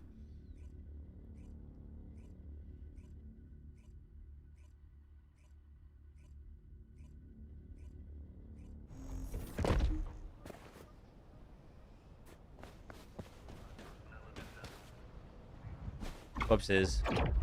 Sure looks fantastic. Bear's winning you over. Oh, yeah. Yeah, the bear in that showcase I thought looked the best. I'm probably not going to go bear, though. We'll say it. Humanity is very weak. That's why humans need us so desperately. Oh, wrong place.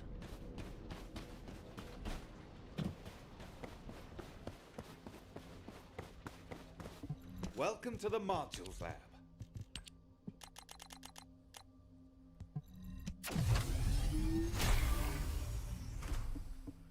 Boom, boom, boom, boom.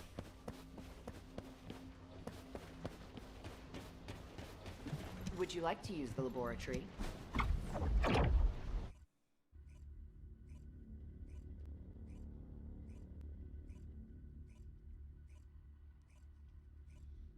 Time to sell some ancestor mods to swipe for old Yujin. I gotta see what ancestor mods I have.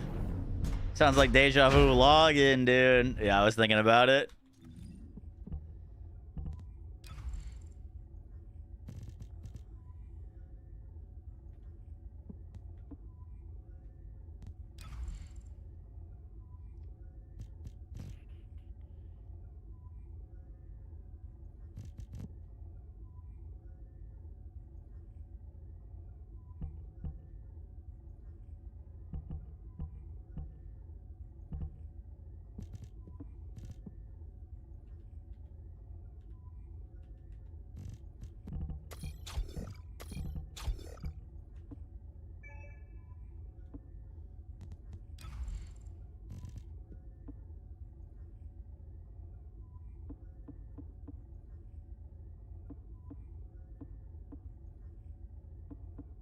I need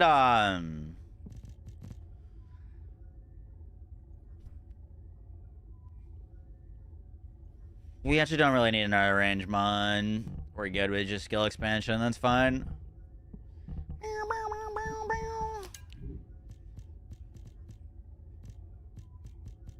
All right, let's go try this new mission.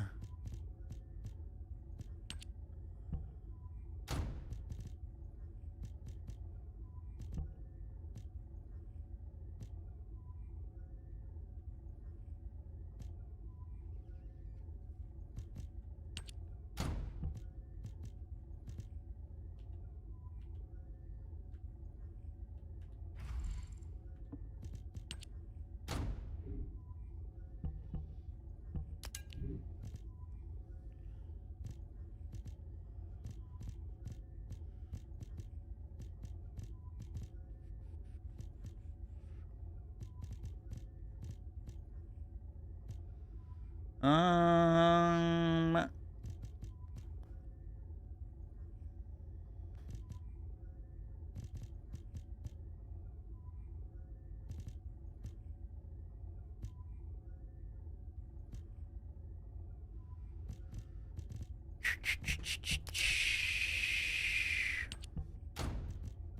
we're gonna go to Shell Crusher.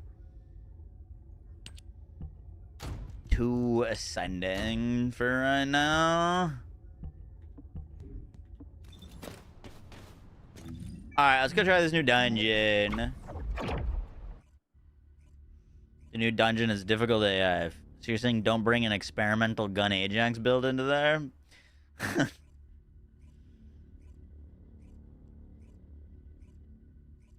What's the worst that could happen?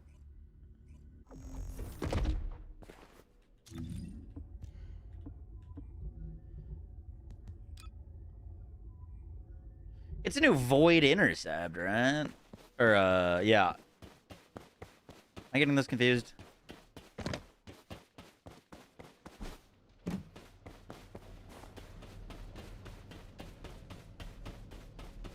How's all Yujin? I haven't got him yet.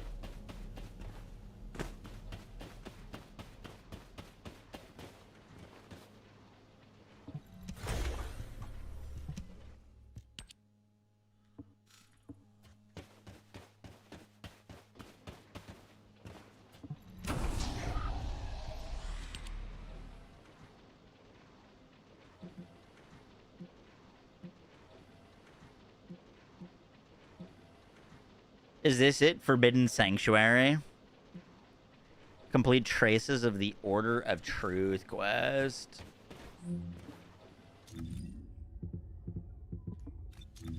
Traces of the Order.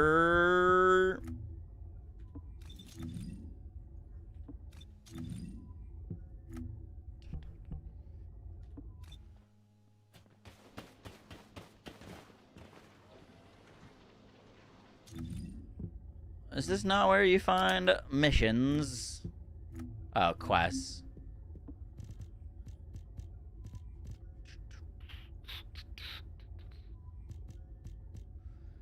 Bung, bung.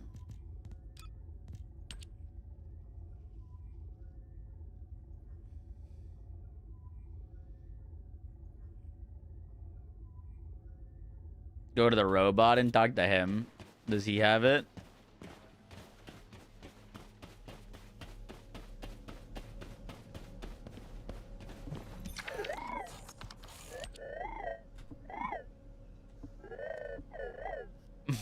What's that growling? Is that the robot making those noises?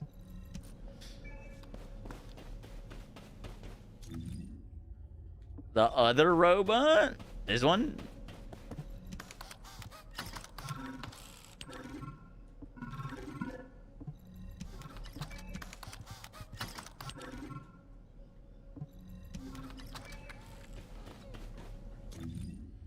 The other clanger. Yeah.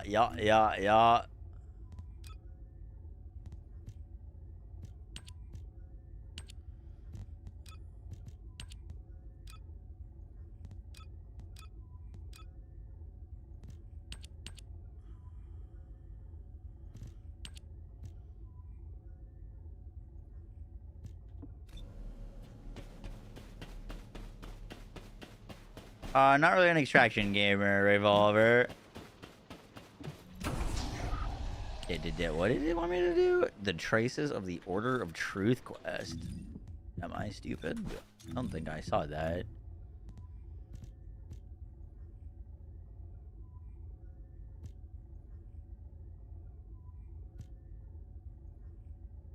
And dyslexic too. Which one of these is Traces of the Order of Truth? You let me know. I'm imagining I gotta do one of these to get to that.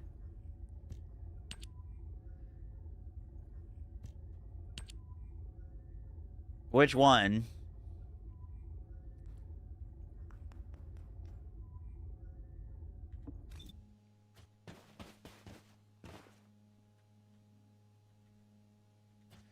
Thoughts on the Freyna Viesa Valby buffs. Were those in this notes? We hadn't finished reading through them yet. They just said they were buffing them. Here they are.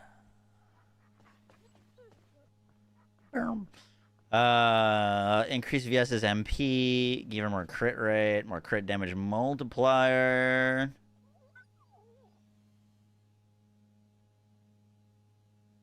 More damage for ice sphere. More damage for frost shards. More shield recovery from frost flood.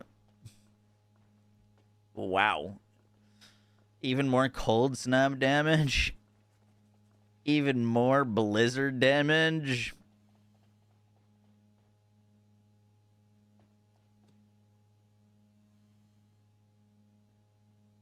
Oh, that's a lot of damage.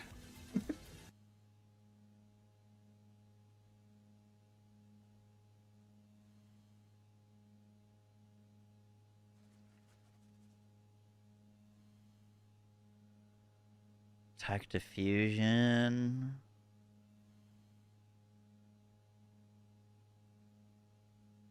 Absolute Zero.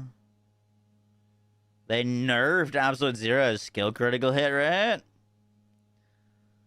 but gave you even more damage. Even more damage in Absolute Zero. Adjust the performance of the following skills. It's a 20% damage buff.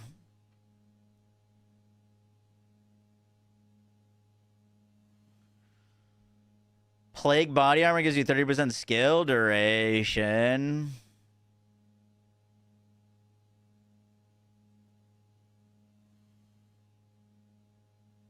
Big buff for Venom Baptism. And it gets damage on your core. Skill power, fire rate, range, rounds per mag, DR. Adjusted some skill performance of the contagious and modified it to the same damage intervals and duration to the default skills.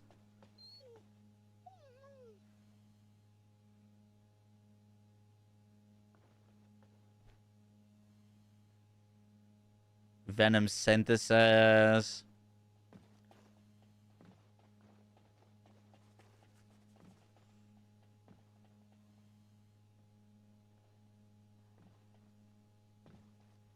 Buff to toxic mixture.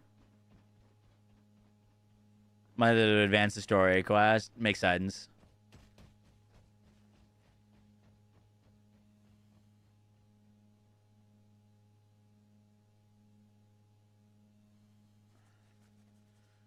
Bubble bullet damage. Plop, plop.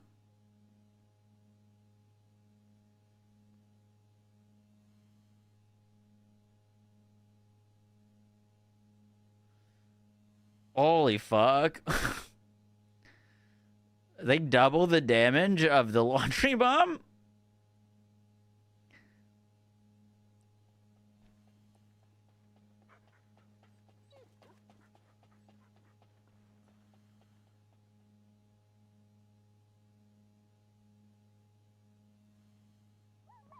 They buffed up supply moisture. Water play got buffed.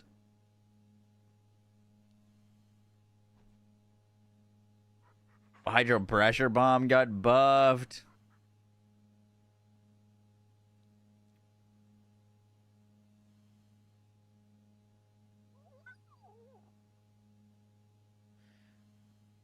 Adjusted the synchronization values? What is that?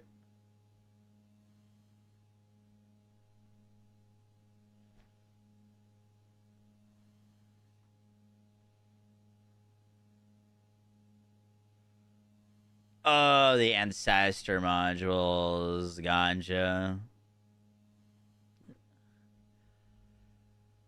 Makes sense. I mean, Valby sounds cracked. I don't know why they didn't buff Reyna's damage really at all. They buffed her fourth ability. And like technically it ticking more times per second, like a 20% damage buff, but like Valby got like double damage in some spots. Reyna didn't even get close.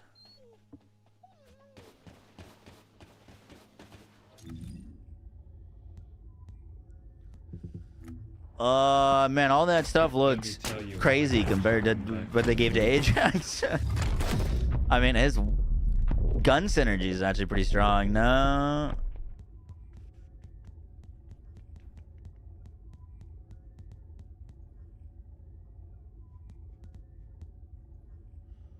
Supply moisture on a skill build or a gun build?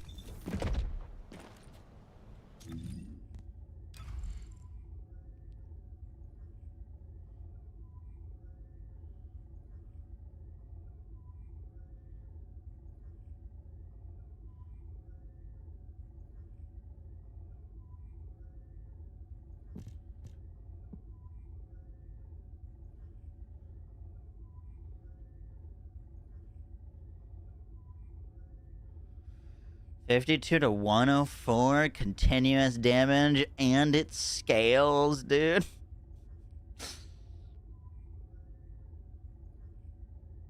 That's crazy.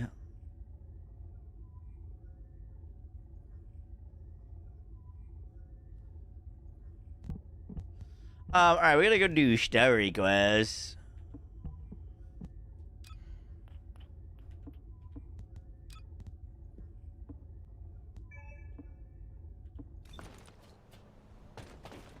Just getting started. We've been on TFT for a little, I think, over an hour, but there's so many changes to take in. We're still like, we still haven't gone and done anything yet. We're just reading all the changes. We were messing around and testing some Ajax stuff.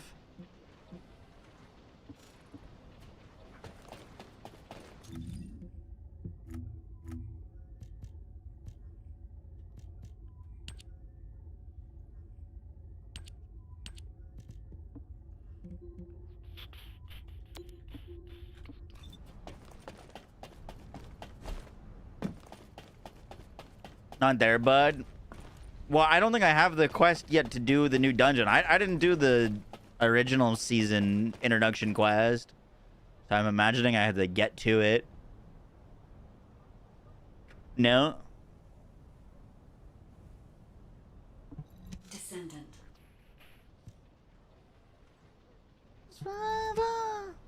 Do the main. This is main.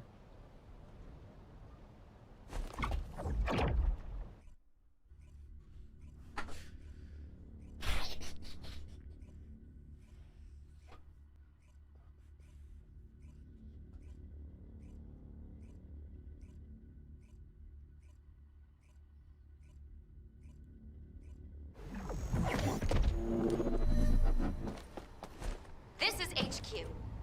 Initiate all-out assault on Axion. Secure each zone and maintain control to spread RK.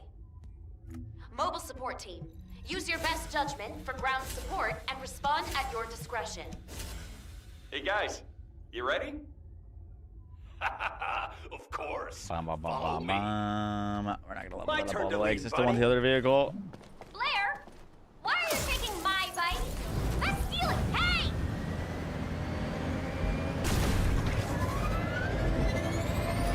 Boom.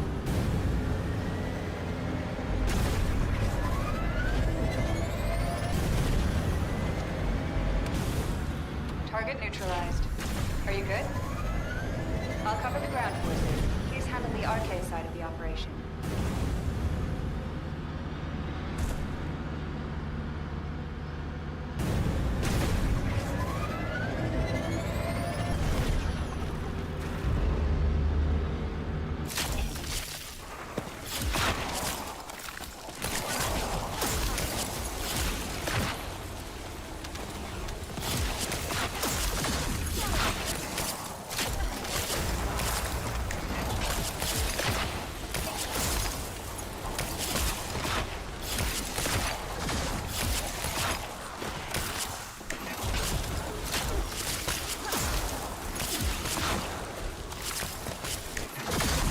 Who do you like more right now, Haley or Viesa for cold mobbing?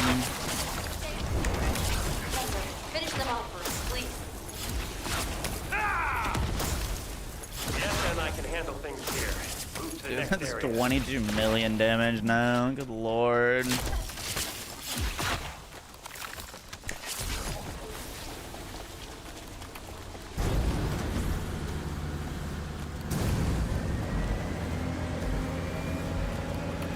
HQ will drop Cold right snap above the watch target build. area. Cold snap got buffed. As you command. Dude, they buffed hypothermia, which was always like a very cool build in theory for her, but like never quite had the juice.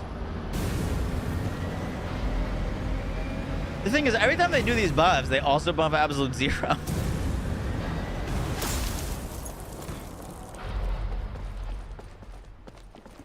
Hey, you guys, are you sure that this operation is our best course of action? What operation? Just wipe them all out. Well, you know what I can do? My abilities can eliminate all our enemies. Boom.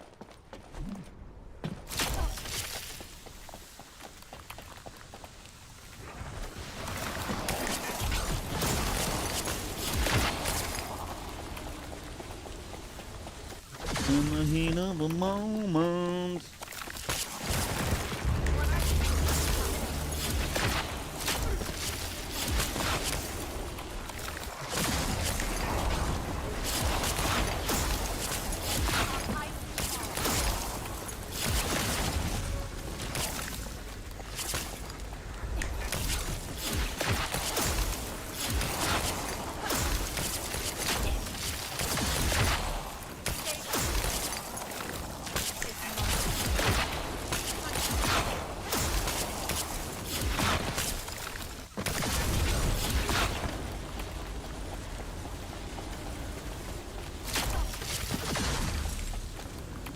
This erosion pattern is starting to look like the one in the Order of Truth's biolab. Shouldn't the fire guys be here? Your lips are moving, Yujin. You could burn the whole place down. The Council of Magisters opposes a full-scale incineration. I've protested their decisions several times, but they won't budge. They're acting like their HQ now. Why does it sound like Stranger Things music? Can't come back soon enough.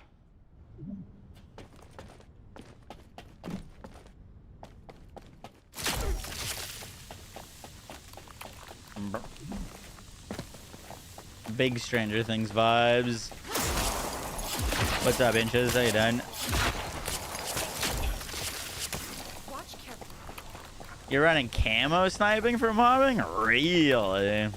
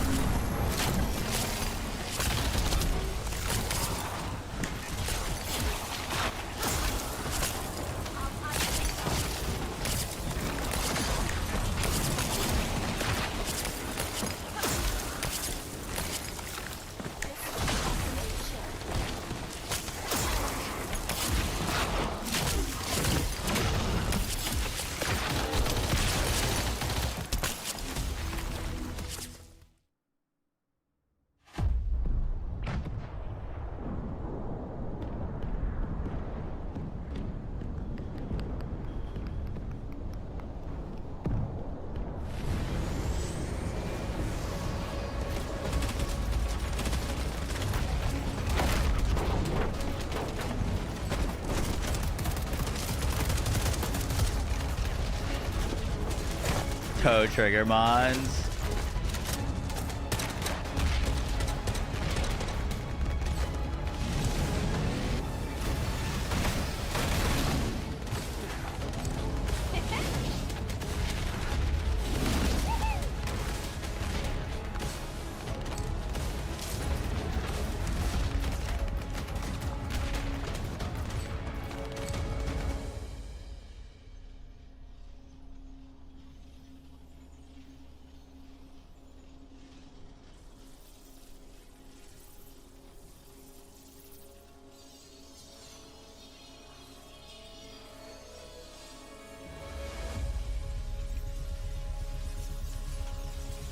Was lagging this morning.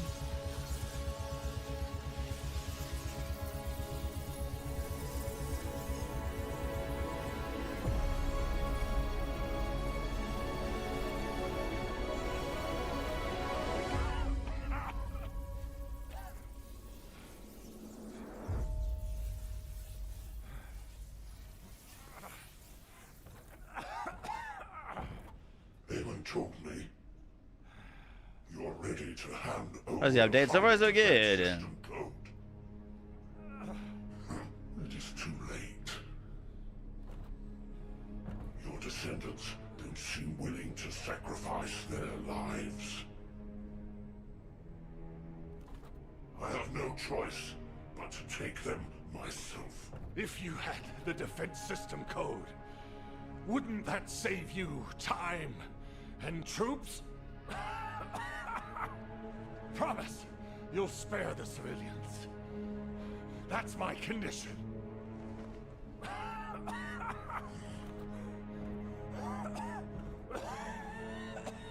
You have my word. Don't trust him, he's lying. All right. I'll give you the code. Listen carefully. Albion's final defense code is... Screw you! Hey, what a Chad. He's dead, isn't he? What's wrong? Don't you know what that means? You really weren't paying attention. I'll tell you what it means, and you remember it this time.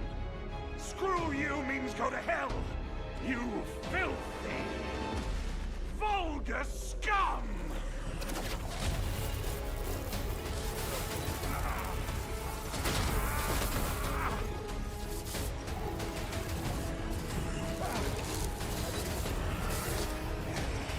Come on!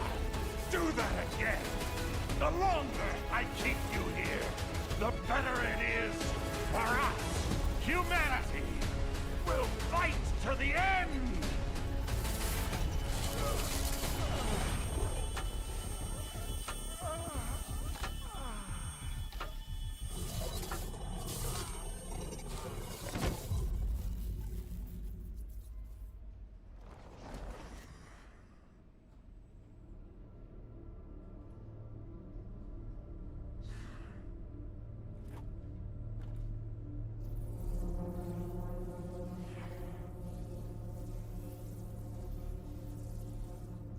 Move the commander of humanity to a supermassive receptor.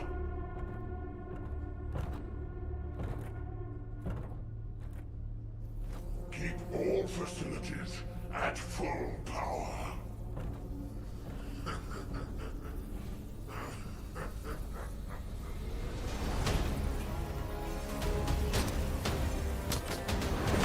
Do it, God.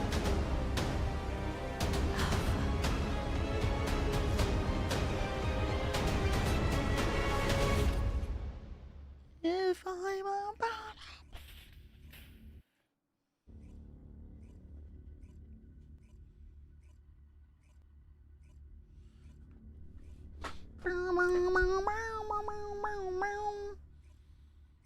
They made a skin for Guide, but she's not even playable.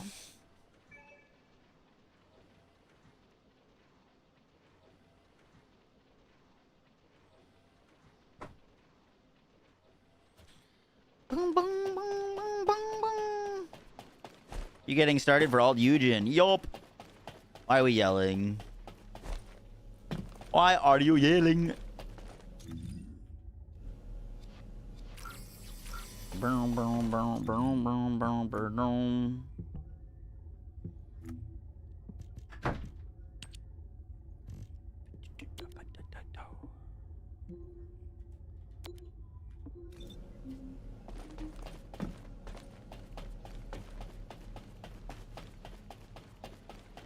She's in the living area. Oh, God. I'm glad everyone made it back safely, considering how fierce the enemy offensive was. We've already started planning our next move based on what the guide has seen and heard. We had to get moving because we don't have much time, but I should be able to share the details with everyone. Alpha, I'm so glad you're alive. But I can't... Guide, the RK you detected must have belonged... There must be something you can do? Reverse engineer... There was unsynchronized RK, but now we have detected unsynchronized RK in a number of locations. There are both Oblivions and... I could detect your RK in void space because you are a Wait. What if we could restrict the search area? Corell's order was for the commander of humanity to be moved to a super... That isn't speculation or assumption. It's information. It would not be impossible if the Descendants... However, you understand that there are multiple facilities of this type. Of course. But we were already planning to storm the heart of the Vulgus fleet to rescue Alpha. We should get started right away. I want you to check the equipment we'll need for this operation. Guide, why don't you rest until we're ready to deploy? Rest? You really do consider me to be human? I'll check on the tactical transport. We may need to apply a void coding upgrade to ensure it operates smoothly. Please deliver the details of the operation to Anais. Couldn't get any more degenerate, true. And I feel nothing for... Oh, was that... Ah, Descendant. If this is about... Why is it taking so long? You're starting to show your true colors.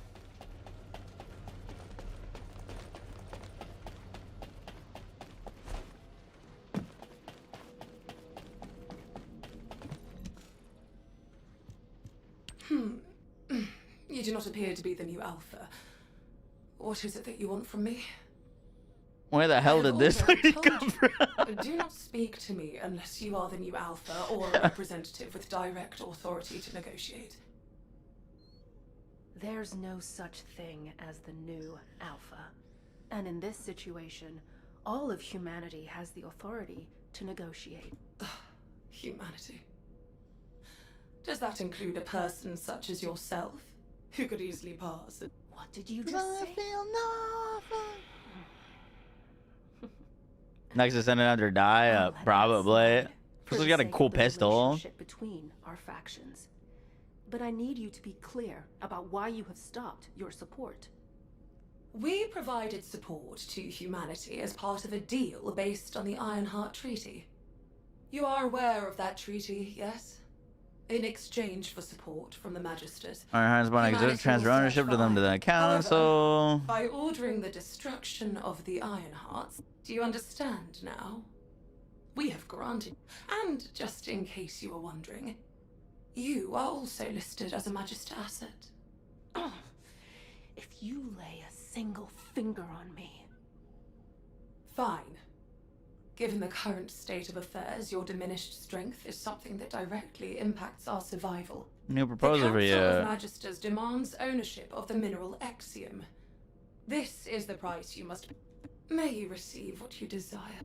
What the hell did she just say?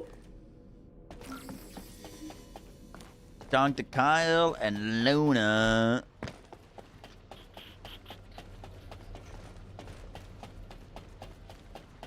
They also back here?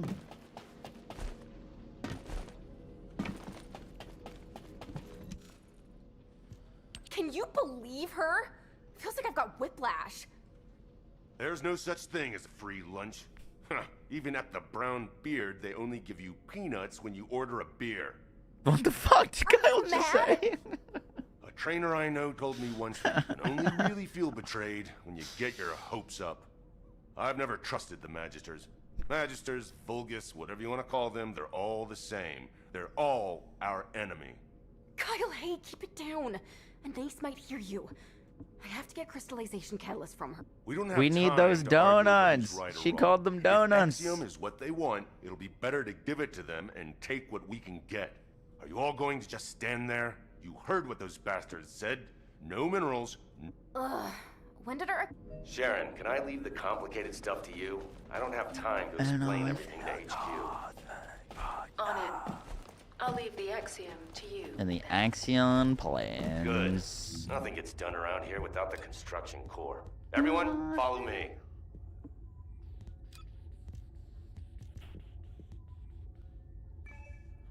Boom, boom, boom, boom, boom, boom, boom, boom, boom, boom, boom.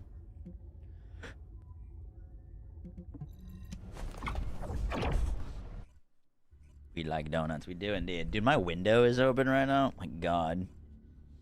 My feet are so cold. It's like 30 degrees out.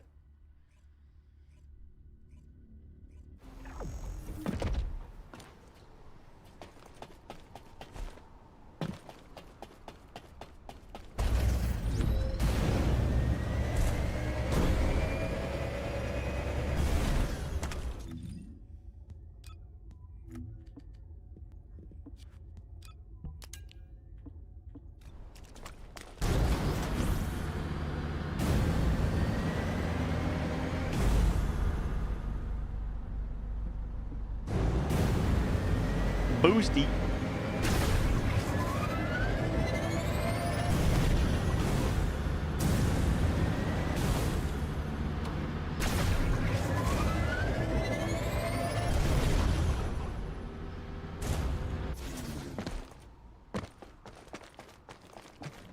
All right, everyone has filled their quota. Let's go and hand it over.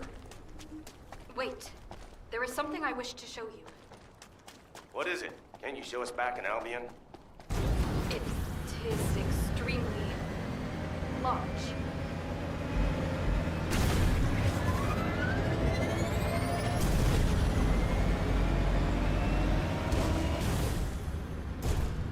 Whoopsies, I literally just jumped over that. Slacker, I know.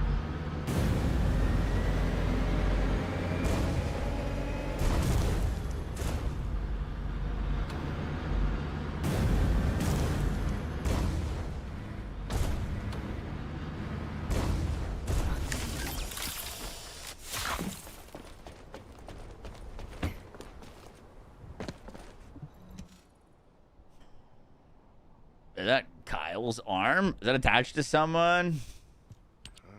Oh, it is not attached to someone? Hobby you got there, Serena. No, please do not mistake me. I have absolutely no interest in these demons. What I wish to show you are the orders that this commander demon had in its possession. To all troops, hold the mining site at all costs. Make every effort to acquire the mineral. Legionnaires who distinguish themselves shall be rewarded with a share of the extracted mineral. This will be your chance to taste true power. I expect extremely positive results. This message How's the is what I arm wished for you to speaking? see. It would appear that the demons also desire to collect this strange ore. Hey, you've got pretty good with tech, huh? That's not important right now. Who is that bastard? We certainly use Exium to strengthen our arche. But merely to strengthen. It will not awaken arche where none exists. What? Okay. Maybe the Magisters are demanding Exium because they... Well, because the Magisters share the same bloodline as the Vulgus, and the Vulgus don't have arche factors. It is clear that both sides are withholding vital information. Knowing this, I do not feel it is wise to deliver the mineral to either of them. Jeez, why do we always only have two options? All or nothing, do or die, Vulgus or Magisters. There's a third option. Fake obedience and do what they want. I told you it'd be better to give them what they want and take what we can get. Right now, we need to go all in on rescuing Alpha. But we can't just let this go, either. We should ask Sharon and the numbers to look into it. Huh, they might even be working on it already. Enemies within. Where should I direct my mace? As always, slam it down on the heads of the bad guys, after telling them to take a hike. Anyway, everyone watch what you say when you get back. Don't forget the third option we just talked about.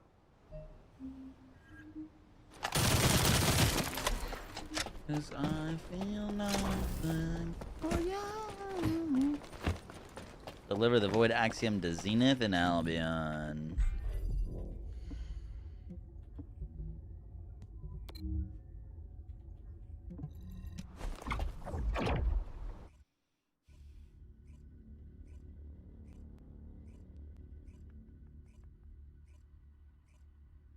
That is a damn fast dog. It's muy speedy.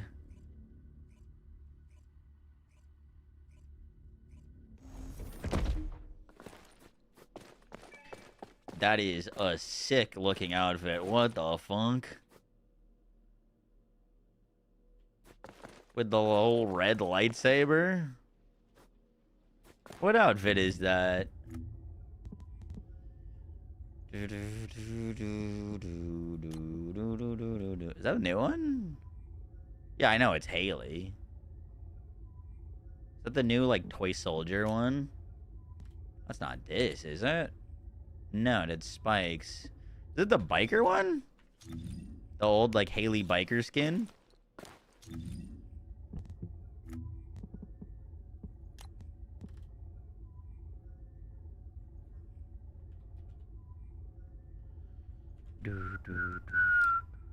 It's this one. Blackthorn, I'm pretty sure.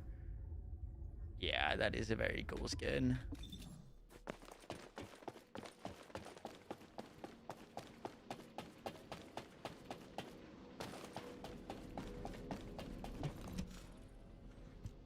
Here. This is the first batch of Exium ore you asked for. If you're gonna say something as cliched as descendants who follow orders should be rewarded, respectfully, I decline to listen. Descendants who follow orders should be rewarded. You've got some nerve, huh? You really are so generous with your praise.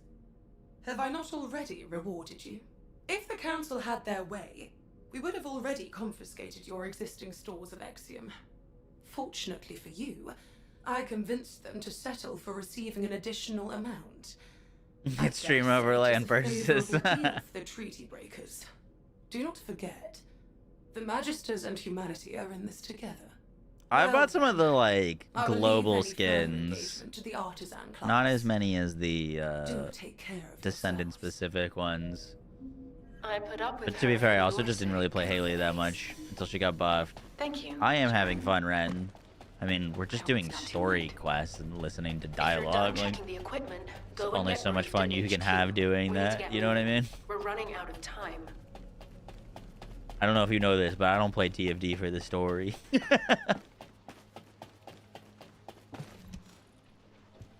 Damn. I didn't expect the Council of Magisters to delay us. You've done a great job responding to their demands. Securing that much Exium in one go is... But we've lost a lot of time.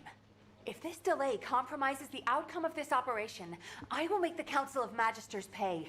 And I'll be right there with you. Amelia, up... Yes, sir.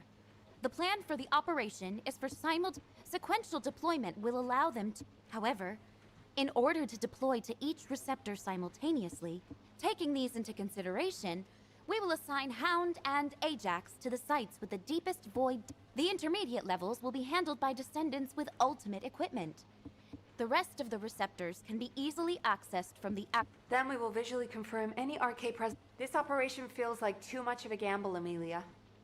What if I know that the point of this operation is...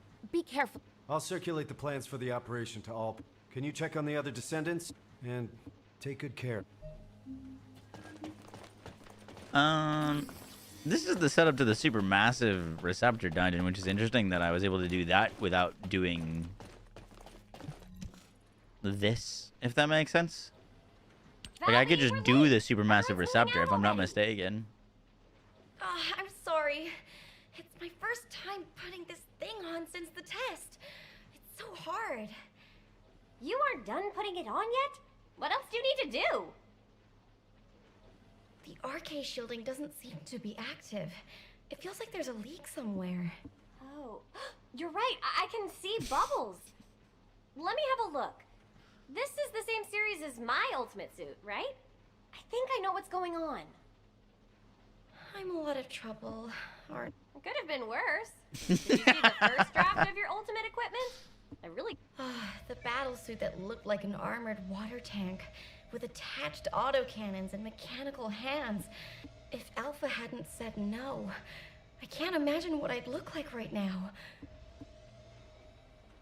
Ouch. You can thank him as much as I you mean, want this is when we get it content, back. clearly. Okay, you're all set. All right, let's go. Thanks for the help. Let's get going. Clearly, big content. 'Cause I feel nothing. Oh, yeah.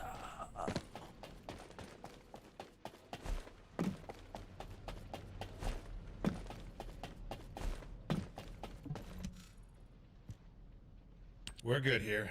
But go check on Glay. She seems to be having some problems. Is he having an ice cream sundae? Aren't you gonna equip your ultimate suit? My current battle suit is enough to withstand the void depth. I don't deserve to wear belief just yet. Why does it look like it has avocado in it? What does that make me? Someone who eats shaved ice right before an operation. Have you studied the briefing?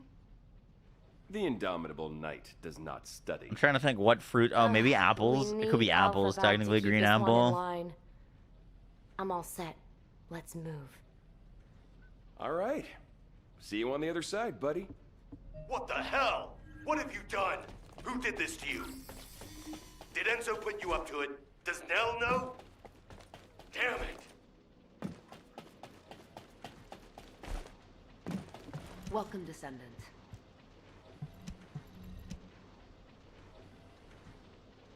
Oh yeah, it could be like a melon, little cantaloupe action.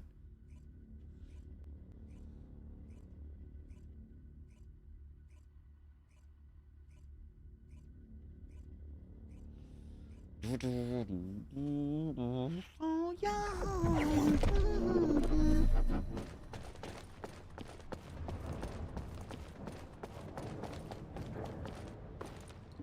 Oh, hey.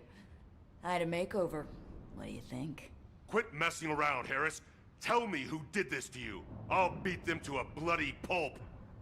Calm down. I did it because I wanted to. You understand me? This won't awaken RK. That thing you're wearing is dangerous. Even a blockhead like me can... I can't believe you're messing with Oblivion technology. You're living on borrowed time. I'd rather that than live as a loser. I want sweet, satisfying revenge, even if it's short. Look, I'm already wiped from thrashing. Damn it. Oh, brother. The world doesn't revolve around you. Wasn't it you who... Nothing gets done without... That's right. Let's get going.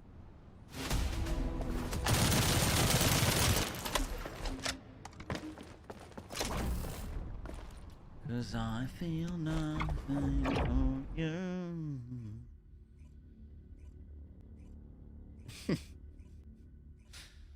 They nerfed cold-hearted Haley because dungeons are taking longer to clear on her now. I kind of doubt it.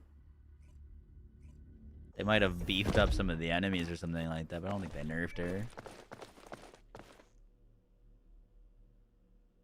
That is also a very cool skin. Skins look really cool on this little area with like the lighting and the reflection of the ice. Like I think if you've got any sort of glow on your armor, it looks extra cool like right here.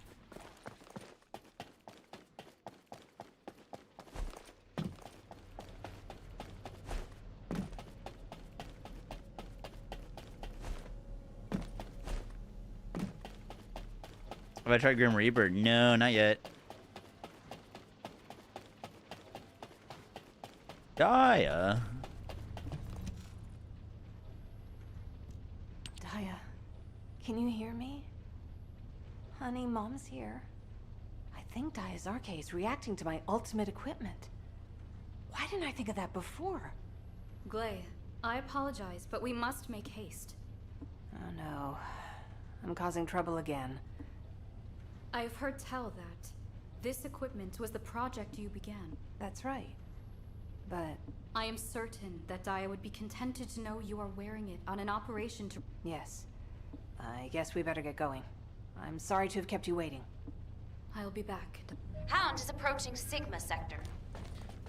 The Oh, ultimate force is the gathering Yoshi in the attack Borg. rallying I know, point. Yoshi Borg. Roger that. All remaining personnel are assembling at the Axian Plains.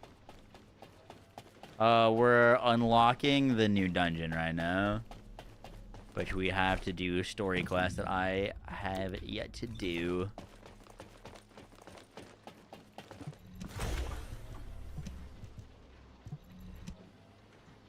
Wait, that's no. I didn't want to do that. Fuck.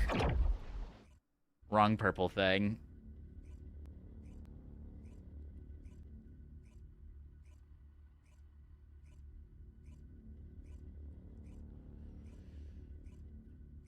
Should still be very close. I mean, you could check her values. I'm gonna guess that her values hasn't changed. They seem to be, if they do need to make anything weaker, like they did with Wall Crasher and Serena, they would change the enemies so that the enemies maybe have like extra cold resistance or something like that.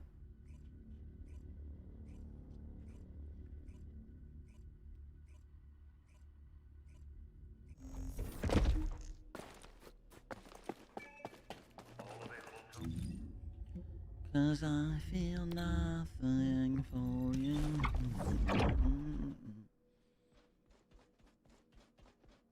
You started to despise Void Vessel.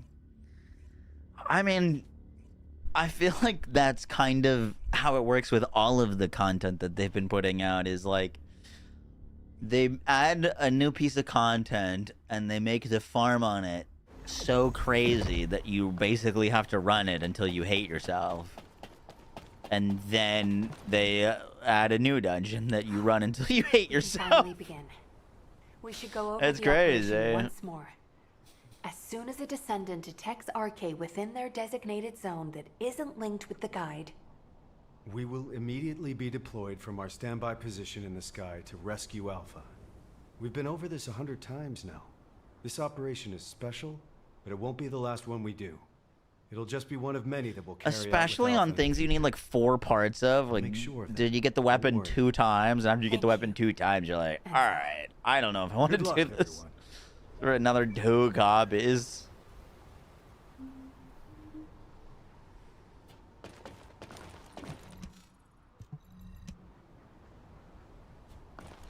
Is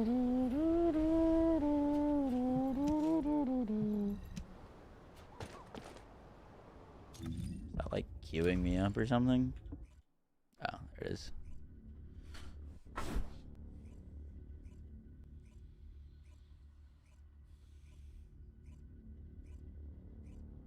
Yujin is really fast. Oh, well, so how about the materials to build Yujin? Is that something they'll do? Is they'll make it so you can get the parts quickly, but it takes, you know, 85 kajillion missions to get the parts to build him.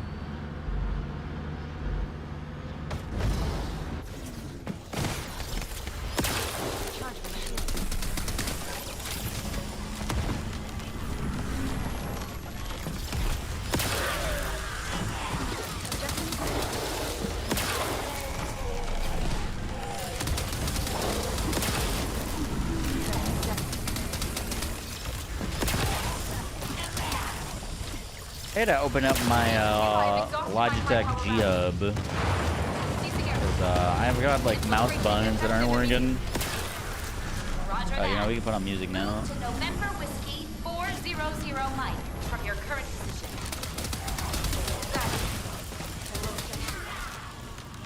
Just come to my position, Serena.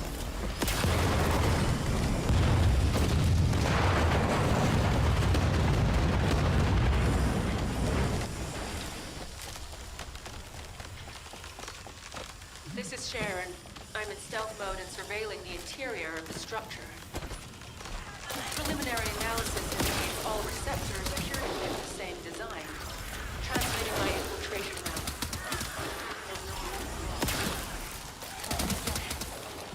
Which direction should we be heading in? Like, huge! Move toward a location which has a significant energy response. When you get close enough, you'll know if there's anything present or not. You should have told me earlier! Now I have to go back! In a stream. Oh yeah. Hopefully productive conversation. Not a priority target, but I'm sending you coordinates just in case. To operate on this scale, they must be supplying their own raw materials. Raw materials? You mean Colossus organic matter? Yes. I have a bad feeling about this. Setting objective.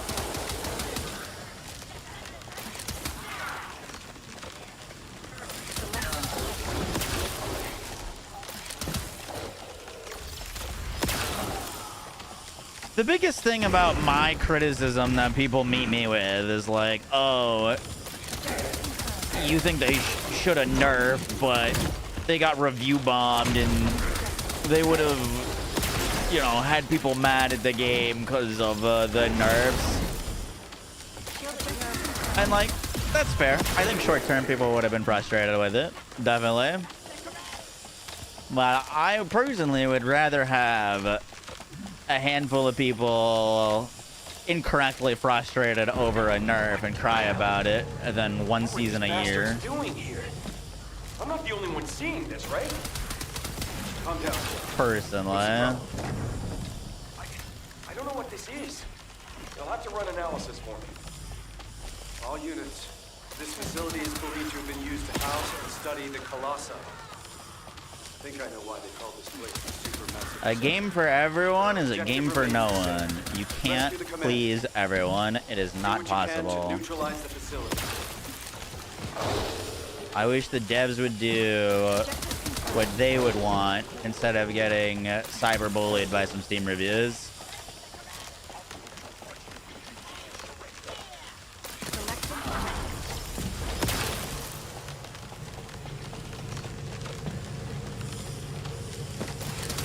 I want the game that the devs want to make, not the game that they've had to make because they're afraid. Confirmed at the center of the facility. We found Alpha. Enzo, no, get the Jones receptor immediately. No one wins in that situation. The devs have to make something that is against their original plan or vision, and the players don't get the best out of the devs either.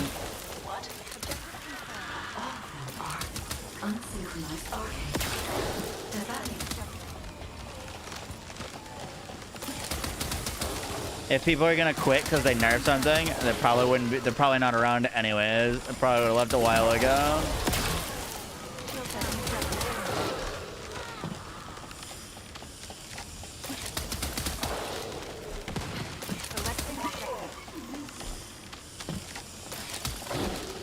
We should review bomb for a Serena nerf. True. And then I got other people in the comments that like, bro, Serena's not really deserving of a nerf right now. Actually, Bunny's stronger than Serena.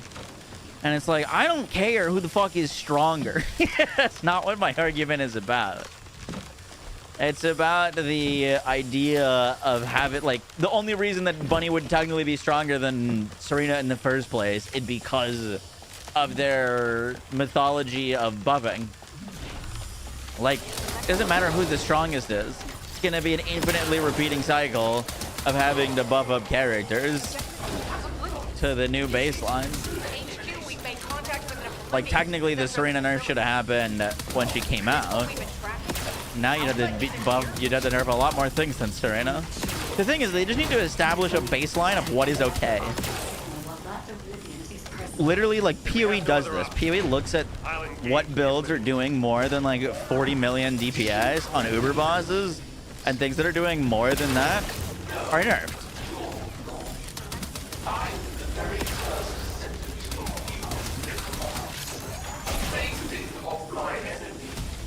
This game couldn't have it any easier. You literally just look at void erosion clear times. If something's below a certain amount, maybe that needs to get adjusted. Clay and I are safe. Enzo, what about Alpha? Did you find him? We're still searching. RK response is close.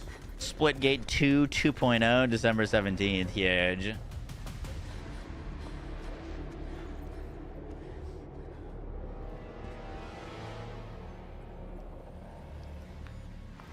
Over there.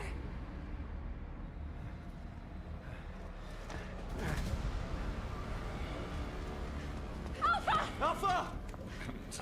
Hang on.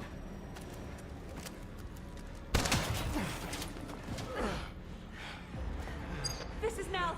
Requesting emergency rescue. Buying out all the 10 caliber 0-year-old mods. Oh yeah, I got some for you. Damn it. This place is...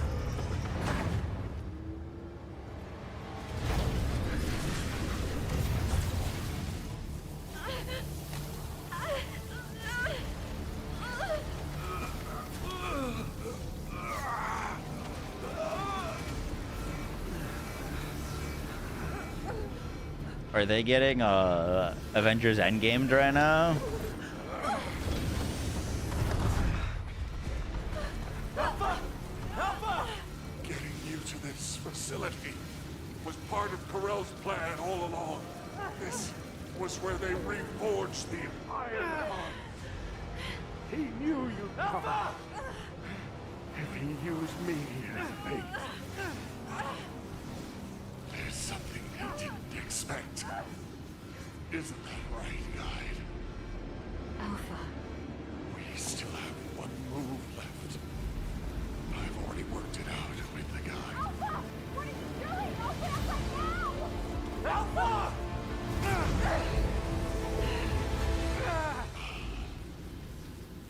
Leave the rest to you.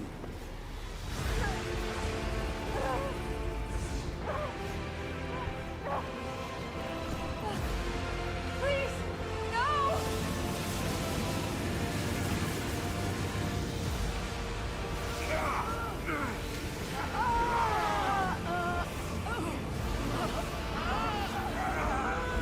Hopefully the dogs are fine, right?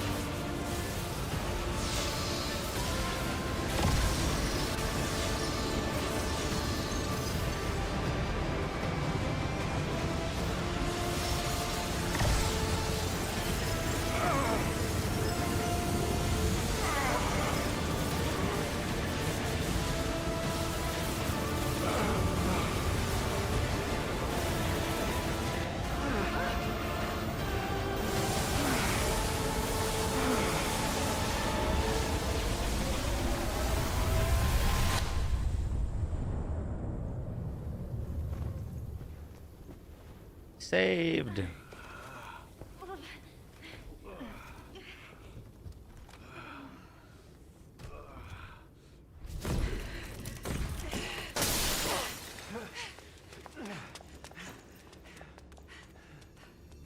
Here we are.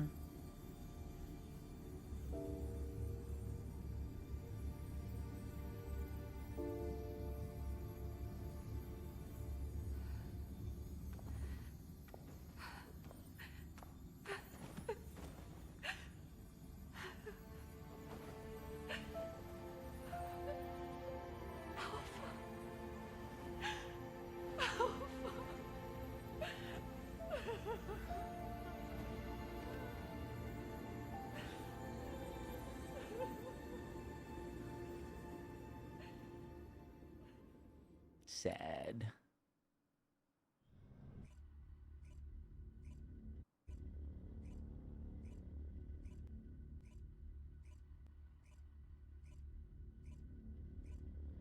Boom, boom, boom. Are you sad, Mox? I'm crying.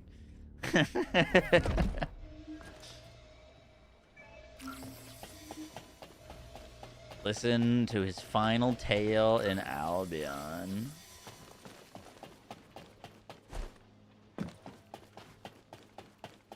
Now, if they really wanted to make me cry, they'd make me run Sigma Sector a few more times.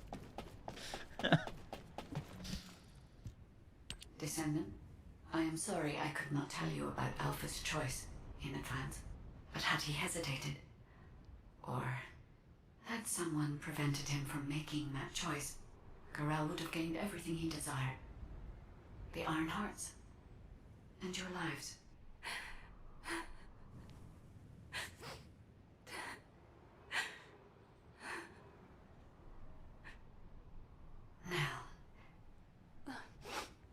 You don't don't need to console me. Did you know Alpha's real name? That's one of HQ's most closely guarded secrets. Steve. So no one could know. There is a rule that the Supreme Commander of Albion must give up their name for a single word code name to avoid being swayed by personal feelings. In keeping with that rule, he was Alpha for a long time. But now, I want to remember him as a descendant. Thank you for your service, Alexander Grant. Alexander Grant. Nella, I also have something I need to tell you. In the event of the Commander's death, there is a protocol that a confidential message is sent out to all members of the Descendant Corps. If you're all right with it. Can we transmit the message now? Who is Enzo, like, about to propose to?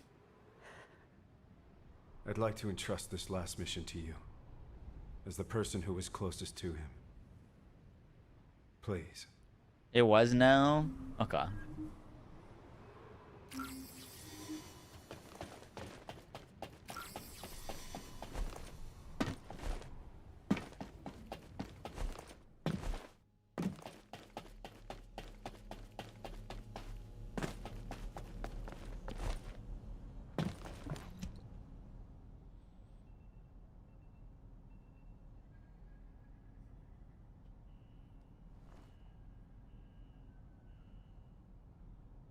If you're hearing this message, it means I'm either gone from this world or unable to give orders.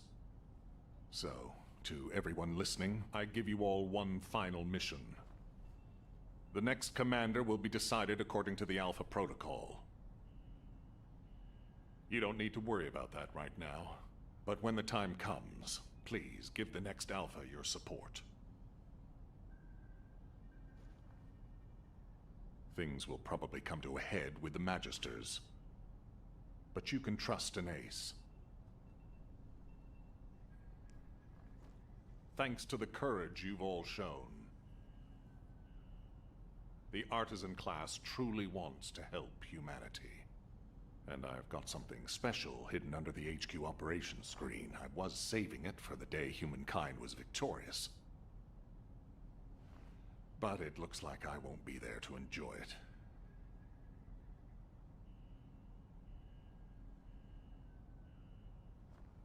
Yes, I'm sorry that I can't be there. Whatever he's recording on is about to run out of battery.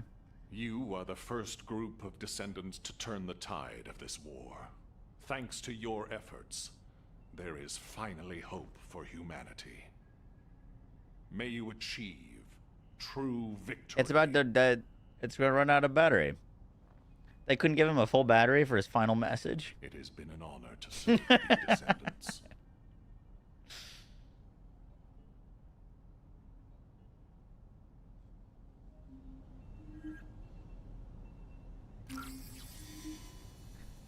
Examine the area around the HQ. What did he give us? A little champagne box?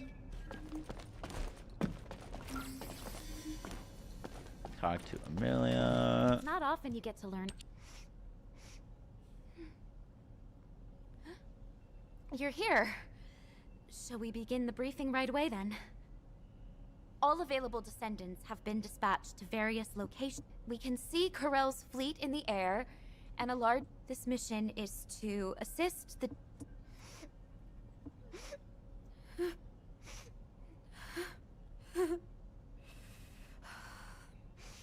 How are you supposed to train yourself?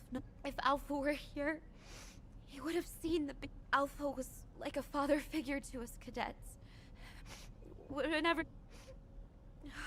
When you return from the mission...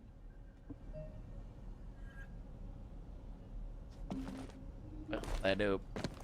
Join Enzo at Kingston Grand Square. Battle? Just asking out of curiosity.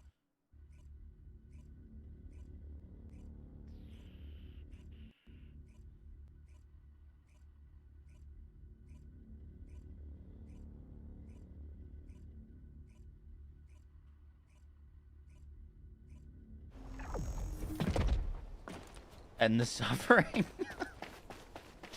Do you need anything? Supply? You made it. Judging by how well timed our reinforcements are, Amelia's doing a great job of overseeing the operation. Alpha would have been proud of her too, managing the chain of command all by herself. Nell says she can't stop her RK from fluctuating wildly whenever she thinks about that day. Nell, and me, everyone. We need time. And it seems we're not the only ones. There are indications that the Vulgus, they're definitely preparing for an all-out war. But they don't have the... Corell's even deploying forces that were intended for Kliphoth. It's clear they need to carry out the attack on Albion in a way that minimum... One of their key targets is the Kingston radar base. The...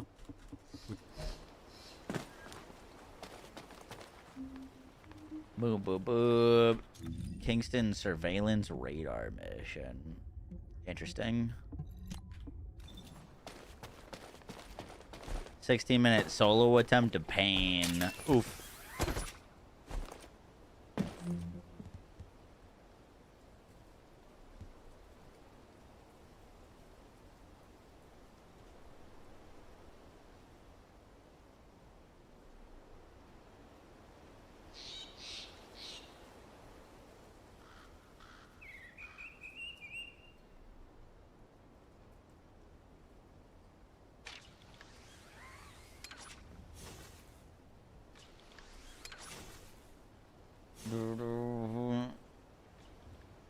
This hasn't opened for me all day.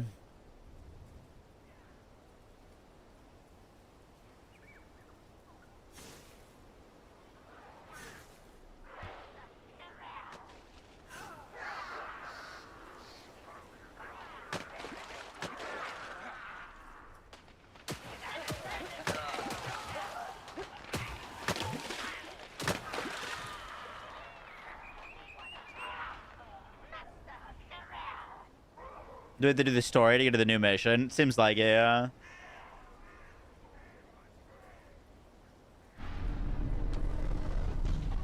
Does this just not work? Weird.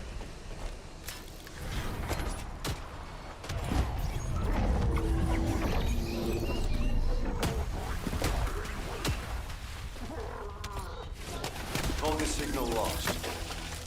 I'm almost done analyzing their infiltration route. I'll share what I have from Field Command. Oh, my mouse isn't even plugged in the first place. The situation...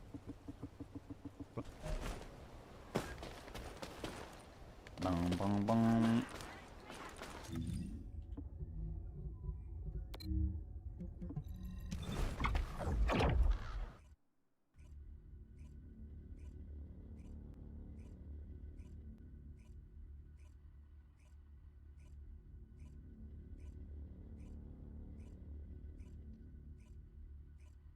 That was fast, right?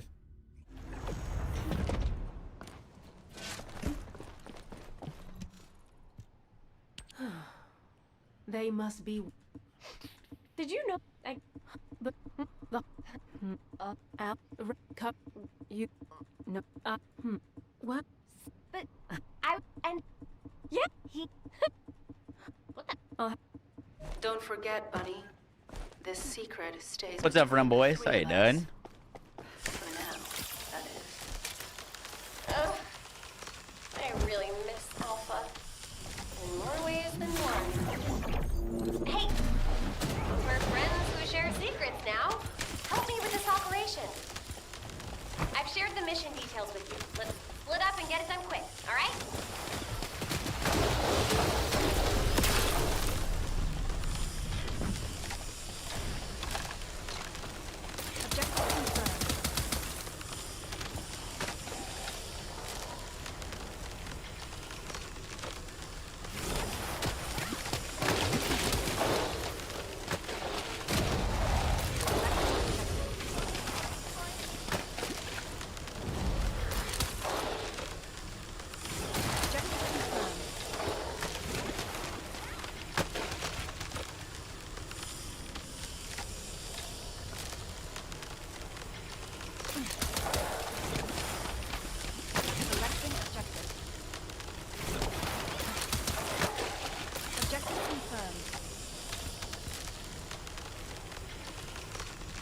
Oh,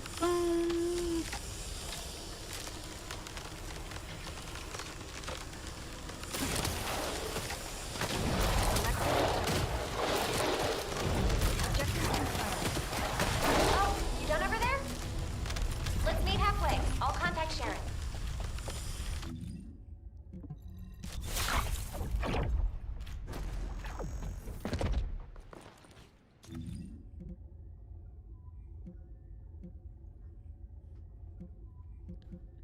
Interesting. I didn't know that they just showed these on the maps now. When did they do that? No need for end zone? Sharon, Well, I guess we're it still helps you open it faster or easier. Hey, Remember, this is the best Kuiper farm.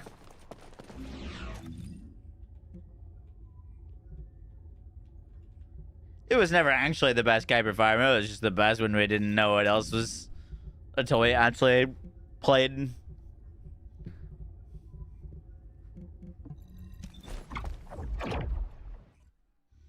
Boom, boom, boom, boom, boom, boom, boom, boom.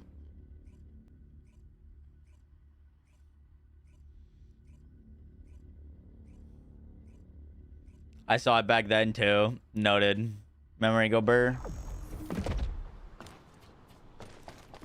Sorry, I did. Huh? What are you doing? You know, but the. I'm sorry. Still, I am analyze. While I'll send.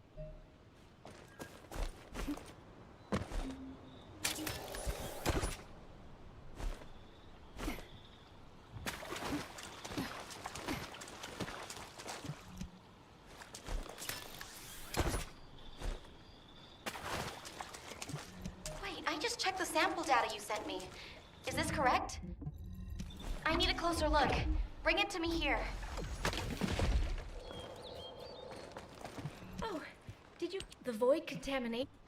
I think. Boom, boom, boom, boom, boom. Join the fire, guys.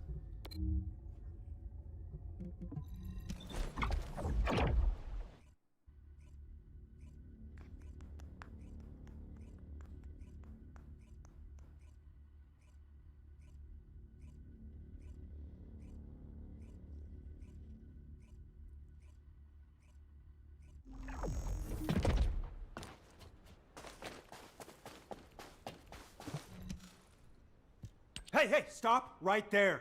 Esimo is on the verge of bursting. You know how it's a... you don't... Esimo... What? Hey, there's no time to waste. Operation... Alpha! I'll never forget you!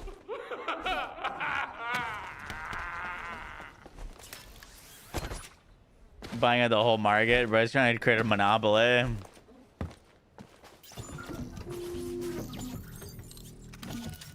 Complete the seed difficulty on hard.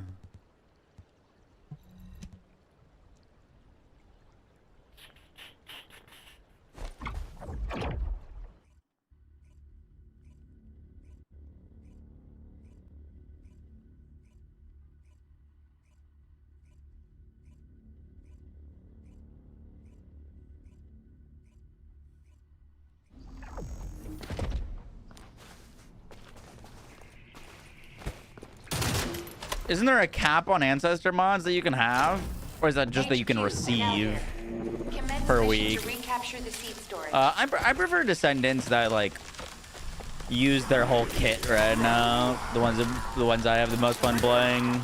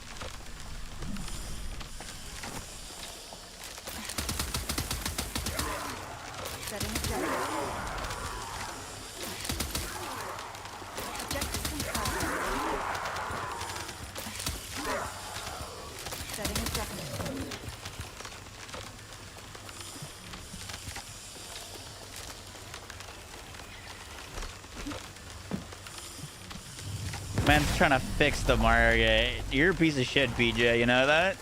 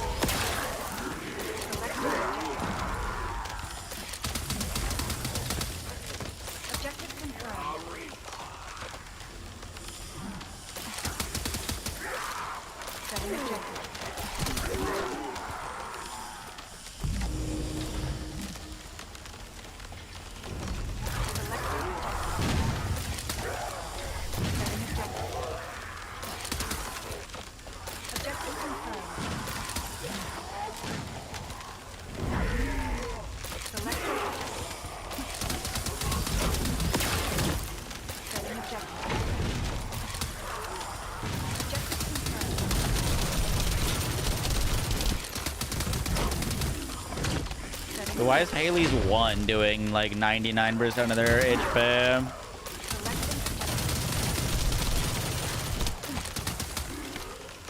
Mission complete. Like, are these enemies this weak?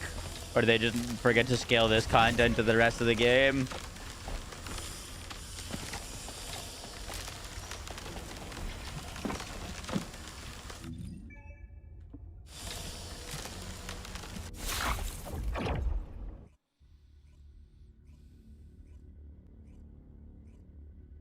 Gonna come to you and I need mods. I probably will.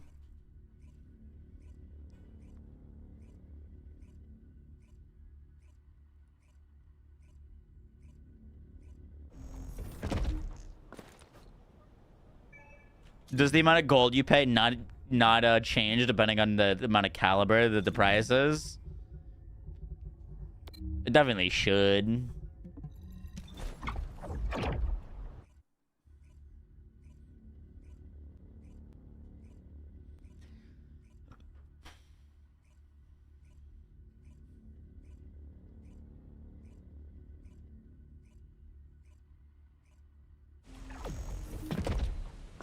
Boom, boom, boom, boom, boom. Give me 1 second while this playing. I'm gonna run to the restroom. Heck, honestly, I feel like crying too. I'm angry and bitter. But thanks to Alpha, we've hit Corel where it hurts. We should make the most of this opportunity. Don't worry about us. I'll calm Essimo down. We'll take care of it. By the way, I've been thinking, if we combine sad movies with Essimo's reactions to them, we might be able to create a new strategic weapon. It could be something like an emotion-activated RK cruise missile with a secondary detonation triggered by victory tears. Are you sure you're not Jaber? When did you get to be so smart? If the three of us combined our IQs, Jaber would be no match for us, Chef. I'll go pick up Satsuma now. Catch you later.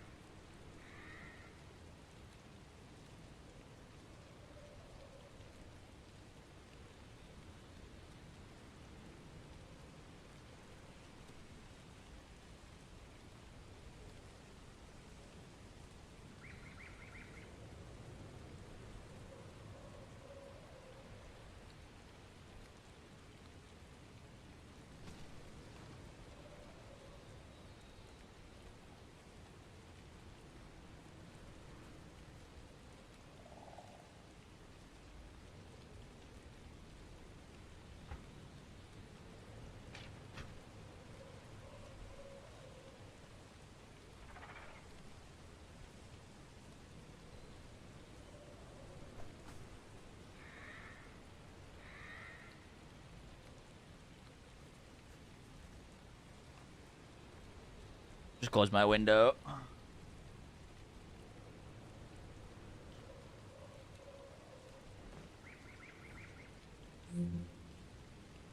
PJ, I'm gonna have to time you out. I'd tell other people if they're using trade messages in chat to put it in the Discord.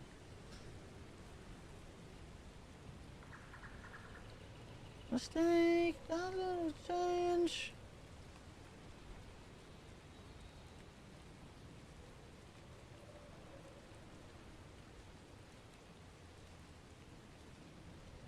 When you bend the way you break.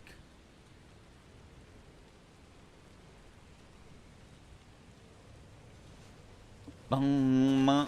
Find Luna. What are these missions right now?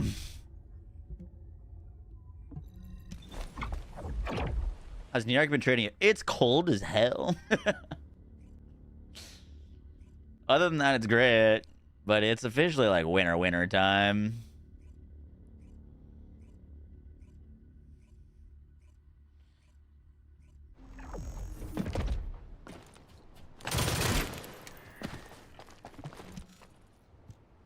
Hey, great to see you. It's Ultimate Luna instead. That's what I do when I'm feeling down. Jaber's over there playing the drums. Incredible. Because it's the only form of a this.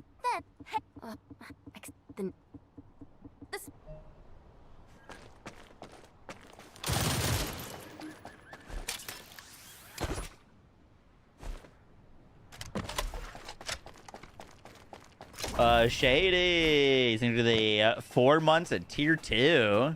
Thank you. How you doing tonight?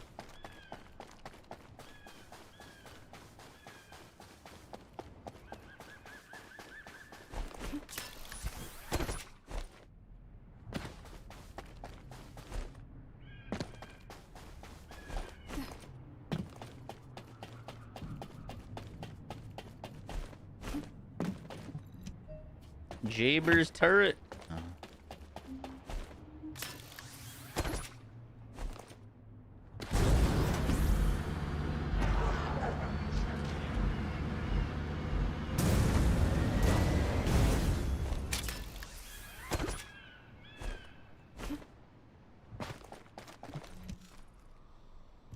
Huh?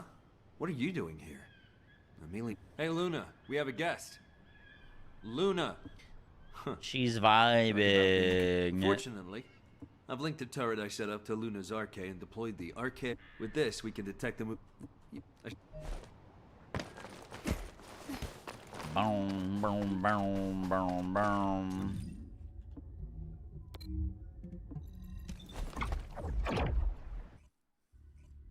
Ten below. Oof. My least favorite thing about New York winters is having to take Yoshi out on a walk at like 10 p.m. and it's fucking freezing and cold and like snowing or raining. I picked up a mutant material. But the doggies gotta go formation signal in the outside. skies nearby. What are you doing here? If you're gonna talk about Alpha, leave me out of it. It won't change nothing. Quit trying to act tough, Keelan. We don't have like a backyard or Suppressing anything your like feelings only that. makes you toxic. That's rich coming from you. Come on, guys, cut it out. We're all having a rough time. We need to show some understanding while we're licking our wound. I am not a hunting hound. I wouldn't be. Guess I'm not the only outsider in Albi. Oh. We. No. Wait, what is this thing? A Magister's finger. Be grateful that the terminals have fingerprint recognition. It would be a sad story for us if they had to read retinas. Why does admin access require a Magister's fingerprint? That's what we're investigating. Whoever finds out first, no spoilers. Boom, boom, boom, boom, boom, boom, boom.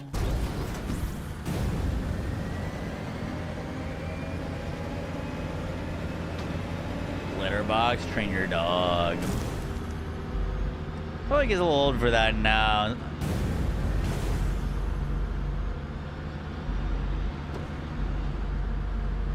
We trained him on pee pads when he was a little puppy, but that was when he was like literally not allowed to go outside.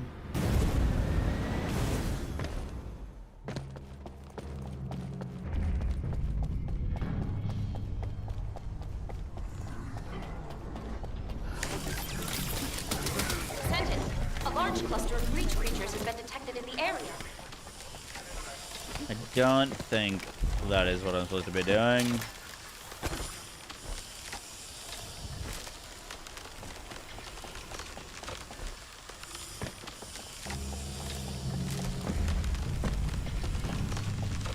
I'm done here. You said no spoilers, so let's regroup and talk. This is one key I'll be happy to get rid of.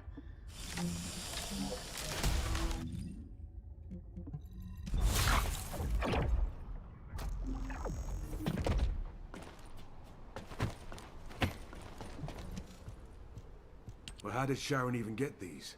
The Council of Magisters would have been in uproar if it come. She told me not to worry about it. She said she knows a counselor who'd give her both. I think his name was Kasenex or something. But I learned this.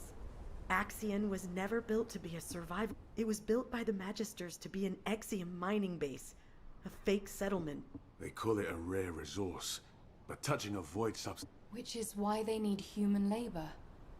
My goodness. If Corel launches an all-out assault. Keep this info to yourselves, and don't leave any traces behind. Everyone knows what to do, right? Play it cool, until an opportunity presents itself.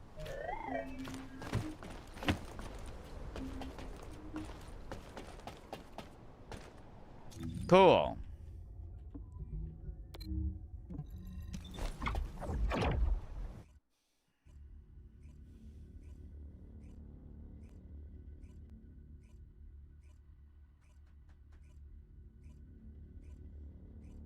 Carvel, Nathan's, Drake's, Junior's Cheesecake Factory.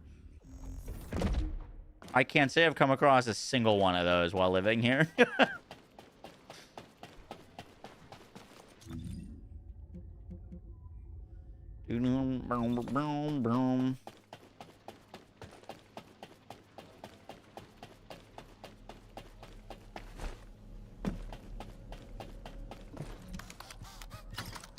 Hey, this is the quest we needed to do.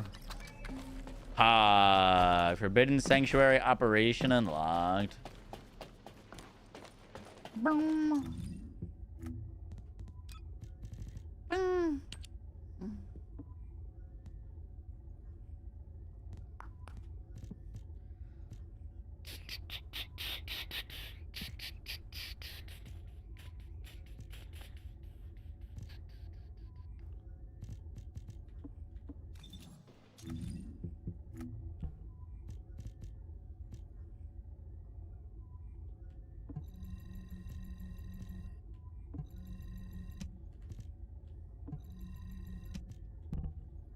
Boom.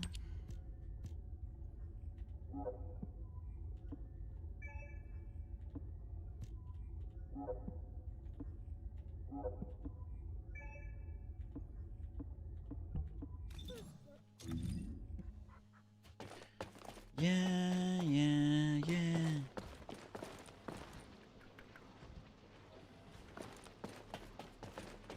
Little photo ops are cool. Let's go riding this. Should we random queue it or solo queue it?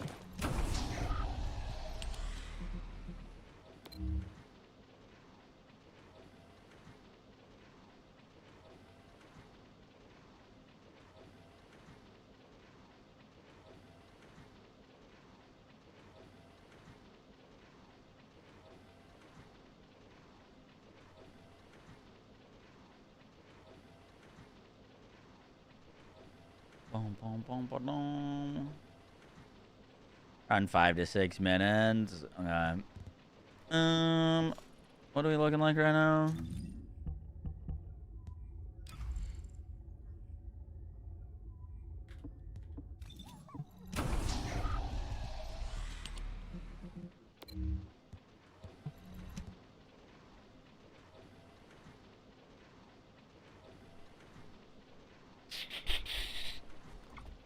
Yeah. I have a Sharon with Storm Bullet. She shreds pretty fast. I don't think I do.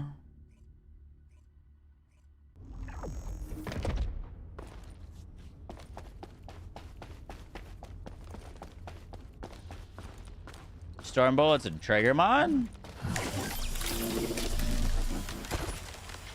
Oh, I kind of like this. That's cool looking.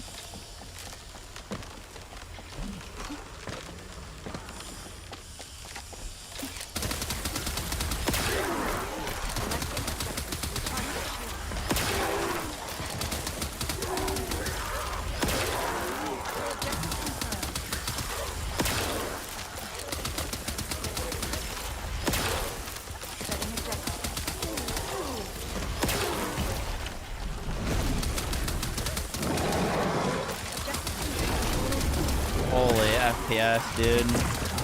What is going on?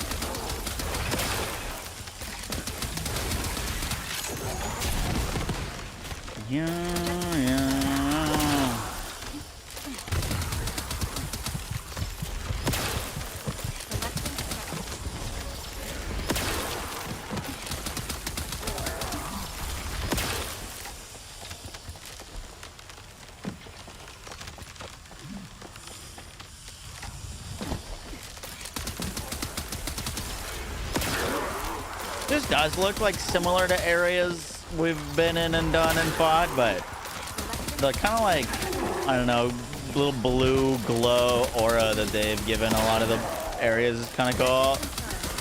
I dig it. Ooh, don't use that.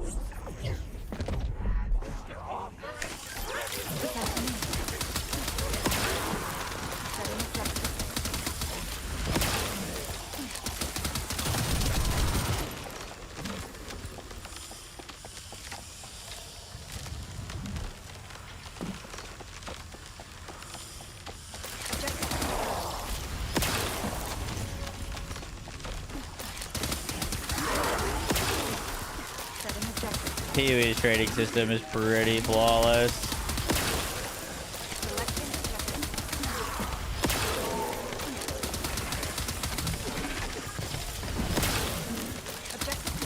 You know what PoE also has that some games do that's kind of annoying? PoE doesn't have any, like, at least if I'm not mistaken, there's nothing like, oh, you've crafted on this? Well, guess you can't trade it ever again. So many games do that though, like if you use the item, it becomes like account bound. Like I'm talking like Moze. Oh, you equipped the item, I guess you can never trade it. Oh, you crafted or modified it in any way? Can't trade it ever again.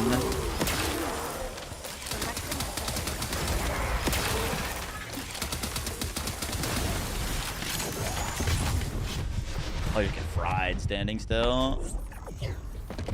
Not worth using that ability.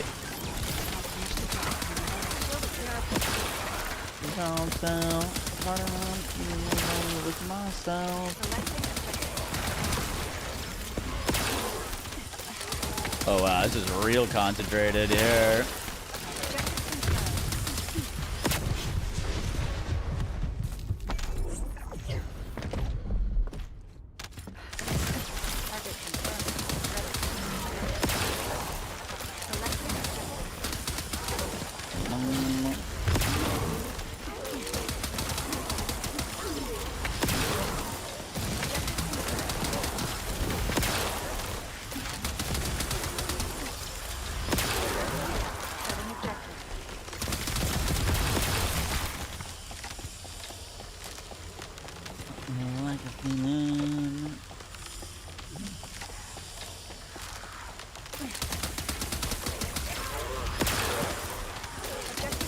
Is the new dungeon good?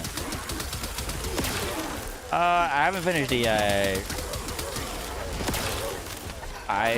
It feels like every other piece of content so far, though.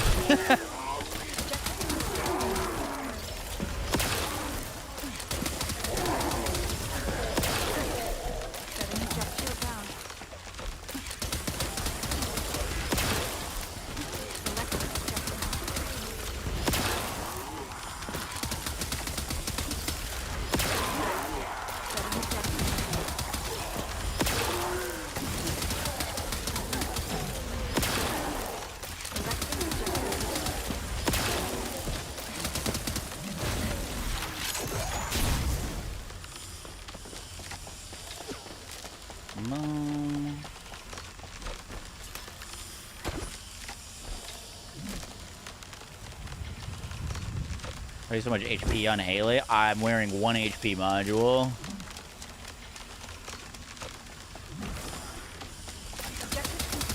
I wouldn't say 14k HP is a lot.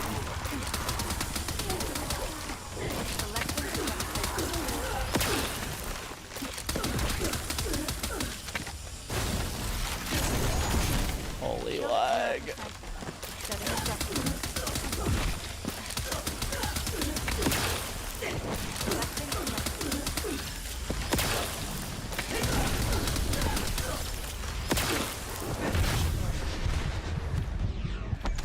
You're running 9k HP? Interesting.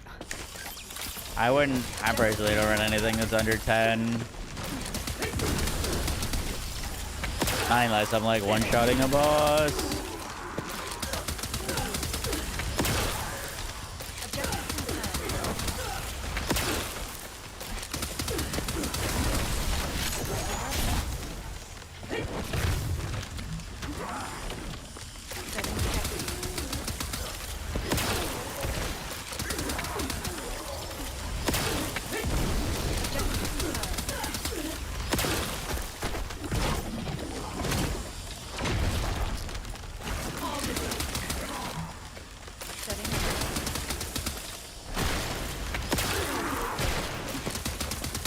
Oh, I have to attack that orb?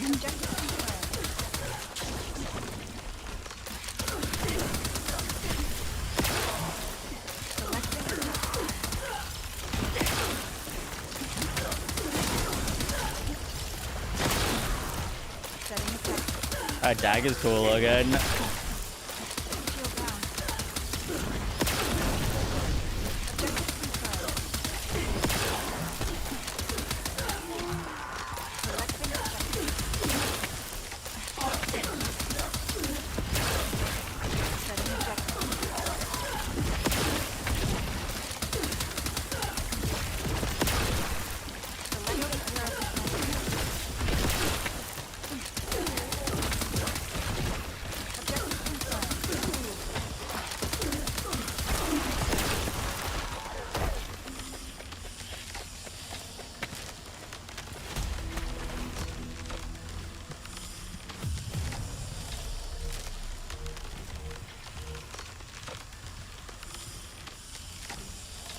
Ah, shit, we got an Ajax one. With non-attribute skill power boost, skill cooldown, and skill crit. That's not bad. Don't hate that at all.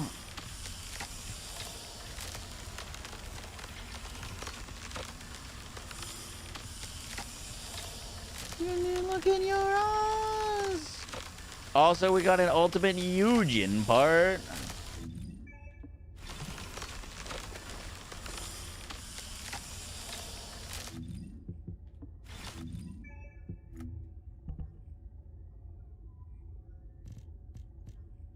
I show the build.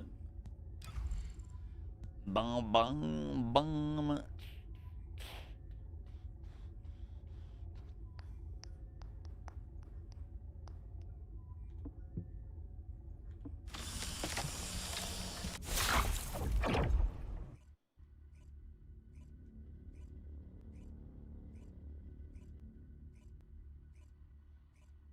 What's up, Walter? How you doing?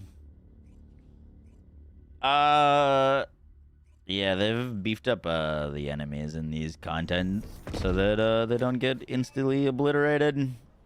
They still are going pretty fast. I couldn't have used my, like... I mean, I could have, but anytime I tried to use my big damage ability, I'd get clocked because I stand still for it.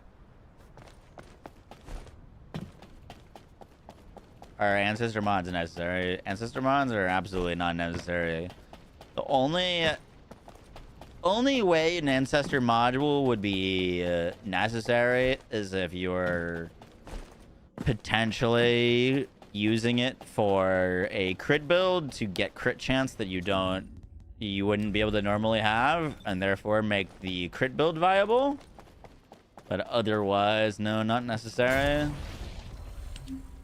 Like a tidal wave.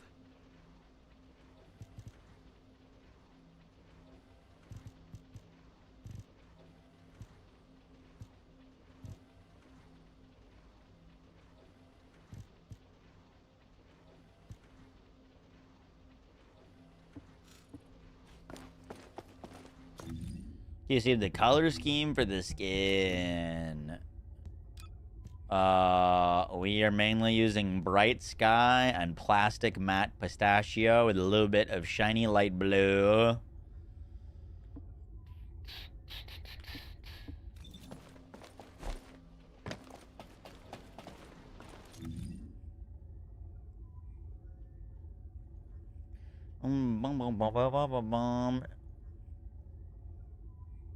Skill cost without taking your damage with Final Wish. Yeah, but none of that's necessary.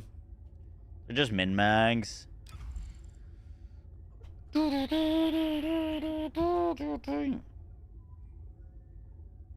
update for the game just came out today. Yup.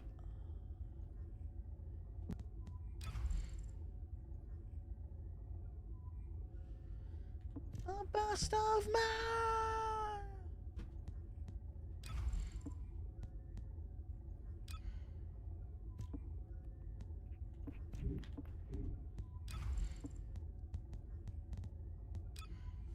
Into my eyes.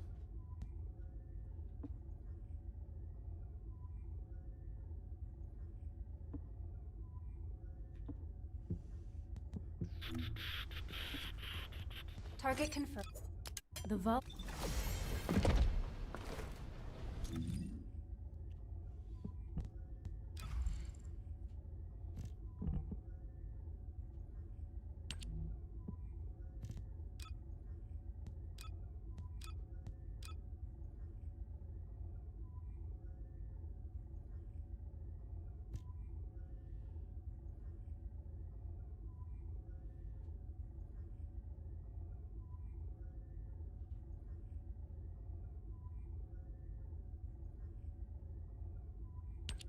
You like this storm bullet?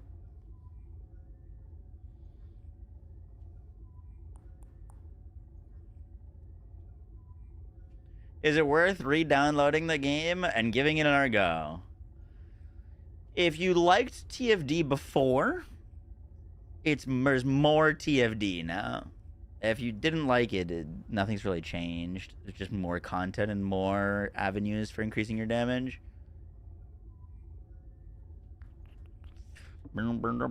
Storm bullet on area suppression?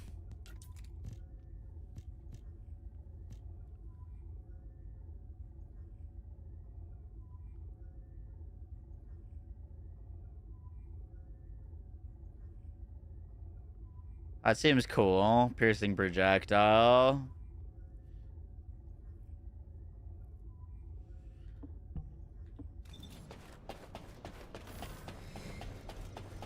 Holy diver.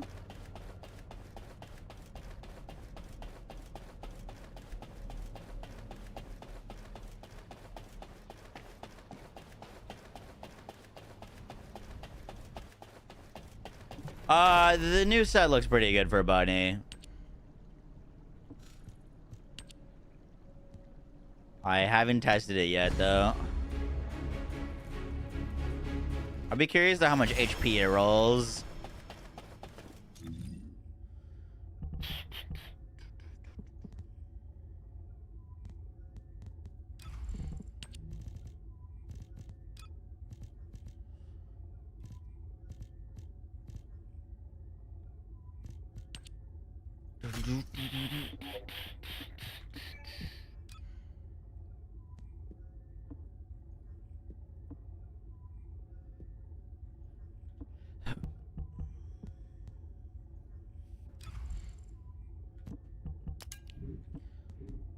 You are electric fusion. I have a god roll reactor for you.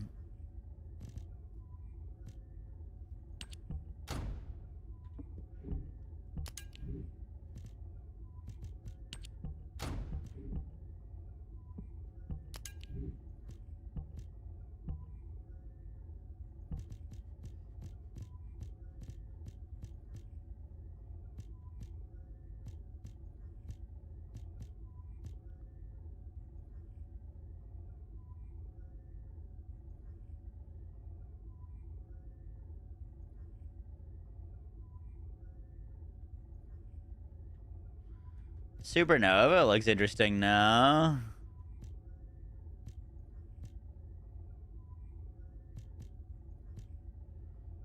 Could probably get away with rocking Bravery.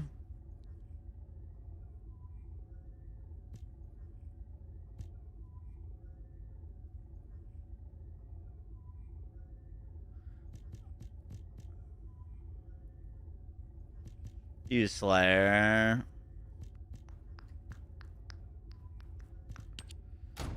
But I don't think I have upgraded Supernova set. That does look cool though.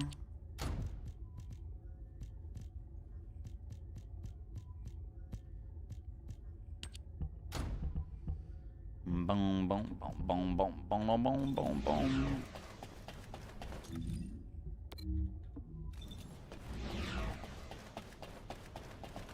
Let's see how this looks. Oh.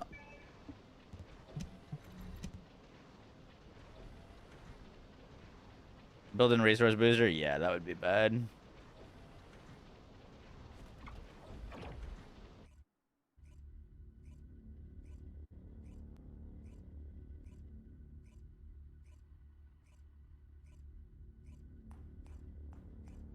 Two shield, 2 HP. Solid. Have I tested Freyna's buffs yet? No, not yet. Her buffs to her skills I don't think are going to make much of a difference, but the buffs to the 4 look really strong.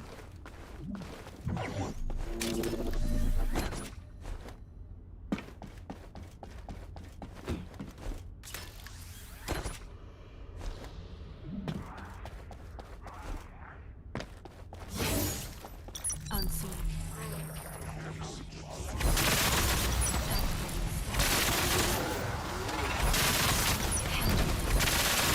Shields are down.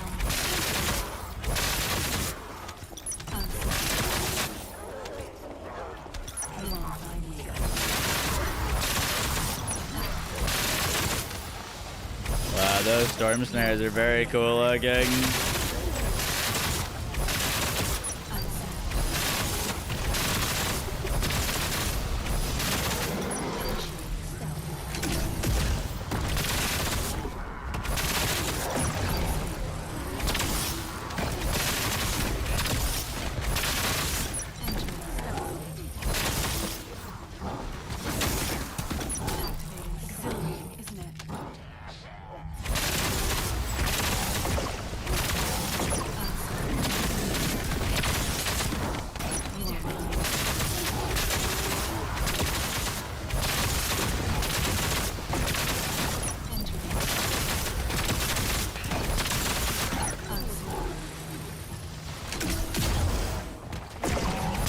Look like my single target damage is all that grand.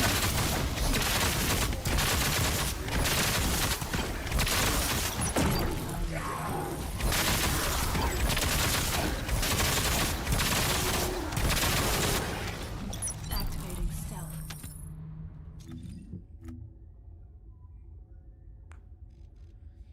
Don't have a mutant selling right now. It's whatever.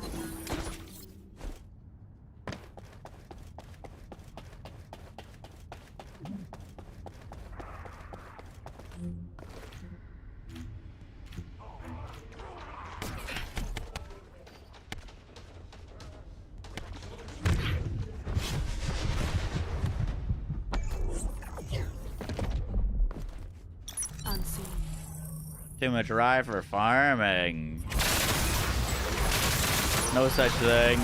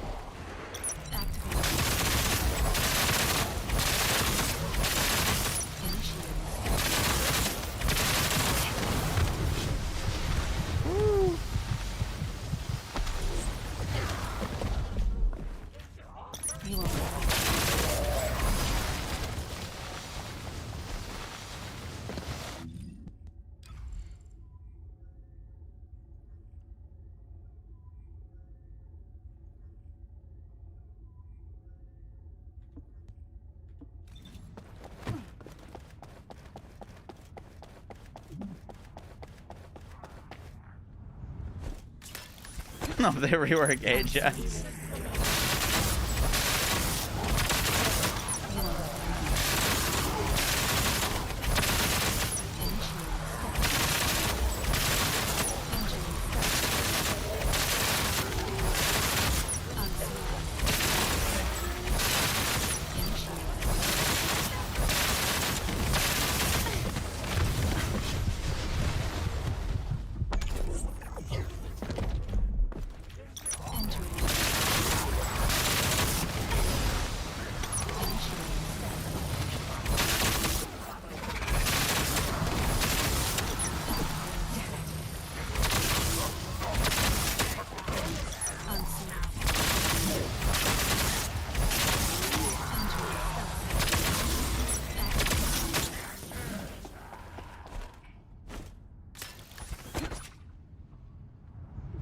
This has been slower than Haley so far.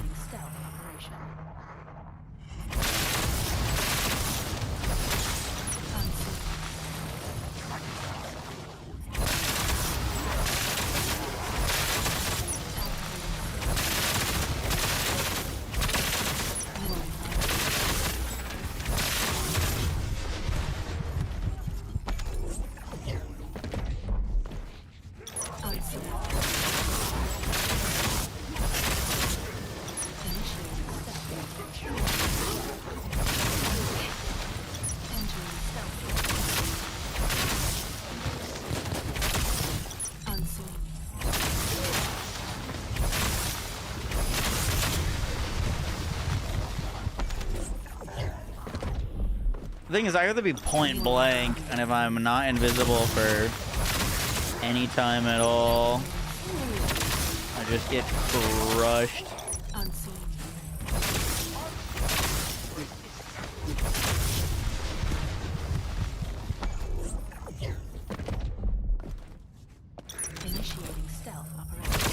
When did I leave TFD to play Warframe?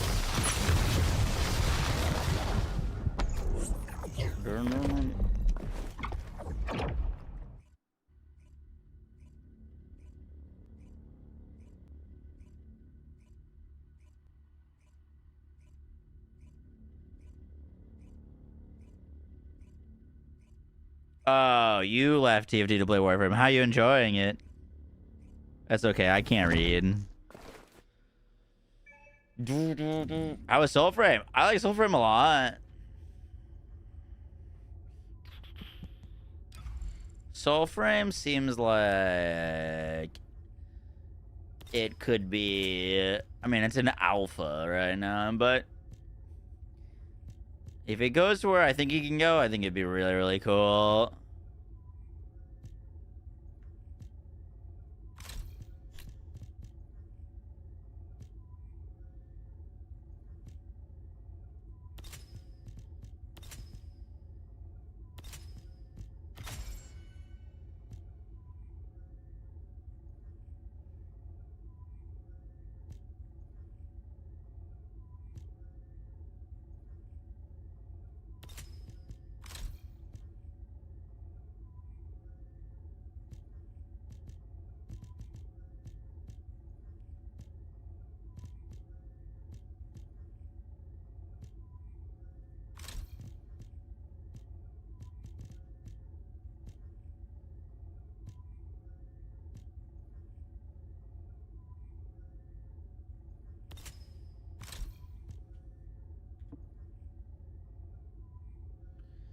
Boom, boom, boom, boom.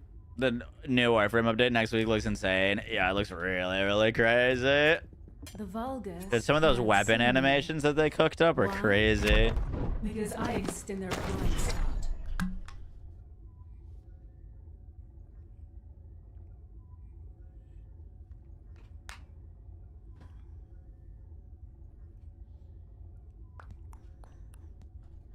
Boom, boom, boom, boom.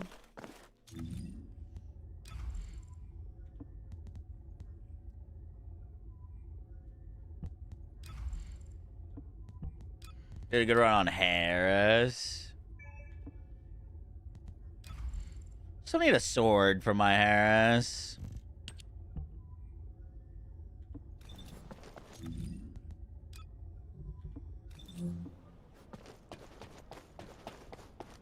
How does one get into the Soulframe Alpha? You can either request a code and they send out like a few thousand every week, or you can pay for access. It's like 30 bucks to just have access. There's no wipe or anything like that, so you just get access for forever.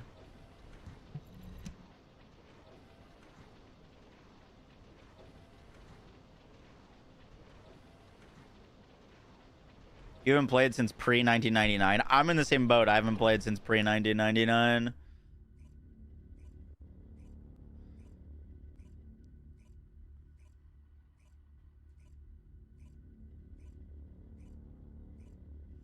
Boom, boom, boom, boom, boom, boom.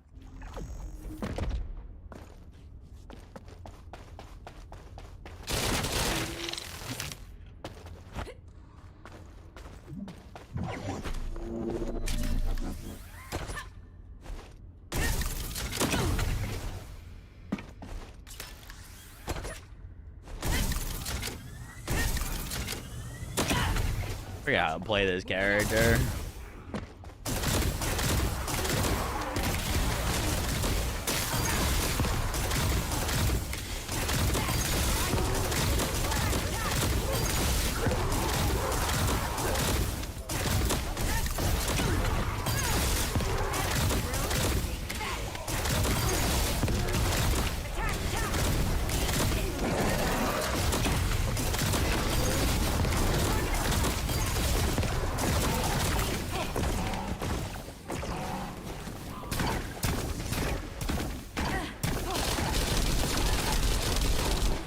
Abilities?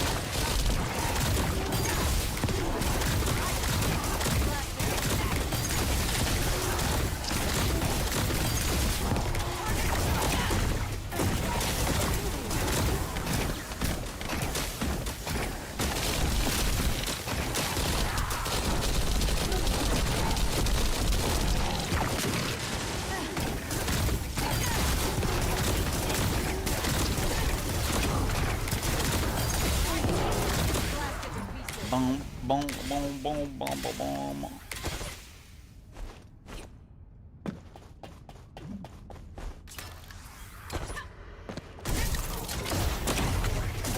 That was the button press for that.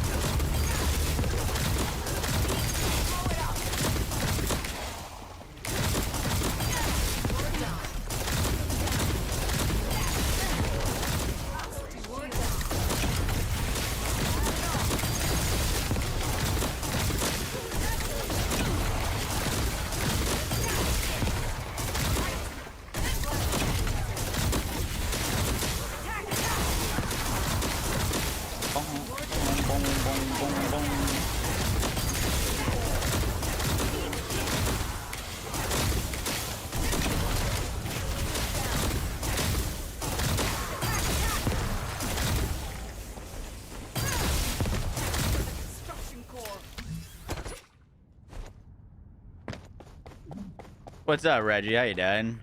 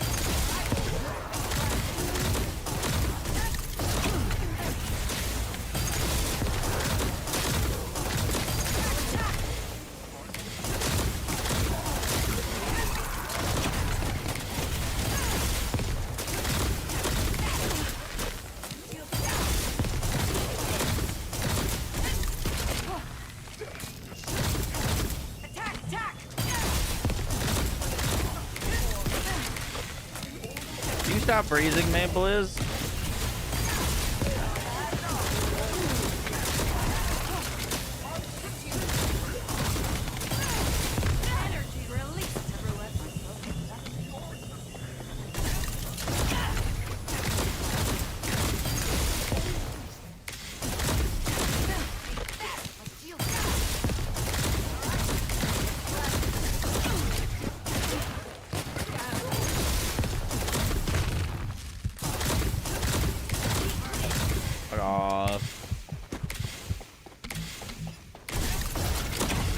Bong bong bong bong.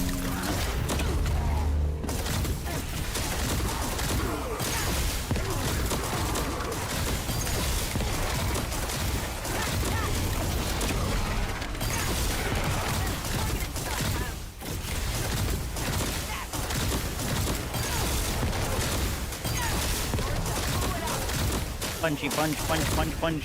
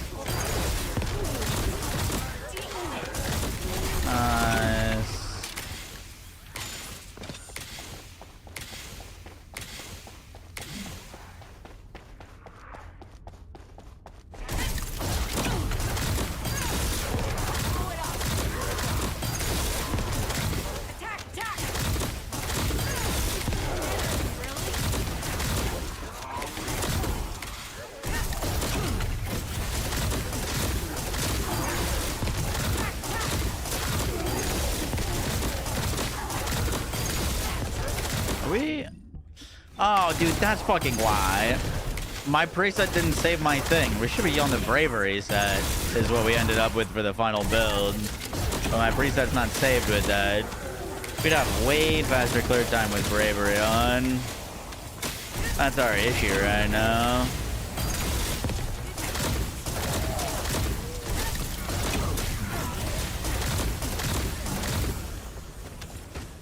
Ares looks fun. Ares is fun.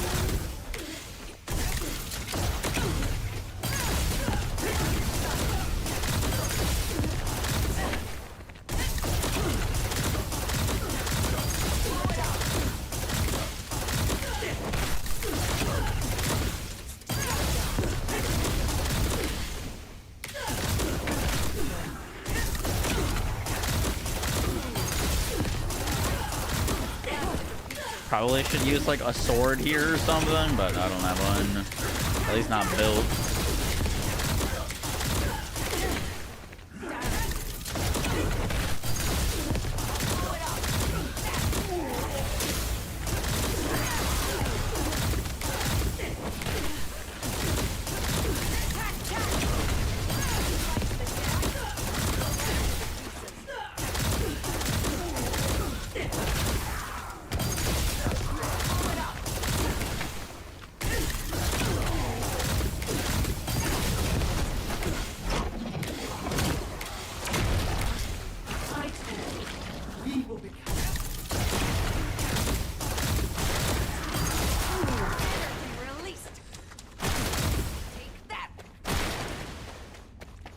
Caitlyn and Kyle Mag.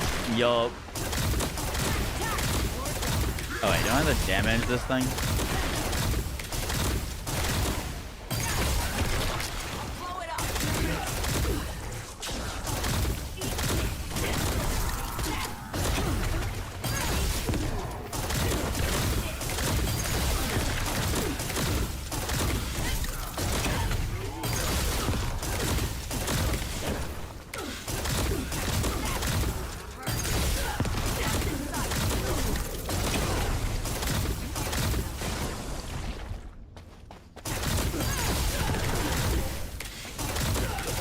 I think with Harris is fucking keeping track of what you're trying to do damage to.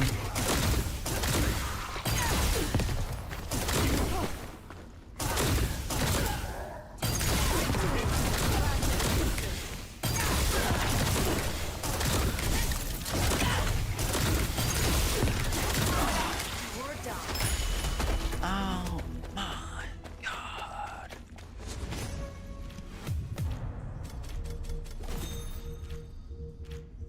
Fair bit slower than our Haley, but also no brave reset on.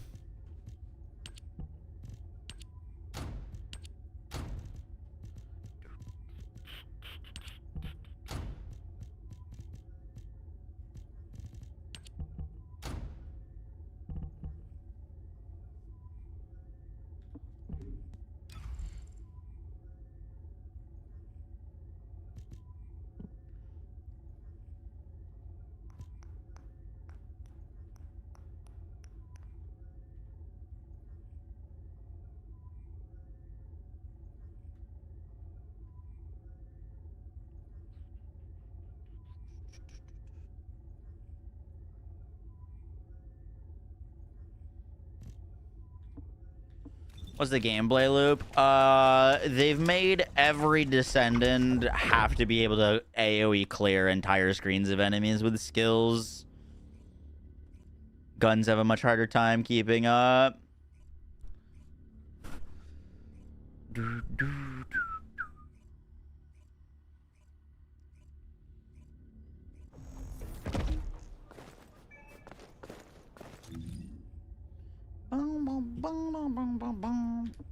Let me go combine some modules and see if we get lucky.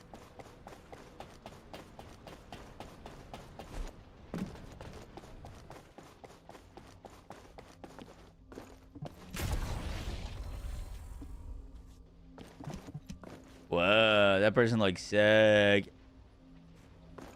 Modules will make you strong. I don't know if I have that many to combine.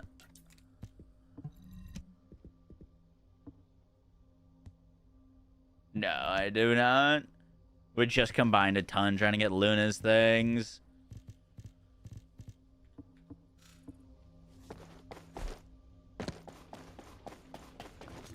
Well, there's more things than just the Mons, Ren. There's your external components, there's your reactor, there's your RK tuning.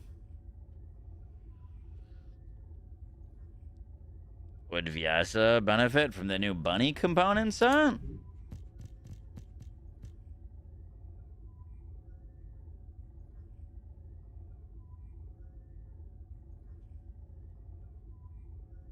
No.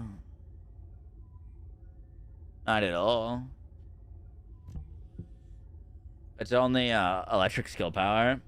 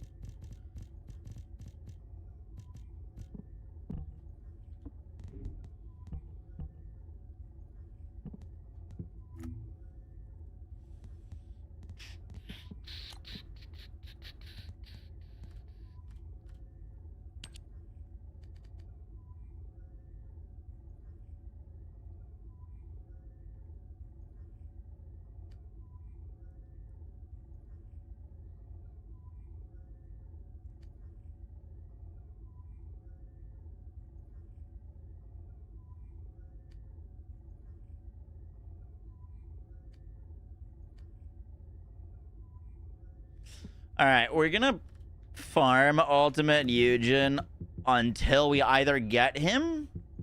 I don't know if we're gonna do it this tonight, but we're gonna farm him until we either get him or his Transcendent module drops for us. If his Transcendent module drops for us before he drops, we'll just buy him, depending on how close we are.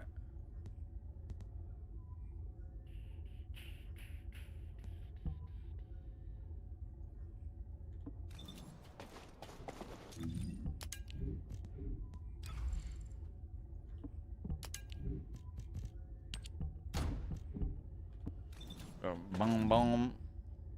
Put one targeted part at a time. Oh yeah, is it the strat? I have 2 right now.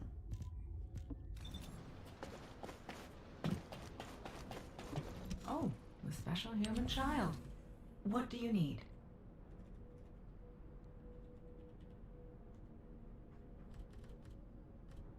I have his stabilizer.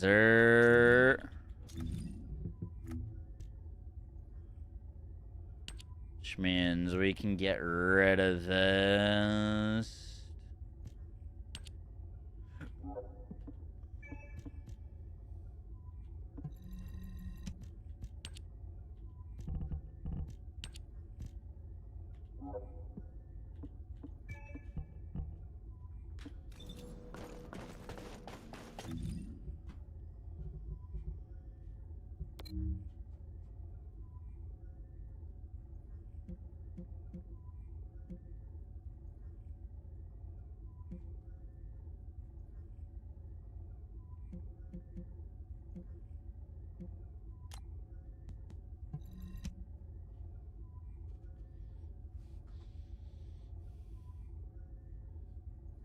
Yujin's crafting piece is probably one of the more wild grinds they've done in a while. Wait, really?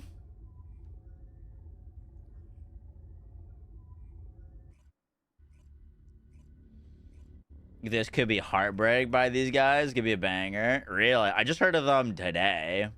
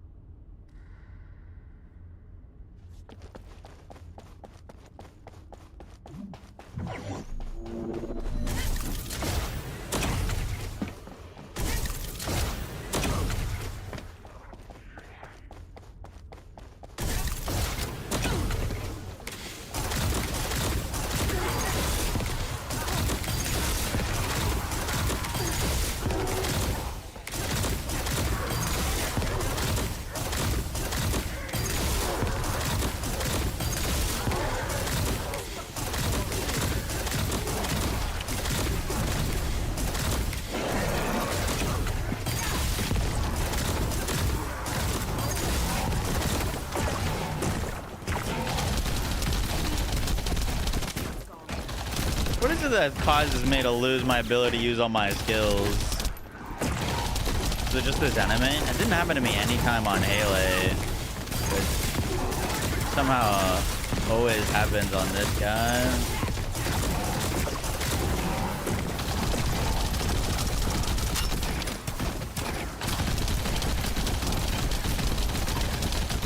Like he'd be very dead if I could use my abilities.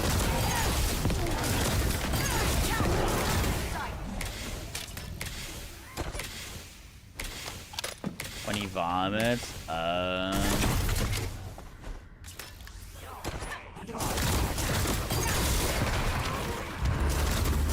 makes sense.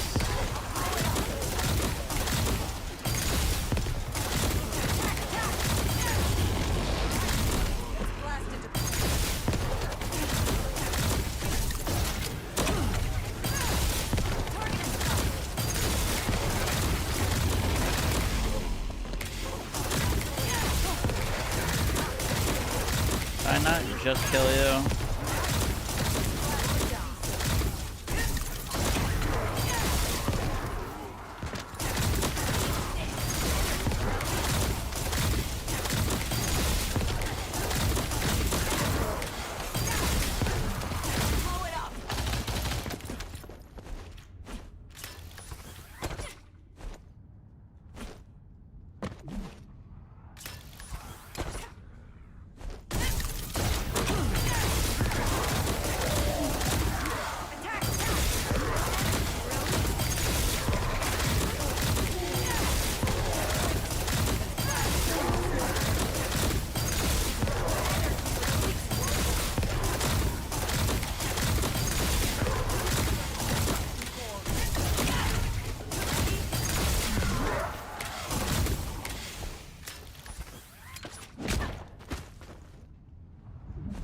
You think Geared Frana could do this solo?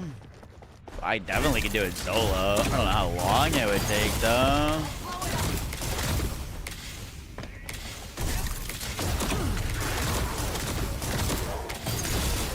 It really depends on how hard her newly buffed 4 could pull for single target damage. Because that would be your issue, is her single target damage.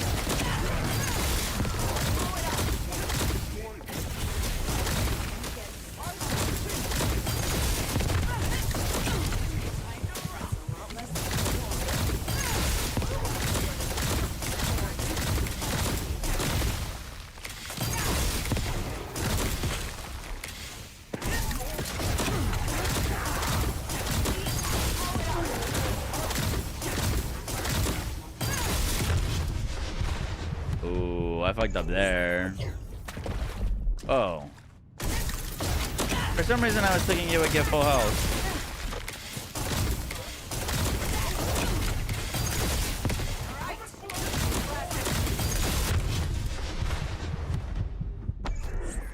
How do our damage all of a sudden stop damaging? Dude, what in the fuck?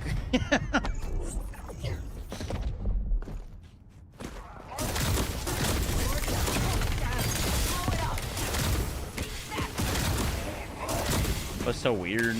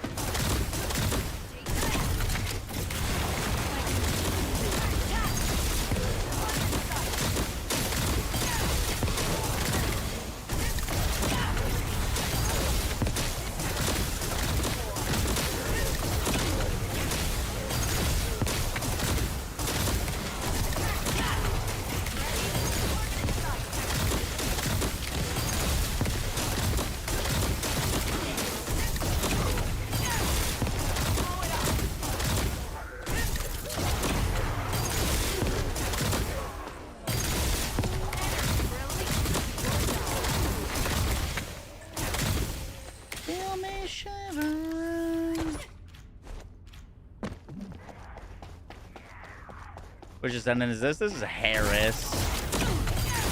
She is the most recent non-ultimate Descendant. She is like a poison Doc Ock.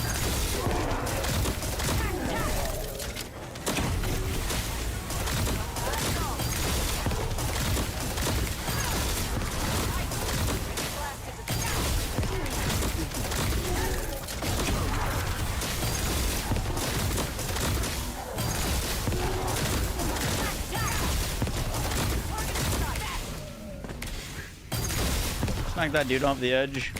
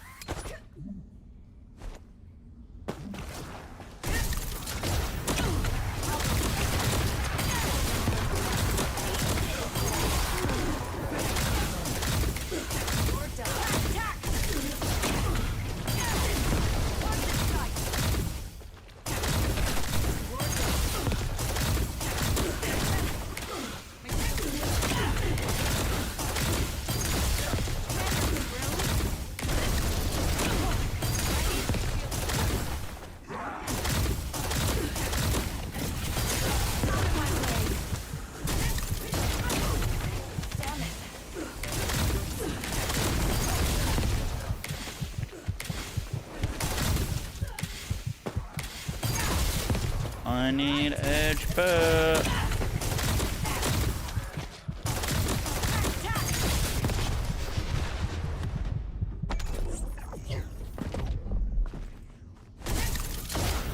feel like I remember her 2 giving me a bigger HP shield. Like right now it says it's 21. forget what the conditional one that was.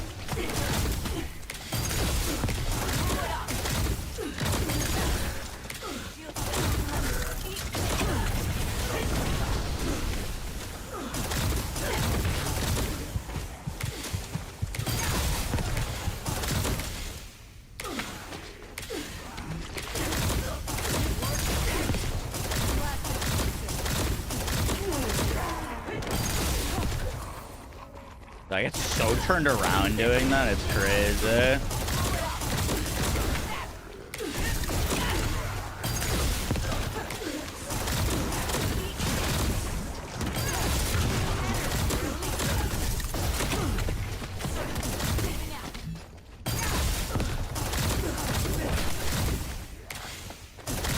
Yeah, so far our best was Haley. I haven't tried Viesa yet. I'd imagine Nell would be pretty good here too.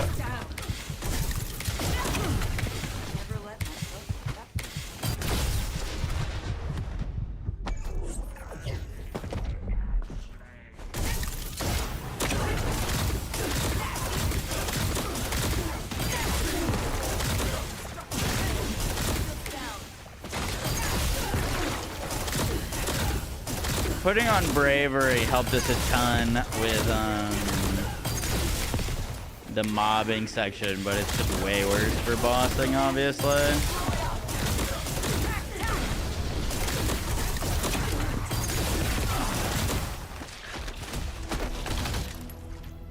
Or they added trading. They did, yeah. Only for very specific things.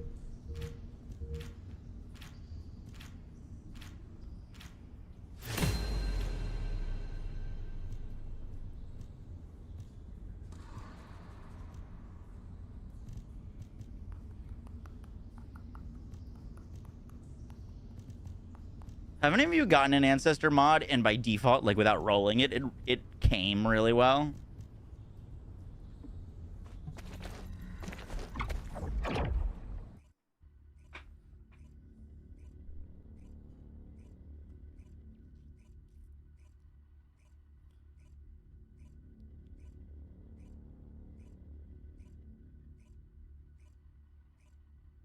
Just got your first one like that for Luna. Wouldn't all Luna be pretty good here too?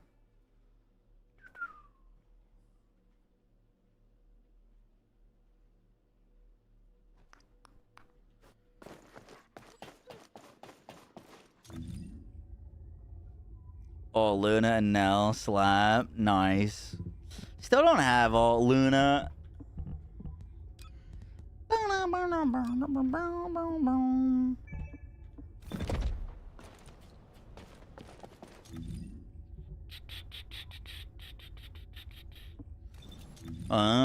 Valby would be good, pretty good too, especially with her new buff to her 4.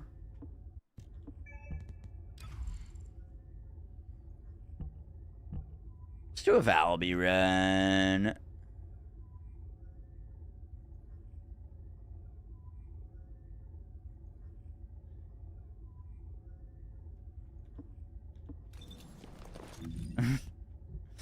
The mod did what?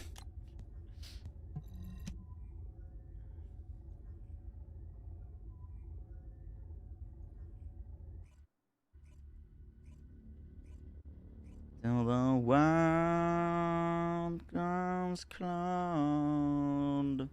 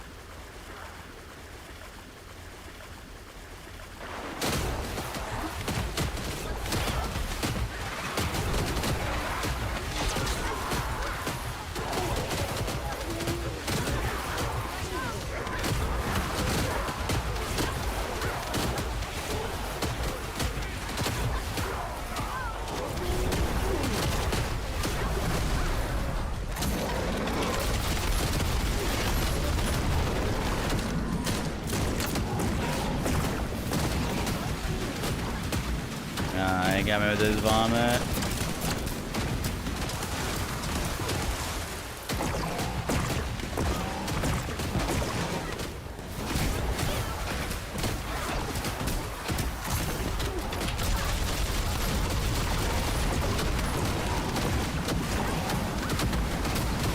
Well, I gotta get the like infinite ammo on this pistol so we can fire that off.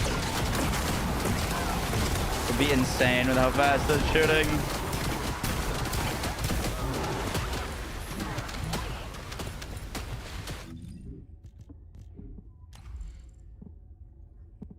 It's not gonna let me mod it on.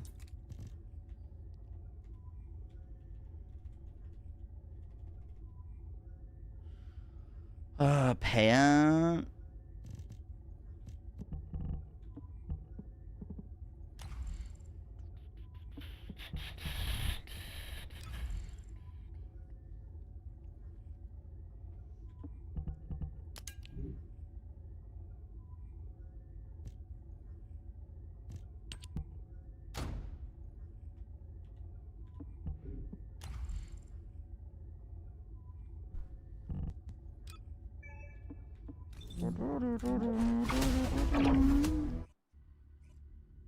How's the new dungeon? I mean, like, it's the same.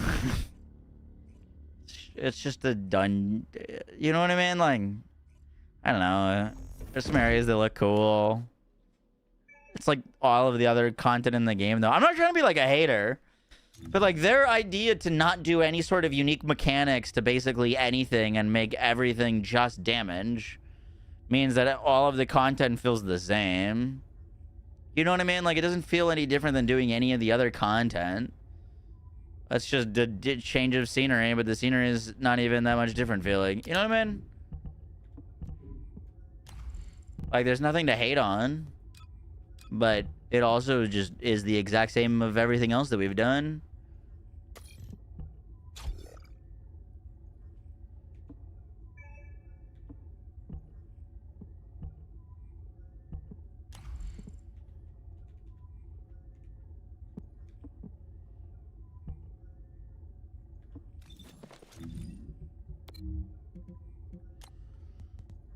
Like, when you get a new dungeon in Destiny, yeah, there's lots of sections where you kill enemies and there's the boss and stuff.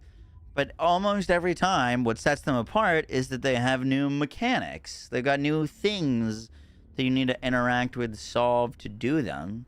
And TFT has decided that their player base cannot do a single mechanic. So everything is just kill all the enemies. And it doesn't, there's no content variety. And that's just how it's always gonna be now. I don't know. It's like, it's so silly to me.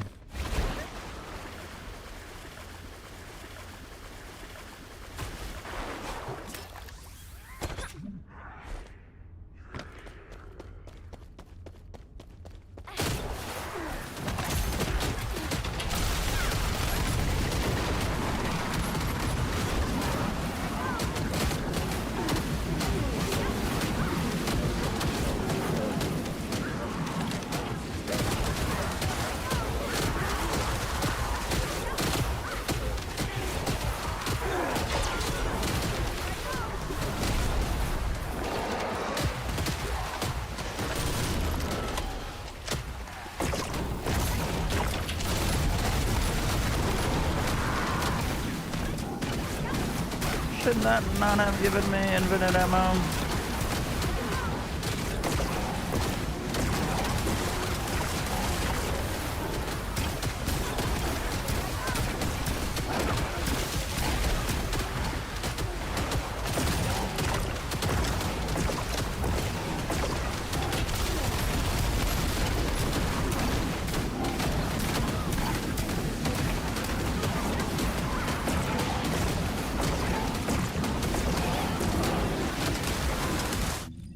Being stupid, firing Fiesta when reloading. Rounds are not consumed. Does that not work with her 4 now?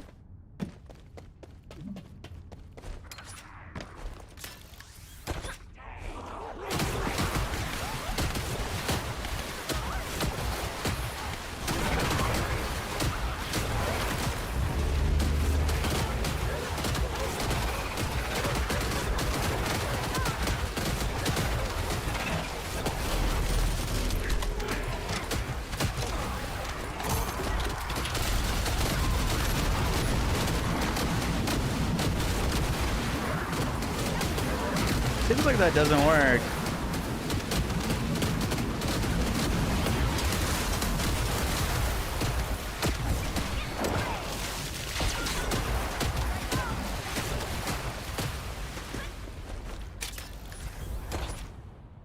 It's gonna hurt our single target a lot. They changed for Valby. They buffed all of her abilities and made her 4 ability scale with cores.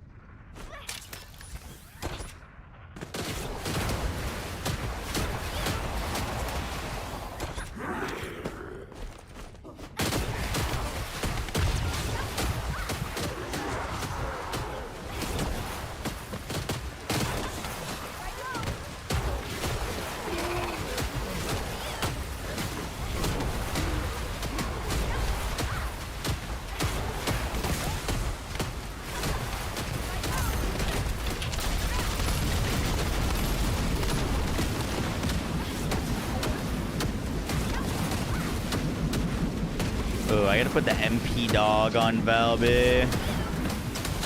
I don't need the golden retriever.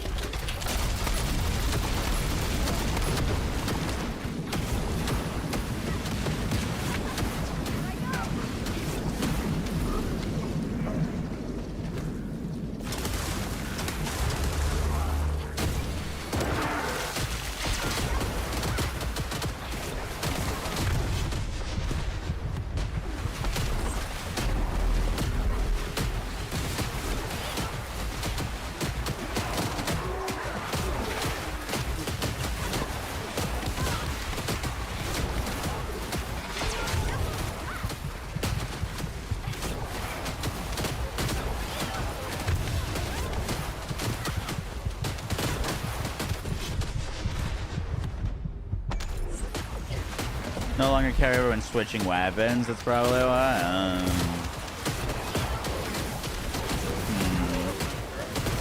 That's not super helpful.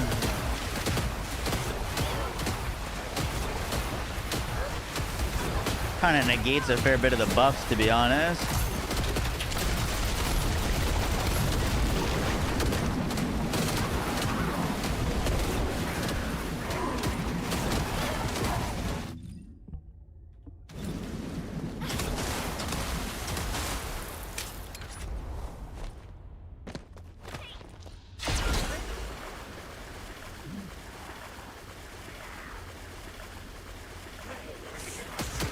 The Infinite 4 after picking up those buffs. Infinite 4. You talking about like spamming it off of cooldown or never running out of ammo on it?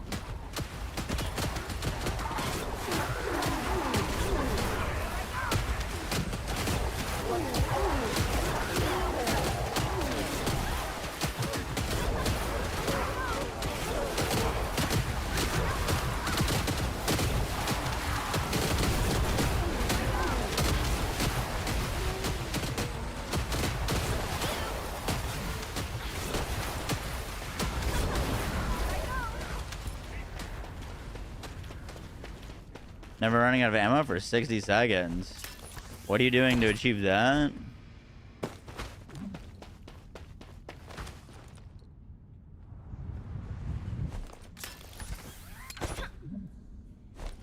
Bobby build? Yeah, after this.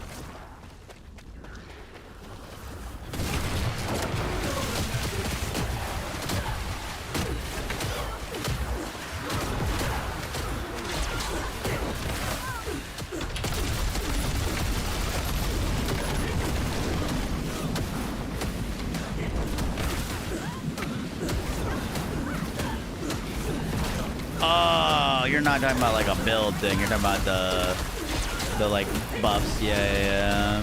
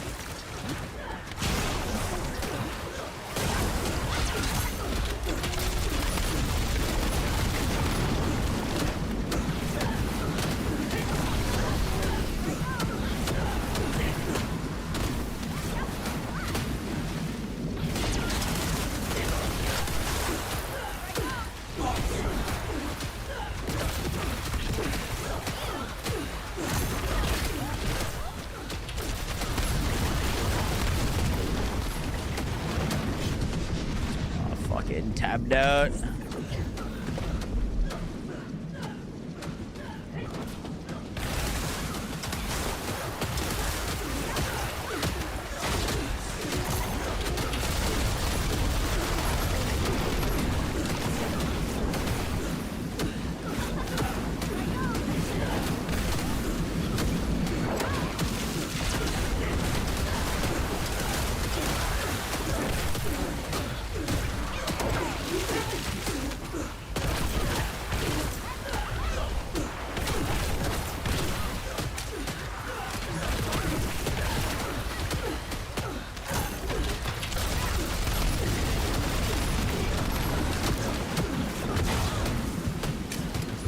No, dude, that's not where I grappled the fucking hole.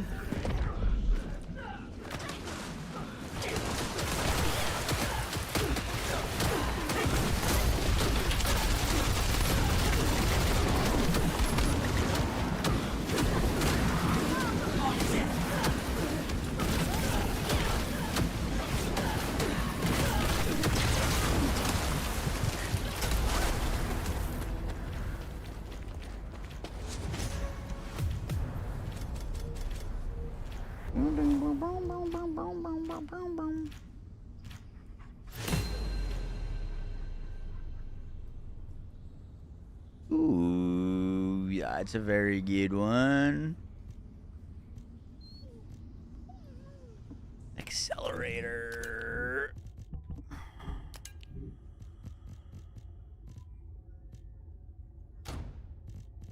That is not what I meant to do. I should definitely save that one though.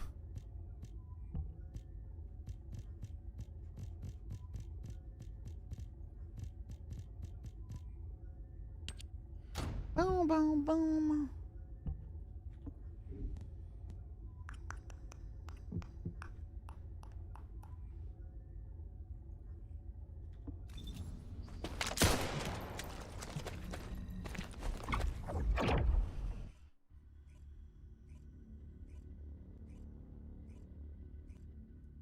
Try doing the Abyss boss in a pub and everyone would die once and then leave. Really?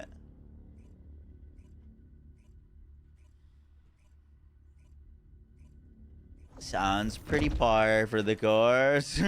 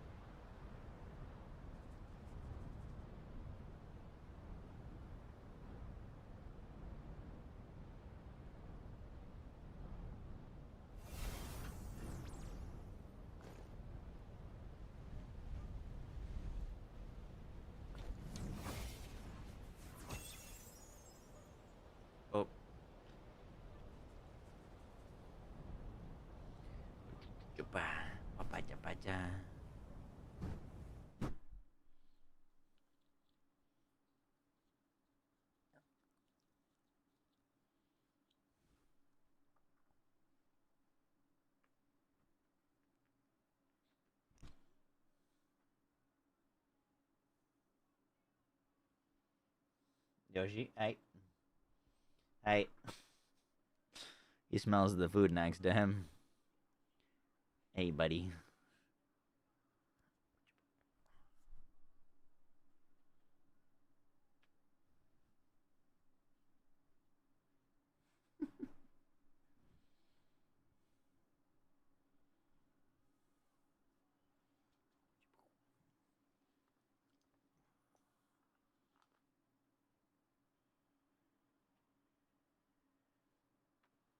All right, Yoshi.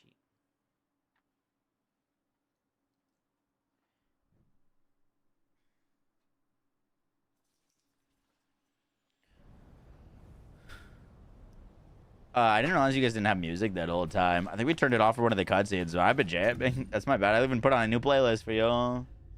No one said anything. We're on different music independent sliders, so like it can be muted for y'all.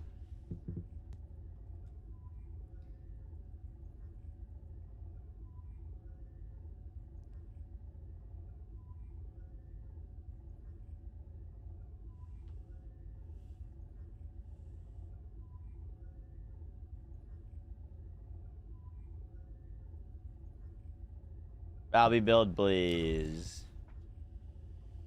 This is posted on the YouTube. What skin is that? I think it's just our default. I think it's the deluxe ultimate edition skin.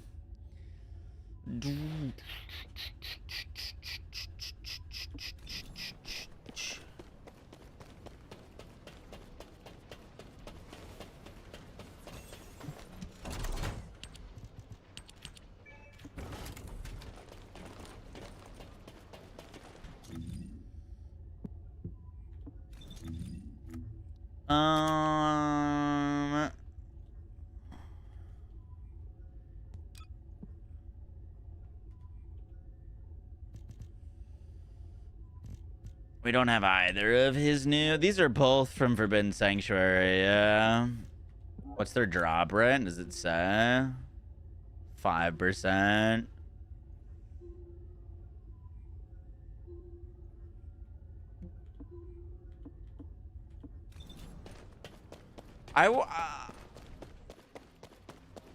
So I'm okay with buying Yujin, but I need to get.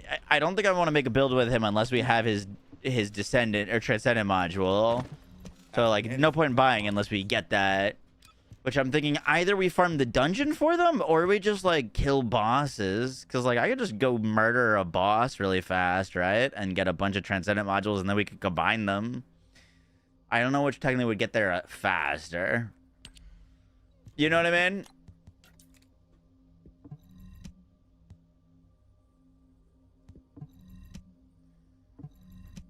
Wait, what? Modules will make you stronger. Select duplicate modules. Have we gotten 146 in that time of playing? We tried to do this 10 seconds ago and it told me that I only had one to do.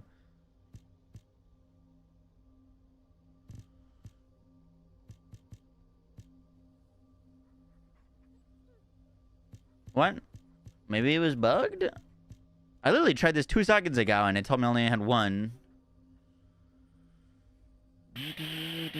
Shattered heart, shattered heart, shattered heart. It's keeping that one on. Oh shit, that's dismantling. Oh, whoa, whoa, whoa, whoa, wait. Combine. Close one. That's still 34. Close call, brother. I would have been so mad.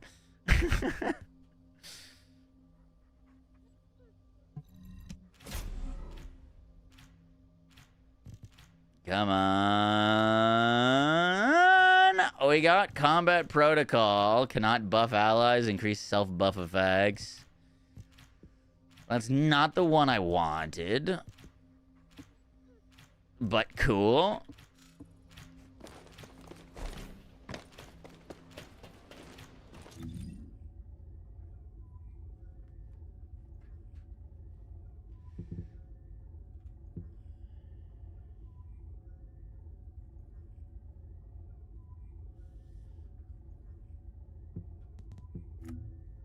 Let me do a calculation real quick. How much is it for Ultimate Yujin? 2,200 caliber.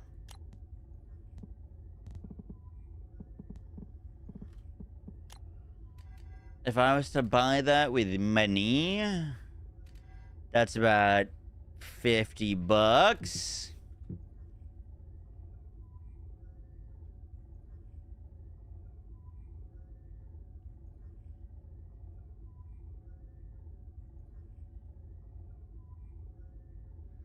My last first Descendant video that I posted earned me $69. So we can purchase, technically. We're keeping equal. It was cheaper to get the bundle rather than just Yujin.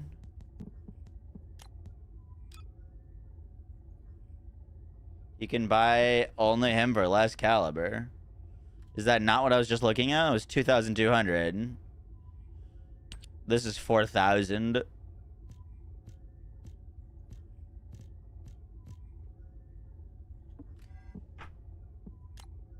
This is just all Yujin, 2,200, no?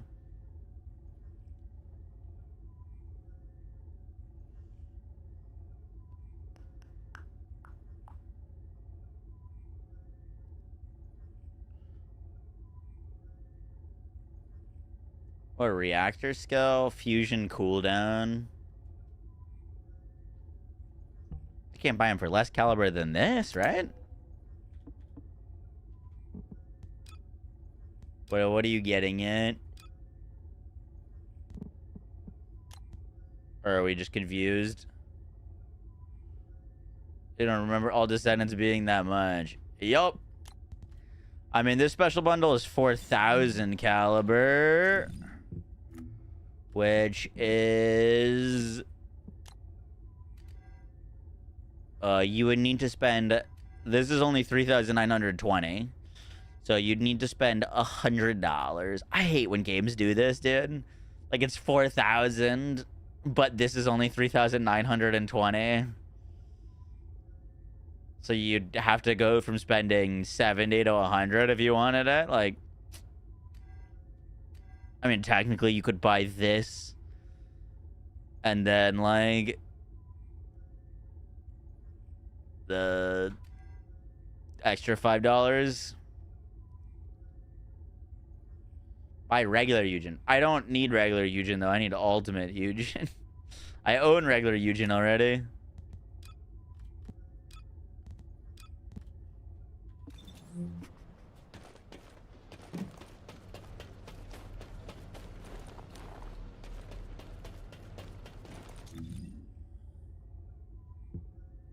What do you get when you mix water and I'm losing my thing. Let's go run that Dungeon War time. I think we're gonna save buying him for tomorrow, because we're not gonna have much time to grind him tonight. Let's go do one more kill.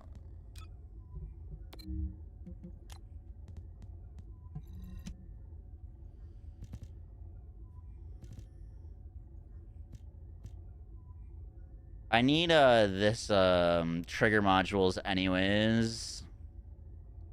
I want a ground eruption.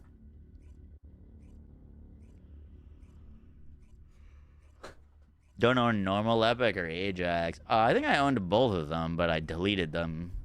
Just like they were taking Descendant slots.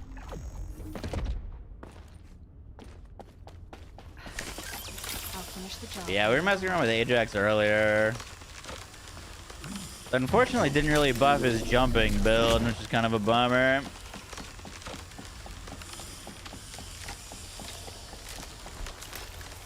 It's like the one thing I was hoping they buff.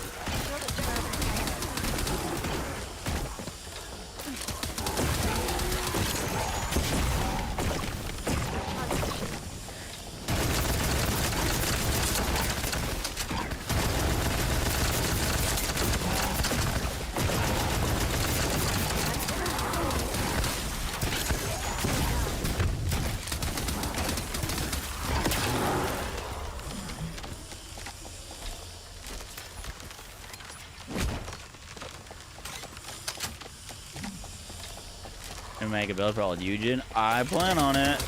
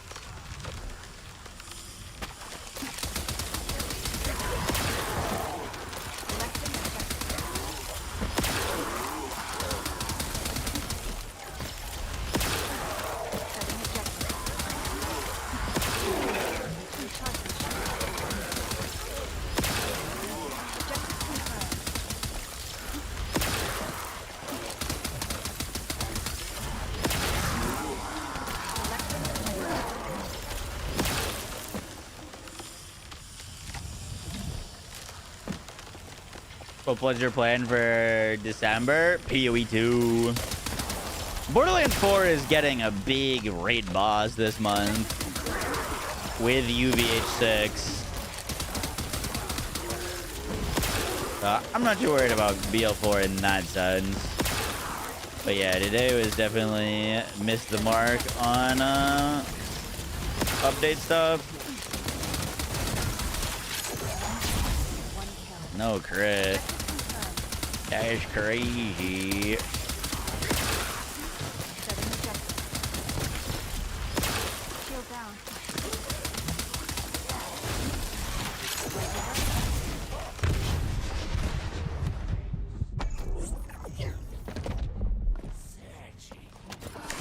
Bad times indeed.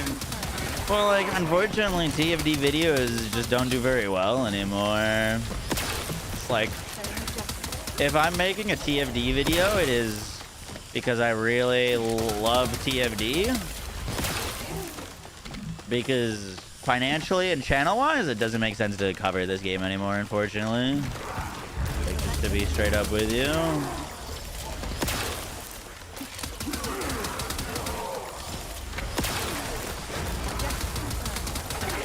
Which sucks.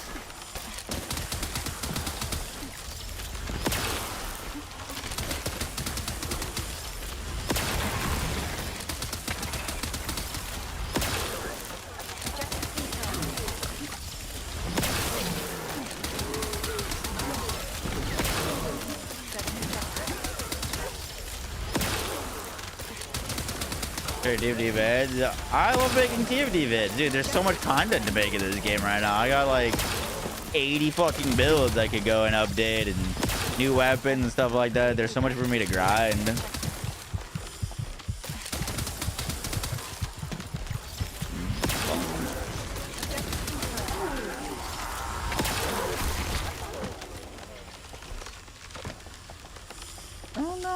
I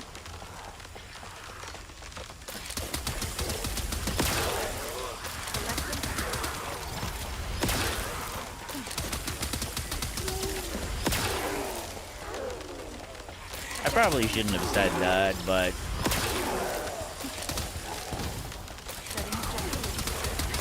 it is something I have to think about when I'm deciding on what to cover and what to make videos on.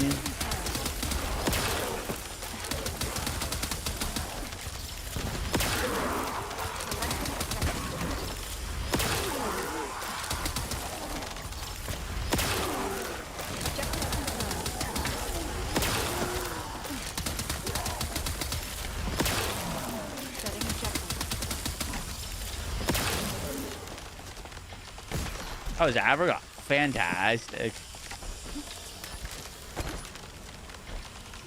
Really, really just beautiful. All the food was great. Got to spend some time with the family. Spent a lot more time with my older sister's boyfriend, who I like a lot.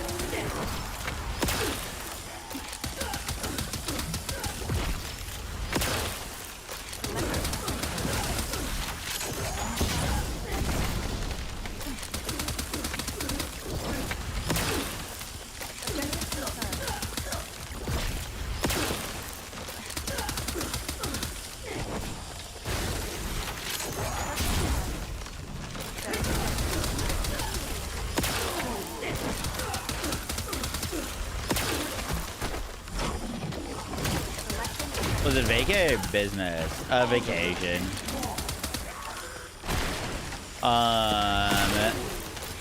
My mom won a work raffle thing to go, and so she bought extra tickets for us. It was very nice of her.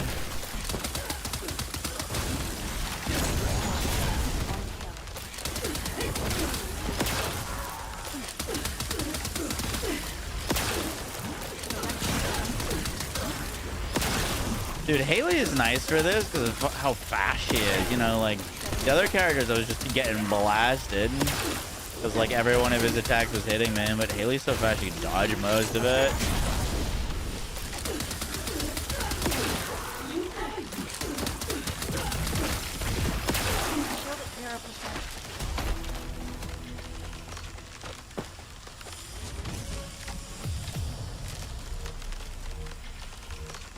Boom, boom. Oh shit, we get another Yujin pirate.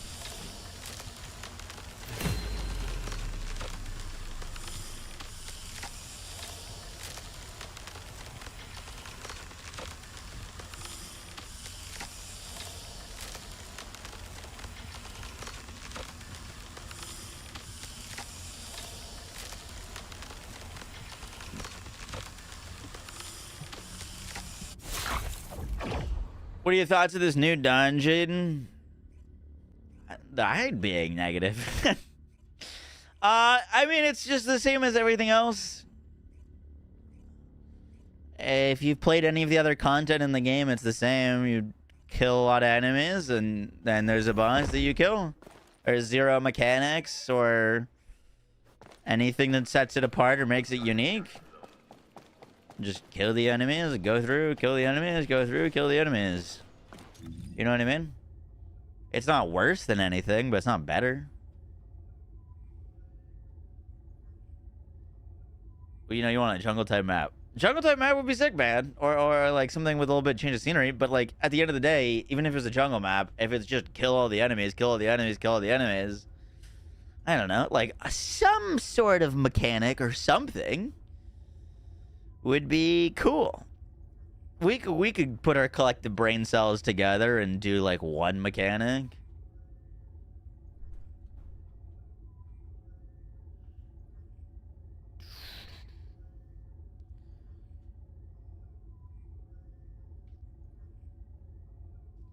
I don't know.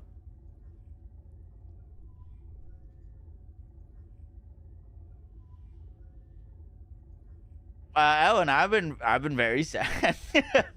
The devs posted that there was a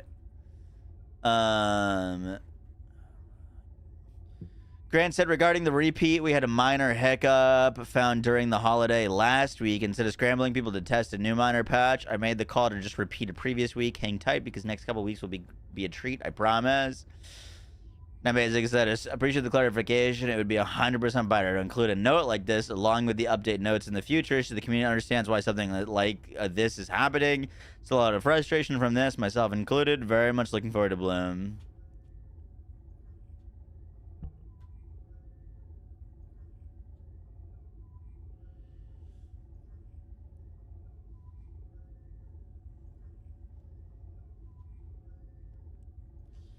When they added mechanics, people complained about them.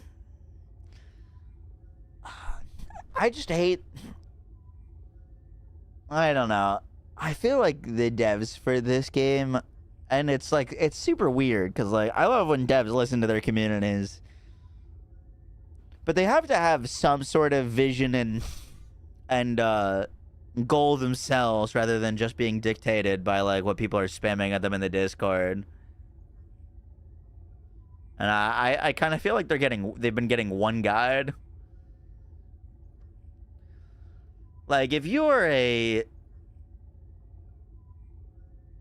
don't know what the right word is, but like, a lot of gamers that would be playing TFD are not in their Discord spamming the devs every second with things.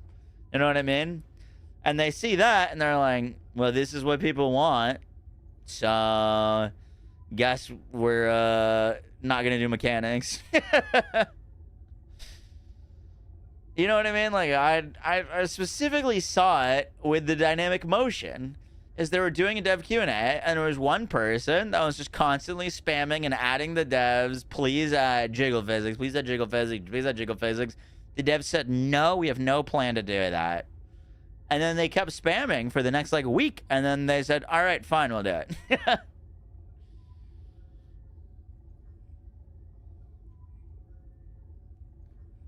Not that that's bad or good to the game. It's just, like...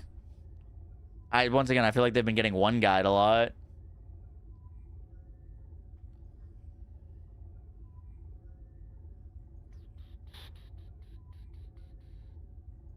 What's up, Alex? How you doing?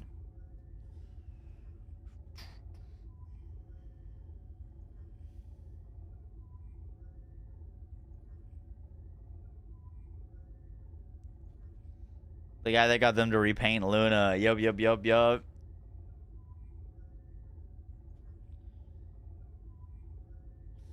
And, like, I get that's kind of,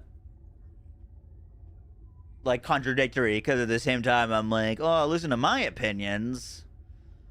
But I'm not really trying to say that devs should, you know, listen to my opinions. I just want the devs to make the game that they want to make and not get one guide by their Reddit and Discord. I want TFD to be the game that they want to make, not the game that they feel like they're forced into making because people will backlash if they don't.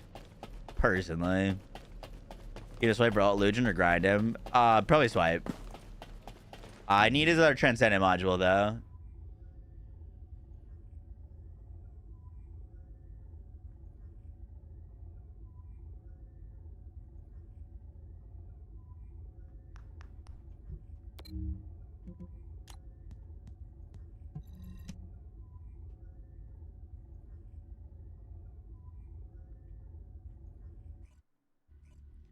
Alright, we're gonna do one more run and then gotta go to bed. We are doing a tavern talk tomorrow with Gazzy and Darth microtransactions. We're gonna be awake. Well, we'll do one more run. I'll finish the job no matter what. What time? They're still deciding. I don't have an exact time yet for y'all. Yeah, podcast. I also think it would be kind of fun to get a bunch of the TFD streamers and have a little podcast together.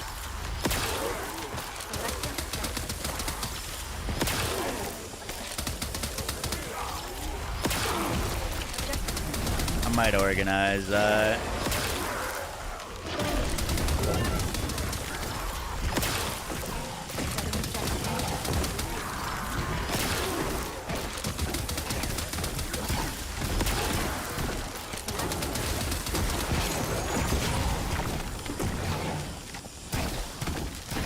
The one thing about using that ability is I stand still long enough that I can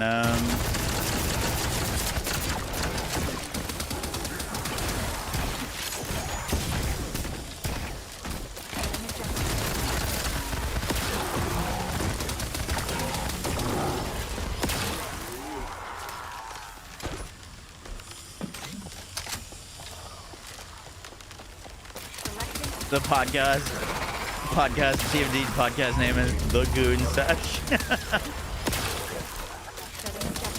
If I did a TFD podcast, who would you guys want to have on? By the way, I'm not saying this would be like a reoccurring segment, but I think it would be cool to just talk with some other creators about how they feel about everything. Get some contrasting opinions.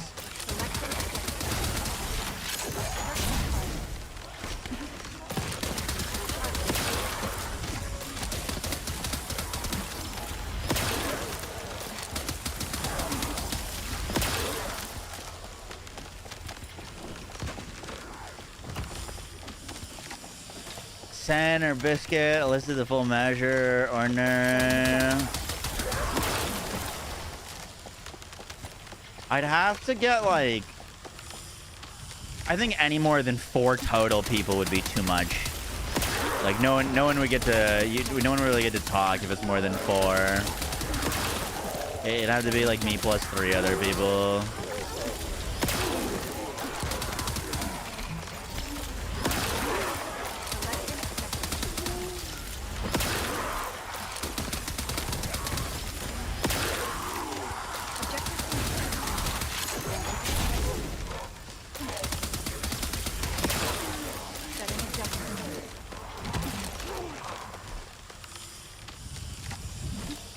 Boom, boom, boom.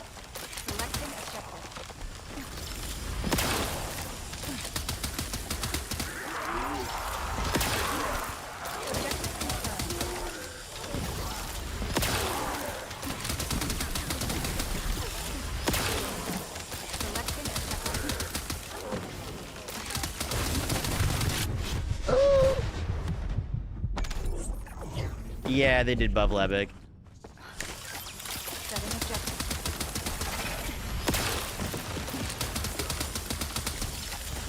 I'm gonna wait for him to do his little AoE attack. There it is.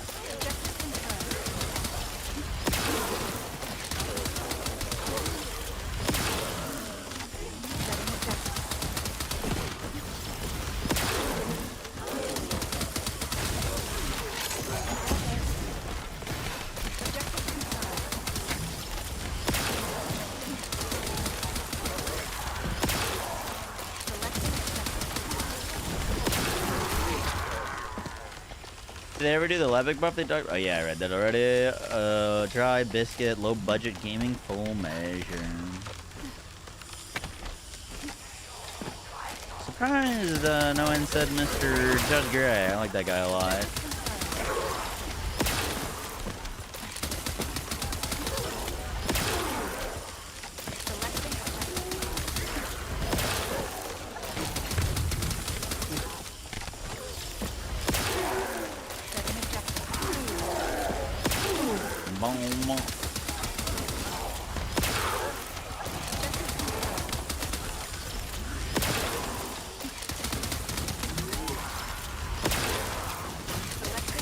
This is a new enemy type.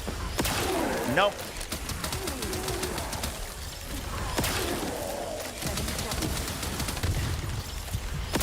You knew that already, though, didn't you, Mr. Chadley? Think you're real fucking slick.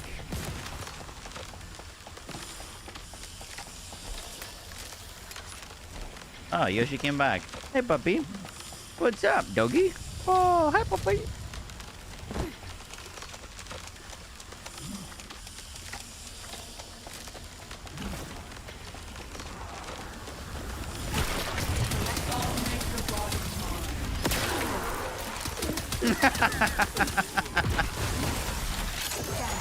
Hey, shut the fuck up.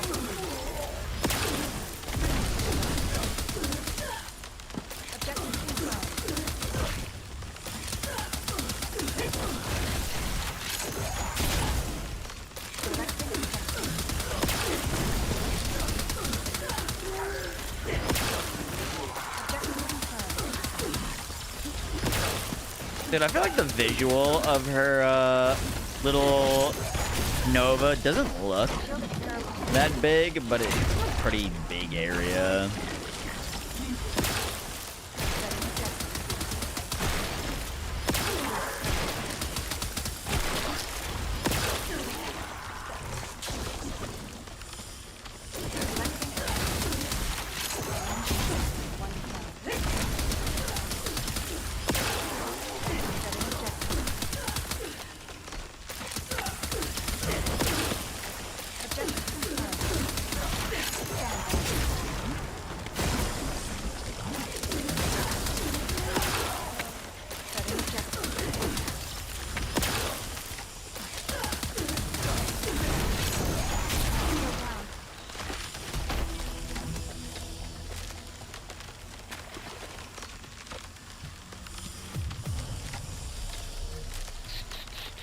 Another Yujin part.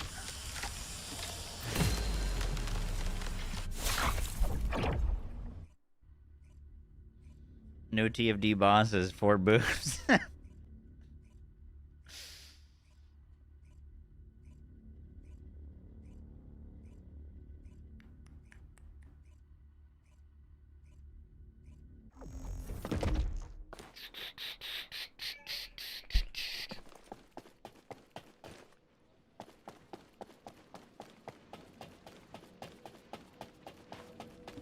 Oh, the special human child. What do you need?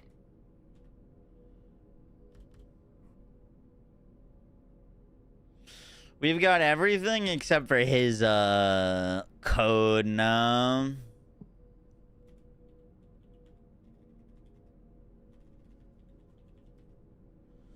We got his spiral catalyst, his stabilizer, and his cells. I wish they like reversed the way of doing this. Like, I wish the materials were the easy part to get, but getting the drops of the parts were hard. Because, like, that's how it is with every Descendant or every new piece of content that they keep adding, is like, it's really easy to get the parts and the actual materials to craft it. I think because they can relegate it faster, you know what I mean? Like, regardless of how quickly you get these parts, there is just a certain, basically, amount of dungeons you have to run in order to get it. Like, you can't get lucky. You know what I mean? You can't get lucky and get it faster, which I think is more interesting. Like, I think it's more interesting to be like, oh, I could get it in 2 hours, or it could take me 10 hours. Versus, like, oh, for everyone, it takes a minimum of 6. You know what I mean? I feel like they've shifted the way that they do that with, like, swords, the new ultimates. Is, like, it is a basic minimum of, like, 8 hours of grinding.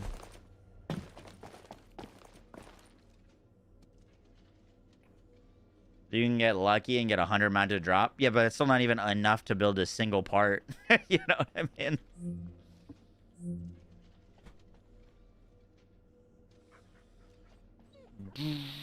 Yeah, the reason I say that is it makes getting the part to drop less special feeling because it's a given. It's like, if you don't have all the parts to drop, By the time you've gathered all the materials, you're unbelievably unlucky.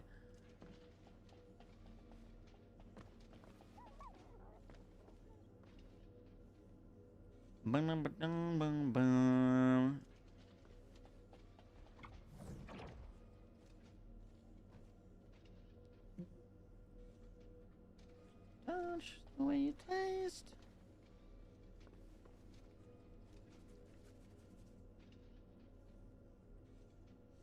All right. We are gonna head out there, gamers. Let me make sure we have things crafting for tomorrow. Research. I'm listening. Yeah, we're good. Casual 12-hour-ish stream. Good stuff, good stuff. You're done into my face, the way you fuck, the way you taste.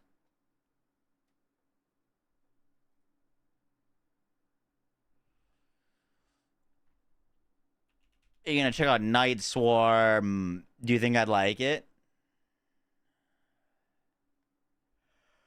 Let's go raid Mr. Gazzy.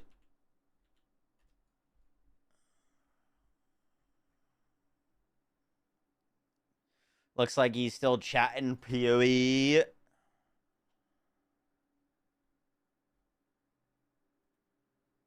All right, guys, catch you tomorrow.